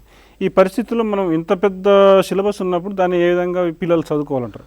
ఇప్పుడు సార్, ఇప్పుడు సూక్ష్మంలో మోక్షం అనేటువంటి అంశం మనకు తెలుసు, ఈ ప్రొవర్ మనకు చాలామంది తెలుసు. కాబట్టి ఇప్పుడు ఆస్పిరెంట్స్ అందరూ అపోసపాలు పడి ఏవేవో చదవాల్సిన అవసరాలు లేవు. బేసిక్గా హై స్కూల్ బుక్స్ ఏవైతే ఉన్నాయో హై స్కూల్ బుక్స్ కనుక వాళ్ళు ప్రిపేర్ అవుతే అప్ టు ఇంటర్మీడియట్ ఏవైతే ఉన్నాయో వాళ్ళు కనుక అవి ప్రిపేర్ కలిగితే they can do better answer. ఇంతకన్నా వేరే ఏముంది అనే విషయం అయితే లేదు అక్కడ. ఇక్కడ యాజ్ పర్ ఇప్పటివరకు సిలబస్ అయితే ఇచ్చారు దాని ప్రకారం ఆలోచిస్తే better to follow high school syllabus. అది ఓకే సార్. మనం నెక్స్ట్ ఇంకోటి మనం డేట్స్ అండ్ ఈవెంట్స్ దీనికి సంబంధించి ఒకటి యుద్ధం కానీ పానిపట్టు యుద్ధం కావచ్చు, రాక్షస తంగడి యుద్ధం కావచ్చు, ఇంకోటి జాతీయ కాంగ్రెస్ ఎప్పుడు ఏర్పాటు చేశారు అట్లాంటివి కానీ ఇవన్నీ డేట్స్ అంటే కొన్ని మాత్రమే గుర్తుపెట్టుకోగలుగుతారు కానీ అన్నీ గుర్తుపెట్టుకోవాలంటే కష్టం. దానికి ఏమైనా టిప్స్ ఉన్నాయా లేదంటే కొన్ని ఒక ఐడెంటిఫై చేసిన మ్యాటర్లో చదవమంటారా? సార్, హిస్టరీ అంటే చాలామందికి కొద్ది భయం ఉంటుంది. Everybody has the phobia about the history. ఎందుకంటే చాలామంది అబ్బో మేము ఈ ఈవెంట్స్ డేట్స్ ఇవన్నీ ఎలా గుర్తుపెట్టుకోవాలి, యుద్ధాలు ఏంది, భయంకరం ఏంది, ఎలా గుర్తుపెట్టుకోవాలనే కాన్సెప్ట్లో ఉంటారు. కానీ కరెక్ట్గా ఆలోచిస్తే హిస్టరీలో వచ్చిన మార్కులు మిగతా ఏ టాపిక్లలో కూడా వచ్చే అవకాశం లేదు సార్. కాకపోతే యుద్ధాలు ఉన్నాయి కదా, డేట్స్ ఉన్నాయి కదంటే, but I think my opinion they won't stress on the dates and events. వారు డేట్స్ పైన కానీ వాడి ఈవెంట్స్ పైన కానీ ఎక్కువగా స్ట్రెస్ చేసే అవకాశం లేదు. ఒకవేళ అడిగితే కనుక కొన్ని మేజర్ అందరు తెలిసినటువంటి డేట్స్ ఏవైతే ఉన్నాయో, ఫర్ ఎగ్జాంపుల్ పానిపట్టు యుద్ధం ఉంది, ఫస్ట్ బ్యాటిల్ ఆఫ్ పానిపట్ 1526 అందరికీ తెలుసు. ఇది తెలియకుండా ఏ ఆస్పిరెంటే ఉండడు. కాబట్టి ఇలాంటివి, లేకపోతే రాక్షస తంగడి అంటాం, సో 1565 ద బ్యాటిల్ ఆఫ్ రాక్షస తంగడి అంటాం. కాబట్టి ఇలాంటి చిన్నవి గుర్తుపెట్టుకోవచ్చు. కాబట్టి ఇందులో ప్రాబ్లం ఏమీ లేదు సార్. ఒక్కటి ఏంటంటే ఇన్ కేస్ ఆస్పిరెంట్స్ ఏమన్నా హిస్టరీ పరంగా డేట్స్ పరంగా ఇబ్బంది పడుతుంటే ఒక్క చార్ట్ తయారు చేసుకొని వారి ఇంట్లో పేస్ట్ చేసుకోమండి. ఒక్కసారి అలా చూస్తూ ఉండండి, డేట్స్ అవే గుర్తుండిపోతాయి. కాబట్టి ఇందులో పెద్దగా టిప్స్ అంటూ ఏమీ లేవు. ఒక్కటి మాత్రం నేను చెప్పగలను, ఈ హిస్టరీ చదివేటప్పుడు మాత్రం కొంచెం డిస్క్రిప్టివ్ మెథడ్లో చదవాలి. అంతేగాని క్వశ్చన్ ఆన్సర్ మెథడ్లో చదివితే గుర్తుపెట్టుకోవడానికి చాలా ఇబ్బంది అవుతుంది. కాబట్టి better to go for descriptive system. ఒక అనలైటికల్గా హిస్టరీ చదివితే కనుక ప్రమాణం గుర్తుపెట్టుకోవడానికి అవకాశం ఉంటుంది సార్. తర్వాత అంటే ఇప్పుడు ఇదే క్వశ్చన్ రిలవెంట్ సంబంధించి మనం చూసినట్టయితే జనరల్గా అంటే ఈ డేట్స్ అనే పాయింట్ ఆఫ్ వ్యూలో తక్కువ వచ్చినా కూడా కొంతవరకు ఇంకోటి ఏంటంటే ఈ మొదటి పానిపట్టు యుద్ధంలో ఎవరిని ఓడించారు ఆ టైప్లో ఏమైనా క్వశ్చన్స్ అడుగుతారా? ఎక్కువ కష్టం సార్ ఇలాంటివి. ఎందుకంటే ఇక్కడ ఉన్నవే తక్కువ మార్కులు ఉన్నవి, 10 మార్క్స్ కూడా సరిలేవు మనకి ఈ ప్రిలిమినరీ ఎగ్జామ్ సంబంధించి. కాబట్టి ఇందులో అలాంటి క్వశ్చన్స్ అడిగే అవకాశం దరిదాపులో లేదు. అడిగితే ఇలాంటి కొంచెం గుర్తుపెట్టుకుంటే నష్టం లేదు సార్. ఇప్పుడు ఫస్ట్ పానిపట్టు వారం, బ్యాటిల్ ఆఫ్ ఫస్ట్ పానిపట్టు అన్నాం. This is the war between Ibrahim Lodi and Babur. ఇది తెలియని ఆస్పిరెంట్స్ ఎవరు ఉంటారు సార్. కాబట్టి ఇలాంటి పెద్దగా వరి అవ్వాల్సినటువంటి అవసరం ఏం లేదు సార్. Okay sir. నెక్స్ట్ మనం మోడర్న్ ఇండియన్ హిస్టరీకి పోయినట్టయితే దాంట్లో అంటే మనకి ఈ గురుకుల ఉద్యోగాలకు సంబంధించి అంటే తక్కువ మార్క్స్లో తక్కువ క్వశ్చన్స్ అడిగే అవకాశం ఉంది. కాబట్టి దీంట్లో ఎటువంటి క్వశ్చన్స్ అడిగే అవకాశం? ఇప్పుడు మోడర్న్ ఇండియా అనేసరికి మనకు అడ్వెంట్ ఆఫ్ యూరోపియన్స్ అక్కడ నుండి స్టార్ట్ చేస్తే 1947 వరకు కూడా it covers modern history.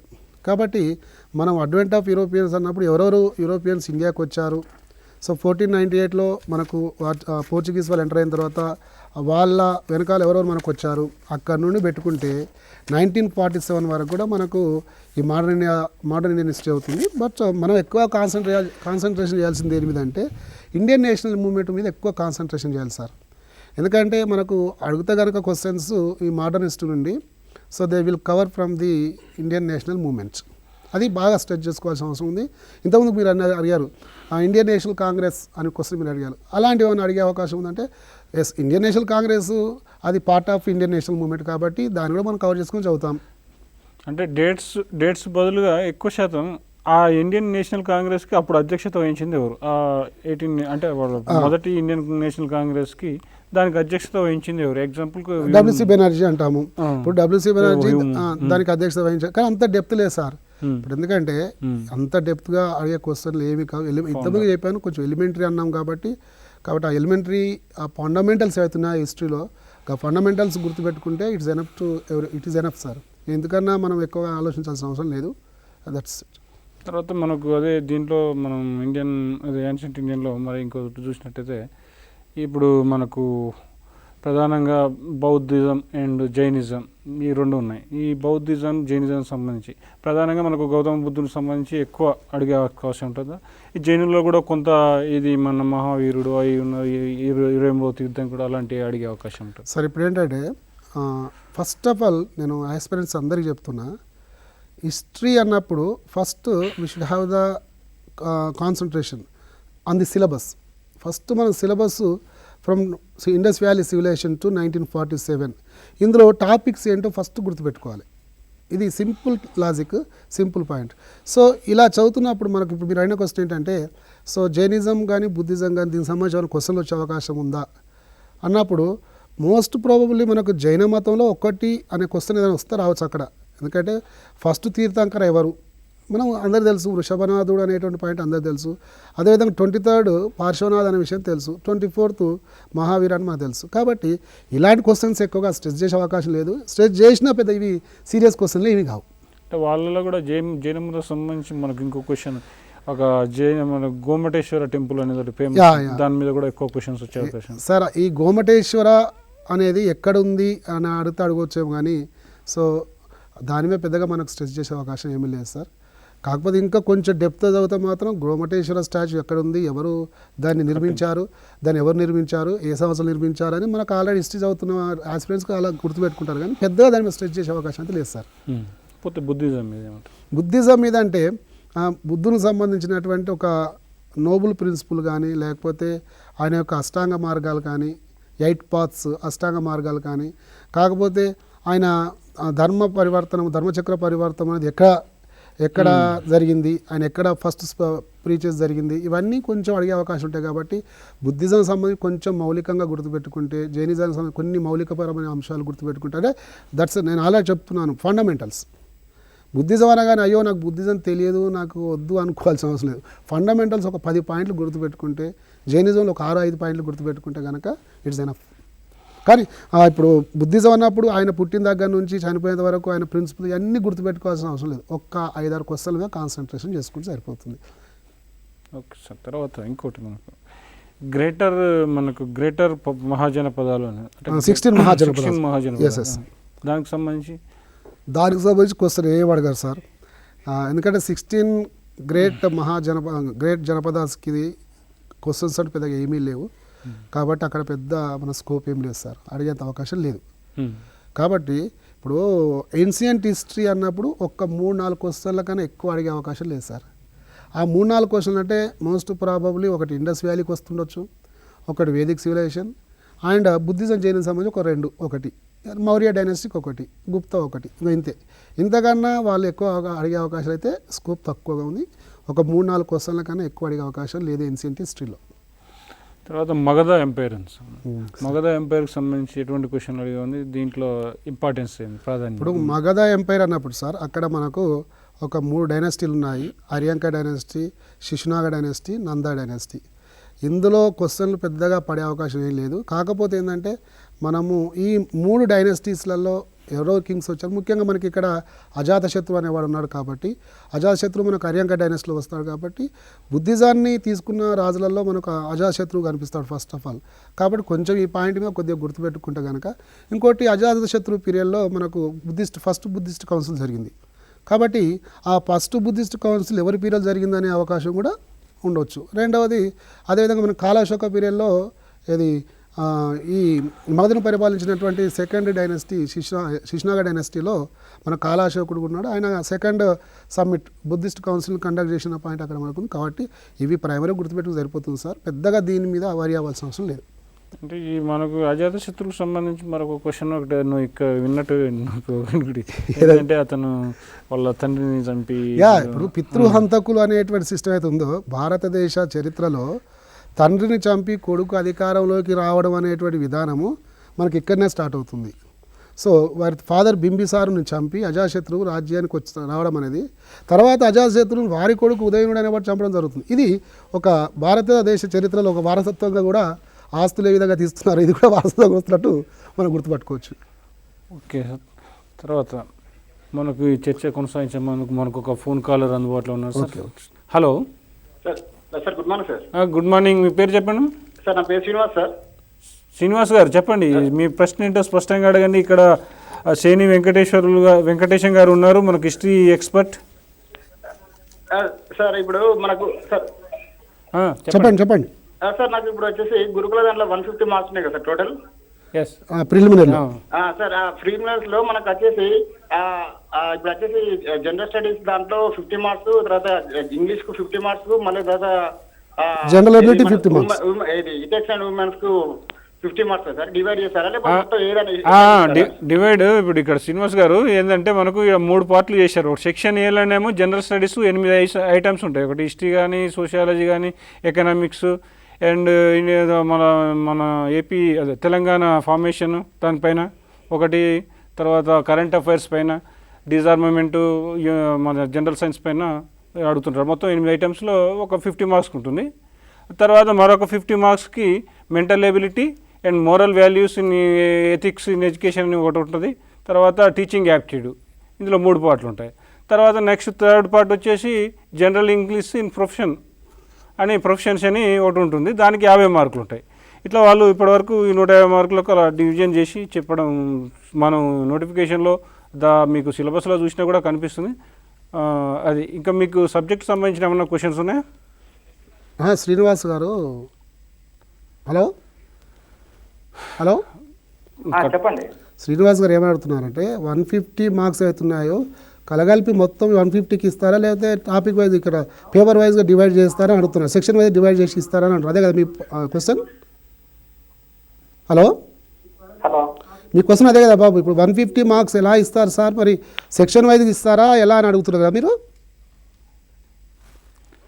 Okay, సాంకేతిక కారణాలతోటి ఫోన్ సార్ ఓకే. ఇప్పుడు వ్యూవర్స్ అందరు కూడా ఒక పాయింట్ ఏంటంటే ఇక్కడ సెక్షన్ వైజ్గా 50 మార్క్స్ డివైడ్ చేశారు కాబట్టి క్వశ్చన్ పేపర్ కూడా యాజ్ పర్ ది అలానే వస్తుంది, అందులో వేరే డౌట్ ఏం లేదు. Okay sir. నెక్స్ట్ మరొక కాలర్ అందుబాటులో ఉన్నారు సార్. హలో చెప్పండి, మీ పేరు చెప్పండి. నా పేరు సైదులు సార్. సైదులు గారు చెప్పండి, మీ ప్రశ్న స్పష్టంగా అడగండి. ఇక్కడ మనకు వెంకటేశం గారు సమాధానం ఇస్తారు, ఎక్స్పర్ట్. సార్ నమస్కారం సార్. నమస్తే సార్. ఇప్పుడు ఈ యాన్షియంట్ హిస్టరీ కాకుండా మిడివల్ హిస్టరీ నుంచి, అదే కాకుండా మిడివల్ హిస్టరీ నుంచి మళ్ళీ మన తెలంగాణ హిస్టరీకి లింక్ అవుతూ ఏమైనా క్వశ్చన్స్ వచ్చే అవకాశం ఉందా సార్? ఇప్పుడు ఇక్కడ తెలంగాణ హిస్టరీకి సంబంధించి మేబీ ఒక 3 క్వశ్చన్స్ అలా వచ్చే అవకాశం ఉంటుంది. బట్ లింకప్ అంటూ పెద్దగా జరగకపోవచ్చు, లింకప్ అంటూ పెద్దగా ఉండకపోవచ్చు అనేది అర్థమవుతుంది. కాబట్టి దాని విషయంలో మీరు వరి కావాల్సిన అవసరం ఏం లేదు. Okay sir. తర్వాత మనం ఇంక పోతే నెక్స్ట్ మనకు మౌర్య సామ్రాజ్యం, మౌర్య ఎంపైర్ ఉంది కదా, దీనిపైన ఎటువంటి క్వశ్చన్ అడిగే అవకాశం? సార్ మౌర్య ఎంపైర్ అంటే ఇది మనం ఖచ్చితంగా గుర్తుపెట్టుకోవాల్సినటువంటి చరిత్ర అది. అందులో అశోకునికి సంబంధించినటువంటి ఇన్ఫర్మేషన్ మనకు కావాల్సి వస్తుంది సార్. కాబట్టి అశోకునికి సంబంధించిన ఇన్ఫర్మేషన్లో ఆయన యొక్క టైటిల్స్ ఉన్నాయి. ఆ టైటిల్స్, సో ఆయనకు ప్రియదర్శిని అనేటువంటి ఒక టైటిల్ మనకు కనిపిస్తుంది. And one more Priyadarshini, one more title మనకు, అది 2 ఉన్నాయి టైటిల్స్. సో ఆ టైటిల్స్ గుర్తుపెట్టుకోవాలి. అండ్ ఆయనకు సంబంధించినటువంటి బ్యాటిల్స్లలో మనకు కళింగ వార్ BC 261 అనేటువంటి పాయింట్ మనకు ఒకటి ఉంది, అదొకటి గుర్తుపెట్టుకోవాలి. అండ్ ఆయన పీరియడ్లో ఈ కండక్టెడ్ బుద్ధిస్ట్ కౌన్సిల్, ఈ కండక్టెడ్ 3rd బుద్ధిస్ట్ కౌన్సిల్ అనేది ఉంది పాటలీపుత్రంలో, అదొకటి గుర్తుపెట్టుకోవాలి. అండ్ ఆ బుద్ధిస్ట్ కౌన్సిల్కు చైర్మన్గా ఎవరున్నారు? మౌలిపుత్ర దీసా దానికి చైర్మన్గా ఉంటారు కాబట్టి, సో అది కూడా మనం గుర్తుపెట్టుకోవాలి. ఇంకొకటి ఆ 3rd బుద్ధిస్ట్ కౌన్సిల్లో అక్కడ ఇది మనకు అభిధమ్మ పీఠిక కంపోజ్ చేయబడింది కాబట్టి ఆ అభిధమ్మ పీఠిక కూడా మనం గుర్తుపెట్టుకుంటే సరిపోతుంది. పెద్దగా మనకు ఇందులో పెద్దగా అది ఏమీ లేదు. Okay sir. నెక్స్ట్ మనం గుప్తుల యుగాన్ని పోయినట్టయితే, గుప్తుల యుగం మనం స్వర్ణ యుగం అని ఎప్పటి నుంచో చెప్తూ ఉంటాం. దాన్ని ఉదాహరణగా తీసుకొని అన్నీ కూడా ఇప్పుడు ప్రభుత్వాలు కానీ కూడా చెప్పుకోవడం జరుగుతుంటుంది. అలాంటి స్వర్ణయుగం సాధిస్తామని కూడా చెప్తూ ఉంటారు. దీంట్లో అసలు ఈ స్వర్ణయుగం అనేది ఎవరి కాలంలో వచ్చింది, అది దీనిపైన ఎటువంటి క్వశ్చన్ అడిగే అవకాశం? ఇప్పటికీ మనకు ఆనవాయితీగా వస్తుంది సార్, ఏదైనా మంచి జరిగితే మన స్వర్ణయుగం అని మనం అంటూ ఉంటాము. కాబట్టి గుప్తుల కాలంలో కూడా అసలు భారతదేశ చరిత్రలో గుప్తుల కాలం అనేది మనకు స్వర్ణయుగం. Especially second Chandragupta period. Second Chandragupta period is called the golden age in Indian history. But base ఏంటి, ఎందుకు దాన్ని గోల్డెన్ ఏజ్ అంటున్నాం మనము అంటే, ఎస్పెషల్లీ లిటరేచర్ అనేది వీరి కాలంలో బాగా డెవలప్ అయింది. లిటరేచర్ పరంగా అండ్ సైంటిఫికల్ ఇన్నోవేషన్స్ పరంగా చూసినట్లయితే ఇది ఒక బ్రహ్మాండమైన సిస్టమ్. ఈరోజు ప్రపంచానికి మన ఒక మార్గదర్శకంగా ఉంది ఈరోజు భారతదేశం. ఖగోళ శాస్త్రంలో కానీ, జ్యోతిష్ శాస్త్రంలో కానీ, ఆయుర్వేదంలో కానీ, ఇతరత్ర సాహిత్యపరమైనటువంటి విషయాల్లో కానీ మన భారతదేశము ప్రపంచ దేశాలకు ఆదర్శప్రాయంగా ఉంది. కారణం ఏంటంటే ఇక్కడ జరిగినటువంటి కాంట్రిబ్యూషన్. కాబట్టి మనం చంద్రగుప్త సెకండ్ పీరియడ్ని స్వర్ణయుగంగా భావించవచ్చు. ఇక్కడ నుండి మీకు క్వశ్చన్స్ అంటూ పెద్ద ఏం లేకపోవచ్చు. కాకపోతే ఏంటంటే ఆర్యభట్ట, కాళిదాస వీళ్ళు ఎవరైతే ఉన్నారో, నవరత్నాలు ఎవరైతే ఉన్నారో వారికి సంబంధించి కొద్ది కాన్సన్ట్రేషన్ చేసుకుంటే, వారి రైటింగ్స్ ఏమున్నాయి వాటి మీద కొద్ది కాన్సన్ట్రేషన్ చేసుకుంటే, ఇంకొకటి యాజ్ యూజువల్ ఒక్క నిమిషం సార్, ఇది ఒక చిన్న డిస్టర్బ్ చేస్తుంది. అంటే ఇప్పుడు ఒక మన కాలర్ ఫోన్ లైన్లో అందుబాటులో, ఆ తర్వాత మళ్ళీ మన చర్చ కొనసాగిద్దాం. హలో చెప్పండి అమ్మా, మీ పేరు చెప్పండి. నా పేరు మాధవి అండి. మాధవి గారు, మీ ప్రశ్న స్పష్టంగా అడగండి. ఇక్కడ వెంకటేష్ చరిత్ర నిపుణులు ఉన్నారు. అంటే హిస్టరీ గురించి కాదండి నేను అడిగేది, మా డౌట్ వచ్చింది. చెప్పండి. అయితే నేను వర్క్ అండ్ కంప్యూటర్, అది ఆర్ట్ అండ్ వర్క్ ఎడ్యుకేషన్ అండి నాది. వర్క్ క్రాఫ్ట్ టీచర్ని. చెప్పండి. మొత్తం గురుకులలో పోస్టింగ్లు పడ్డాయి కదండి. అవును. అయితే దానికి మాకు సిలబస్ ఏంటి అనేది అర్థం కాలేదు. మీకు సిలబస్ కావాలా? సిలబస్ దానికి ఎన్ని మార్క్స్ ఉంటాయి ఏంటి అనేది కొద్దిగా ఒకటండి. దీంట్లో మీకు జనరల్ స్టడీస్, ఎబిలిటీస్ అని ఒక 150 మార్కులకు ఒక పేపర్ ఉంటుంది. ఓకే. తర్వాత ఇంకోటి నర్సింగ్కి సంబంధించి ఒక స్పెషల్ క్రాఫ్ట్స్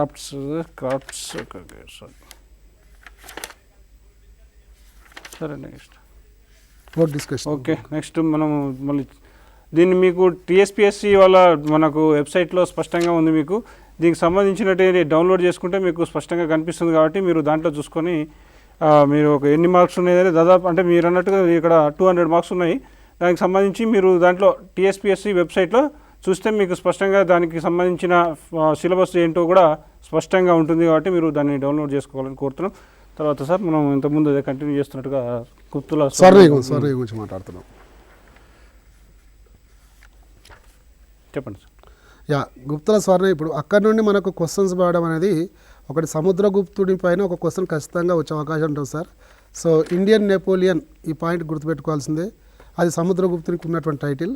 ఈ క్వశ్చన్ను అడిగే అవకాశం ఉంటుంది. ఇందులో పెద్దగా ఆశించాల్సింది పెద్దగా ఏమీ లేదు. కాకపోతే ఏంటంటే ఒక్కసారి చంద్రగుప్త సెకండ్కి సంబంధించిన ఇన్ఫర్మేషన్ పూర్తి స్థాయిలో అర్థం చేసుకోగలిగితే సరిపోతుంది. ఓకే సార్, నెక్స్ట్ మనం హర్షవర్ధన. ఒకసారి సార్ ఇంకో కాలర్ ఫోన్ లైన్లో ఉన్నాడు. ఓకే సార్, దాని తర్వాత చూద్దాం. హలో, ఈ ఫోన్ కాల్ కట్ అయినట్టుంది. తర్వాత మీ హర్షవర్ధనకు సంబంధించి మరొక క్వశ్చన్ చూద్దాం సార్. ఈ హర్షవర్ధన టైంలో మనకు ప్రధానంగా యుఎన్ అని చైనా యాత్రికుడు కూడా వచ్చినట్టుగా మనకు చదువుకున్నంత ముందు. దీని ప్రాధాన్యత ఏంటి, దీని మీద ఏ విధంగా క్వశ్చన్లు అడిగే అవకాశం ఉంది సార్? ఇప్పుడు హర్షవర్ధన్ అంటే ఈజ్ ద లాస్ట్, జనరల్ మనం చెప్పుకునేది ఏంటంటే last Hindu ruler. Harshavardhan was last Hindu ruler. ఈయన కాలంలో మనకు పెద్దగా ఎక్స్పెక్టెడ్ క్వశ్చన్స్ ఏమీ లేవు. కాబట్టి ఫండమెంటల్గా అనుకుంటాం కాబట్టి చిన్నప్పటి నుంచి చదువుకుంటున్నాం మనందరం కూడా.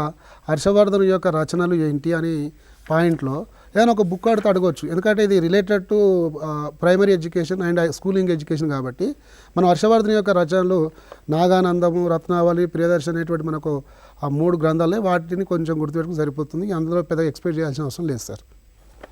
Okay sir. తర్వాత మనం ఇంకొక విషయంలో పోయినట్టయితే invasion of Arabs and Muslims. ఈ అంశానికి సంబంధించి మనకు ఎటువంటి అరబ్ల దండయాత్రలు, దానికి సంబంధించి ముస్లింల దండయాత్ర, అట్లాంటి దాని మీద ఎటువంటి క్వశ్చన్లు అడగవచ్చు మనకి గురుకుల ఉద్యోగం? ఇక్కడ మనం బాగా గుర్తుపెట్టుకోవాలి sir. Invasions of Arabs and Muslims అన్నప్పుడు మహమ్మద్ బిన్ కాసిం 712 గుర్తుపెట్టుకోవాలి సార్. ఇది ఫండమెంటల్గా మనం గుర్తుపెట్టుకోవాల్సిందే. ప్రతి ఆస్పిరెంట్ దీన్ని గుర్తుపెట్టుకుంటారు. ఎందుకంటే ఫస్ట్ అరబ్ ఇన్వేషన్ జరిగింది మనకు 712లో. ఇక ఆయన తర్వాత మనకు గజనీ రావడం జరిగింది. గజనీకి సంబంధించి ఎలాంటి ఆలోచన అవసరం లేదు. నెక్స్ట్ మహమ్మద్ గోరీ అన్నప్పుడు 2 తరైన్ వార్స్ ఉన్నాయి. 1191 ఒకటి, 1192 ఒకటి, మనకు 2 తరైన్ వార్స్ ఉన్నాయి. సో మోస్ట్ ప్రాబబుల్ ఏంటంటే ఈ 2 బ్యాటిల్కి సంబంధించినటువంటి క్వశ్చన్ అడిగే అవకాశం ఉంటుంది అక్కడ, లేదంటే లేదు. బట్ మనం గుర్తుపెట్టుకోవడం అనేది సరిపోతుంది. ఇక తర్వాత మన ఇంతవరకు ఈ టాపిక్లో ఈ క్వశ్చన్ గుర్తుపెట్టుకుని సరిపోతుంది. ఒకటి 712, ఒకటి తరైన్ వార్స్ 2 ఈ గుర్తుపెట్టుకుని సరిపోతుంది. ఇంతకన్నా పెద్దగా ఆశించాల్సింది ఏం లేదు. ఓకే సార్, మరొక కాలర్ ఫోన్ లైన్లో ఉన్నారు. వారి యొక్క ప్రశ్న ఏంటో చూద్దాం. హలో. హలో అండి. నమస్తే, చెప్పండి అమ్మా. మీ పేరు మాట్లాడుతున్నానండి. స్వప్న గారు చెప్పండి, మీ ప్రశ్న స్పష్టంగా చెప్పండి. హిస్టరీలో ఎన్ని నెంబర్ ఆఫ్ క్వశ్చన్స్ రావచ్చు, ఏమేం topics important? Okay sir. Swapna garu, most problem మీకు 10 క్వశ్చన్స్ వరకు రావచ్చమ్మా హిస్టరీలో. ఇది అలాంగ్ విత్ తెలంగాణ హిస్టరీ, ఇది కూడా బాగా గుర్తుపెట్టుకోండి. ఎందుకంటే ఈ రోజు వరకు కూడా మనకు సిలబస్ పైన స్పష్టమైన క్లారిటీ లేదు. ఇప్పుడు ఉన్నంత వరకు ఏంటంటే మనకు Indian history and Telangana history ప్రిలిమ్స్లో మనకు టాపిక్లో ఇచ్చారు. కాబట్టి ఈ రెండింటి పరంగా మనకు 10 క్వశ్చన్స్ వచ్చే అవకాశం ఉంది. కాబట్టి మీరు ఇండస్ వ్యాలీ సివిలైజేషన్ నుంచి 1947 వరకు 3 పార్ట్స్ ఆఫ్ ది అంటే ancient, medieval and modern history చదవాల్సిందే. అందులో మళ్ళీ తెలంగాణ హిస్టరీ సంబంధించి శాతవాహనుల నుండి 1948 వరకు కూడా చదవాల్సిందే. ఇందులో వేరే డౌట్ ఏం లేదు. కాకపోతే సిలబస్ పెద్దగా అనిపించవచ్చు, మార్కులు తక్కువ అనిపించవచ్చు. బట్ ఎనీహౌ మొత్తం మీద చదవాల్సిన అవసరం ఉంటుందమ్మా. సార్, మనకు మీరు సిలబస్ అన్న దాంట్లో చూసినట్టయితే ప్రధానంగా మనకు ఈ యొక్క దీంట్లో మనం చూసిన సిలబస్ ప్రకారం ఏంటంటే Indian history and culture and civilisation, heritage అని ఈ ఆఫ్ ఇండియా అండ్ తెలంగాణ అని ఒక దాంట్లో వస్తుంది. నెక్స్ట్ మనకు తెలంగాణ హిస్టరీకి పోయినట్టయితే ఇది సేమ్ కల్చరు ఇవన్నీ ఉంటుంది. దీంతో పాటుగా స్టేట్ ఫార్మేషన్ ఇవన్నీ ఉంటుంది. దీంట్లో అంటే 2 రకాలుగా క్వశ్చన్స్ అడిగే అవకాశం ఉంది. ఇక్కడ సార్ ఒకటి తెలంగాణ హిస్టరీ అయినా ఇండియన్ హిస్టరీ అయినా ఇప్పుడు మనకు ప్రిలిమ్స్లలో ఈ 2 ప్రిలిమ్స్లో ఈ 2 కవర్ చేసే అవకాశం ఉంది. కాబట్టి మనం మెయిన్లీ పొలిటికల్ హిస్టరీ మీద కాన్సన్ట్రేషన్ తక్కువ చేసుకోవడం బెటర్. ఎందుకంటే మన టాపిక్లోనే ఇచ్చారు కాబట్టి culture, civilisation, heritage, arts and literature అన్నారు. కాబట్టి మనం పొలిటికల్ అంటే ఆయన ఏ డేట్ నుంచి ఏ డేట్ వరకు ఉన్నాడు, ఆయన ఏమి యుద్ధాలు చేశాడు, ఆయన ఏమి పరిపాలన చేయాలి అనే కన్నా వారి యొక్క ఆర్కిటెక్చర్, వారి యొక్క లిటరేచర్ వీటి మీద కాన్సన్ట్రేషన్ చేసుకొని చదవడం బెటర్ సార్. ఓకే సార్, మనకు ఫోన్ కాలర్ అందుబాటులో ఉన్నారు sir. Hello sir, good afternoon sir. Good afternoon, మీ పేరు చెప్పండి సార్. నా పేరు సుధాకర్ అండి, మహబాద్ మండలం. సుధాకర్ గారు, మీ ప్రశ్న స్పష్టంగా అడగండి. ఇక్కడ వెంకటేశం గారు సమాధానం ఇస్తారు, expert. Sir, good afternoon sir. నమస్తే బాబు. సార్, ఇప్పుడు మన గురుకుల సంబంధించిన ఇండియన్ హిస్టరీలో సార్ చెప్పండి వింటున్నా. ఈ ఇండియన్ హిస్టరీకి సంబంధించినటువంటి టాపిక్స్ ఏమేమి ఉన్నాయి సార్? ఇండియన్ హిస్టరీకి సంబంధించిన టాపిక్స్ బాబు ఇక్కడ స్పెసిఫిక్గా పబ్లిక్ సర్వీస్ కమిషన్ వాళ్ళు మనకేం ప్రిస్క్రైబ్ చేయకుండా ఇక్కడ సిలబస్లో ఏమి ఇచ్చారంటే ఇండియన్ హిస్టరీకి సంబంధించి సొసైటీ, కల్చర్, సివిలైజేషన్, హెరిటేజ్ అని ఇచ్చారు. కాబట్టి ఇక్కడ మనం చదవాల్సింది ఏంది, ఇండస్ వ్యాలీ నుండి సింధు నాగరికత నుండి 1947 వరకు చదవాల్సిందే. కాకపోతే ఏంటంటే ఎలిమెంటరీ సిస్టంలో, ఫండమెంటల్ సిస్టంలో చదవండి. డెప్త్గా చదవాల్సిన అవసరం లేదు. మీకు హై స్కూల్ బుక్స్లో ఏవైతే చెప్పారో అవి చూసుకోవడం బెటర్. ఇంకా మీరు ఫర్దర్గా పీజీ బుక్సా లేకపోతే ఇంకా డిగ్రీ బుక్సా వాటిని ఫాలో కావాల్సినటువంటి అవసరం పెద్దగా లేదు. ఓకే సార్, తర్వాత థ్యాంక్ యూ సార్. ఇంకోటి మరొక కాలర్ ఫోన్ లైన్లో అందుబాటులో ఉన్నారు సార్. Hello sir. నమస్కారం సార్. నమస్తే అమ్మ, మీ పేరు చెప్పండి. రుక్ముద్దీన్ సార్, సిద్దిపేట్. హలో రుక్ముద్దీన్ గారు చెప్పండి, మీ ప్రశ్న స్పష్టంగా అడగండి. ఇక్కడ మన వెంకటేష్ గారు మీకు సమాధానాలు ఇస్తారు. ఓకే సార్, ఇప్పుడు ఈ గురుకుల టీచర్స్ రిక్రూట్మెంట్ లో ఇప్పుడు హిస్టరీలోకి వెళ్ళి మనకు ఎక్కడి నుంచి అడుగుతారు సార్ ఇది క్వశ్చన్స్? ఏ పార్ట్ మనకు హిస్టరీలో ఏ పార్ట్ నుంచి ఎక్కువ అడిగే అవకాశం ఉంది అంటున్నారండి? ఇప్పుడు మనకు సొసైటీ, కల్చర్, సివిలైజేషన్ అని ఇందులో మెన్షన్ చేసింది కదా. యా ఇప్పుడు సొసైటీ, కల్చర్ అన్నప్పుడు మీరు మనకు ఏన్షియంట్లో సొసైటీ, కల్చర్లు ఎక్కువ కవరేజ్ అవుతాయి. మిడివల్లో మీకు స్కల్ప్చర్స్ కానీ అండ్ స్ట్రక్చర్స్ కానీ, నిర్మాణాలు కానీ కవర్ అవుతాయి. అండ్ మోడర్న్ హిస్టరీలో మీకు కొద్ది మూమెంట్ సంబంధించినటువంటి ఇండియన్ నేషనల్ మూమెంట్ సంబంధించిన క్వశ్చన్లు అడిగే అవకాశం ఉంటుంది. కాబట్టి ఇప్పుడు సిలబస్ ఏదైతే ఇచ్చారో దానికి సంబంధించి మనకి ఏన్షియన్ నుంచి కొద్దిగా ఎక్కువగా వచ్చే అవకాశం ఉంటుంది. టోటల్గా ఇచ్చే 10 క్వశ్చన్లలో ఒక 4 క్వశ్చన్లు లేదా 3 క్వశ్చన్లు 4 మ్యాక్సిమం ఇవి మీకు ఏన్షియంట్ హిస్టరీ నుంచి అడిగే అవకాశం ఉంటుంది brother. Okay sir, thank you sir. తర్వాత మనకు ఇంకొకటి మనం విషయంలో చూసినట్టు ఢిల్లీ సుల్తాన్కు సంబంధించి మనకు ప్రధానంగా ఈ ఢిల్లీ సుల్తాన్కు సంబంధించి ఏ రాజు ఎన్ని సంవత్సరాలు పరిపాలించాడు, తర్వాత ఏ రాజు ఎటువంటి ఇంపార్టెంట్ ముఖ్యమైన సంస్కరణలు ప్రవేశపెట్టాడు, దాని పైన ఎక్కువ అడిగే అవకాశం ఉంది. ఇప్పుడు మీకు ఢిల్లీ సుల్తాన్స్ అన్నప్పుడు మీరు ఖచ్చితంగా 5 సుల్తాన్లు వారి యొక్క ఇయర్స్ అంటే ఎక్కడి నుండి ఎక్కడి వరకు, అందులో మనకు slave dynasty, Khilji dynasty, Tughlaq dynasty, Syed dynasty, Lodi dynasty. ఇందులో మనం గుర్తుపెట్టుకోవాల్సిన అంశాలు ఏంటంటే మెయిన్లీ మనకు అల్లావుద్దీన్ ఖిల్జీ అవుతున్నారో, ఎందుకంటే వారు భారతదేశంలో సంస్కరణలు ప్రవేశపెట్టినటువంటి రెవెన్యూ పరమైనటువంటి కానీ, మార్కెటింగ్ పరమైన కానీ, లేకపోతే అడ్మినిస్ట్రేషన్, ఆర్మీ పరమైనటువంటి రిఫార్మ్స్ చేశాడు. కాబట్టి అతనికి సంబంధించిన ఒక ప్రశ్న అట్లా గుర్తుపెట్టుకోవడానికి ఆస్కారం ఉంటుంది. కాబట్టి అక్కడ అదొక పాయింట్. అండ్ మహమ్మద్ బిన్ తుగ్లక్ సంబంధించినటువంటి కొద్ది అంశాలు గుర్తుపెట్టుకోవాలి. చివరికి మనకు ఎట్లయినా ఇబ్రహీం లోడి ఉన్నాడు కాబట్టి వాళ్ళు ఫస్ట్ బ్యాట్లో పానిపట్ అనే పాయింట్ వస్తుంటుంది అక్కడ. ఎందుకంటే ఇది రెండింటికి సరిహద్దుగా ఉంటుంది. ఇది decline of Delhi sultans and establishment of Mughals 1526 ఒకటి గుర్తుపెట్టుకుంటే ఈ 4 క్వశ్చన్ల మీద కాన్సన్ట్రేషన్ ఉంటుంది. అంతకన్నా పెద్దగా ఏముండకపోవచ్చు. మీరు అన్నట్టుగా మహమ్మద్ బిన్ తుగ్లక్ పిచ్చి తుగ్లక్ అనే పేరు కూడా ఉన్నది కదా ఆయనకు. అంటే ఆయన చేసిన అంటే దాన్ని దేవగిరించి ఢిల్లీకి రాజధాని మార్చడం అట్లాంటి దాని మీద ఏమన్నా ఆయన అడిగారు సార్. ఇలాంటి పెద్దగా ఆస్కారం ఏం లేదు. మనం అతన్ని పిచ్చి తుగ్లక్ అనాల్సిన అవసరం కూడా లేదు. ఎందుకంటే పాలసీస్ ఆర్ బెటర్. ఆయన యొక్క పాలసీస్ చాలా బాగున్నాయి.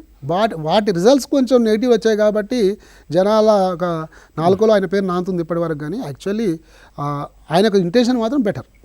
కాబట్టి అక్కడ పెద్ద స్ట్రెస్ చేసే అవకాశం మనకేం లేకపోవచ్చు సార్. ఎందుకంటే ఇప్పుడు మనకు 1520s నేను అనుకుంటా ఫస్ట్ పానిపట్ యుద్ధం అనేది బాగా గుర్తుపెట్టుకోవాలి సార్. ఆ డేటు ఎవరెవరి మధ్యలో ఇక్కడికి వచ్చేసరికి ఎండింగ్లోకి వచ్చేసరికి ఢిల్లీ సుల్తాన్లలో. ఓకే సార్, నెక్స్ట్ మనం మళ్ళీ ఇంకొక అంశం కూడా మనకు మొఘల్స్ ఉన్నారు. మొఘల్స్లో అసలు మొఘల్ సామ్రాజ్యాన్ని స్థాపించింది ఎవరు, ఎక్కడ ఏ సంవత్సరం స్థాపించాడు, తర్వాత దీంట్లో ముఖ్యమైన రాజులు ఎవరు అనే దాని మీద ఏ ఏరియాలో అడగచ్చు. సో మొఘల్స్ అనగానే మనకు ఆర్కిటెక్చర్ మీద ఎక్కువ కాన్సన్ట్రేషన్ అవుతుంది సార్. అంటే మొఘల్స్ అడ్మినిస్ట్రేషన్ గుర్తుపెట్టుకోవాల్సిన అవసరం లేదు ఈ గురుకులాకి. ఎందుకంటే ఇందులో 6+9 దాదాపు 15 మొఘల్స్ ఉన్నారు కాబట్టి వారి గురించి మనం పెద్దగా వరియాల్సిన అవసరం లేదు. ఎక్కువగా architecture and religion most problem నేను అనుకుంటాను. ఆర్కిటెక్చర్ అంటే మనకు సో ఇప్పుడు ఫతేపూర్ సిక్రీ కాన్స్ట్రక్షన్ ఉంది, బులంద్ దర్వాజా కాన్స్ట్రక్షన్ ఉంది, ఆగ్రా ఫోర్ట్ కాన్స్ట్రక్షన్ ఉంది, తాజ్మహల్ కాన్స్ట్రక్షన్ ఉంది, రెడ్ ఫోర్ట్ కాన్స్ట్రక్షన్ ఉంది. ఇవన్నీ కాన్స్ట్రక్షన్స్ ఉన్నాయి కాబట్టి ఇది ఎవరు నిర్మించారు, ఏ ఇయర్లో అనే కానీ ఎవరు నిర్మించారని గుర్తుపెట్టుకుని సరిపోతుంది. ఇంకోటి అక్బర్కి సంబంధించి నేను అనుకుంటా సో ఆయన ప్రవేశపెట్టిన, ఎందుకంటే ఇది హై స్కూల్ రిలేటెడ్, ఇది అక్బర్ సంబంధించినటువంటి దీని ఇలాహి అనేటువంటి ఒక రిలీజన్ ఉంది, అది హై స్కూల్ రిలేటెడ్. మనం అందరం కూడా ఏంటంటే పీజీలలో డిగ్రీలలో దాన్ని పెద్దగా చదువుకోవాలి, హై స్కూల్లో చదువుకున్న గుర్తు బాగుంది కాబట్టి ఇది హై స్కూల్ రిలేటెడ్ సిలబస్ కాబట్టి అక్బర్ సంబంధించి దీని ఇలాహి ఈ పాయింట్ ఒకటి గుర్తుపెట్టుకుంటే కనుక ఇక్కడ పెద్దగా మనం ఎక్స్పెక్ట్ చేయాల్సింది ఏం లేదు. ఆర్కిటెక్చర్ పైన కొద్దిగా కాన్సన్ట్రేషన్. ఓకే సార్, నెక్స్ట్ మనం చూసినట్టయితే అడ్వెన్స్ ఆఫ్ యూరోపియన్స్ సంబంధించి క్వశ్చన్స్. ఇక్కడ మనము మోడర్న్ హిస్టరీ కిందకి వస్తున్నాం కాబట్టి ఇక్కడ కూడా ఒక క్వశ్చన్ యూరోపియన్ సంబంధించినటువంటి క్వశ్చన్లలో మనకు ముఖ్యంగా వారు ఎప్పుడు వచ్చారు, లేకపోతే 1498లో వాస్కో డి గామా ఎక్కడికి చేరుకున్నారు, ఆయన చేరుకున్నప్పుడు కింగ్ ఎవరు, ఇది ప్రైమరీ గుర్తుపెట్టుకోవాల్సిన అంశము. నెక్స్ట్ ఇక ఈ బ్రిటిషర్స్కి సంబంధించినటువంటి రెగ్యులేటింగ్ యాక్ట్స్ కానీ, పిట్స్ ఇండియా యాక్ట్ కానీ కొంచెం ఆ పాయింట్ మీద కొద్దిగా కాన్సన్ట్రేషన్ చేసుకుంటే, నెక్స్ట్ ఇలా వస్తే మనకు ఇక 1857 రెవల్యూషన్ అనేది మనకు అక్కడ వస్తుంది, అక్కడ ఒక పాయింట్ ఏమైనా ఆలోచన అంతే. కాబట్టి మీకు అడ్వెంట్ ఆఫ్ యూరోపియన్స్లో పెద్దగా ఈ వాస్కో డి గామా ఇలాంటి పాయింట్స్ మాత్రం గుర్తుపెట్టుకోవాలి. ఓకే సార్, తర్వాత ఇంకోటి చూసినట్టయితే మనకు ఇండియన్ నేషనల్ మూవ్మెంట్లో మనం ఇక అంటే ఇక మనకు 2-3 దశలు ఉన్నాయి. 3 దశలు ఆ 3 దశల్లో ఆ మూడు దశల మీద ఎక్కువ దేని మీద కాన్సన్ట్రేట్, గాంధీజం టైంలో ఎక్కువ కాన్సన్ట్రేట్ చేస్తా, అతివాదులదా మితవాదులదా దీని మీద? ఇప్పుడు ఇక్కడ సార్ మనము ఏమైనా క్వశ్చన్స్ ఎక్స్పెక్ట్ చేయడం అంటే మోడర్న్ హిస్టరీలో ఇది ఇండియన్ నేషనల్ మూవ్మెంట్ పైన ఎక్కువగా కాన్సన్ట్రేషన్ చేయాలి. అందులో ఇండియన్ నేషనల్ మూమెంట్లో మనకు 3 ఫేజెస్ ఉన్నాయి కాబట్టి, so moderate stage, extremist stage and Gandhi stage. ఈ మోడరేట్ స్టేజ్లో మనకు establishment of Indian national Congress ఉంది కాబట్టి దానికి సంబంధించిన కొంత ఇన్ఫర్మేషన్ మనం గుర్తుపెట్టుకోవడము. ఇక నెక్స్ట్ ఎక్స్ట్రీమ్ స్టేజ్కి వచ్చేసరికి మనకి ఇక్కడ సో హోమ్ రూల్ మూమెంట్ కాడ చాలామందికి ఒక కన్ఫ్యూజన్ చెప్తారు, ఎవరు దీన్ని స్టార్ట్ చేశారు అన్న కాడ చాలామంది వ్యూవర్స్, చాలామంది ఆస్పిరెంట్స్ కన్ఫ్యూజ్ అవుతుంటారు. అరే ఏంటి మరి ఈ హోమ్ రూల్ మూమెంట్ని తిలక్ స్టార్ట్ చేశారా, అనిబిసెంట్ స్టార్ట్ చేశారా అనే కాడ ఎవరు ఫస్ట్ అనే కాడ కన్ఫ్యూజన్ పడతారు, చాలా కన్ఫ్యూజ్ అవుతారు. ఎగ్జామినేషన్ హాల్లో పోయేసరికి ఇది బ్రహ్మాండంగా కన్ఫ్యూజన్ అవుతుంది. అందుకే తిలకే స్టార్ట్ చేశారు ఫస్ట్ మనకు. వారు ఏప్రిల్ మాసంలో వీరు సెప్టెంబర్ మాసం, అనిబిసెంట్ సెప్టెంబర్ మాసంలో దాన్ని స్టార్ట్ చేశారు. కాబట్టి దీని మీద కొద్దిగా క్లారిటీ తీసుకుంటే సరిపోతుంది. ఇక మెయిన్ కాన్సన్ట్రేషన్ ఏంటంటే మనము గాంధీ యుగానికి సంబంధించి బాగా మనం గుర్తుపెట్టుకోవాలి. అందులో ఆయన చేసిన మూమెంట్స్ ఏంటి, మహాత్మా గాంధీ అఫీషియల్గా చేశాడు, అన్అఫీషియల్ కొన్ని మూమెంట్స్ చేశాడు కాబట్టి అది గుర్తుపెట్టుకోవడం. చర్చలో కొద్దిసేపు డిస్కషన్ అంటే మన ఒక ఫోన్ కాలర్ అందుబాటులో ఉన్నారు, వారి ప్రశ్న తర్వాత మళ్ళీ కొనసాగిద్దాం సార్. హలో, గుడ్ ఈవినింగ్ అమ్మా, చెప్పమ్మా ఏం పేరు మీ పేరు? నా పేరు రోహిణి సార్, మహబూబ్ నగర్ నుంచి కాల్ చేస్తున్నాం. చెప్పండి మీ ప్రశ్న ఏంటో స్పష్టంగా అడగండి అమ్మా. సార్ ఇప్పుడు హిస్టరీ వచ్చేసి మనము Indian history and Telangana history రెండు కూడా మనకి గురుకుల్లో ఫోకస్ చేస్తారు కదా సార్. ఇప్పుడు మన గ్రూప్ 2 చదివితే చాలా డీప్ గా చదివినాము, కానీ ఇప్పుడు గురుకులలో ఓన్లీ మనము మోడర్న్ హిస్టరీ ఒకటి చదివితే సరిపోతుందా సార్, లేకుంటే అండ్ ఓల్డ్ మిడివల్ హిస్టరీ కూడా ఫోకస్ పెట్టాలా? మీ ప్రశ్నకు మనం వెంకటేష్ గారు సమాధానం ఇస్తారమ్మా. అమ్మ మీ పేరేంటి? రోహిణి సార్. రోహిణి గారు నమస్కారం అమ్మా. నమస్తే సార్. ఇక్కడ మీరు 3 పార్ట్స్ చదవాల్సిందే. మీరు గ్రూప్ 2 అంత డెప్త్ అవసరం లేదు, కానీ ఇక్కడ ఎలిమెంటరీ ఫండమెంటల్ సిస్టంలో మీకు హై స్కూల్లో దాదాపు 7th క్లాస్ టు ఇంటర్మీడియట్ వరకు ఏదైతే లెసన్స్ ఉన్నాయో వాటిని ఫస్ట్ మీరు పర్ఫెక్ట్ అవ్వండి, అది ఎనఫ్. దాని మించి మీకు గురుకులకు సంబంధించి అంతగా పెద్దగా క్వశ్చన్లు అడగపోయే అవకాశం ఉంటుందమ్మా. కాబట్టి మీరు Indian history as well as Telangana history రెండు కూడా కాన్సన్ట్రేట్ చేయండి. Okay sir, thank you. మరి మనం ఈ కంటిన్యూషన్ చర్చలు చెప్పండి సార్. ఇప్పుడు ఇండియన్ నేషనల్ మూమెంట్లో గాంధీ యుగానికి సంబంధించి కొద్దిగా ఎక్కువగా స్టడీ చేయాల్సిన అవసరం ఉంది. ఎందుకంటే మనము హై స్కూల్ లెవెల్లో కూడా గాంధీకి సంబంధించిన క్వశ్చన్లు ఎక్కువగా కనిపిస్తుంటాయి. అందులో గాంధీ చేసినటువంటి మూమెంట్స్ ఏంటి, ఆయన అన్అఫీషియల్గా చేసినటువంటి మూమెంట్స్ ఉన్నాయి, అఫీషియల్గా చేసిన మూమెంట్స్ ఉన్నాయి. టోటల్గా ఇవన్నీ కాస్త గుర్తుపెట్టుకుంటే అందులో మనము దండి మార్చ్ ఒకటి అండ్ క్విట్ ఇండియా మూమెంట్ ఒకటి. క్విట్ ఇండియా మూమెంట్లో he has given one slogan do or die.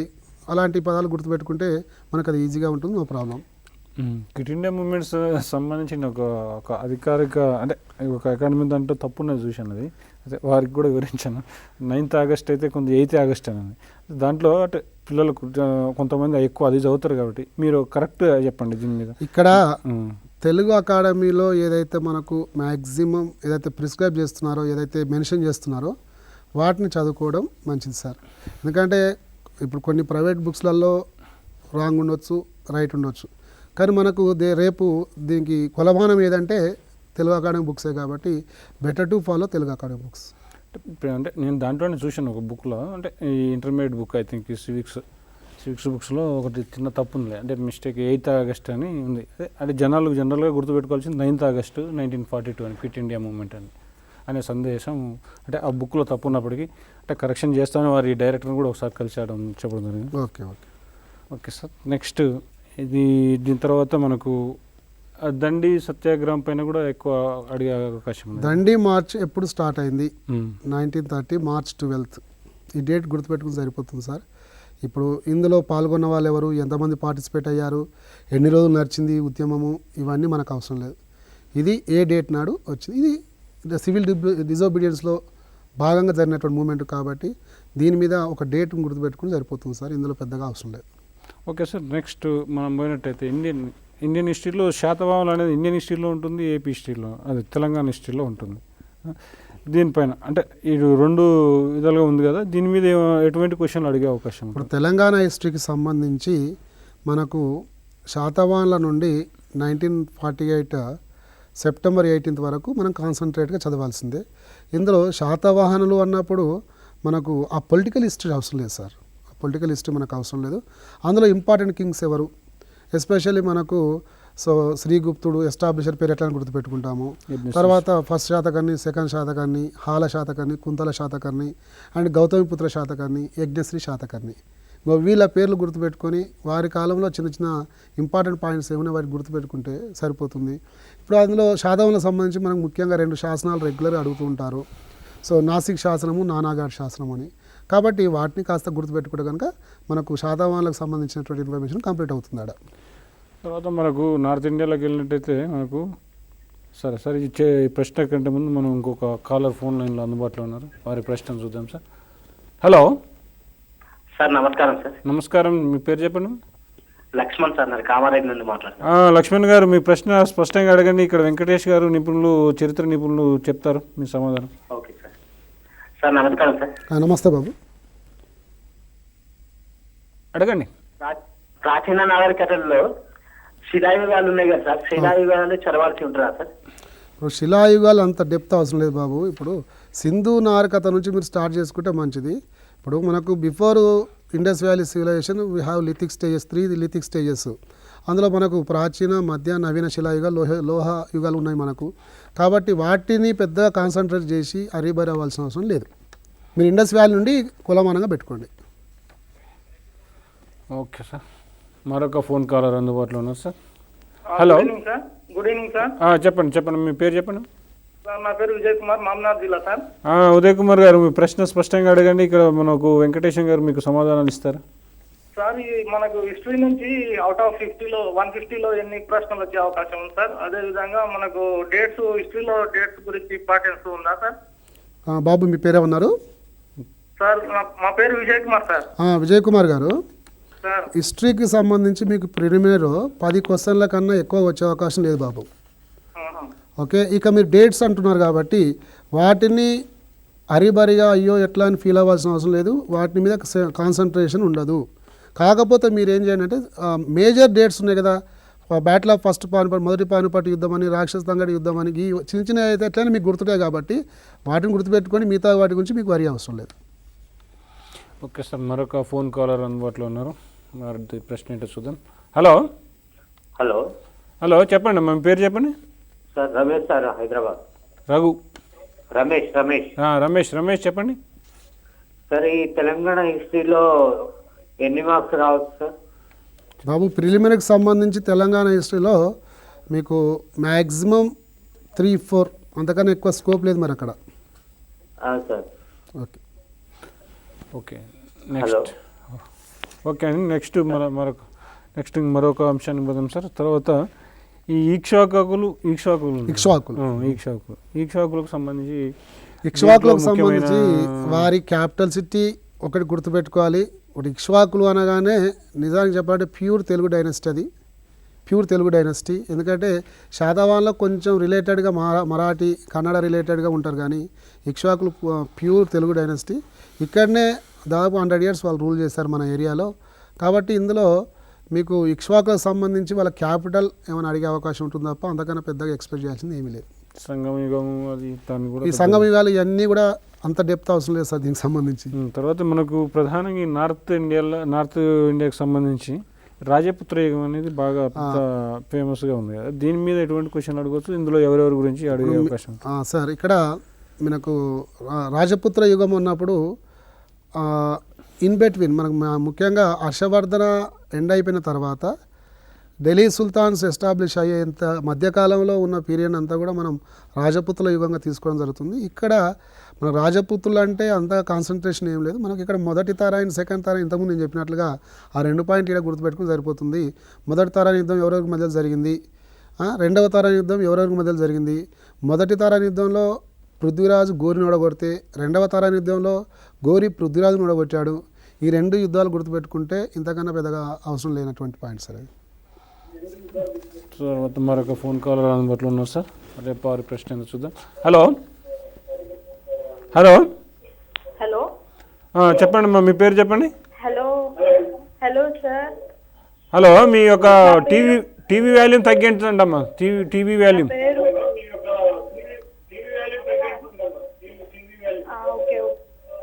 చెప్పండి, ఇప్పుడు అడగండి.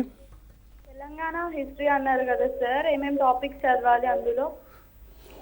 మా తెలంగాణ హిస్టరీ అన్నప్పుడు మీకు శాతవాహనుల నుండి 1948 వరకు చదవండి. ఎందుకంటే ఇప్పటి వరకు కూడా పబ్లిక్ సర్వీస్ కమిషన్ వాళ్ళు సిలబస్ అయితే ఏం ప్రిస్క్రైబ్ చేయలేదు, తెలంగాణ హిస్టరీ అన్నారు తప్ప ఇక మిగతా టాపిక్స్ అంటే మనకి తెలియదు. కాబట్టి ప్రజెంట్గా అయితే మీరు శాతవాహనుల నుండి 1948 నిజాం లొంగిపోయేంత వరకు కూడా గుర్తుపెట్టుకోండి. అంటే సార్ ఒక చిన్న కన్ఫ్యూజన్ జనాలకు చెప్పండి. ఏంటంటే ఒకటి తెలంగాణ హిస్టరీ అంటే ఒక శాతవాహనులు ఇది ఉంది, దాని తర్వాత ఇప్పుడు మనకు స్టేట్ ఫార్మేషన్ ఉంది. ఈ స్టేట్ ఫార్మేషన్ అనేది స్పెషల్ ఐటమ్గా ఇచ్చిండు, దీంట్లో కూడా తెలంగాణ హిస్టరీ కలిపిండు, కల్చరు అండ్ అని పెట్టినాడు. అంటే ఇది సపరేట్గా అంటే ఇండియన్ హిస్టరీని సపరేట్ చేసినాడు, ఇక్కడ తెలంగాణ హిస్టరీ ప్లస్ అంటే అక్కడ కూడా అడిగిండు మాకు Telangana history and Indian history అని, హిస్టరీ కల్చర్ అండ్ సివిలైజేషన్. తర్వాత ఇక్కడ మాత్రం ఎస్పెషల్గా తెలంగాణ కల్చర్ అండ్ మళ్ళీ స్టేట్ ఫార్మేషన్ దీని మీద ఇక్కడ ప్రస్తుతం తెలంగాణ పబ్లిక్ సర్వీస్ కమిషన్ వాళ్ళు మనకు తెలంగాణ మూమెంట్, తెలంగాణ ఉద్యమ చరిత్ర అనేది మనకు పెట్టారు. ఇక్కడ ఈ తెలంగాణ ఉద్యమ చరిత్ర ఖచ్చితంగా తెలుసుకోవాల్సిందే. ముఖ్యంగా ఇది ఎక్కడి నుండి అంటే అసఫ్ జాహీస్ కాడికి చదువుకోవాలి సార్ మనము. ఇక్కడ డైరెక్ట్ తెలంగాణ మూమెంట్ అంటే 1969 మూమెంట్ ఉంది, మొన్న 2014 మూమెంట్ మనకుంది. ఈ రెండు మూమెంట్లు మనం డైరెక్ట్ చదివితే అది అర్థం కాని పరిస్థితి. ముందు దీని మూలాలు ఏంటి, ఎందుకు ఈ 1969 మూమెంట్, అంతకుముందు తెలంగాణ ఆర్బన్ స్ట్రగుల్, ఈ తెలంగాణ ఆర్బన్ స్ట్రగుల్ జరగడానికి అసఫ్ జాహీస్ నిజామ్స్ ఎంతవరకు కారణం, భూస్వామ్య వ్యవస్థ ఏంటి, ఇక్కడ ఉన్నటువంటి జాగీర్దారీ వ్యవస్థలు ఏంటి, ఇవన్నీ మనం అర్థం చేసుకుంటే కనుక మనకు తెలంగాణ మూమెంట్ అనేది స్టార్ట్ అవ్వదు. అక్కడ నుండి మొదలు పెట్టుకుంటే మనము ఈ తెలంగాణ ప్రజెంట్ చరిత్ర వరకు, ఇందులో కల్చర్ అంటారు. తెలంగాణ కల్చర్ అన్నప్పుడు మనకు ఇక్కడ ఉన్నటువంటి జాతరలు ఏంటి, ఇక్కడ ఉన్నటువంటి ఆచార వివరాలు ఏంటి, ఇక్కడ ఉన్నటువంటి కులాలు ఏంటి, ఇక్కడ ఉన్నటువంటి ఫోక్ సిస్టమ్స్ ఏంటి, ఇక్కడ ఉన్నటువంటి టెంపుల్స్ ఏంటి, ఇవన్నీ కూడా మనం చదువుకోవాల్సినటువంటి అవసరం ఉంటుంది. కాబట్టి మనం ఈ కల్చర్ అన్నప్పుడు ఇదంతా వస్తుంది మనకి. ఓకే సార్, మరొక ఫోన్ కాలర్ అందుబాటులో ఉన్నారు, ప్రశ్న ఏంటో చూద్దాం సార్. హలో హలో హలో, ఈ కాల్ డ్రాప్ అయినట్టుంది. తర్వాత చూసినట్టు మనం ఇదే దీనికి సంబంధించి మనము ఇండియా తెలంగాణ హిస్టరీకి సంబంధించినట్టు మళ్ళీ చూసినట్టు దీంట్లో సామాజిక ఆర్థిక పరిస్థితులు, socio economic political and culture of history of Telangana with special emphasis on Telangana, statehood movement and formation of Telangana state అని ఓవరాల్గా చూసినట్టయితే సామాజిక ఆర్థిక పరిస్థితులు, అప్పుడున్న పరిస్థితులు, తెలంగాణకు సంబంధించిన కల్చర్ ఏంటి అనేది తెలుసుకునే విధంగానే దీని మీద ఒక 7-8 మార్కులు అడిగే అవకాశం ఉంటుంది. ఇప్పుడు మనకు తెలంగాణ మూమెంట్ హిస్టరీ, తెలంగాణ ఉద్యమ చరిత్ర అనే పాయింట్ మీద మనకు ఒక 7-8 క్వశ్చన్లు పడే అవకాశం ఉంటుంది. కాబట్టి అందుకే ఇక్కడ చేసిన మంచి పని ఏంటంటే it is separated from Telangana history and Indian history. కాబట్టి మనకు తెలంగాణ హిస్టరీ, ఇండియన్ హిస్టరీ మీద ఎన్ని క్వశ్చన్లు అయితే వచ్చే అవకాశం ఉందో ఈ మూమెంట్ మీద అన్ని క్వశ్చన్లు వచ్చే అవకాశం ఉంది. కాబట్టి మనకు మూమెంట్ పైన అట్లీస్ట్ ఒక 7 నుండి 10 వరకు క్వశ్చన్స్ వచ్చే అవకాశం మనకు ఉంటుంది. అంటే ఇది సపరేట్ చేయడం వల్ల అంటే తెలంగాణకి ఇక్కడ 7-8 మార్కులు వచ్చే అవకాశం ఉంది, అక్కడ మళ్ళీ తర్వాత కూడా అక్కడ 7-8 మార్కులు ఉన్నాడు, దాంట్లో అవకాశం 15 వరకు కూడా 15 వరకు మనకు అవకాశం ఉంది. ఓకే సార్, తర్వాత ఇంకొకటి చూసినట్టయితే భారత్పై ముస్లింల దండయాత్రలు అని ఒకటి చాప్టర్ ఉంటుంది, దానికి సంబంధించి ఎటువంటి రావచ్చు, అదే దాన్ని మనం inversions of Arabs and Muslims అని అనుకున్నాం, అదే చాప్టర్ సార్. కాబట్టి ఇక్కడ మనకు మహమ్మద్ బిన్ కాసిం 712 ఇది మెయిన్ పాయింట్, ఇది గుర్తుపెట్టుకుంటే సరిపోతుంది. తర్వాత మనకు ఇక ఈ మధ్యకాలంలో ఏం జరిగింది, ఇది అప్ టు 712 to 1206 ఈ మధ్యకాలాన్ని గుర్తుపెట్టుకోవాలి. ఇందులోగా మహమ్మద్ బిన్ కాసిం తరైన్ వార్స్ అని ఇంతకుముందు కన్నాను, ఇది కాన్సన్ట్రేట్ చేయాల్సినటువంటి అవసరం. తర్వాత మనం ఇంకా ఈస్ట్ భారత్లో చూసినట్టయితే నవీన పల్లవులు వీళ్ళ గురించి ఏమైనా కాన్సన్ట్రేట్ ఇప్పుడు ఇండియన్ హిస్టరీ అన్నప్పుడు ఇప్పుడు రైజ్ ఆఫ్ మహారాష్ట్ర కూడా వస్తారు, 6 వస్తారు, పల్లవ చోళ వస్తారు, అంత పెద్ద పట్టించుకోవాల్సిన అవసరం లేదు. ఇప్పుడు కాకపోతే మీకు పల్లవులు, చోళులు, చాళుక్యులు వీళ్ళందరూ కూడా మీకు హై స్కూల్లో కలుస్తారు, వీళ్ళందరూ హై స్కూల్లో కలుస్తారు, కానీ వీరిపైన అంతగా మనం వరి అవ్వాల్సిన అవసరం లేదు సార్. ఇంకోటి బాదామి చాళుక్యులు అయితే బాదామి చాళుక్యులు, రాష్ట్రకూటులు కానీ లేకపోతే పశ్చిమ చాళుక్యులు కానీ, విష్ణుకుండి అంటే విష్ణుకుండి అంటే మనకు ఇక్కడ తెలంగాణ హిస్టరీలో వస్తుంది కాబట్టి వాళ్ళు నైబర్ కింగ్స్ అవుతున్నారో వారి పట్ల కూడా పెద్దగా అవసరం లేదు సార్.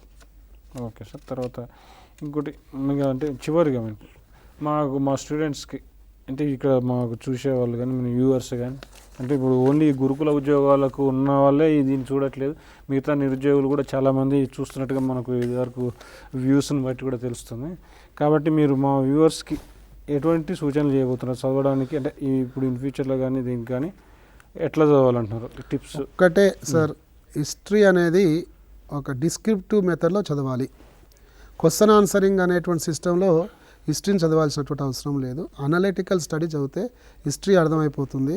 సో ఈరోజు ప్రతి కాంపిటేటివ్ ఎగ్జామ్లో హిస్టరీకి సంబంధించి అట్లీస్ట్ ఒక 10-12 క్వశ్చన్లు పడే అవకాశం ఉంటుంది. కాబట్టి ఈరోజు ఈవెన్ దో మీరు డిఫెన్స్లలో కూడా చూసినట్లయితే కొన్ని హిస్టరీ క్వశ్చన్స్ వచ్చే అవకాశం కనిపిస్తుంది మనకు. అందుకే హిస్టరీని first high school books complete చేసుకొని తర్వాత ఇంటర్ డిగ్రీ పుస్తకాలు మొత్తం Telugu academy as well as NCERT books అవుతున్నాయో ఈ రెండింటిని కవర్ చేసుకోగలిగితే ఫండమెంటల్గా అన్నీ మనకు అర్థమైపోతాయి. హిస్టరీని ముందు హిస్టరీలో ఏముంటుంది, ఏ సిలబస్ ఉంటుంది, ఎక్కడి నుంచి ఎవరు ఉన్నారు, ఎవరు ఉన్నారనే కాన్సన్ట్రేషన్లో ఉంటే సరిపోతుంది సార్. కాబట్టి నా సజెషన్ మాత్రం ఈ తెలుగు అకాడమీ అండ్ ఎన్సీఆర్టీ రెండింటిని కలగలుపుకొని ఒక సిస్టంలో చదవాలి. సరే సార్, చివరిగా మీకు ఒక క్వశ్చన్ సార్. ఇప్పుడు సింధు నాగరికత గురించి చాలా ఇంపార్టెన్స్ ఉన్నది. అది ఏంటంటే మోహన్జోదారో కానీ ఆ స్నానవాటికలు కానీ అట్లాంటి తర్వాత వాళ్ళు ఉపయోగించిన రాయి స్టిటైట్ రాయి అని కానీ అట్లాంటి వాటి మీద ఎక్కువ మనకు కాన్సన్ట్రేట్ చేసే అవకాశం ఉందా? ఇప్పుడు కల్చర్ అండ్ హెరిటేజ్ అంటేనే ఎక్కువగా మనకు ఇండస్ వ్యాలీ సివిలైజేషన్ సార్. కాబట్టి వారికి సంబంధించిన డెప్త్ నాలెడ్జ్ అవసరం లేదు, పెద్దగా డెప్త్ నాలెడ్జ్ గురించి మనం ఆలోచించాల్సిన అవసరం లేదు. Okay sir, thank you sir. మనం ఇంత టైం వెచ్చించి మా యొక్క విద్యార్థుల కోసం మీరు అడిగిన ప్రశ్నలకు కూడా మంచిగా సమాధానాలు ఇచ్చారు. తర్వాత మనం నెక్స్ట్ మండే రోజున మనం తెలంగాణ స్టేట్ ఫార్మేషన్, తెలంగాణ సామాజిక ఆర్థిక పరిస్థితుల గురించి మనకు సోమవారం రోజు ఈ 4 నుంచి 5 గంటల వరకు ప్రత్యేక చర్చ జరుగుతుంది. అంతవరకు సెలవు.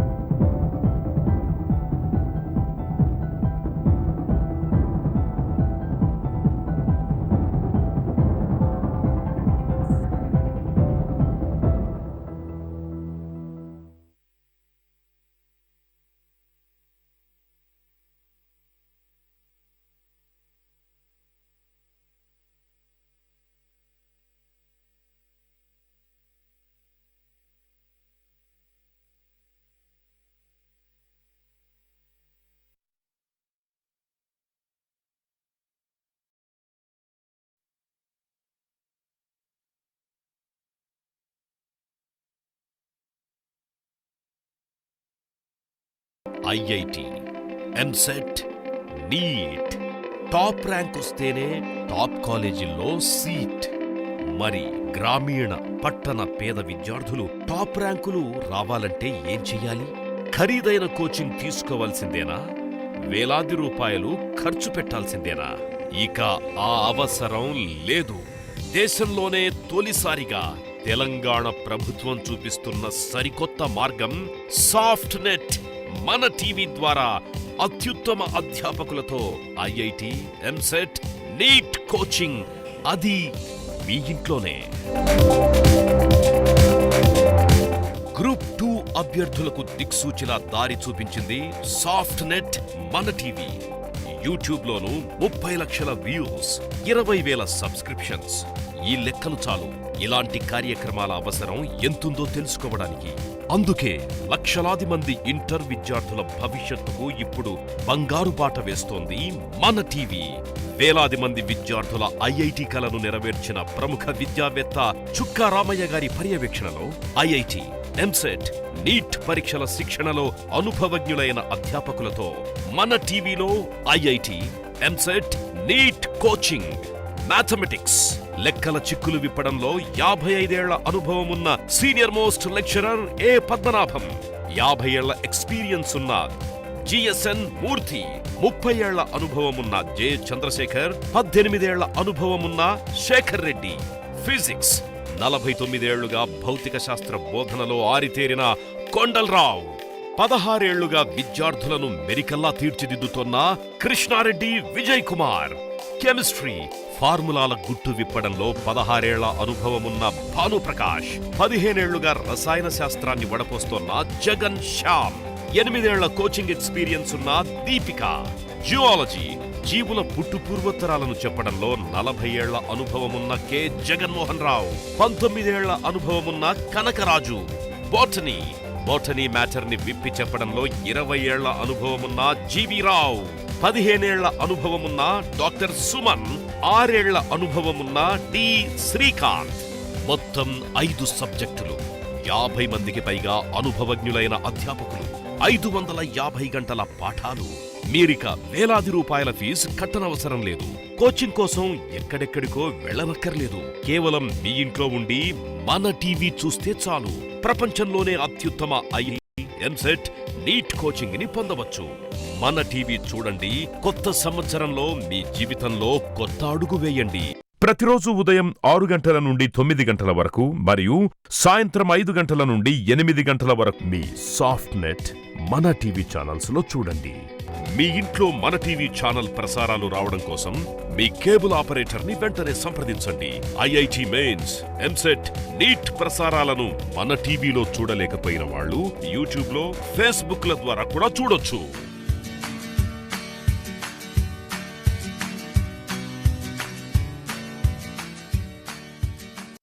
Target POLYCET. పాలిటెక్నిక్ కాలేజీలో చేరాలనుకుంటున్నారా? పాలిసెట్ కి సిద్ధమవుతున్నారా? సరైన కోచింగ్ లేదని చింతిస్తున్నారా? మీరు ఆందోళన చెందాల్సిన అవసరం లేదు. ఎంసెట్, నీట్, ఐఐటి పోటీ పరీక్షలకు, గ్రూప్ 2 మరియు గురుకుల ఉద్యోగాలకు శిక్షణనందించిన తెలంగాణ ప్రభుత్వం ఇప్పుడు పాలిసెట్ కోచింగ్ ఇవ్వడానికి సిద్ధమయ్యింది. మన టీవీ చూడండి, మంచి ర్యాంకులు తెచ్చుకోండి. మీ ఇంట్లో మన టీవీ ప్రసారాలు రావడం కోసం మీ కేబుల్ ఆపరేటర్ ని వెంటనే సంప్రదించండి. పాలిసెట్ ప్రసారాల్ని మన టీవీలో చూడలేకపోయిన వాళ్ళు యూట్యూబ్, ఫేస్బుక్, సాఫ్ట్నెట్ వెబ్సైట్ల ద్వారా కూడా చూడొచ్చు. పాలిసెట్ కోచింగ్ అతి త్వరలో మీ సాఫ్ట్నెట్ మన టీవీలో.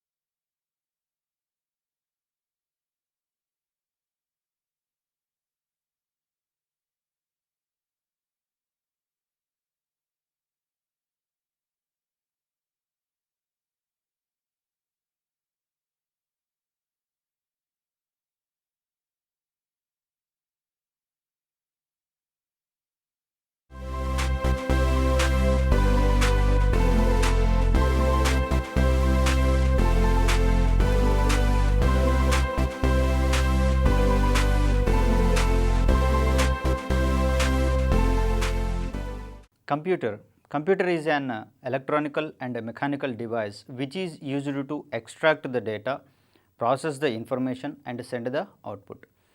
The devices which are used to extract the data are called input devices, where the processing of information is carried out by central processing unit termed as CPU, and the data after processing has been exhibited by using output units such as monitor, printer and screen, etc. So, in order to see the various components in the computers are input devices, CPU and then output devices. Input devices are mainly used to extract the data from the user or various resources.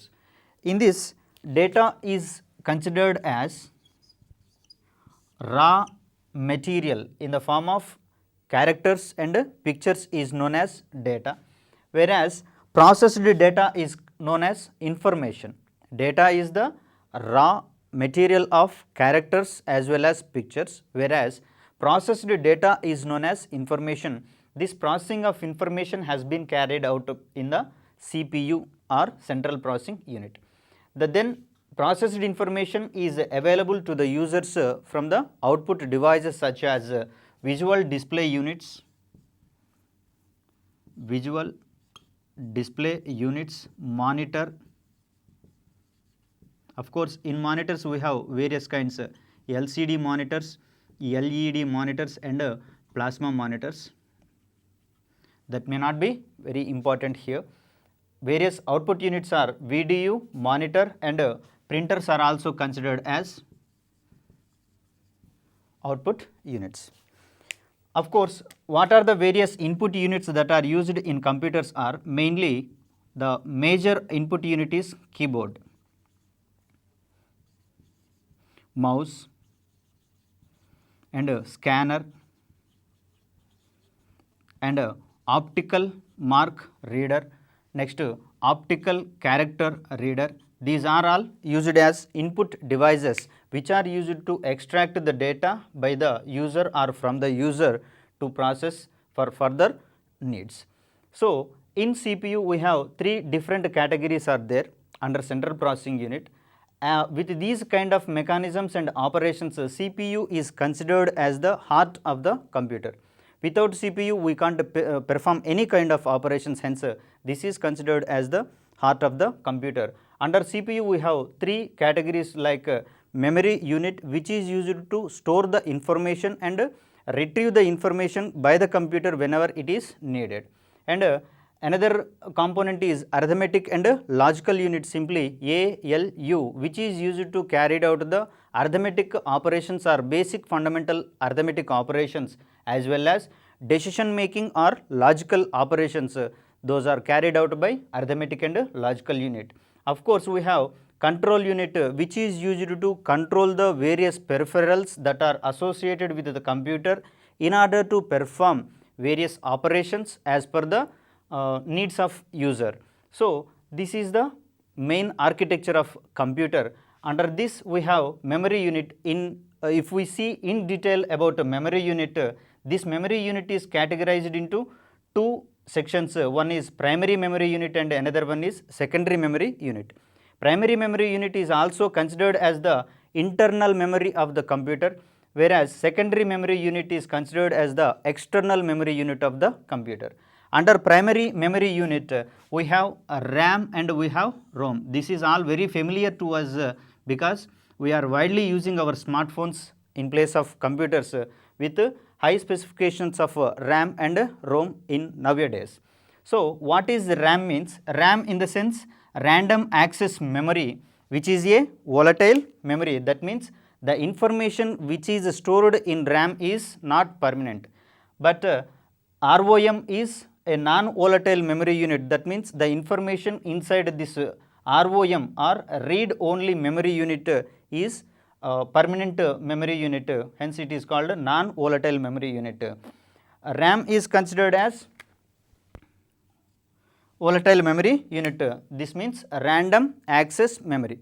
Whenever computer executes various instructions or programs, the data is retrieved into RAM portion. After execution of those instructions or programs, the data that resides in the RAM will be vanished. Whenever the power supply may be interrupted, then also the information inside the RAM will be vanished. So that this is not a permanent memory unit. So, if we take the memory units of computer, every information is stored in terms of zeros and ones. The bit is considered as either 0 or 1 in computer terminology. So, bit refers to either 0 or 1. Based on these combination of bits, we have classified the memory units in this way. So, 8 bits is considered as 1 byte or 2 nibbles. 8 bits are considered as 1 byte or 2 nibbles, whereas each unit of memory unit expressed in terms of 2 to the power of 10, that is 1024. So, each memory unit must be associated with the value 1024 or equipped with 2 to the power of 10. Hence, 1024 bytes is equal to 1 KB or 1 kilobyte. 1 kilobyte in the sense 2 to the power of 10 bytes or 1024 bytes is equivalent to 1 kilobyte. In the same way, 1024 kilobytes are considered as 1 megabyte or simply 1 MB. 1024 megabytes or 2 power 10 megabytes are considered as 1 gigabyte or 1 GB. And 1024 gigabytes is expressed as 1 TB or 1 terabyte. 1024 terabytes is considered as 1 petabyte or 1 PB. 1024 petabytes are considered as 1 exabyte or 1 EB. Like that, 1024 exabytes are considered as 1 zettabyte. Of course, we are now using up to 1 terabyte memory units in our daily life. That means the hard disk capacity of hard disk is nowadays we are using 1 terabyte. Here hard disk and CD and DVD and then pen drive, then floppy, these all are comes under secondary memory devices which are used to store the data which is necessary to us, which is needed to us for the further usage. These are called secondary memory devices or external devices, memory devices. So in this area also we may expect the question, what is the input device in the following? Of course, he may ask VDU, monitor, printer and then OMR. Here OMR is not fully aware that it comes under input unit, but we can say OMR, that means optical mark reader, this is also comes under input device. And which of the following is an output device? Like this also we can expect questions from in our examinations. Of course, what is the heart of computer? We may be asked like that also, and based on various memory units also we can expect the question from this area. If we see the classification of computers can be based on two kinds, that is based on uses and based on sizes. Based on uses, computers are clarified or classified as analog computers, digital computers and then hybrid computers. Based on sizes, computers are classified as microcomputers, mini computers, mainframe computers and then supercomputers. Of course, for using special purposes, we use the computers in industries like animation and aerodynamics, like that also we can use special purpose computers, those are not helpful in our daily life. If we see in detail about the classification of computers, we also know that based on uses we have analog computers, digital computers and hybrid computers. Analog computers are used to process the physical data.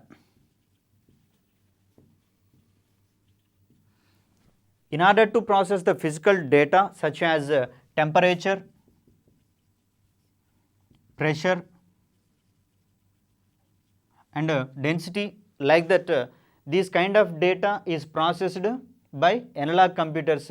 These are nothing but related to physical data. These type of computers are known as analog computers.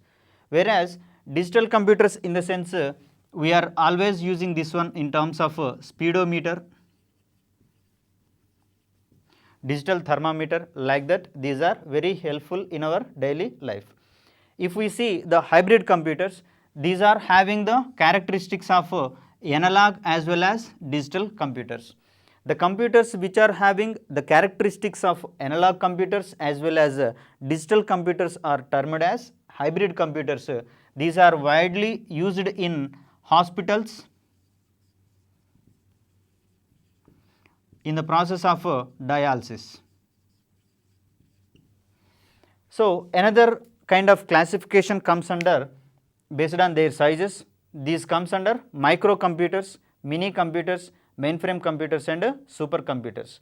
Microcomputers are widely used in our daily life in the form of PCs, personal computers, smartphones and laptops, of course palm tops, these are comes under microcomputers. These are very widely used in our daily life.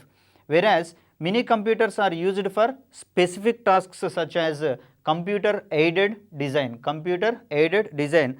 For these kind of purposes, we use mini computers. Example for mini kind of computer is IBM 17. Whereas mainframe computers are considered as the backbone of business management systems. These are widely used in banking sectors as well as industrial sectors. One of the example for mainframe computer is IBM 370. This comes under mainframe computer classification. Of course, the MNCs and the meteorology department uses the supercomputers. These supercomputers can work on parallel computing.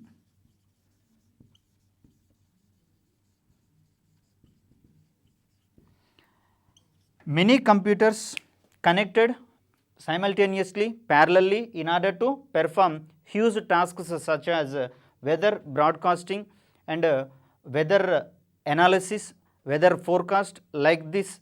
These kind of operations can be performed by the supercomputers. Supercomputers can work based on parallel computing, and the speed of supercomputer is defined by the term flops.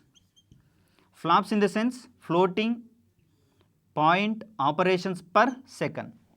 Flops in the sense floating point operations per second. The speed of supercomputers can be identified and represented by the term flops. So, India's supercomputer, first supercomputer is Param, and India's first computer is Siddhartha. Of course, the world's first supercomputer is Cray 1, invented by Seymour Cray.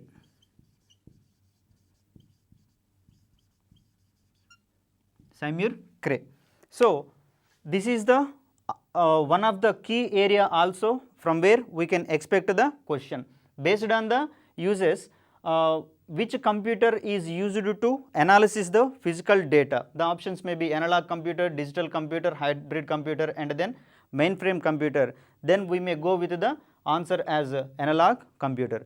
Based on the uses also, we can expect the question. Hence, we must be aware of all these things in our mind. Then only we can score good marks in our examination. Computer generations are also an important area. From this area, we can also expect questions in our examinations. In detail, computer generations are 5. The first generation computers are developed during 1940 to 1956. In this time, vacuum tubes are used in order to construct the computers. So, by using vacuum tubes, their size become more and huge. So, these computers are sufficient in a large room. The size occupies in a large room, and more heat is ejected by using these generation computers. Second generation computers are from 1956 to 1963. By using transistors in place of vacuum tubes, the size of computer reduced gradually, and assembly language and high level languages are introduced in order to perform various tasks in these generation computers. Third generation computers are from 1964 to 1971. In this generation, transistors were replaced by integrated circuits. By using integrated circuits in place of transistors, the processing speed of computers gradually increased. And fourth generation computers are between 1972 to 2010. In this generation computers, microprocessors were used in place of integrated circuits. So, fifth generation computers are considered from 2010 to till to date. In future also, these computers are widely used, and the concept that were developed in constructing these computers is parallel computer. Of course, the key factor that are used to develop the robotic science in future is artificial intelligence. Of course, these generation computers can use artificial intelligence also. So, with this, the human activities can be replaced by using robotics in future generations. And another area is computer languages, where language is the set of instructions that are assigned to a computer in order to do a particular task or specific application. Those set of instructions are called language. A computer language of three types. One is machine language, another one is assembly language, and the third generation is high level language.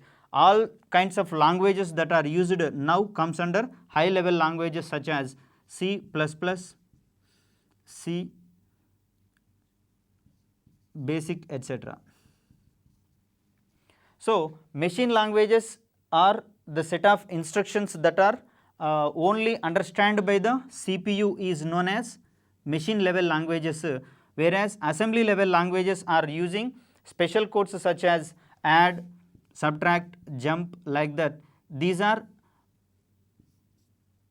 processed by various devices called assemblers in that generation. So nowadays we are highly using high level languages which are considered as the user friendly languages.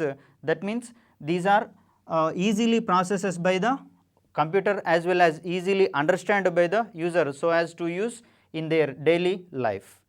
So based on these generations and various languages, we may also expect questions from this key area, so that it is very important to us in order to answer the questions. In order to share data between computers that are associated in various places, we use networks of computers. So various types of networks are LAN, WAN, VPN and internet. Of course, the networks are made by using cables, wires, optical fiber cables, and of course wireless technologies are established to connect the computers in various types such as Wi-Fi and satellite based connections. Of course, radio technologies were also introduced in order to connect the computers in various places. If we see the LAN, this is meant for local area network. That means the computers within a room or within a building are connected internally by using this technology, that is local area network. If we see WAN, the computers in a town, the computers in an university may be connected by using wide area network, simply WAN, W-A-N. Whereas virtual private network, this comes under mobile phone technologies. Most of the mobile phone technologies are using this kind of VPN technologies, virtual private network technologies, in order to communicate various mobile phones that are at different places. Of course, the widely used internet connection is the wide use of internet connectivity or computer connectivity. The backbone of this internet is provided by World Wide Web, which is developed by Tim Berners-Lee. So first of all, ARPANET, this is the first internet connection established by the US Department of Defense in order to not to lose the valuable information during the war time, so that they establish ARPANET by US Department of Defense. Now we are using widely the internet connections in order to share the data, such as downloading and uploading the pictures, music, and then movies. The sharing of these kind of files is possible through internet between any kind of computers at any places. The sharing of information is possible nowadays with random speeds. So these network connections are thoroughly understood by the aspirants in order to achieve good scores in their examinations. The another important task in computers is the supercomputing in India. The supercomputing in India was started in the year 1980. The first supercomputer in India is considered as Param 8000, which is developed by CDAC Pune. Center for Development of Advanced Computing is termed as CDAC. In Pune it is, and Param 8000 is developed by CDAC, which is the first supercomputer in India. Aditya is having a capacity of 790.7 teraflops, which is developed by Indian Institute of Tropical Meteorology institute which is established in Pune. So this is meant for climatic research and climatic forecasting purpose. Aditya was developed by Indian Institute of Tropical Meteorology. Another supercomputer is developed by Baba Atomic Research Center. The name of this supercomputer is Anupam. This is meant for molecular dynamical stimulations with having a capacity of 150 teraflops. Another supercomputer is Param Yuva 2 with a capacity of 524 teraflops. This is ranked 62 in November 2012 top 500 list. Here one important task is top 500 is the list that contains the most highest capacity supercomputers in the world. It is disclosed twice in a year. So Param Yuva 2 is the supercomputer which ranked 62 in the November 2012 top 500 list. Another supercomputer is Saga. This has been developed by ISRO with a capacity of 450 teraflops. And another supercomputer is Eka with a capacity of 132 teraflops. This is developed by Computational Research Lab and also developed by Tata Sons. This is having a capacity of 132 teraflops. Next, recent series Param, in the series Param is Ishan. The recent supercomputer in Param series is Ishan. This is the latest series of supercomputer in India developed by CDAC Pune. So, which of the following supercomputer has been developed by BARC? Like that we may expect a question in this area. And Param Yuva 2 is having the capacity of dash, that means 524 teraflops. That means the company which develops the supercomputer as well as the capacity of each supercomputer is quite important here in order to score good marks in your examination. So this is also one of the main area where we can expect questions from this area. Top 500 is the list of supercomputers.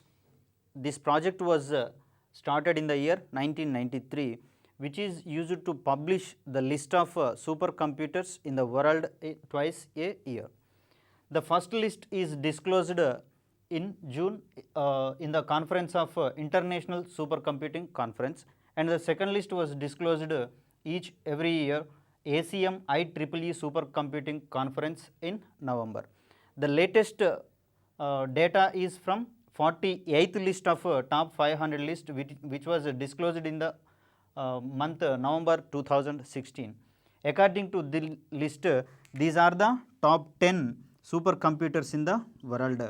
Amongst those, the fastest supercomputer is considered as Sunway Taihuite, belongs to China, and the second fastest supercomputer belongs to China, which is Tianhe 2. Previously, Tianhe 2 is considered as the fastest supercomputer. Later, its place was occupied by Sunway Taihuite. These two computers belongs to China. Then third, fourth, fifth supercomputers are respectively Titan, Sequoia and Cori. These three computers belongs to United States of America. Next supercomputer is Oak Forest and then K computer. These two supercomputers belongs to Japan, and then Pizzdiant is the next supercomputer which belongs to Switzerland. The 9th and 10th supercomputers are Mira and Trinity. These two supercomputers are coming from USA. So top 500 is the list of supercomputers in the world which are used to develop the supercomputing technology in the world, whereas in order to meet the daily life situations for the defense systems, next meteorology systems as well as weather forecasting systems. So huge amount of data and the huge capacity of processing speed must be required in order to use supercomputing capacities. That's why top 500 is always trying to develop the supercomputing capabilities among the world countries in framing the list twice a year. So which of the following is the fastest supercomputer? Like that we may expect the question. And how many supercomputers are there in the top 10, top 500 list belongs to China. In the same way, we also expect the question in our examination. So, most of the computers in top 10 of top 500 list belongs to USA. Out of 10, we have 5 computers from USA and 2 supercomputers from China. Of course, the first and second supercomputers are from China. Like this kind of analysis will help you in acquiring good marks in your examination. Computer is an electronical and a mechanical device which is used to extract the data, process the information and send the output. The devices which are used to extract the data are called input devices, where the processing of information is carried out by central processing unit termed as CPU, and the data after processing has been exhibited by using output units such as monitor, printer and screen, etc. So, in order to see the various components in the computers are input devices, CPU and then output devices. Input devices are mainly used to extract the data from the user or various resources. In this, data is considered as raw material in the form of characters and pictures is known as data, whereas processed data is known as information. Data is the raw material of characters as well as pictures, whereas processed data is known as information. This processing of information has been carried out in the CPU or central processing unit. The then processed information is available to the users from the output devices such as visual display units, monitor. Of course, in monitors we have various kinds, LCD monitors, LED monitors and plasma monitors. That may not be very important here. Various output units are VDU, monitor and printers are also considered as output units. Of course, what are the various input units that are used in computers are mainly the major input unit is keyboard,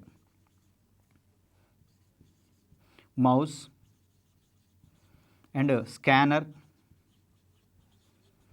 and optical mark reader, next optical character reader. These are all used as input devices which are used to extract the data by the user or from the user to process for further needs. So, in CPU we have 3 different categories are there under central processing unit. With these kind of mechanisms and operations, CPU is considered as the heart of the computer. Without CPU, we can't perform any kind of operations, hence this is considered as the heart of the computer. Under CPU, we have 3 categories like memory unit, which is used to store the information and retrieve the information by the computer whenever it is needed. And another component is arithmetic and logical unit, simply ALU, which is used to carry out the arithmetic operations or basic fundamental arithmetic operations as well as decision making or logical operations. Those are carried out by arithmetic and logical unit. Of course, we have control unit, which is used to control the various peripherals that are associated with the computer in order to perform various operations as per the needs of user. So, this is the main architecture of computer. Under this we have memory unit. If we see in detail about a memory unit, this memory unit is categorized into 2 sections. One is primary memory unit and another one is secondary memory unit.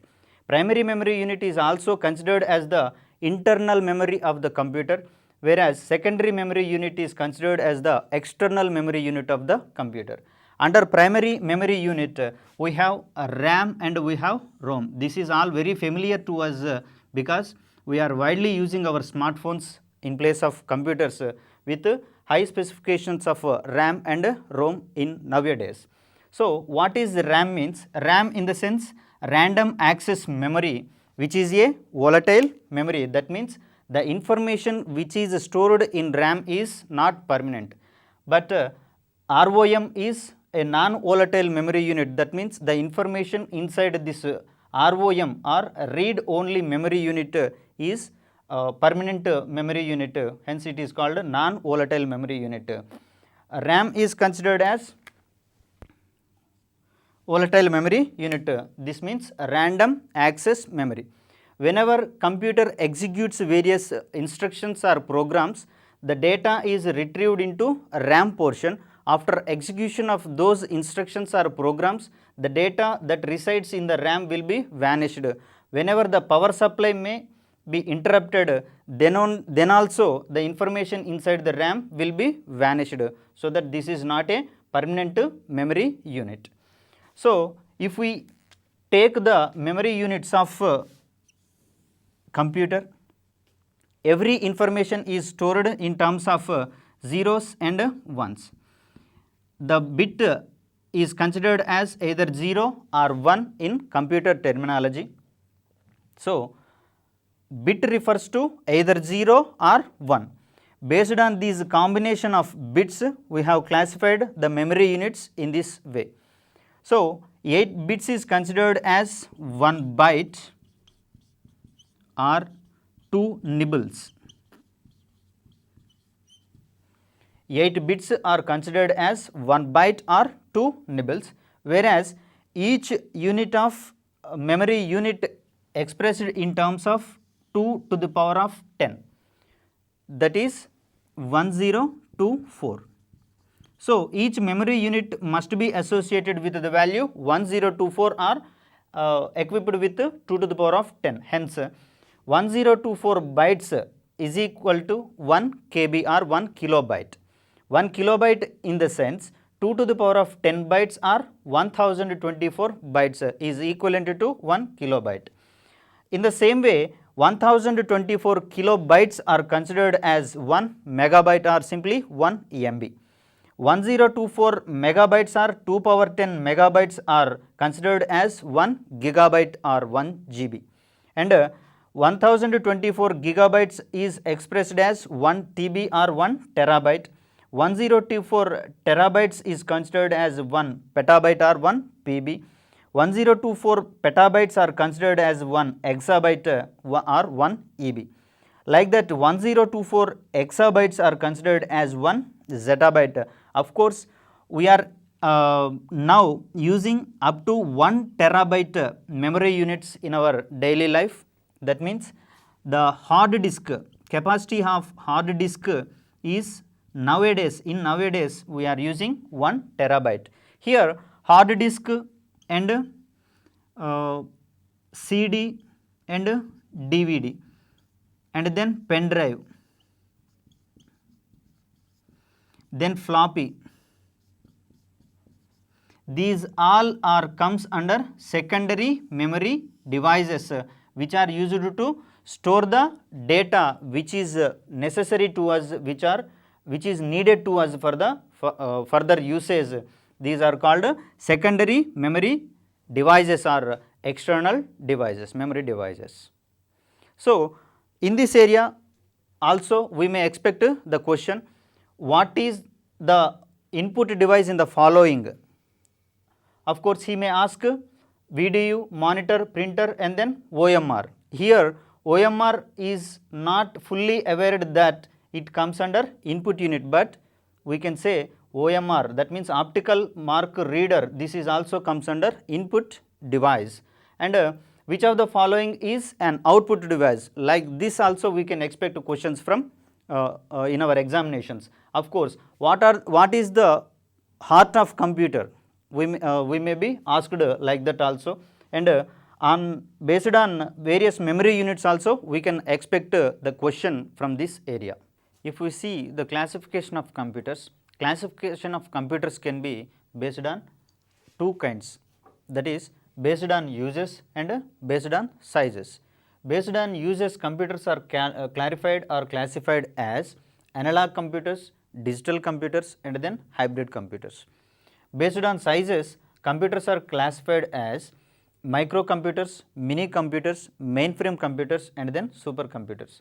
Of course, for using special purposes we use the computers in industries like animation and aerodynamics, like that also we can use special purpose computers. Those are not helpful in our daily life. If we see in detail about the classification of computers, we also know that based on uses we have analog computers, digital computers and hybrid computers. Analog computers are used to process the physical data. In order to process the physical data such as temperature, pressure and density, like that these kind of data is processed by analog computers.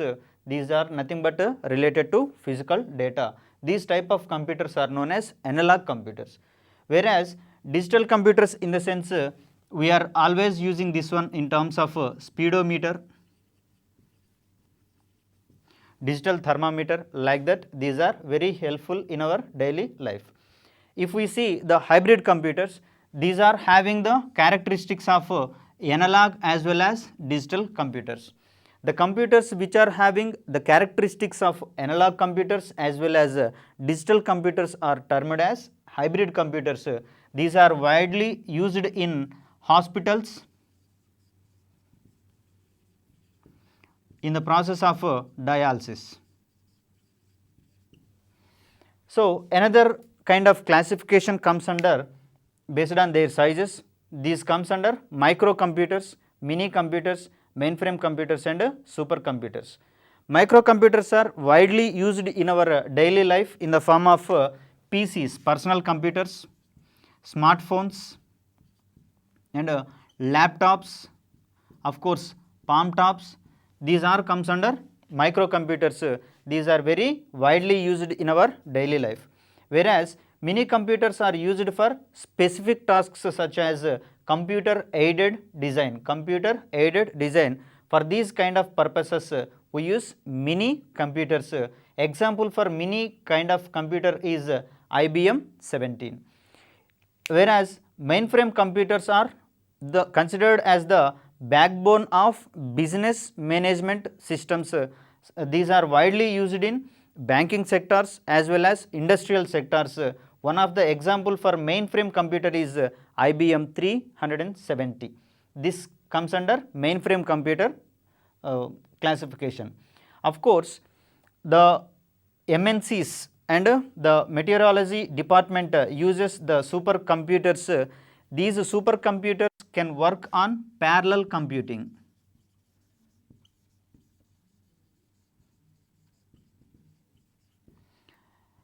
Many computers connected simultaneously, parallelly, in order to perform huge tasks such as weather broadcasting and weather analysis, weather forecast, like this. These kind of operations can be performed by the supercomputers. Supercomputers can work based on parallel computing, and the speed of supercomputer is defined by the term flops. Flops in the sense floating point operations per second. Flops in the sense floating point operations per second. The speed of supercomputers can be identified and represented by the term flops. So India's supercomputer, first supercomputer is Param, and India's first computer is Siddhartha. Of course, the world's first supercomputer is Cray 1, invented by Seymour Cray.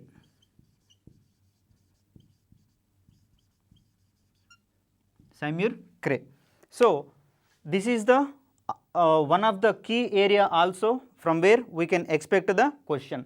Based on the uses, which computer is used to analysis the physical data? The options may be analog computer, digital computer, hybrid computer and then mainframe computer. Then we may go with the answer as analog computer.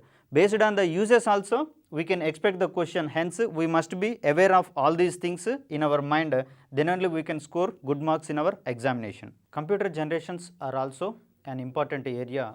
From this area, we can also expect questions in our examinations. In detail, computer generations are 5. The first generation computers are developed during 1940 to 1956. In this time, vacuum tubes are used in order to construct the reduced gradually, and assembly language and high level languages are introduced in order to perform various tasks in these generation computers. Third generation computers are from 1964 to 1971. In this generation, transistors were replaced by integrated circuits. By using integrated circuits in place of transistors, the processing speed of computers gradually increased. And fourth generation computers are between 1972 to 2010. In this generation computers, microprocessors were used in place of integrated circuits. So, fifth generation computers are considered from 2010 to till to date. In future also, these computers are widely used, and the concept that were developed in constructing these computers is parallel computer. Of course, the key factor that are used to develop the robotic science in future is artificial intelligence. Of course, these generation computers can use artificial intelligence also. So, with this, the human activities can be replaced by using robotics in future generations. And another area is computer languages, where language is the set of instructions that are assigned to a computer in order to do a particular task or specific application. Those set of instructions are called language. A computer language of three types. One is machine language, another one is assembly language, and the third generation is high level language. All kinds of languages that are used now comes under high level languages such as C++, C, basic, etc. So, machine languages are the set of instructions that are only understood by the CPU is known as machine level languages, whereas assembly level languages are using special codes such as add, subtract, jump, like that. These are processed by various devices called assemblers in that generation. So, nowadays we are highly using high level languages which are considered as the user friendly languages. That means these are easily processed by the computer as well as easily understood by the user so as to use in their daily life. So, based on these generations and various languages, we may also expect questions from this key area, so that it is very important to us in order to answer the questions. In order to share data between computers that are associated in various places, we use networks of computers. So, various types of networks are LAN, WAN, VPN and internet. Of course, the networks are made by using cables, wires, optical fiber cables, and of course, wireless technologies are established to connect the computers in various types such as Wi-Fi and satellite based connections. Of course, radio technologies were also introduced in order to connect the computers in various places. If we see the LAN, this is meant for local area network. That means the computers within a room or within a building are connected internally by using this technology, that is local area network. If we see WAN, the computers in a town, the computers in an university may be connected by using wide area network, simply WAN, W-A-N. Whereas virtual private network, this comes under mobile phone technologies. Most of the mobile phone technologies are using this kind of VPN technologies, virtual private network technologies, in order to communicate various mobile phones that are at different places. Of course, the widely used internet connection is the wide use of internet connectivity or computer connectivity. The backbone of this internet is provided by World Wide Web, which is developed by Tim Berners-Lee. So, first of all, ARPANET, this is the first internet connection established by the US Department of Defense in order to not to lose the valuable information during the war time, so that they established ARPANET by US Department of Defense. Now we are using widely the internet connections in order to share the data, such as downloading and uploading the pictures, music, and then movies. The sharing of these kind of files is possible through internet between any kind of computers at any places. The sharing of information is possible nowadays with random speeds. So these network connections are thoroughly understood by the aspirants in order to achieve good scores in their examinations. The another important task in computers is the supercomputing in India. The supercomputing in India was started in the year 1980. The first supercomputer in India is considered as Param 8000, which is developed by CDAC Pune. Center for Development of Advanced Computing is termed as CDAC. In Pune it is, and Param 8000 is developed by CDAC, which is the first supercomputer in India. Aditya is having a capacity of 790.7 teraflops, which is developed by Indian Institute of Tropical Meteorology Institute, which is established in Pune. So this is meant for climatic research and climatic forecasting purpose. Aditya was developed by Indian Institute of Tropical Meteorology. Another supercomputer is developed by Baba Atomic Research Center. The name of this supercomputer is Anupam. This is meant for molecular dynamical stimulations with having a capacity of 150 teraflops. Another supercomputer is Param Yuva 2 with a capacity of 524 teraflops. This is ranked 62 in November 2012 top 500 list. Here one important task is top 500 is the list that contains the most highest capacity supercomputers in the world. It is disclosed twice in a year. So Param Yuva 2 is the supercomputer which ranked 62 in the November 2012 top 500 list. Another supercomputer is Saga. This has been developed by ISRO with a capacity of 450 teraflops. And another supercomputer is Eka with a capacity of 132 teraflops. This is developed by Computational Research Lab and also developed by Tata Sons. This is having a capacity of 132 teraflops. Next, recent series Param, in the series Param is Ishan. The recent supercomputer in Param series is Ishan. This is the latest series of supercomputer in India developed by CDAC Pune. So which of the following supercomputer has been developed by BARC? Like that we may expect a question in this area. And Param Yuva 2 is having the capacity of dash, that means 524 teraflops. That means the company which develops the supercomputer as well as the capacity of each supercomputer is quite important here in order to score good marks in your examination. So this is also one of the main area where we can expect questions from this area. Top 500 is the list of supercomputers. This project was started in the year 1993, which is used to publish the list of supercomputers in the world twice a year. The first list is disclosed in June in the conference of International Supercomputing Conference, and the second list was disclosed every year ACM IEEE Supercomputing Conference in November. The latest data is from 48th list of top 500 list which was disclosed in the month November 2016. According to the list, these are the top 10 supercomputers in the world.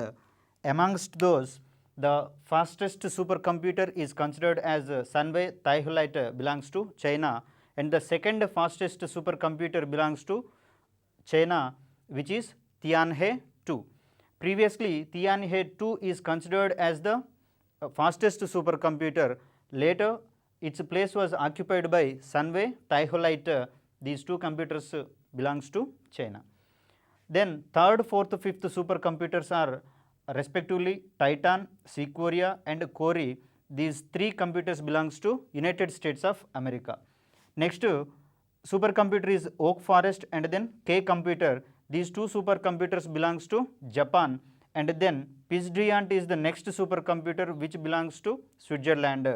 The 9th and 10th supercomputers are Mira and Trinity. These two supercomputers are coming from USA.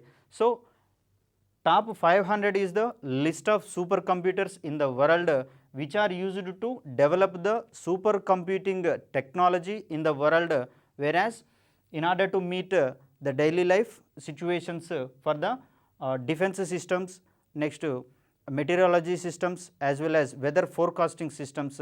So huge amount of data and the huge capacity of processing speed must be required in order to use supercomputing capacities. That's why top 500 is always trying to develop the supercomputing capabilities among the world countries in framing the list twice a year. So which of the following is the fastest supercomputer? Like that we may expect the question. And how many supercomputers are there in the top 10, top 500 list belongs to China? In the same way we also expect the question in our examination.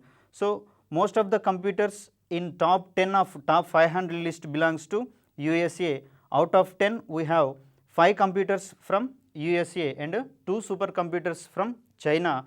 Of course the first and second supercomputers are from China. Like this kind of analysis will help you in acquiring good marks in your examination.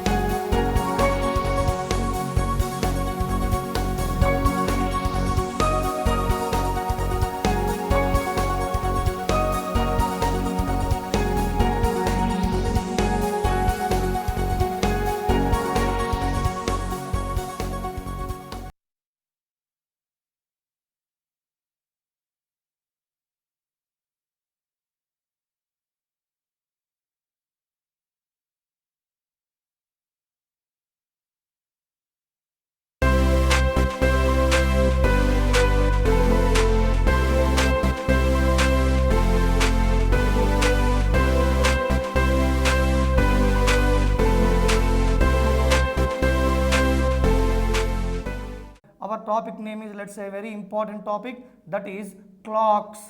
గడియారాలు అన్నాం, clocks అన్నాం. Hour day to day life మనం పొద్దున్న లేచినప్పటి నుంచి చూస్తూ ఉంటాం clock, కానీ దాని గురించి ఏం ఐడియా ఉండదు. కానీ చూద్దాం ఒకసారి క్లాక్కి మన రీజనింగ్కి కాంపిటేటివ్ ఎగ్జామినేషన్కి ఉన్న లింక్ ఏంటో ఒకసారి చూసే ప్రయత్నం చేద్దాం. Now will discuss about clock. So as we already aware, the face of the clock, the face of the clock usually in circle shape. The face of the clock is usually in circle shape. Circle అనగానే మనకు మైండ్లో గుర్తొస్తుంది which includes 360 degrees. వృత్తములో ఏర్పడేటువంటి కోణాల మొత్తము ఎంతకు సమానము అంటామంటే 360 డిగ్రీలకు సమానము అంటాం. So now the face of the clock is in the shape of the circle. This circle is dividing into 12 big equal parts. This circle is dividing into 12 big equal parts. So let's say, as we know already 1 to 12, so 1 to 12 are there. Now these 12 big equal parts, these big 12 equal parts are called hour spaces. These 12 equal parts are called hour spaces. I need to stress this point once again.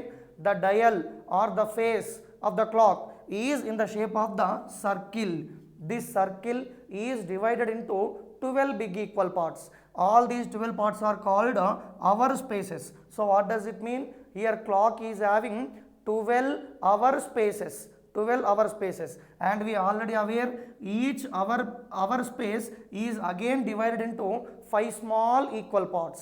That is 12 into 5 is equals to 60 small equal parts are there. 60 small equal parts are there. This each part is called a minute space. Each part is called minute space. I need to stress these points again.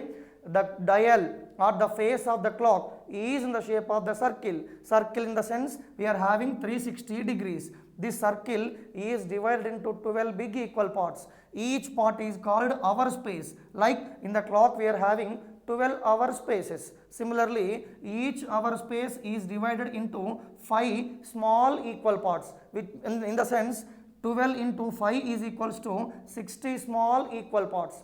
Each part is called a minute space. What does it mean? A clock is having 12 minute spaces. A clock is having 12 minute spaces. So usually everybody will see clock లో 3 ముళ్ళు ఉంటాయి అంటాం, గంటల ముళ్ళు అంటాం, నిమిషాల ముళ్ళు అంటాం, సెకండ్ల ముళ్ళు అంటాం, hours and minutes and seconds and.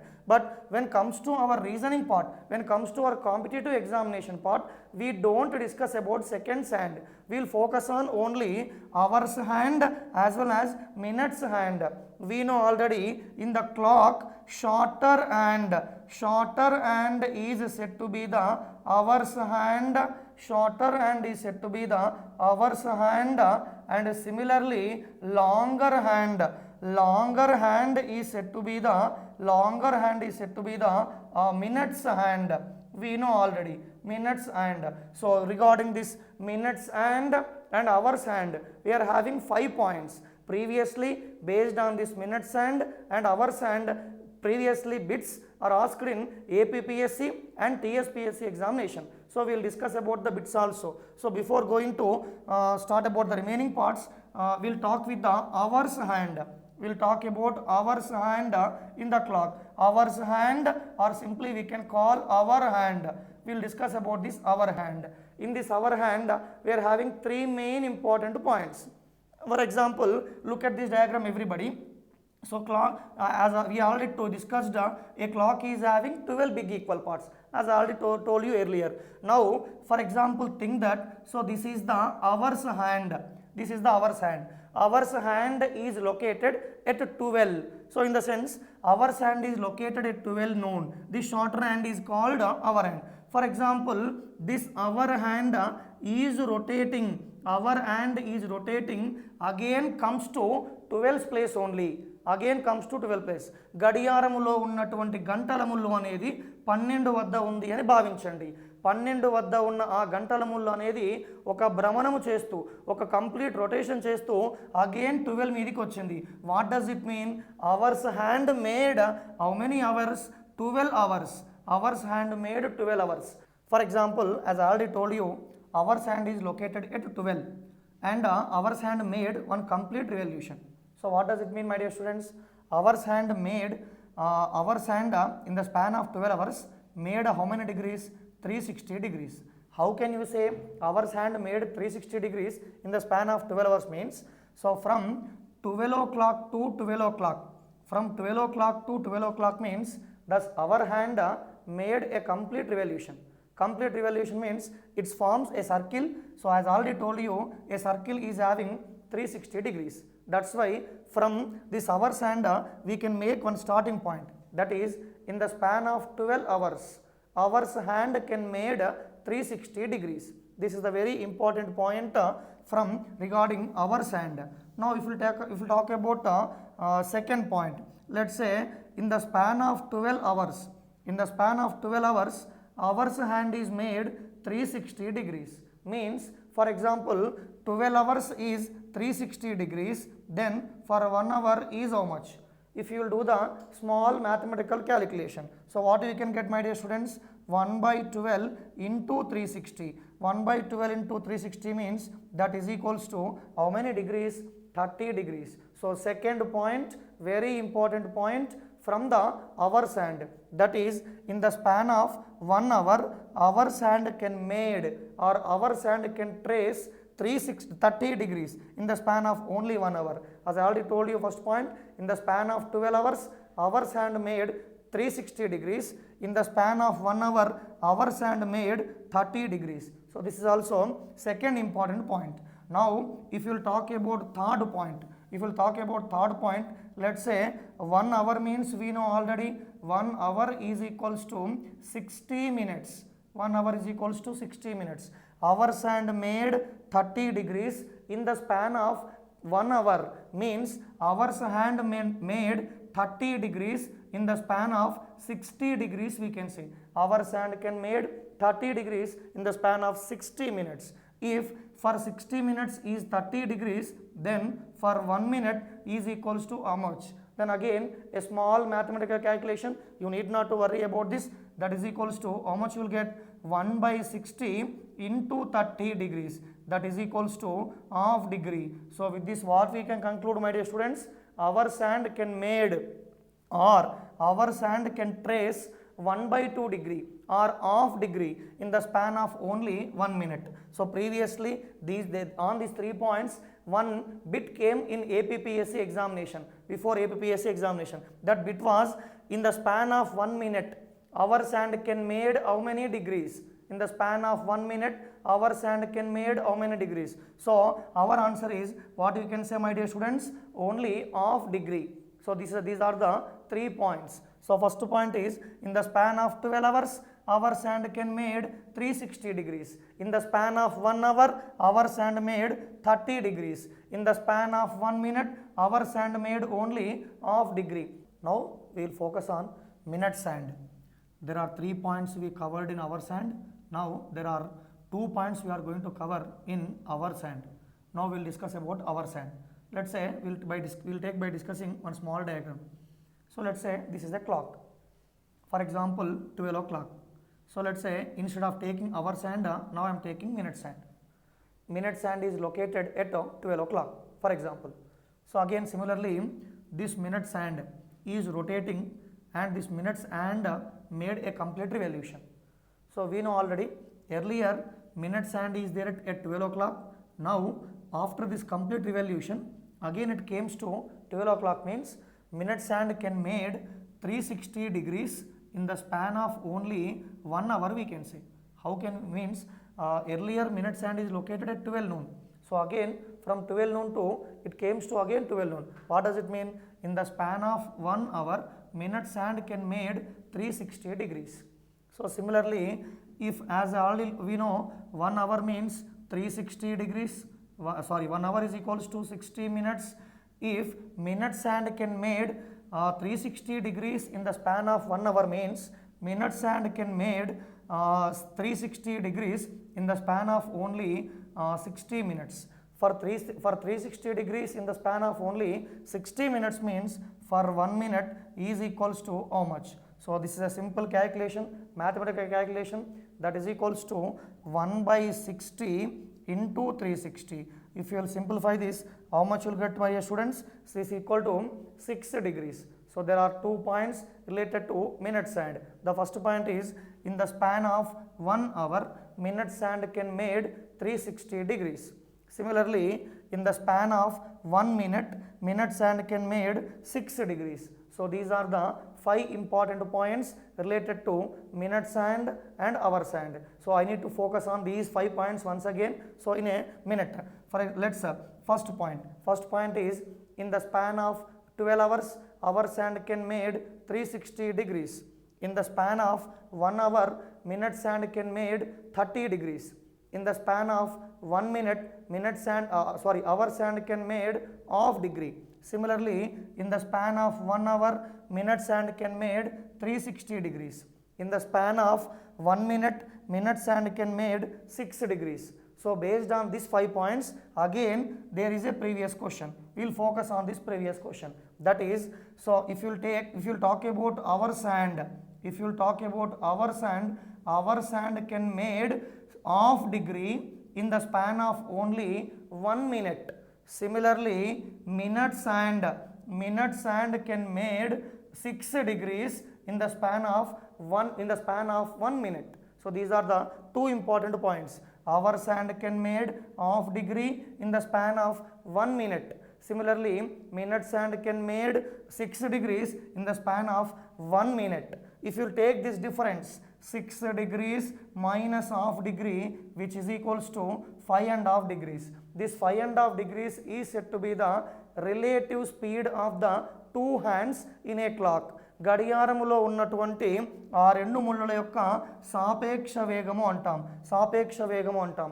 గడియారములో ఉన్నటువంటి నిమిషాల ముళ్ళు అనేది గంటల ముళ్ళు కన్నా 1 నిమిష కాలములో ఎన్ని డిగ్రీలు అధికంగా తిరుగుతుంది అంటే 5.5 degrees. In the span of 1 minute, minute sand can made 5.5 degrees more when compared to our sand. Therefore, this 5.5 degrees is said to be the relative speed or ఆ రెండు ముళ్ళల యొక్క సాపేక్ష వేగము అంటాం. సో దీనిపైన కూడా ప్రీవియస్గా మనకు ఎగ్జామ్స్లో రావడం జరిగింది బిట్టు. దీనిపైన కూడా అభ్యర్థులు ఫోకస్ చేయాలి. ఓకేనండి. So this is about hour hand and minute hand. Now we'll talk about another 3 concerns. That is when the hands are rotating in the clock. గడియారములో ఉన్నటువంటి ముళ్ళు అనేవి తిరుగుతూ ఉన్నప్పుడు మనకి ప్రధానంగా 3 సందర్భాలు ఎదురవుతాయి. When the hands are rotating in the clock we come across with the following 3 conditions. Let's say condition number 1 is 2 hands may be opposite to each other. 2 hands may be opposite to each other. And second point is 2 hands may be coincide at some other time. And 2 hands may be perpendicular to each other. 2 hands may be perpendicular to each other. So these are the 3 conditions. గడియారంలో ఉన్నటువంటి గంటల ముళ్ళు మరియు నిమిషాల ముళ్ళు పరిభ్రమిస్తూ ఉన్నప్పుడు ప్రధానంగా ఒక 3 సందర్భాలు. There are 3 conditions. Condition number 1 is hands may opposite to each other. For this we'll take one example. So let's say time is 6 o'clock. We all know at 6 o'clock our sand is located at 6 and minute sand is located at 12. This we'll discuss by taking a small diagram. So let's say here 12 o'clock is there and 6 o'clock is there. So let's say this is our sand and this is minute sand. So what we can say now, 2 hands are opposite to each other. At what time? At exactly 6 o'clock. Similarly, 2 hands may coincide. 2 hands may coincide. So let's say for example, this is also we'll take by discussing one small diagram. Let's say time is exactly 12 o'clock. Time is exactly 12 o'clock. At 12 o'clock, minute sand and our sand both are coincide.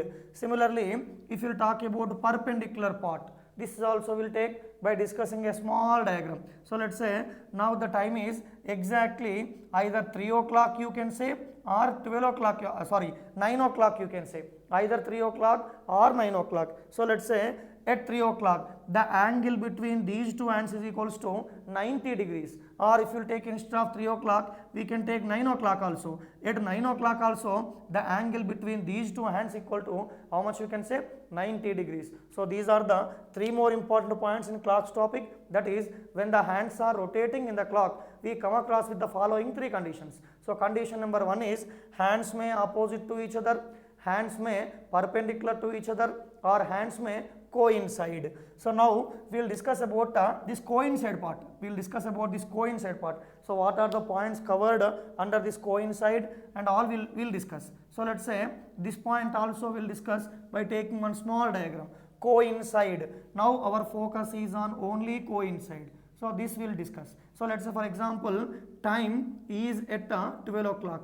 Just now I told at 12 o'clock 2 hands are coincide. There are 3 points in this coincide part. The first part is when 2 hands are coincide then the angle between these 2 hands equals to 0 degrees.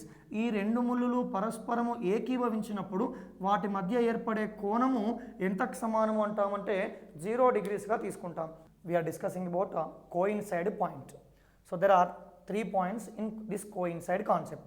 Let's say when 2 hands are coincide, let's say the best example is 12 o'clock. When 2 hands are coincide, the angle between these 2 hands is equals to, we can say 0 degrees. So that means by seeing this diagram we can say our sand and minute sand both are coincide. There is no angle between these 2 hands. That's why when 2 hands are coincide, the angle between these 2 hands is equals to 0 degrees. That is one point. And the second point is when 2 hands are coincide, then there are 0 minutes apart. 0 minutes apart. About this in detail we will discuss about opposite condition and perpendicular condition. So about this point we will in detail we will discuss about the coming 2 concepts. Okay. So now just keep in mind when 2 hands are coincide, angle between them is 0 degrees. when two hands are coincide, then two hands are 0 minute spaces apart. And one more condition. So one more important condition is in the span of every 1 hour. In the span of every 1 hour, two hands are coincide only one time.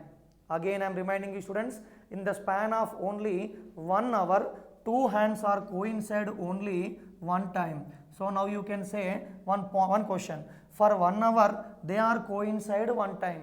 But if you take about 12 hours, for 12 hours span, these two hands are coincide only 11 times only.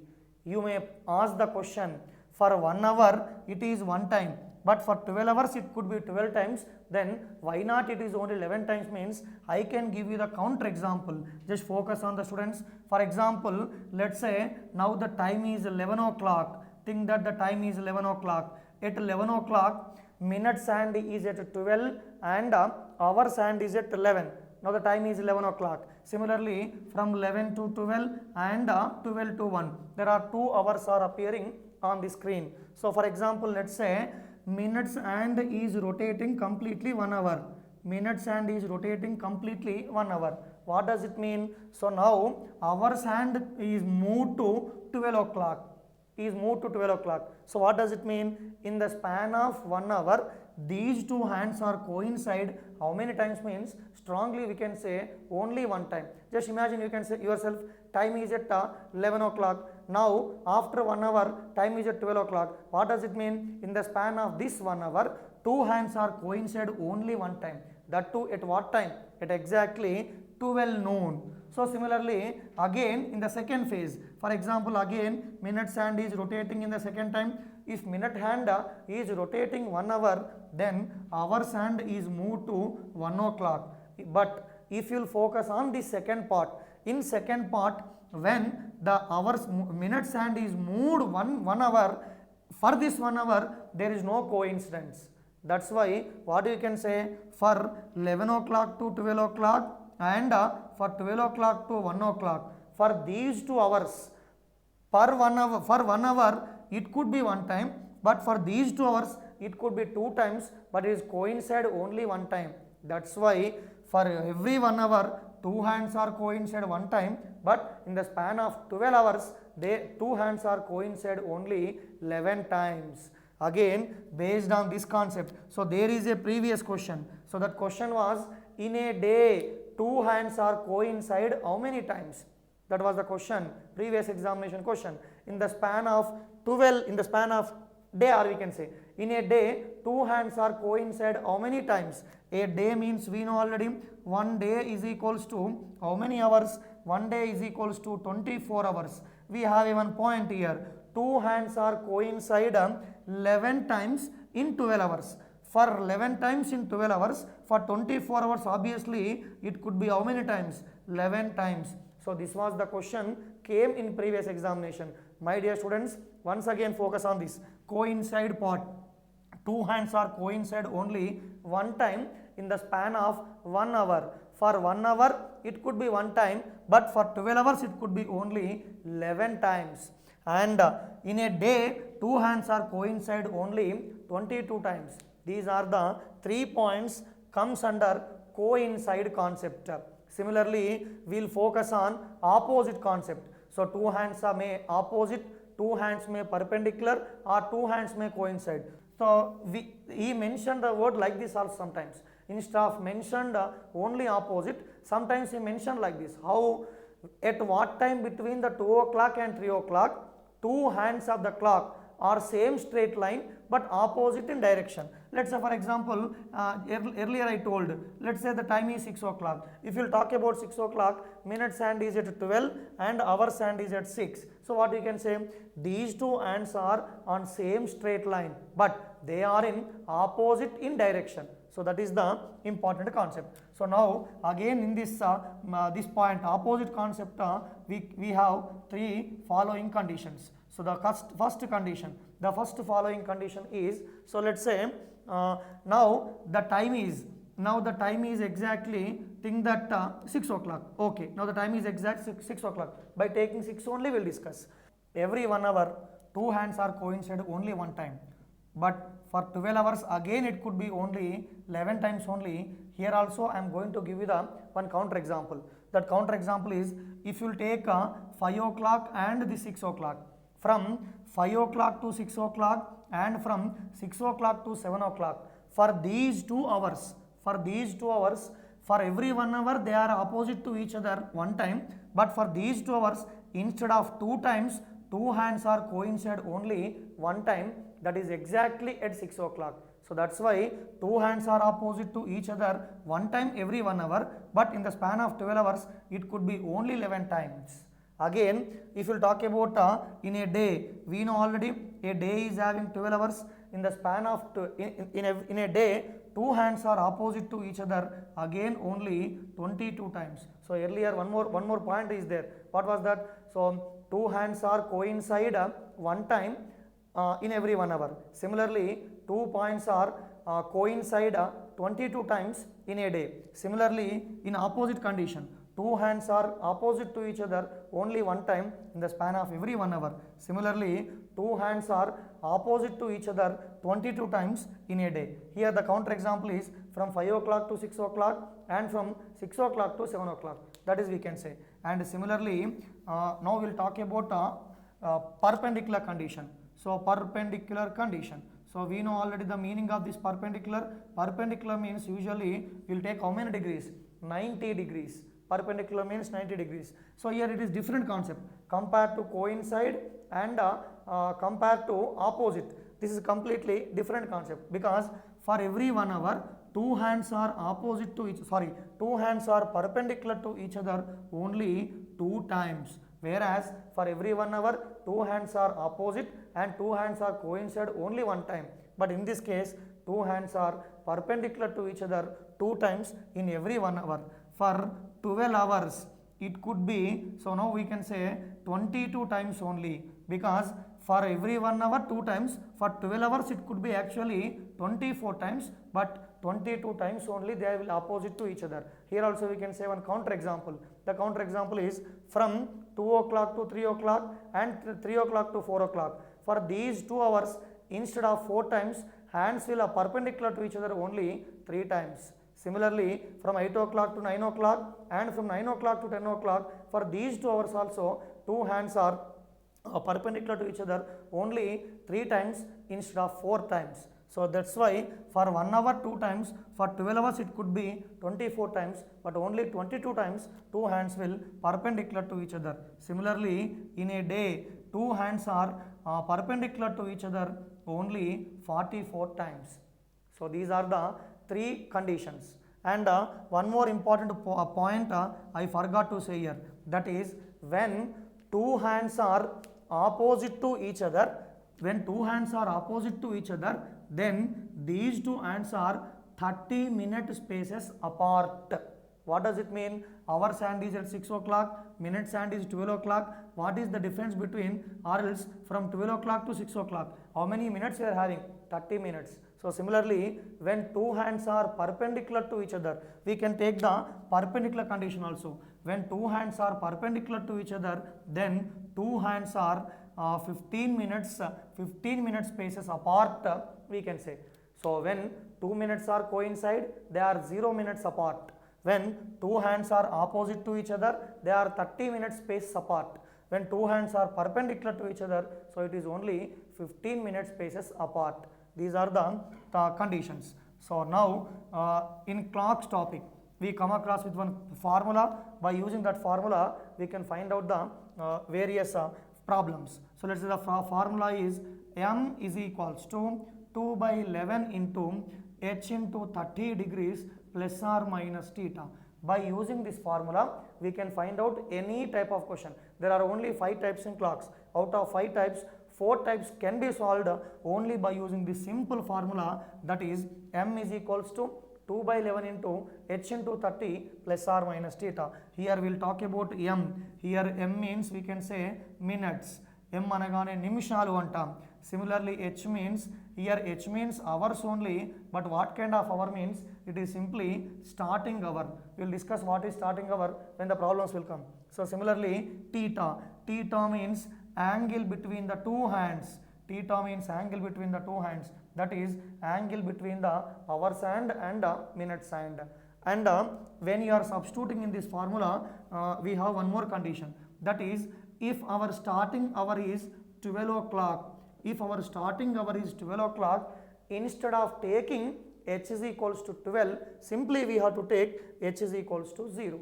One more condition, my dear students, in this formula when you are substituting, h means what does it mean? Starting hour. When you are substituting starting hour is 12 o'clock, we should take simply it equal to 0. So why do we need to take h is equal to 0 when the starting hour is 12 o'clock? So it's simple, we can say, because the clock which we are discussing is only normal clock. A normal clock is having only 12 hours. That's why our starting hour is equal to, we can say, h is equal to 0. Why if it is only 12 hours we need to take 0 means, the best example is railway clock. A railway clock is having how many hours? 24 hours. If the time in railway clock, for example, if the time is 23 hours, 59 minutes and 59 seconds. After immediate next second, the time will be 000000. What does it mean? Railway clock is having 24 hours. That's why there we can take h is equal to 24. But the clock which we are discussing is about only normal clock. Since the normal clock is having only 12 hours, we can take h is equal to 0. That is the concept. So now by using this formula, we are having 5 types of problems. We'll focus on those 5 types of problems. So let's say now we'll focus on type 1 kind of problems. That is the first question is, let's say, at what time between 2 o'clock, 2 and 3 o'clock, at what time between 2 and 3 o'clock hands of the clock are coincide. Hands of the clock are coincide. So this is the question, one kind of model. So now we can say, how can you solve this? Question enti, at what time between 2 and 3 o'clock hands of the clock are coincide. 2 మరియు 3 గంటల మధ్య ఏ సమయంలో 2 ముళ్ళు పరస్పరం ఏకీభవిస్తాయి అనేది ఆ ప్రశ్న యొక్క ఉద్దేశం. సో దీనికి మనకు ఫార్ములా ఇంతమో రాసుకున్నట్టుగా, ఆ ఫార్ములా ఏంటండి? m is equals to 2/11 into h into 30 degrees plus or minus theta. By using this formula, we can find out the minutes.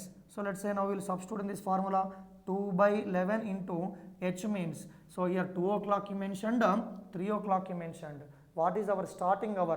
Starting hour is 2 o'clock.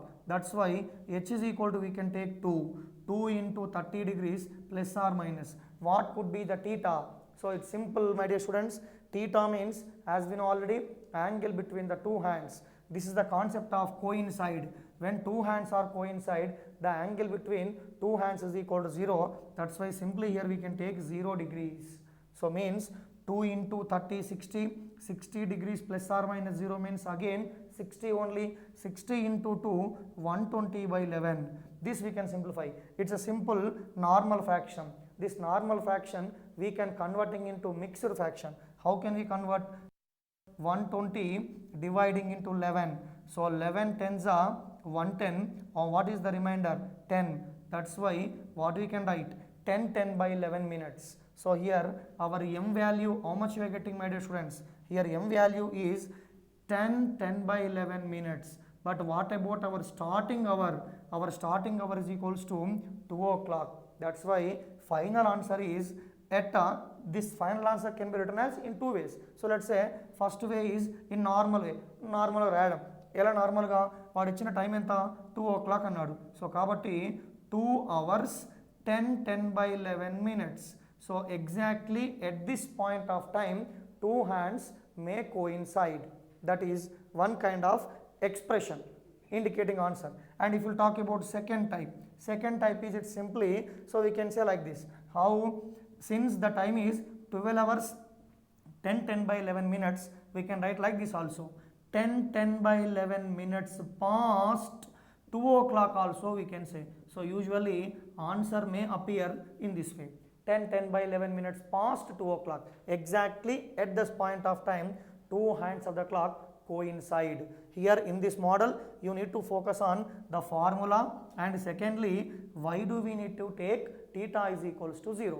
because it's a coincide concept. Since the two hands are coincide, angle between them is how many degrees? 0 degrees. That's why simply we have to take in theta is equals to 0, and further small simplification, our final answer is 10 by 11 minutes past 2 o'clock. So exactly at this point of time, the angle between the two hands is 0 degrees you can say, or simply two hands coincide you can say. We will discuss about second question. Second question is, let's say for example, at what time between 9 and 10 o'clock, at what time between 9 and 10 o'clock, the angle between the two hands is 0 degrees. That is the question. Same question I am asking in different way. What was the previous question? At what time between 2 o'clock and 3 o'clock two hands may coincide? That was the previous question. Now same question I am asking in different way. So what is that? At what time between 9 and 10 o'clock the angle between the two hands is 0 degrees. So same, this can be solved by using again same formula. The formula is m is equals to 2 by 11 into h into 30 plus or minus theta. So since directly he mentioned the word 0 degrees, so here we can take theta is equal to 0, no issue. Coincide means we may in dilemma, but he only mentioned at what time between 9 and 10 angle between the two hands is 0 degrees. So we can take theta is equal to 0. 2 by 11 into h. What is our starting hour here?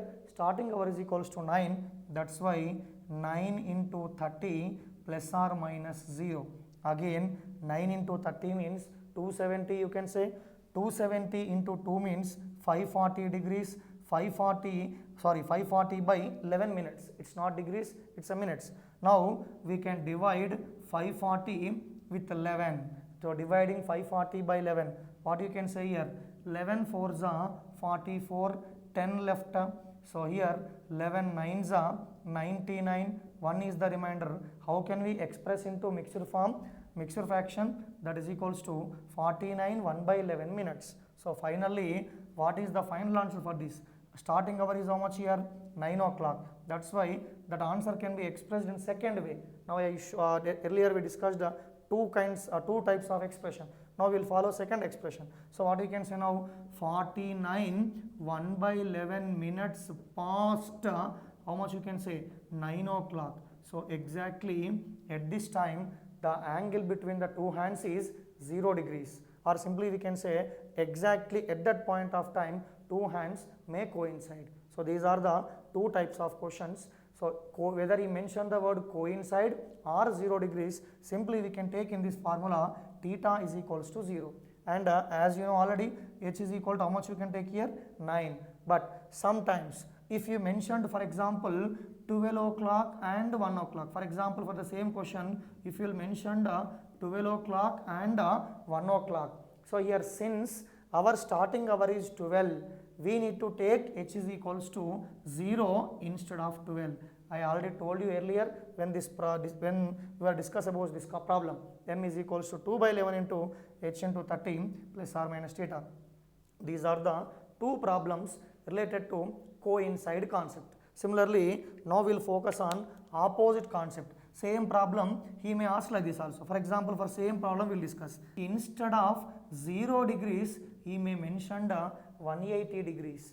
Or instead of 180 degrees, he may mention at what time between 9 and 10 o'clock two hands are on same straight line but opposite in direction. So the meaning is same. When for example we look into this formula. What is the formula? M is equals to 2 by 11 into h into 30 plus or minus theta. Earlier our type 1 model is here we took theta is equals to 0 degrees. So here plus or minus 0 means simply we can omit the sign. Plus 0 or minus 0 means there is no use. But when comes to angle is 180, whether do we need to take plus 180 or minus 180 means for this there is a note. There is a note available in this case. That is when the angle between the two hands is 180 degrees means, so we have one small note. It's a very important note. That is, so let's say if the given time is lies in between 12 o'clock to 6 o'clock.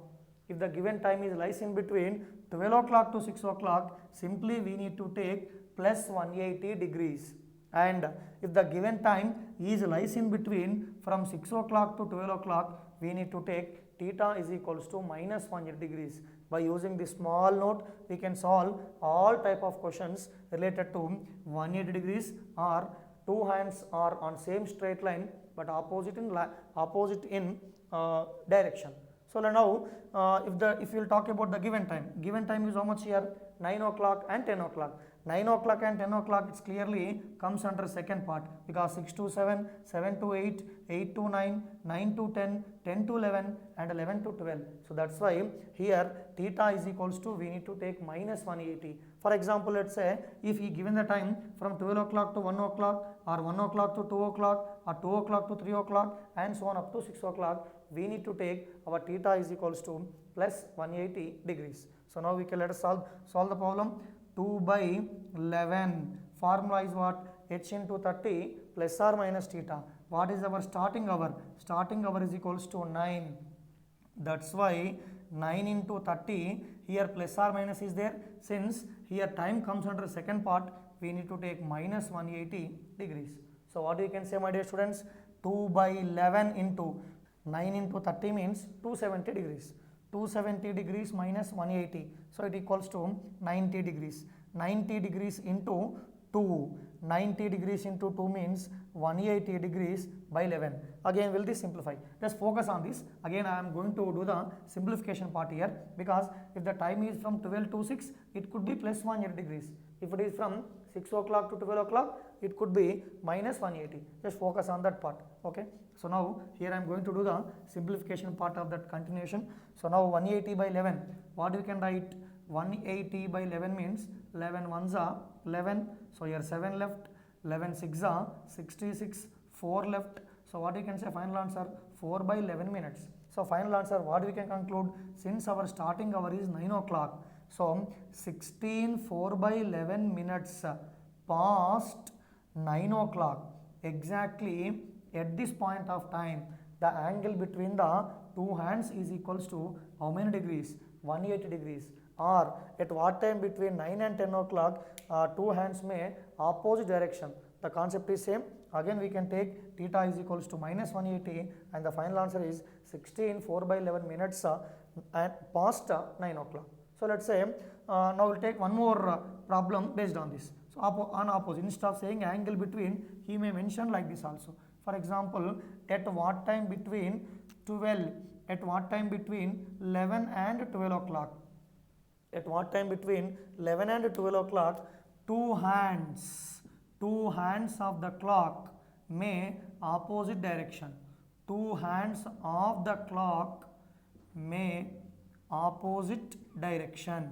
So the way of asking question is different, but the concept is same. Again, we need to focus on that note. So just focus on this simplification. Formula is same. Luckily, in the chapter we are having 5 types. 4 types can be solved by using only this formula. That is, m is equals to 2 by 11 into h into 30 degrees plus or minus theta only. The problem is formula is same. So now we will observe here 2 by 11 into what is our starting hour? Starting hour is equal to 11. And one more thing I need to quote here, whether what kind of type, whether coincide, opposite or perpendicular, whatever the type, if the given starting hour is equal to 12, you must take, instead of taking h is equal to 12, you need to take h is equal to 0. Don't forget that part. So 2 by 11 into, so starting hour is 11, 11 into 30 degrees plus or minus. No, I should not take plus or minus, because the time comes under second part. That's why here minus 180 we can take. Again, simplification, 11 into 30, 11 into 30 means 330 degrees. 330 degrees minus 180. So how much you can say? Here simply that is equals to 13, 7. How many degrees we can say? Is it 170? No, it's not 170. 13 minus 8, 6. No, it's 5. How much you can say? 150 degrees. So exactly we are getting 150 degrees. 150 into 2, again how much? 300. 300 degrees by 11. Again this simplifying, by doing normal division. What will get, my dear students? So 300 by 11.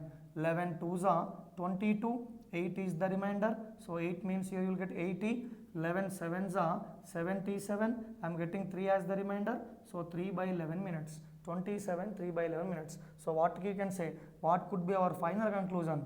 27 3 by 11 minutes past. So what could be our starting hour? 11 o'clock. So exactly at this point of time, the angle between the two hands is 180, or the two hands are in opposite in direction. So you need to focus on this part. Only two things. In type 1, coincide. Whether he mentioned coincide or 0 degrees, you need to take theta is equal to simply 0. Whether it is opposite direction or 180, simply you have to take theta is equals to, it depends. If it is from 12 to 6 plus 180, if it is from 6 to 12, it could be minus 180. So think positively, definitely you can score the good, you can have a good command on this subject. For every 1 hour, two hands are perpendicular to each other 2 times. So what does it mean? Now this we'll discuss by taking one example. So let's say instead of 10, 11 and 12, we'll take like this. So let's say 3 and 4. At what time between 3 and 4 o'clock, two hands of the clock are 90 degrees. Two hands of the clock are 90 degrees, or both the hands are perpendicular to each other. Again, we have a condition. So what is the condition? Formula is again same. M is equal to 2 by 11 into h into 30 plus or minus theta. Clearly theta is we can say 90, but again we need to take plus 90 or minus 90 means. For this also we have one small note. Just focus on this note. That is, if the given time is in between 12 o'clock to 3 o'clock, if the given time is in between 12 o'clock to 3 o'clock, then we need to take one time theta is equals to plus 90 and theta is equals to plus 270. For example, if the given time is from 3 to 9, then we need to take theta is equals to one time plus 90 and the next time, so it could be minus 90. So again, if the given time is in between 9 o'clock to 12 o'clock, then we need to take theta is equals to minus 90 and theta is equals to minus 270. By using this small note, we can solve the perpendicular condition questions. So why I am taking two angles means we know already. For every 1 hour, two hands are perpendicular to each other 2 times. That's why we are getting two angles. 12 o'clock to 1 o'clock, 1 to 2 and 2 to 3. So we need to take plus 90 plus 270. For example, the time is lies in between 3 o'clock and 9 o'clock. We should take plus 90 and minus 90. Similarly, from 9 o'clock to 12 o'clock, we should take theta is equals to minus 90 and minus 270. So it's very clear. Now focus on the diagram in the mind so that you will get the idea. If it is opposite means 12 to 6, 180, 6 to 12, minus 180. So just have a look. So now 3 and 4. Formula is again same. I told you for first 4 types, we are going to use the same formula. M is equals to 2 by 11 into starting hour is 3. So 3 into 30. Now 3 and 4 means the time comes under this part. 3 and 4 means the time comes under this part. So what does it mean? In case 1, we need to take theta is equals to plus 90. In case 2, we need to take theta is equals to minus 90. Now we will discuss by taking theta is equals to plus 90. 3 into 30, 90. 90 plus 90, 180. 180 into 2, 360. So 360 by 11 minutes. So again simplification, 360 by 11 means 11 3s are 33. So here 3 left, 11 2s are 22, 8 left. So what you can say? 32 8 by 11. Final answer is 32 8 by 11 minutes. So means 32 8 by 11 minutes past 3 o'clock. Final answer 32 8 by 11 minutes past 3 o'clock.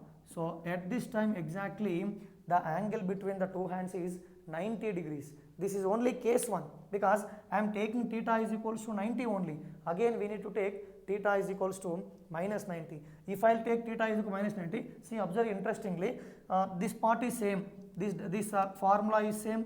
instead of plus 90 I need to take minus 90 now. So for example, think that instead of plus 90 I am taking minus 90. So 3 into 30, 90, 90 here minus 90, 90 minus 90 means how much you'll get? 0 you'll get. So 0 into something means how much you'll get? 0 you'll get. So what does it mean finally? M value I am getting 0 degrees. If I'll take theta is equal to minus 90. So what does it mean? 0 minutes past 3 o'clock. 0 minutes past 3 o'clock means what? It's simply 3 o'clock. So means from 3 and 4, at what time between 3 and 4, the angle between the two hands of the clock is 90 degrees means, so one time I am getting 32 8 by 11 minutes past 3 o'clock, and in second case, so exactly I am getting 3 o'clock, because minutes I am getting 0. How can we say theta equal to minus we need to take? So because time is lies under 3 and 4. If it is minus 90, this value could be 0, 0 into something 0, so that is m is equal to 0 I am getting. So final answer is 3 hours. There are 0 minutes past 3 o'clock. 3 o'clock. So simply 3 o'clock we can say. And earlier I told you also one time, exactly at 3 o'clock, the angle between two hands is how much? 90 degrees only. That's why I am getting 3 o'clock. So that is one case. Now similarly, we'll focus on second part. Let's say instead of taking 3 and 4, now I am taking, let's say 7 and 8, or you can say 1 and 2, no issue, 1 and 2. At what time between 1 and 2 o'clock the clock are 90 degrees. 1 మరియు 2 గంటల మధ్య ఏ సమయంలో రెండు ముళ్ళ మధ్య కోణం అనేది 90 డిగ్రీలకు సమానంగా ఉంటుంది అనేది క్వశ్చన్. సో దీనికి సంబంధించి మళ్ళీ same formula, you will get the bore by writing same formula every time. Luckily you can feel lucky. So 2/11 into starting hour. What is our starting hour here? 1 o'clock. So that's why h is equal to 1 into 30 degrees. Now you should not take plus or minus, because the given time lies in between 12 and 3. Since the given time is lies in between 12 and 3, we need to take one time theta is equals to plus 90, and second time you should take theta is equals to plus 270. So by taking two cases, actually case 1 will come and case 2 will come. There are two formulas for perpendicular condition, because this will happen 2 times for every 1 hour. That is the reason. So now if you will simplify 1 into 30, so now I am taking theta is equals to plus 90. Now will this simplify this? 1 into 30, 30. 30 plus 90, 120. 120 into 2 means 240 you will get. 240 by 11. 240 by 11 we have to simplify. We have to converting into mixed fraction. As you know, many times we discussed so in this concept. Now 11 2s are 22. 22 means 2 left. So 0, 11 1s are 11, 9 left. What you can say? 9 by 11. So what is our final answer? Now I am erasing here. Just focus on this. 12 o'clock to 3 o'clock means plus 90 plus 270. And similarly 3 o'clock to 9 o'clock means plus 90 minus 90. Similarly from 9 o'clock to 12 o'clock means minus 90 minus 270. Just have a picture in the mind. Okay. So now this part I am going to erase. No, observe here. So what is the final answer? Here m value this is. M is equals to 21 9 by 11 minutes. 21 9 by 11 minutes. So what is the final answer? 21 9 by 11 minutes past. So what was the given time? 1 o'clock. Past 1 o'clock. Therefore by using this condition, 21 9 by 11 minutes past 9 o'clock, exactly at that point of time, the angle between the two hands is how many degrees? 90 degrees. Or simply we can say, instead of using the word 90 degrees, we can use perpendicular also, as you know already aware about that. And for example, if the time is lies in between let's say 9 o'clock and 10 o'clock. For example, the time is lies in between 9 o'clock and 10 o'clock. So for this, theta equal to how you can take? Theta is equals to one time minus 90 you can take, and second time minus 270 you can take, because the given time is comes under 9 o'clock to 12 o'clock according to that circle note. Okay, just have a look on that. So now these are, so type 1 we discussed based on coincide concept, and type 2 discussed, that is about opposite condition, and type 3 we discussed that is about perpendicular condition. What is the formula? M is equals to 2/11 into h into 30 plus or minus theta. Same formula even for this type also. But here we need not to find out the separate minutes. Earlier in 3 models, coincide model, opposite model and perpendicular model, we need to find out the minutes. Here we need not to find out the minutes luckily, because minutes you only given. Tell me what is the given time? 4:20. What does it mean? Hours is 4 hours and minutes are 20 minutes. So if you substitute minutes is equal to 20, 20 is equals to 2 by 11 into h means how many hours he given? 4 hours he given. So that's why simply 4 into 30 plus or minus theta. Here we need to find out the theta value only, because what is the given question? Find the angle. Find the angle between the hands of the clock at 4:20. So interestingly, this is group 2 bit previously asked by APPSC, not TSPSC, APPSC, group 2 bit actually. Okay, I think 2008 group 2 bit. Now 20 is equals to 2 by 11 into 4 into 30 plus or minus theta. This will simplify. Simple calculation. 2 ones are 2 tens are.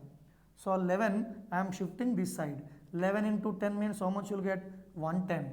110 is equals to 4 into 30, 120 plus or minus theta. After getting this, non-mathematics students, they may get the dilemma, because if it is plus theta you can solve, if it is minus theta you can solve, but plus theta is not there, minus is not there. What is there? Plus or minus is there. If plus or minus means what you have to do? Simply blindly, you can go blindly, you have to subtract the small value from big value. What is small value here? 110 degrees. What is big value here? 120 degrees. Therefore, subtracting small value from big value blindly. Sometimes you may get the small value here and big value here.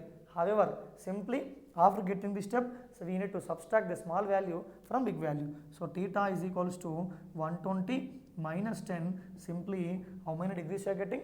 10 degrees. What we can conclude? Therefore, at 4:20, the angle between the two hands of the clock is how many degrees? Simply 10 degrees. So it's matter of only 30 seconds. You can solve this question. Mathematics students or even non-math students also, there is no such big mathematical conditions. So if you take fast calculations, it may take hardly 20 to 25 minutes time. So we can find out the angle between the hands of the clock at 4:20. You can take 4:20 or whatever. Now let's say this is one kind of model, finding angle. Now for example, let's say instead of 4:20 he given 10:40. No issue, you can take 10:40 mentioned. So 10:40 means h is equal, in the same formula, h is equal to, instead of 4 we need to take h is equals to 10, because hours are 10 hours, and instead of taking m is equal to 20 we need to take m is equals to 40, because he mentioned 40 minutes. Let us see. So we can solve 40 minutes is equals to 2 by 11 into h into 30, again plus or minus theta. We have to keep plus or minus theta as it is. Okay, so now 2 ones are 2 20s are. So 20 into 11 means 220, that is equals to 300 plus or minus theta. Here I am getting big value, here I am getting small value. Here also I am getting big value and small value. Blindly you can subtract small value from the big value, that will gives the angle between the hands of the clock. So what I mean to say, theta is equals to 300 degrees minus 220 degrees. How much you can say? 80 degrees. Therefore, the angle between the hands of the clock at exactly 10:40 is how many degrees? It's simply 80 degrees. Find the mirror image time of the time 10:30 p.m. Find the mirror image time of the given time 10:30 he mentioned. PM or AM, no issue. However, so since we discussed about normal clock, as we know already, a normal clock is having 12 hours. This 12 hours can be written as 11 hours 60 minutes also.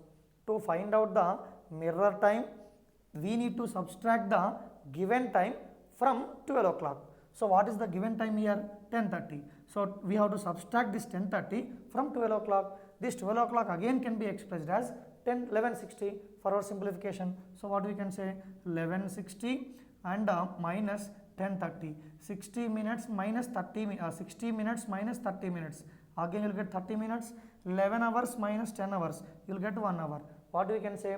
The mirror image time of 10:30 p.m. is, you can get 1:30 p.m. If it is p.m., you have to write p.m. For example, if it is a.m., you have to write the a.m. Sometimes he may give the mirror image time, he asked you to find out the real time. Whether he given real time, asked you to find mirror image time, given mirror image time, or he asked you to find out the real time, the formula is same. Simply what you have to do, you have to subtract from 1160, that's it.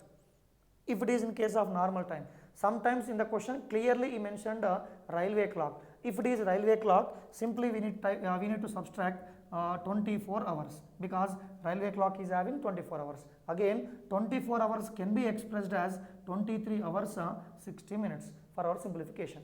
So this is about mirror image time.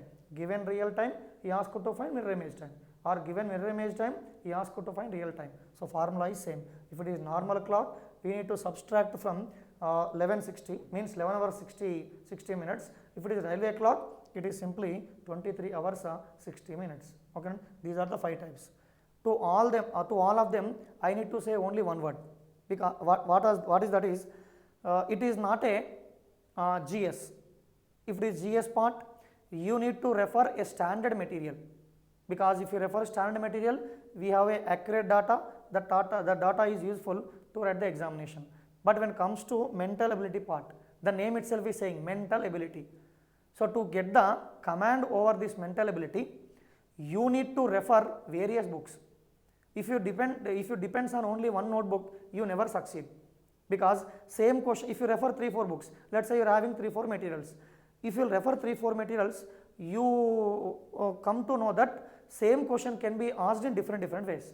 Let's say in one book he is asking the same question one way, in second book he is asking different way, in third book he is asking different way. So if you refer different books, there are 2 advantages. Advantage one is, you can have an idea about the question. One question is asking in how many times, that is one idea. And secondly, if you refer different books, you will have a chance to practice more number of questions. Once you will practice more number of questions, then only you will get the command over the mental ability, or else unless you never succeed. If you, most of them what they will do, they will depends on the one single notebook or one textbook, they will follow only that one. If you will follow only that one, you never succeed. You have to follow different textbooks. That's why to get the command, you need to practice more number of bits.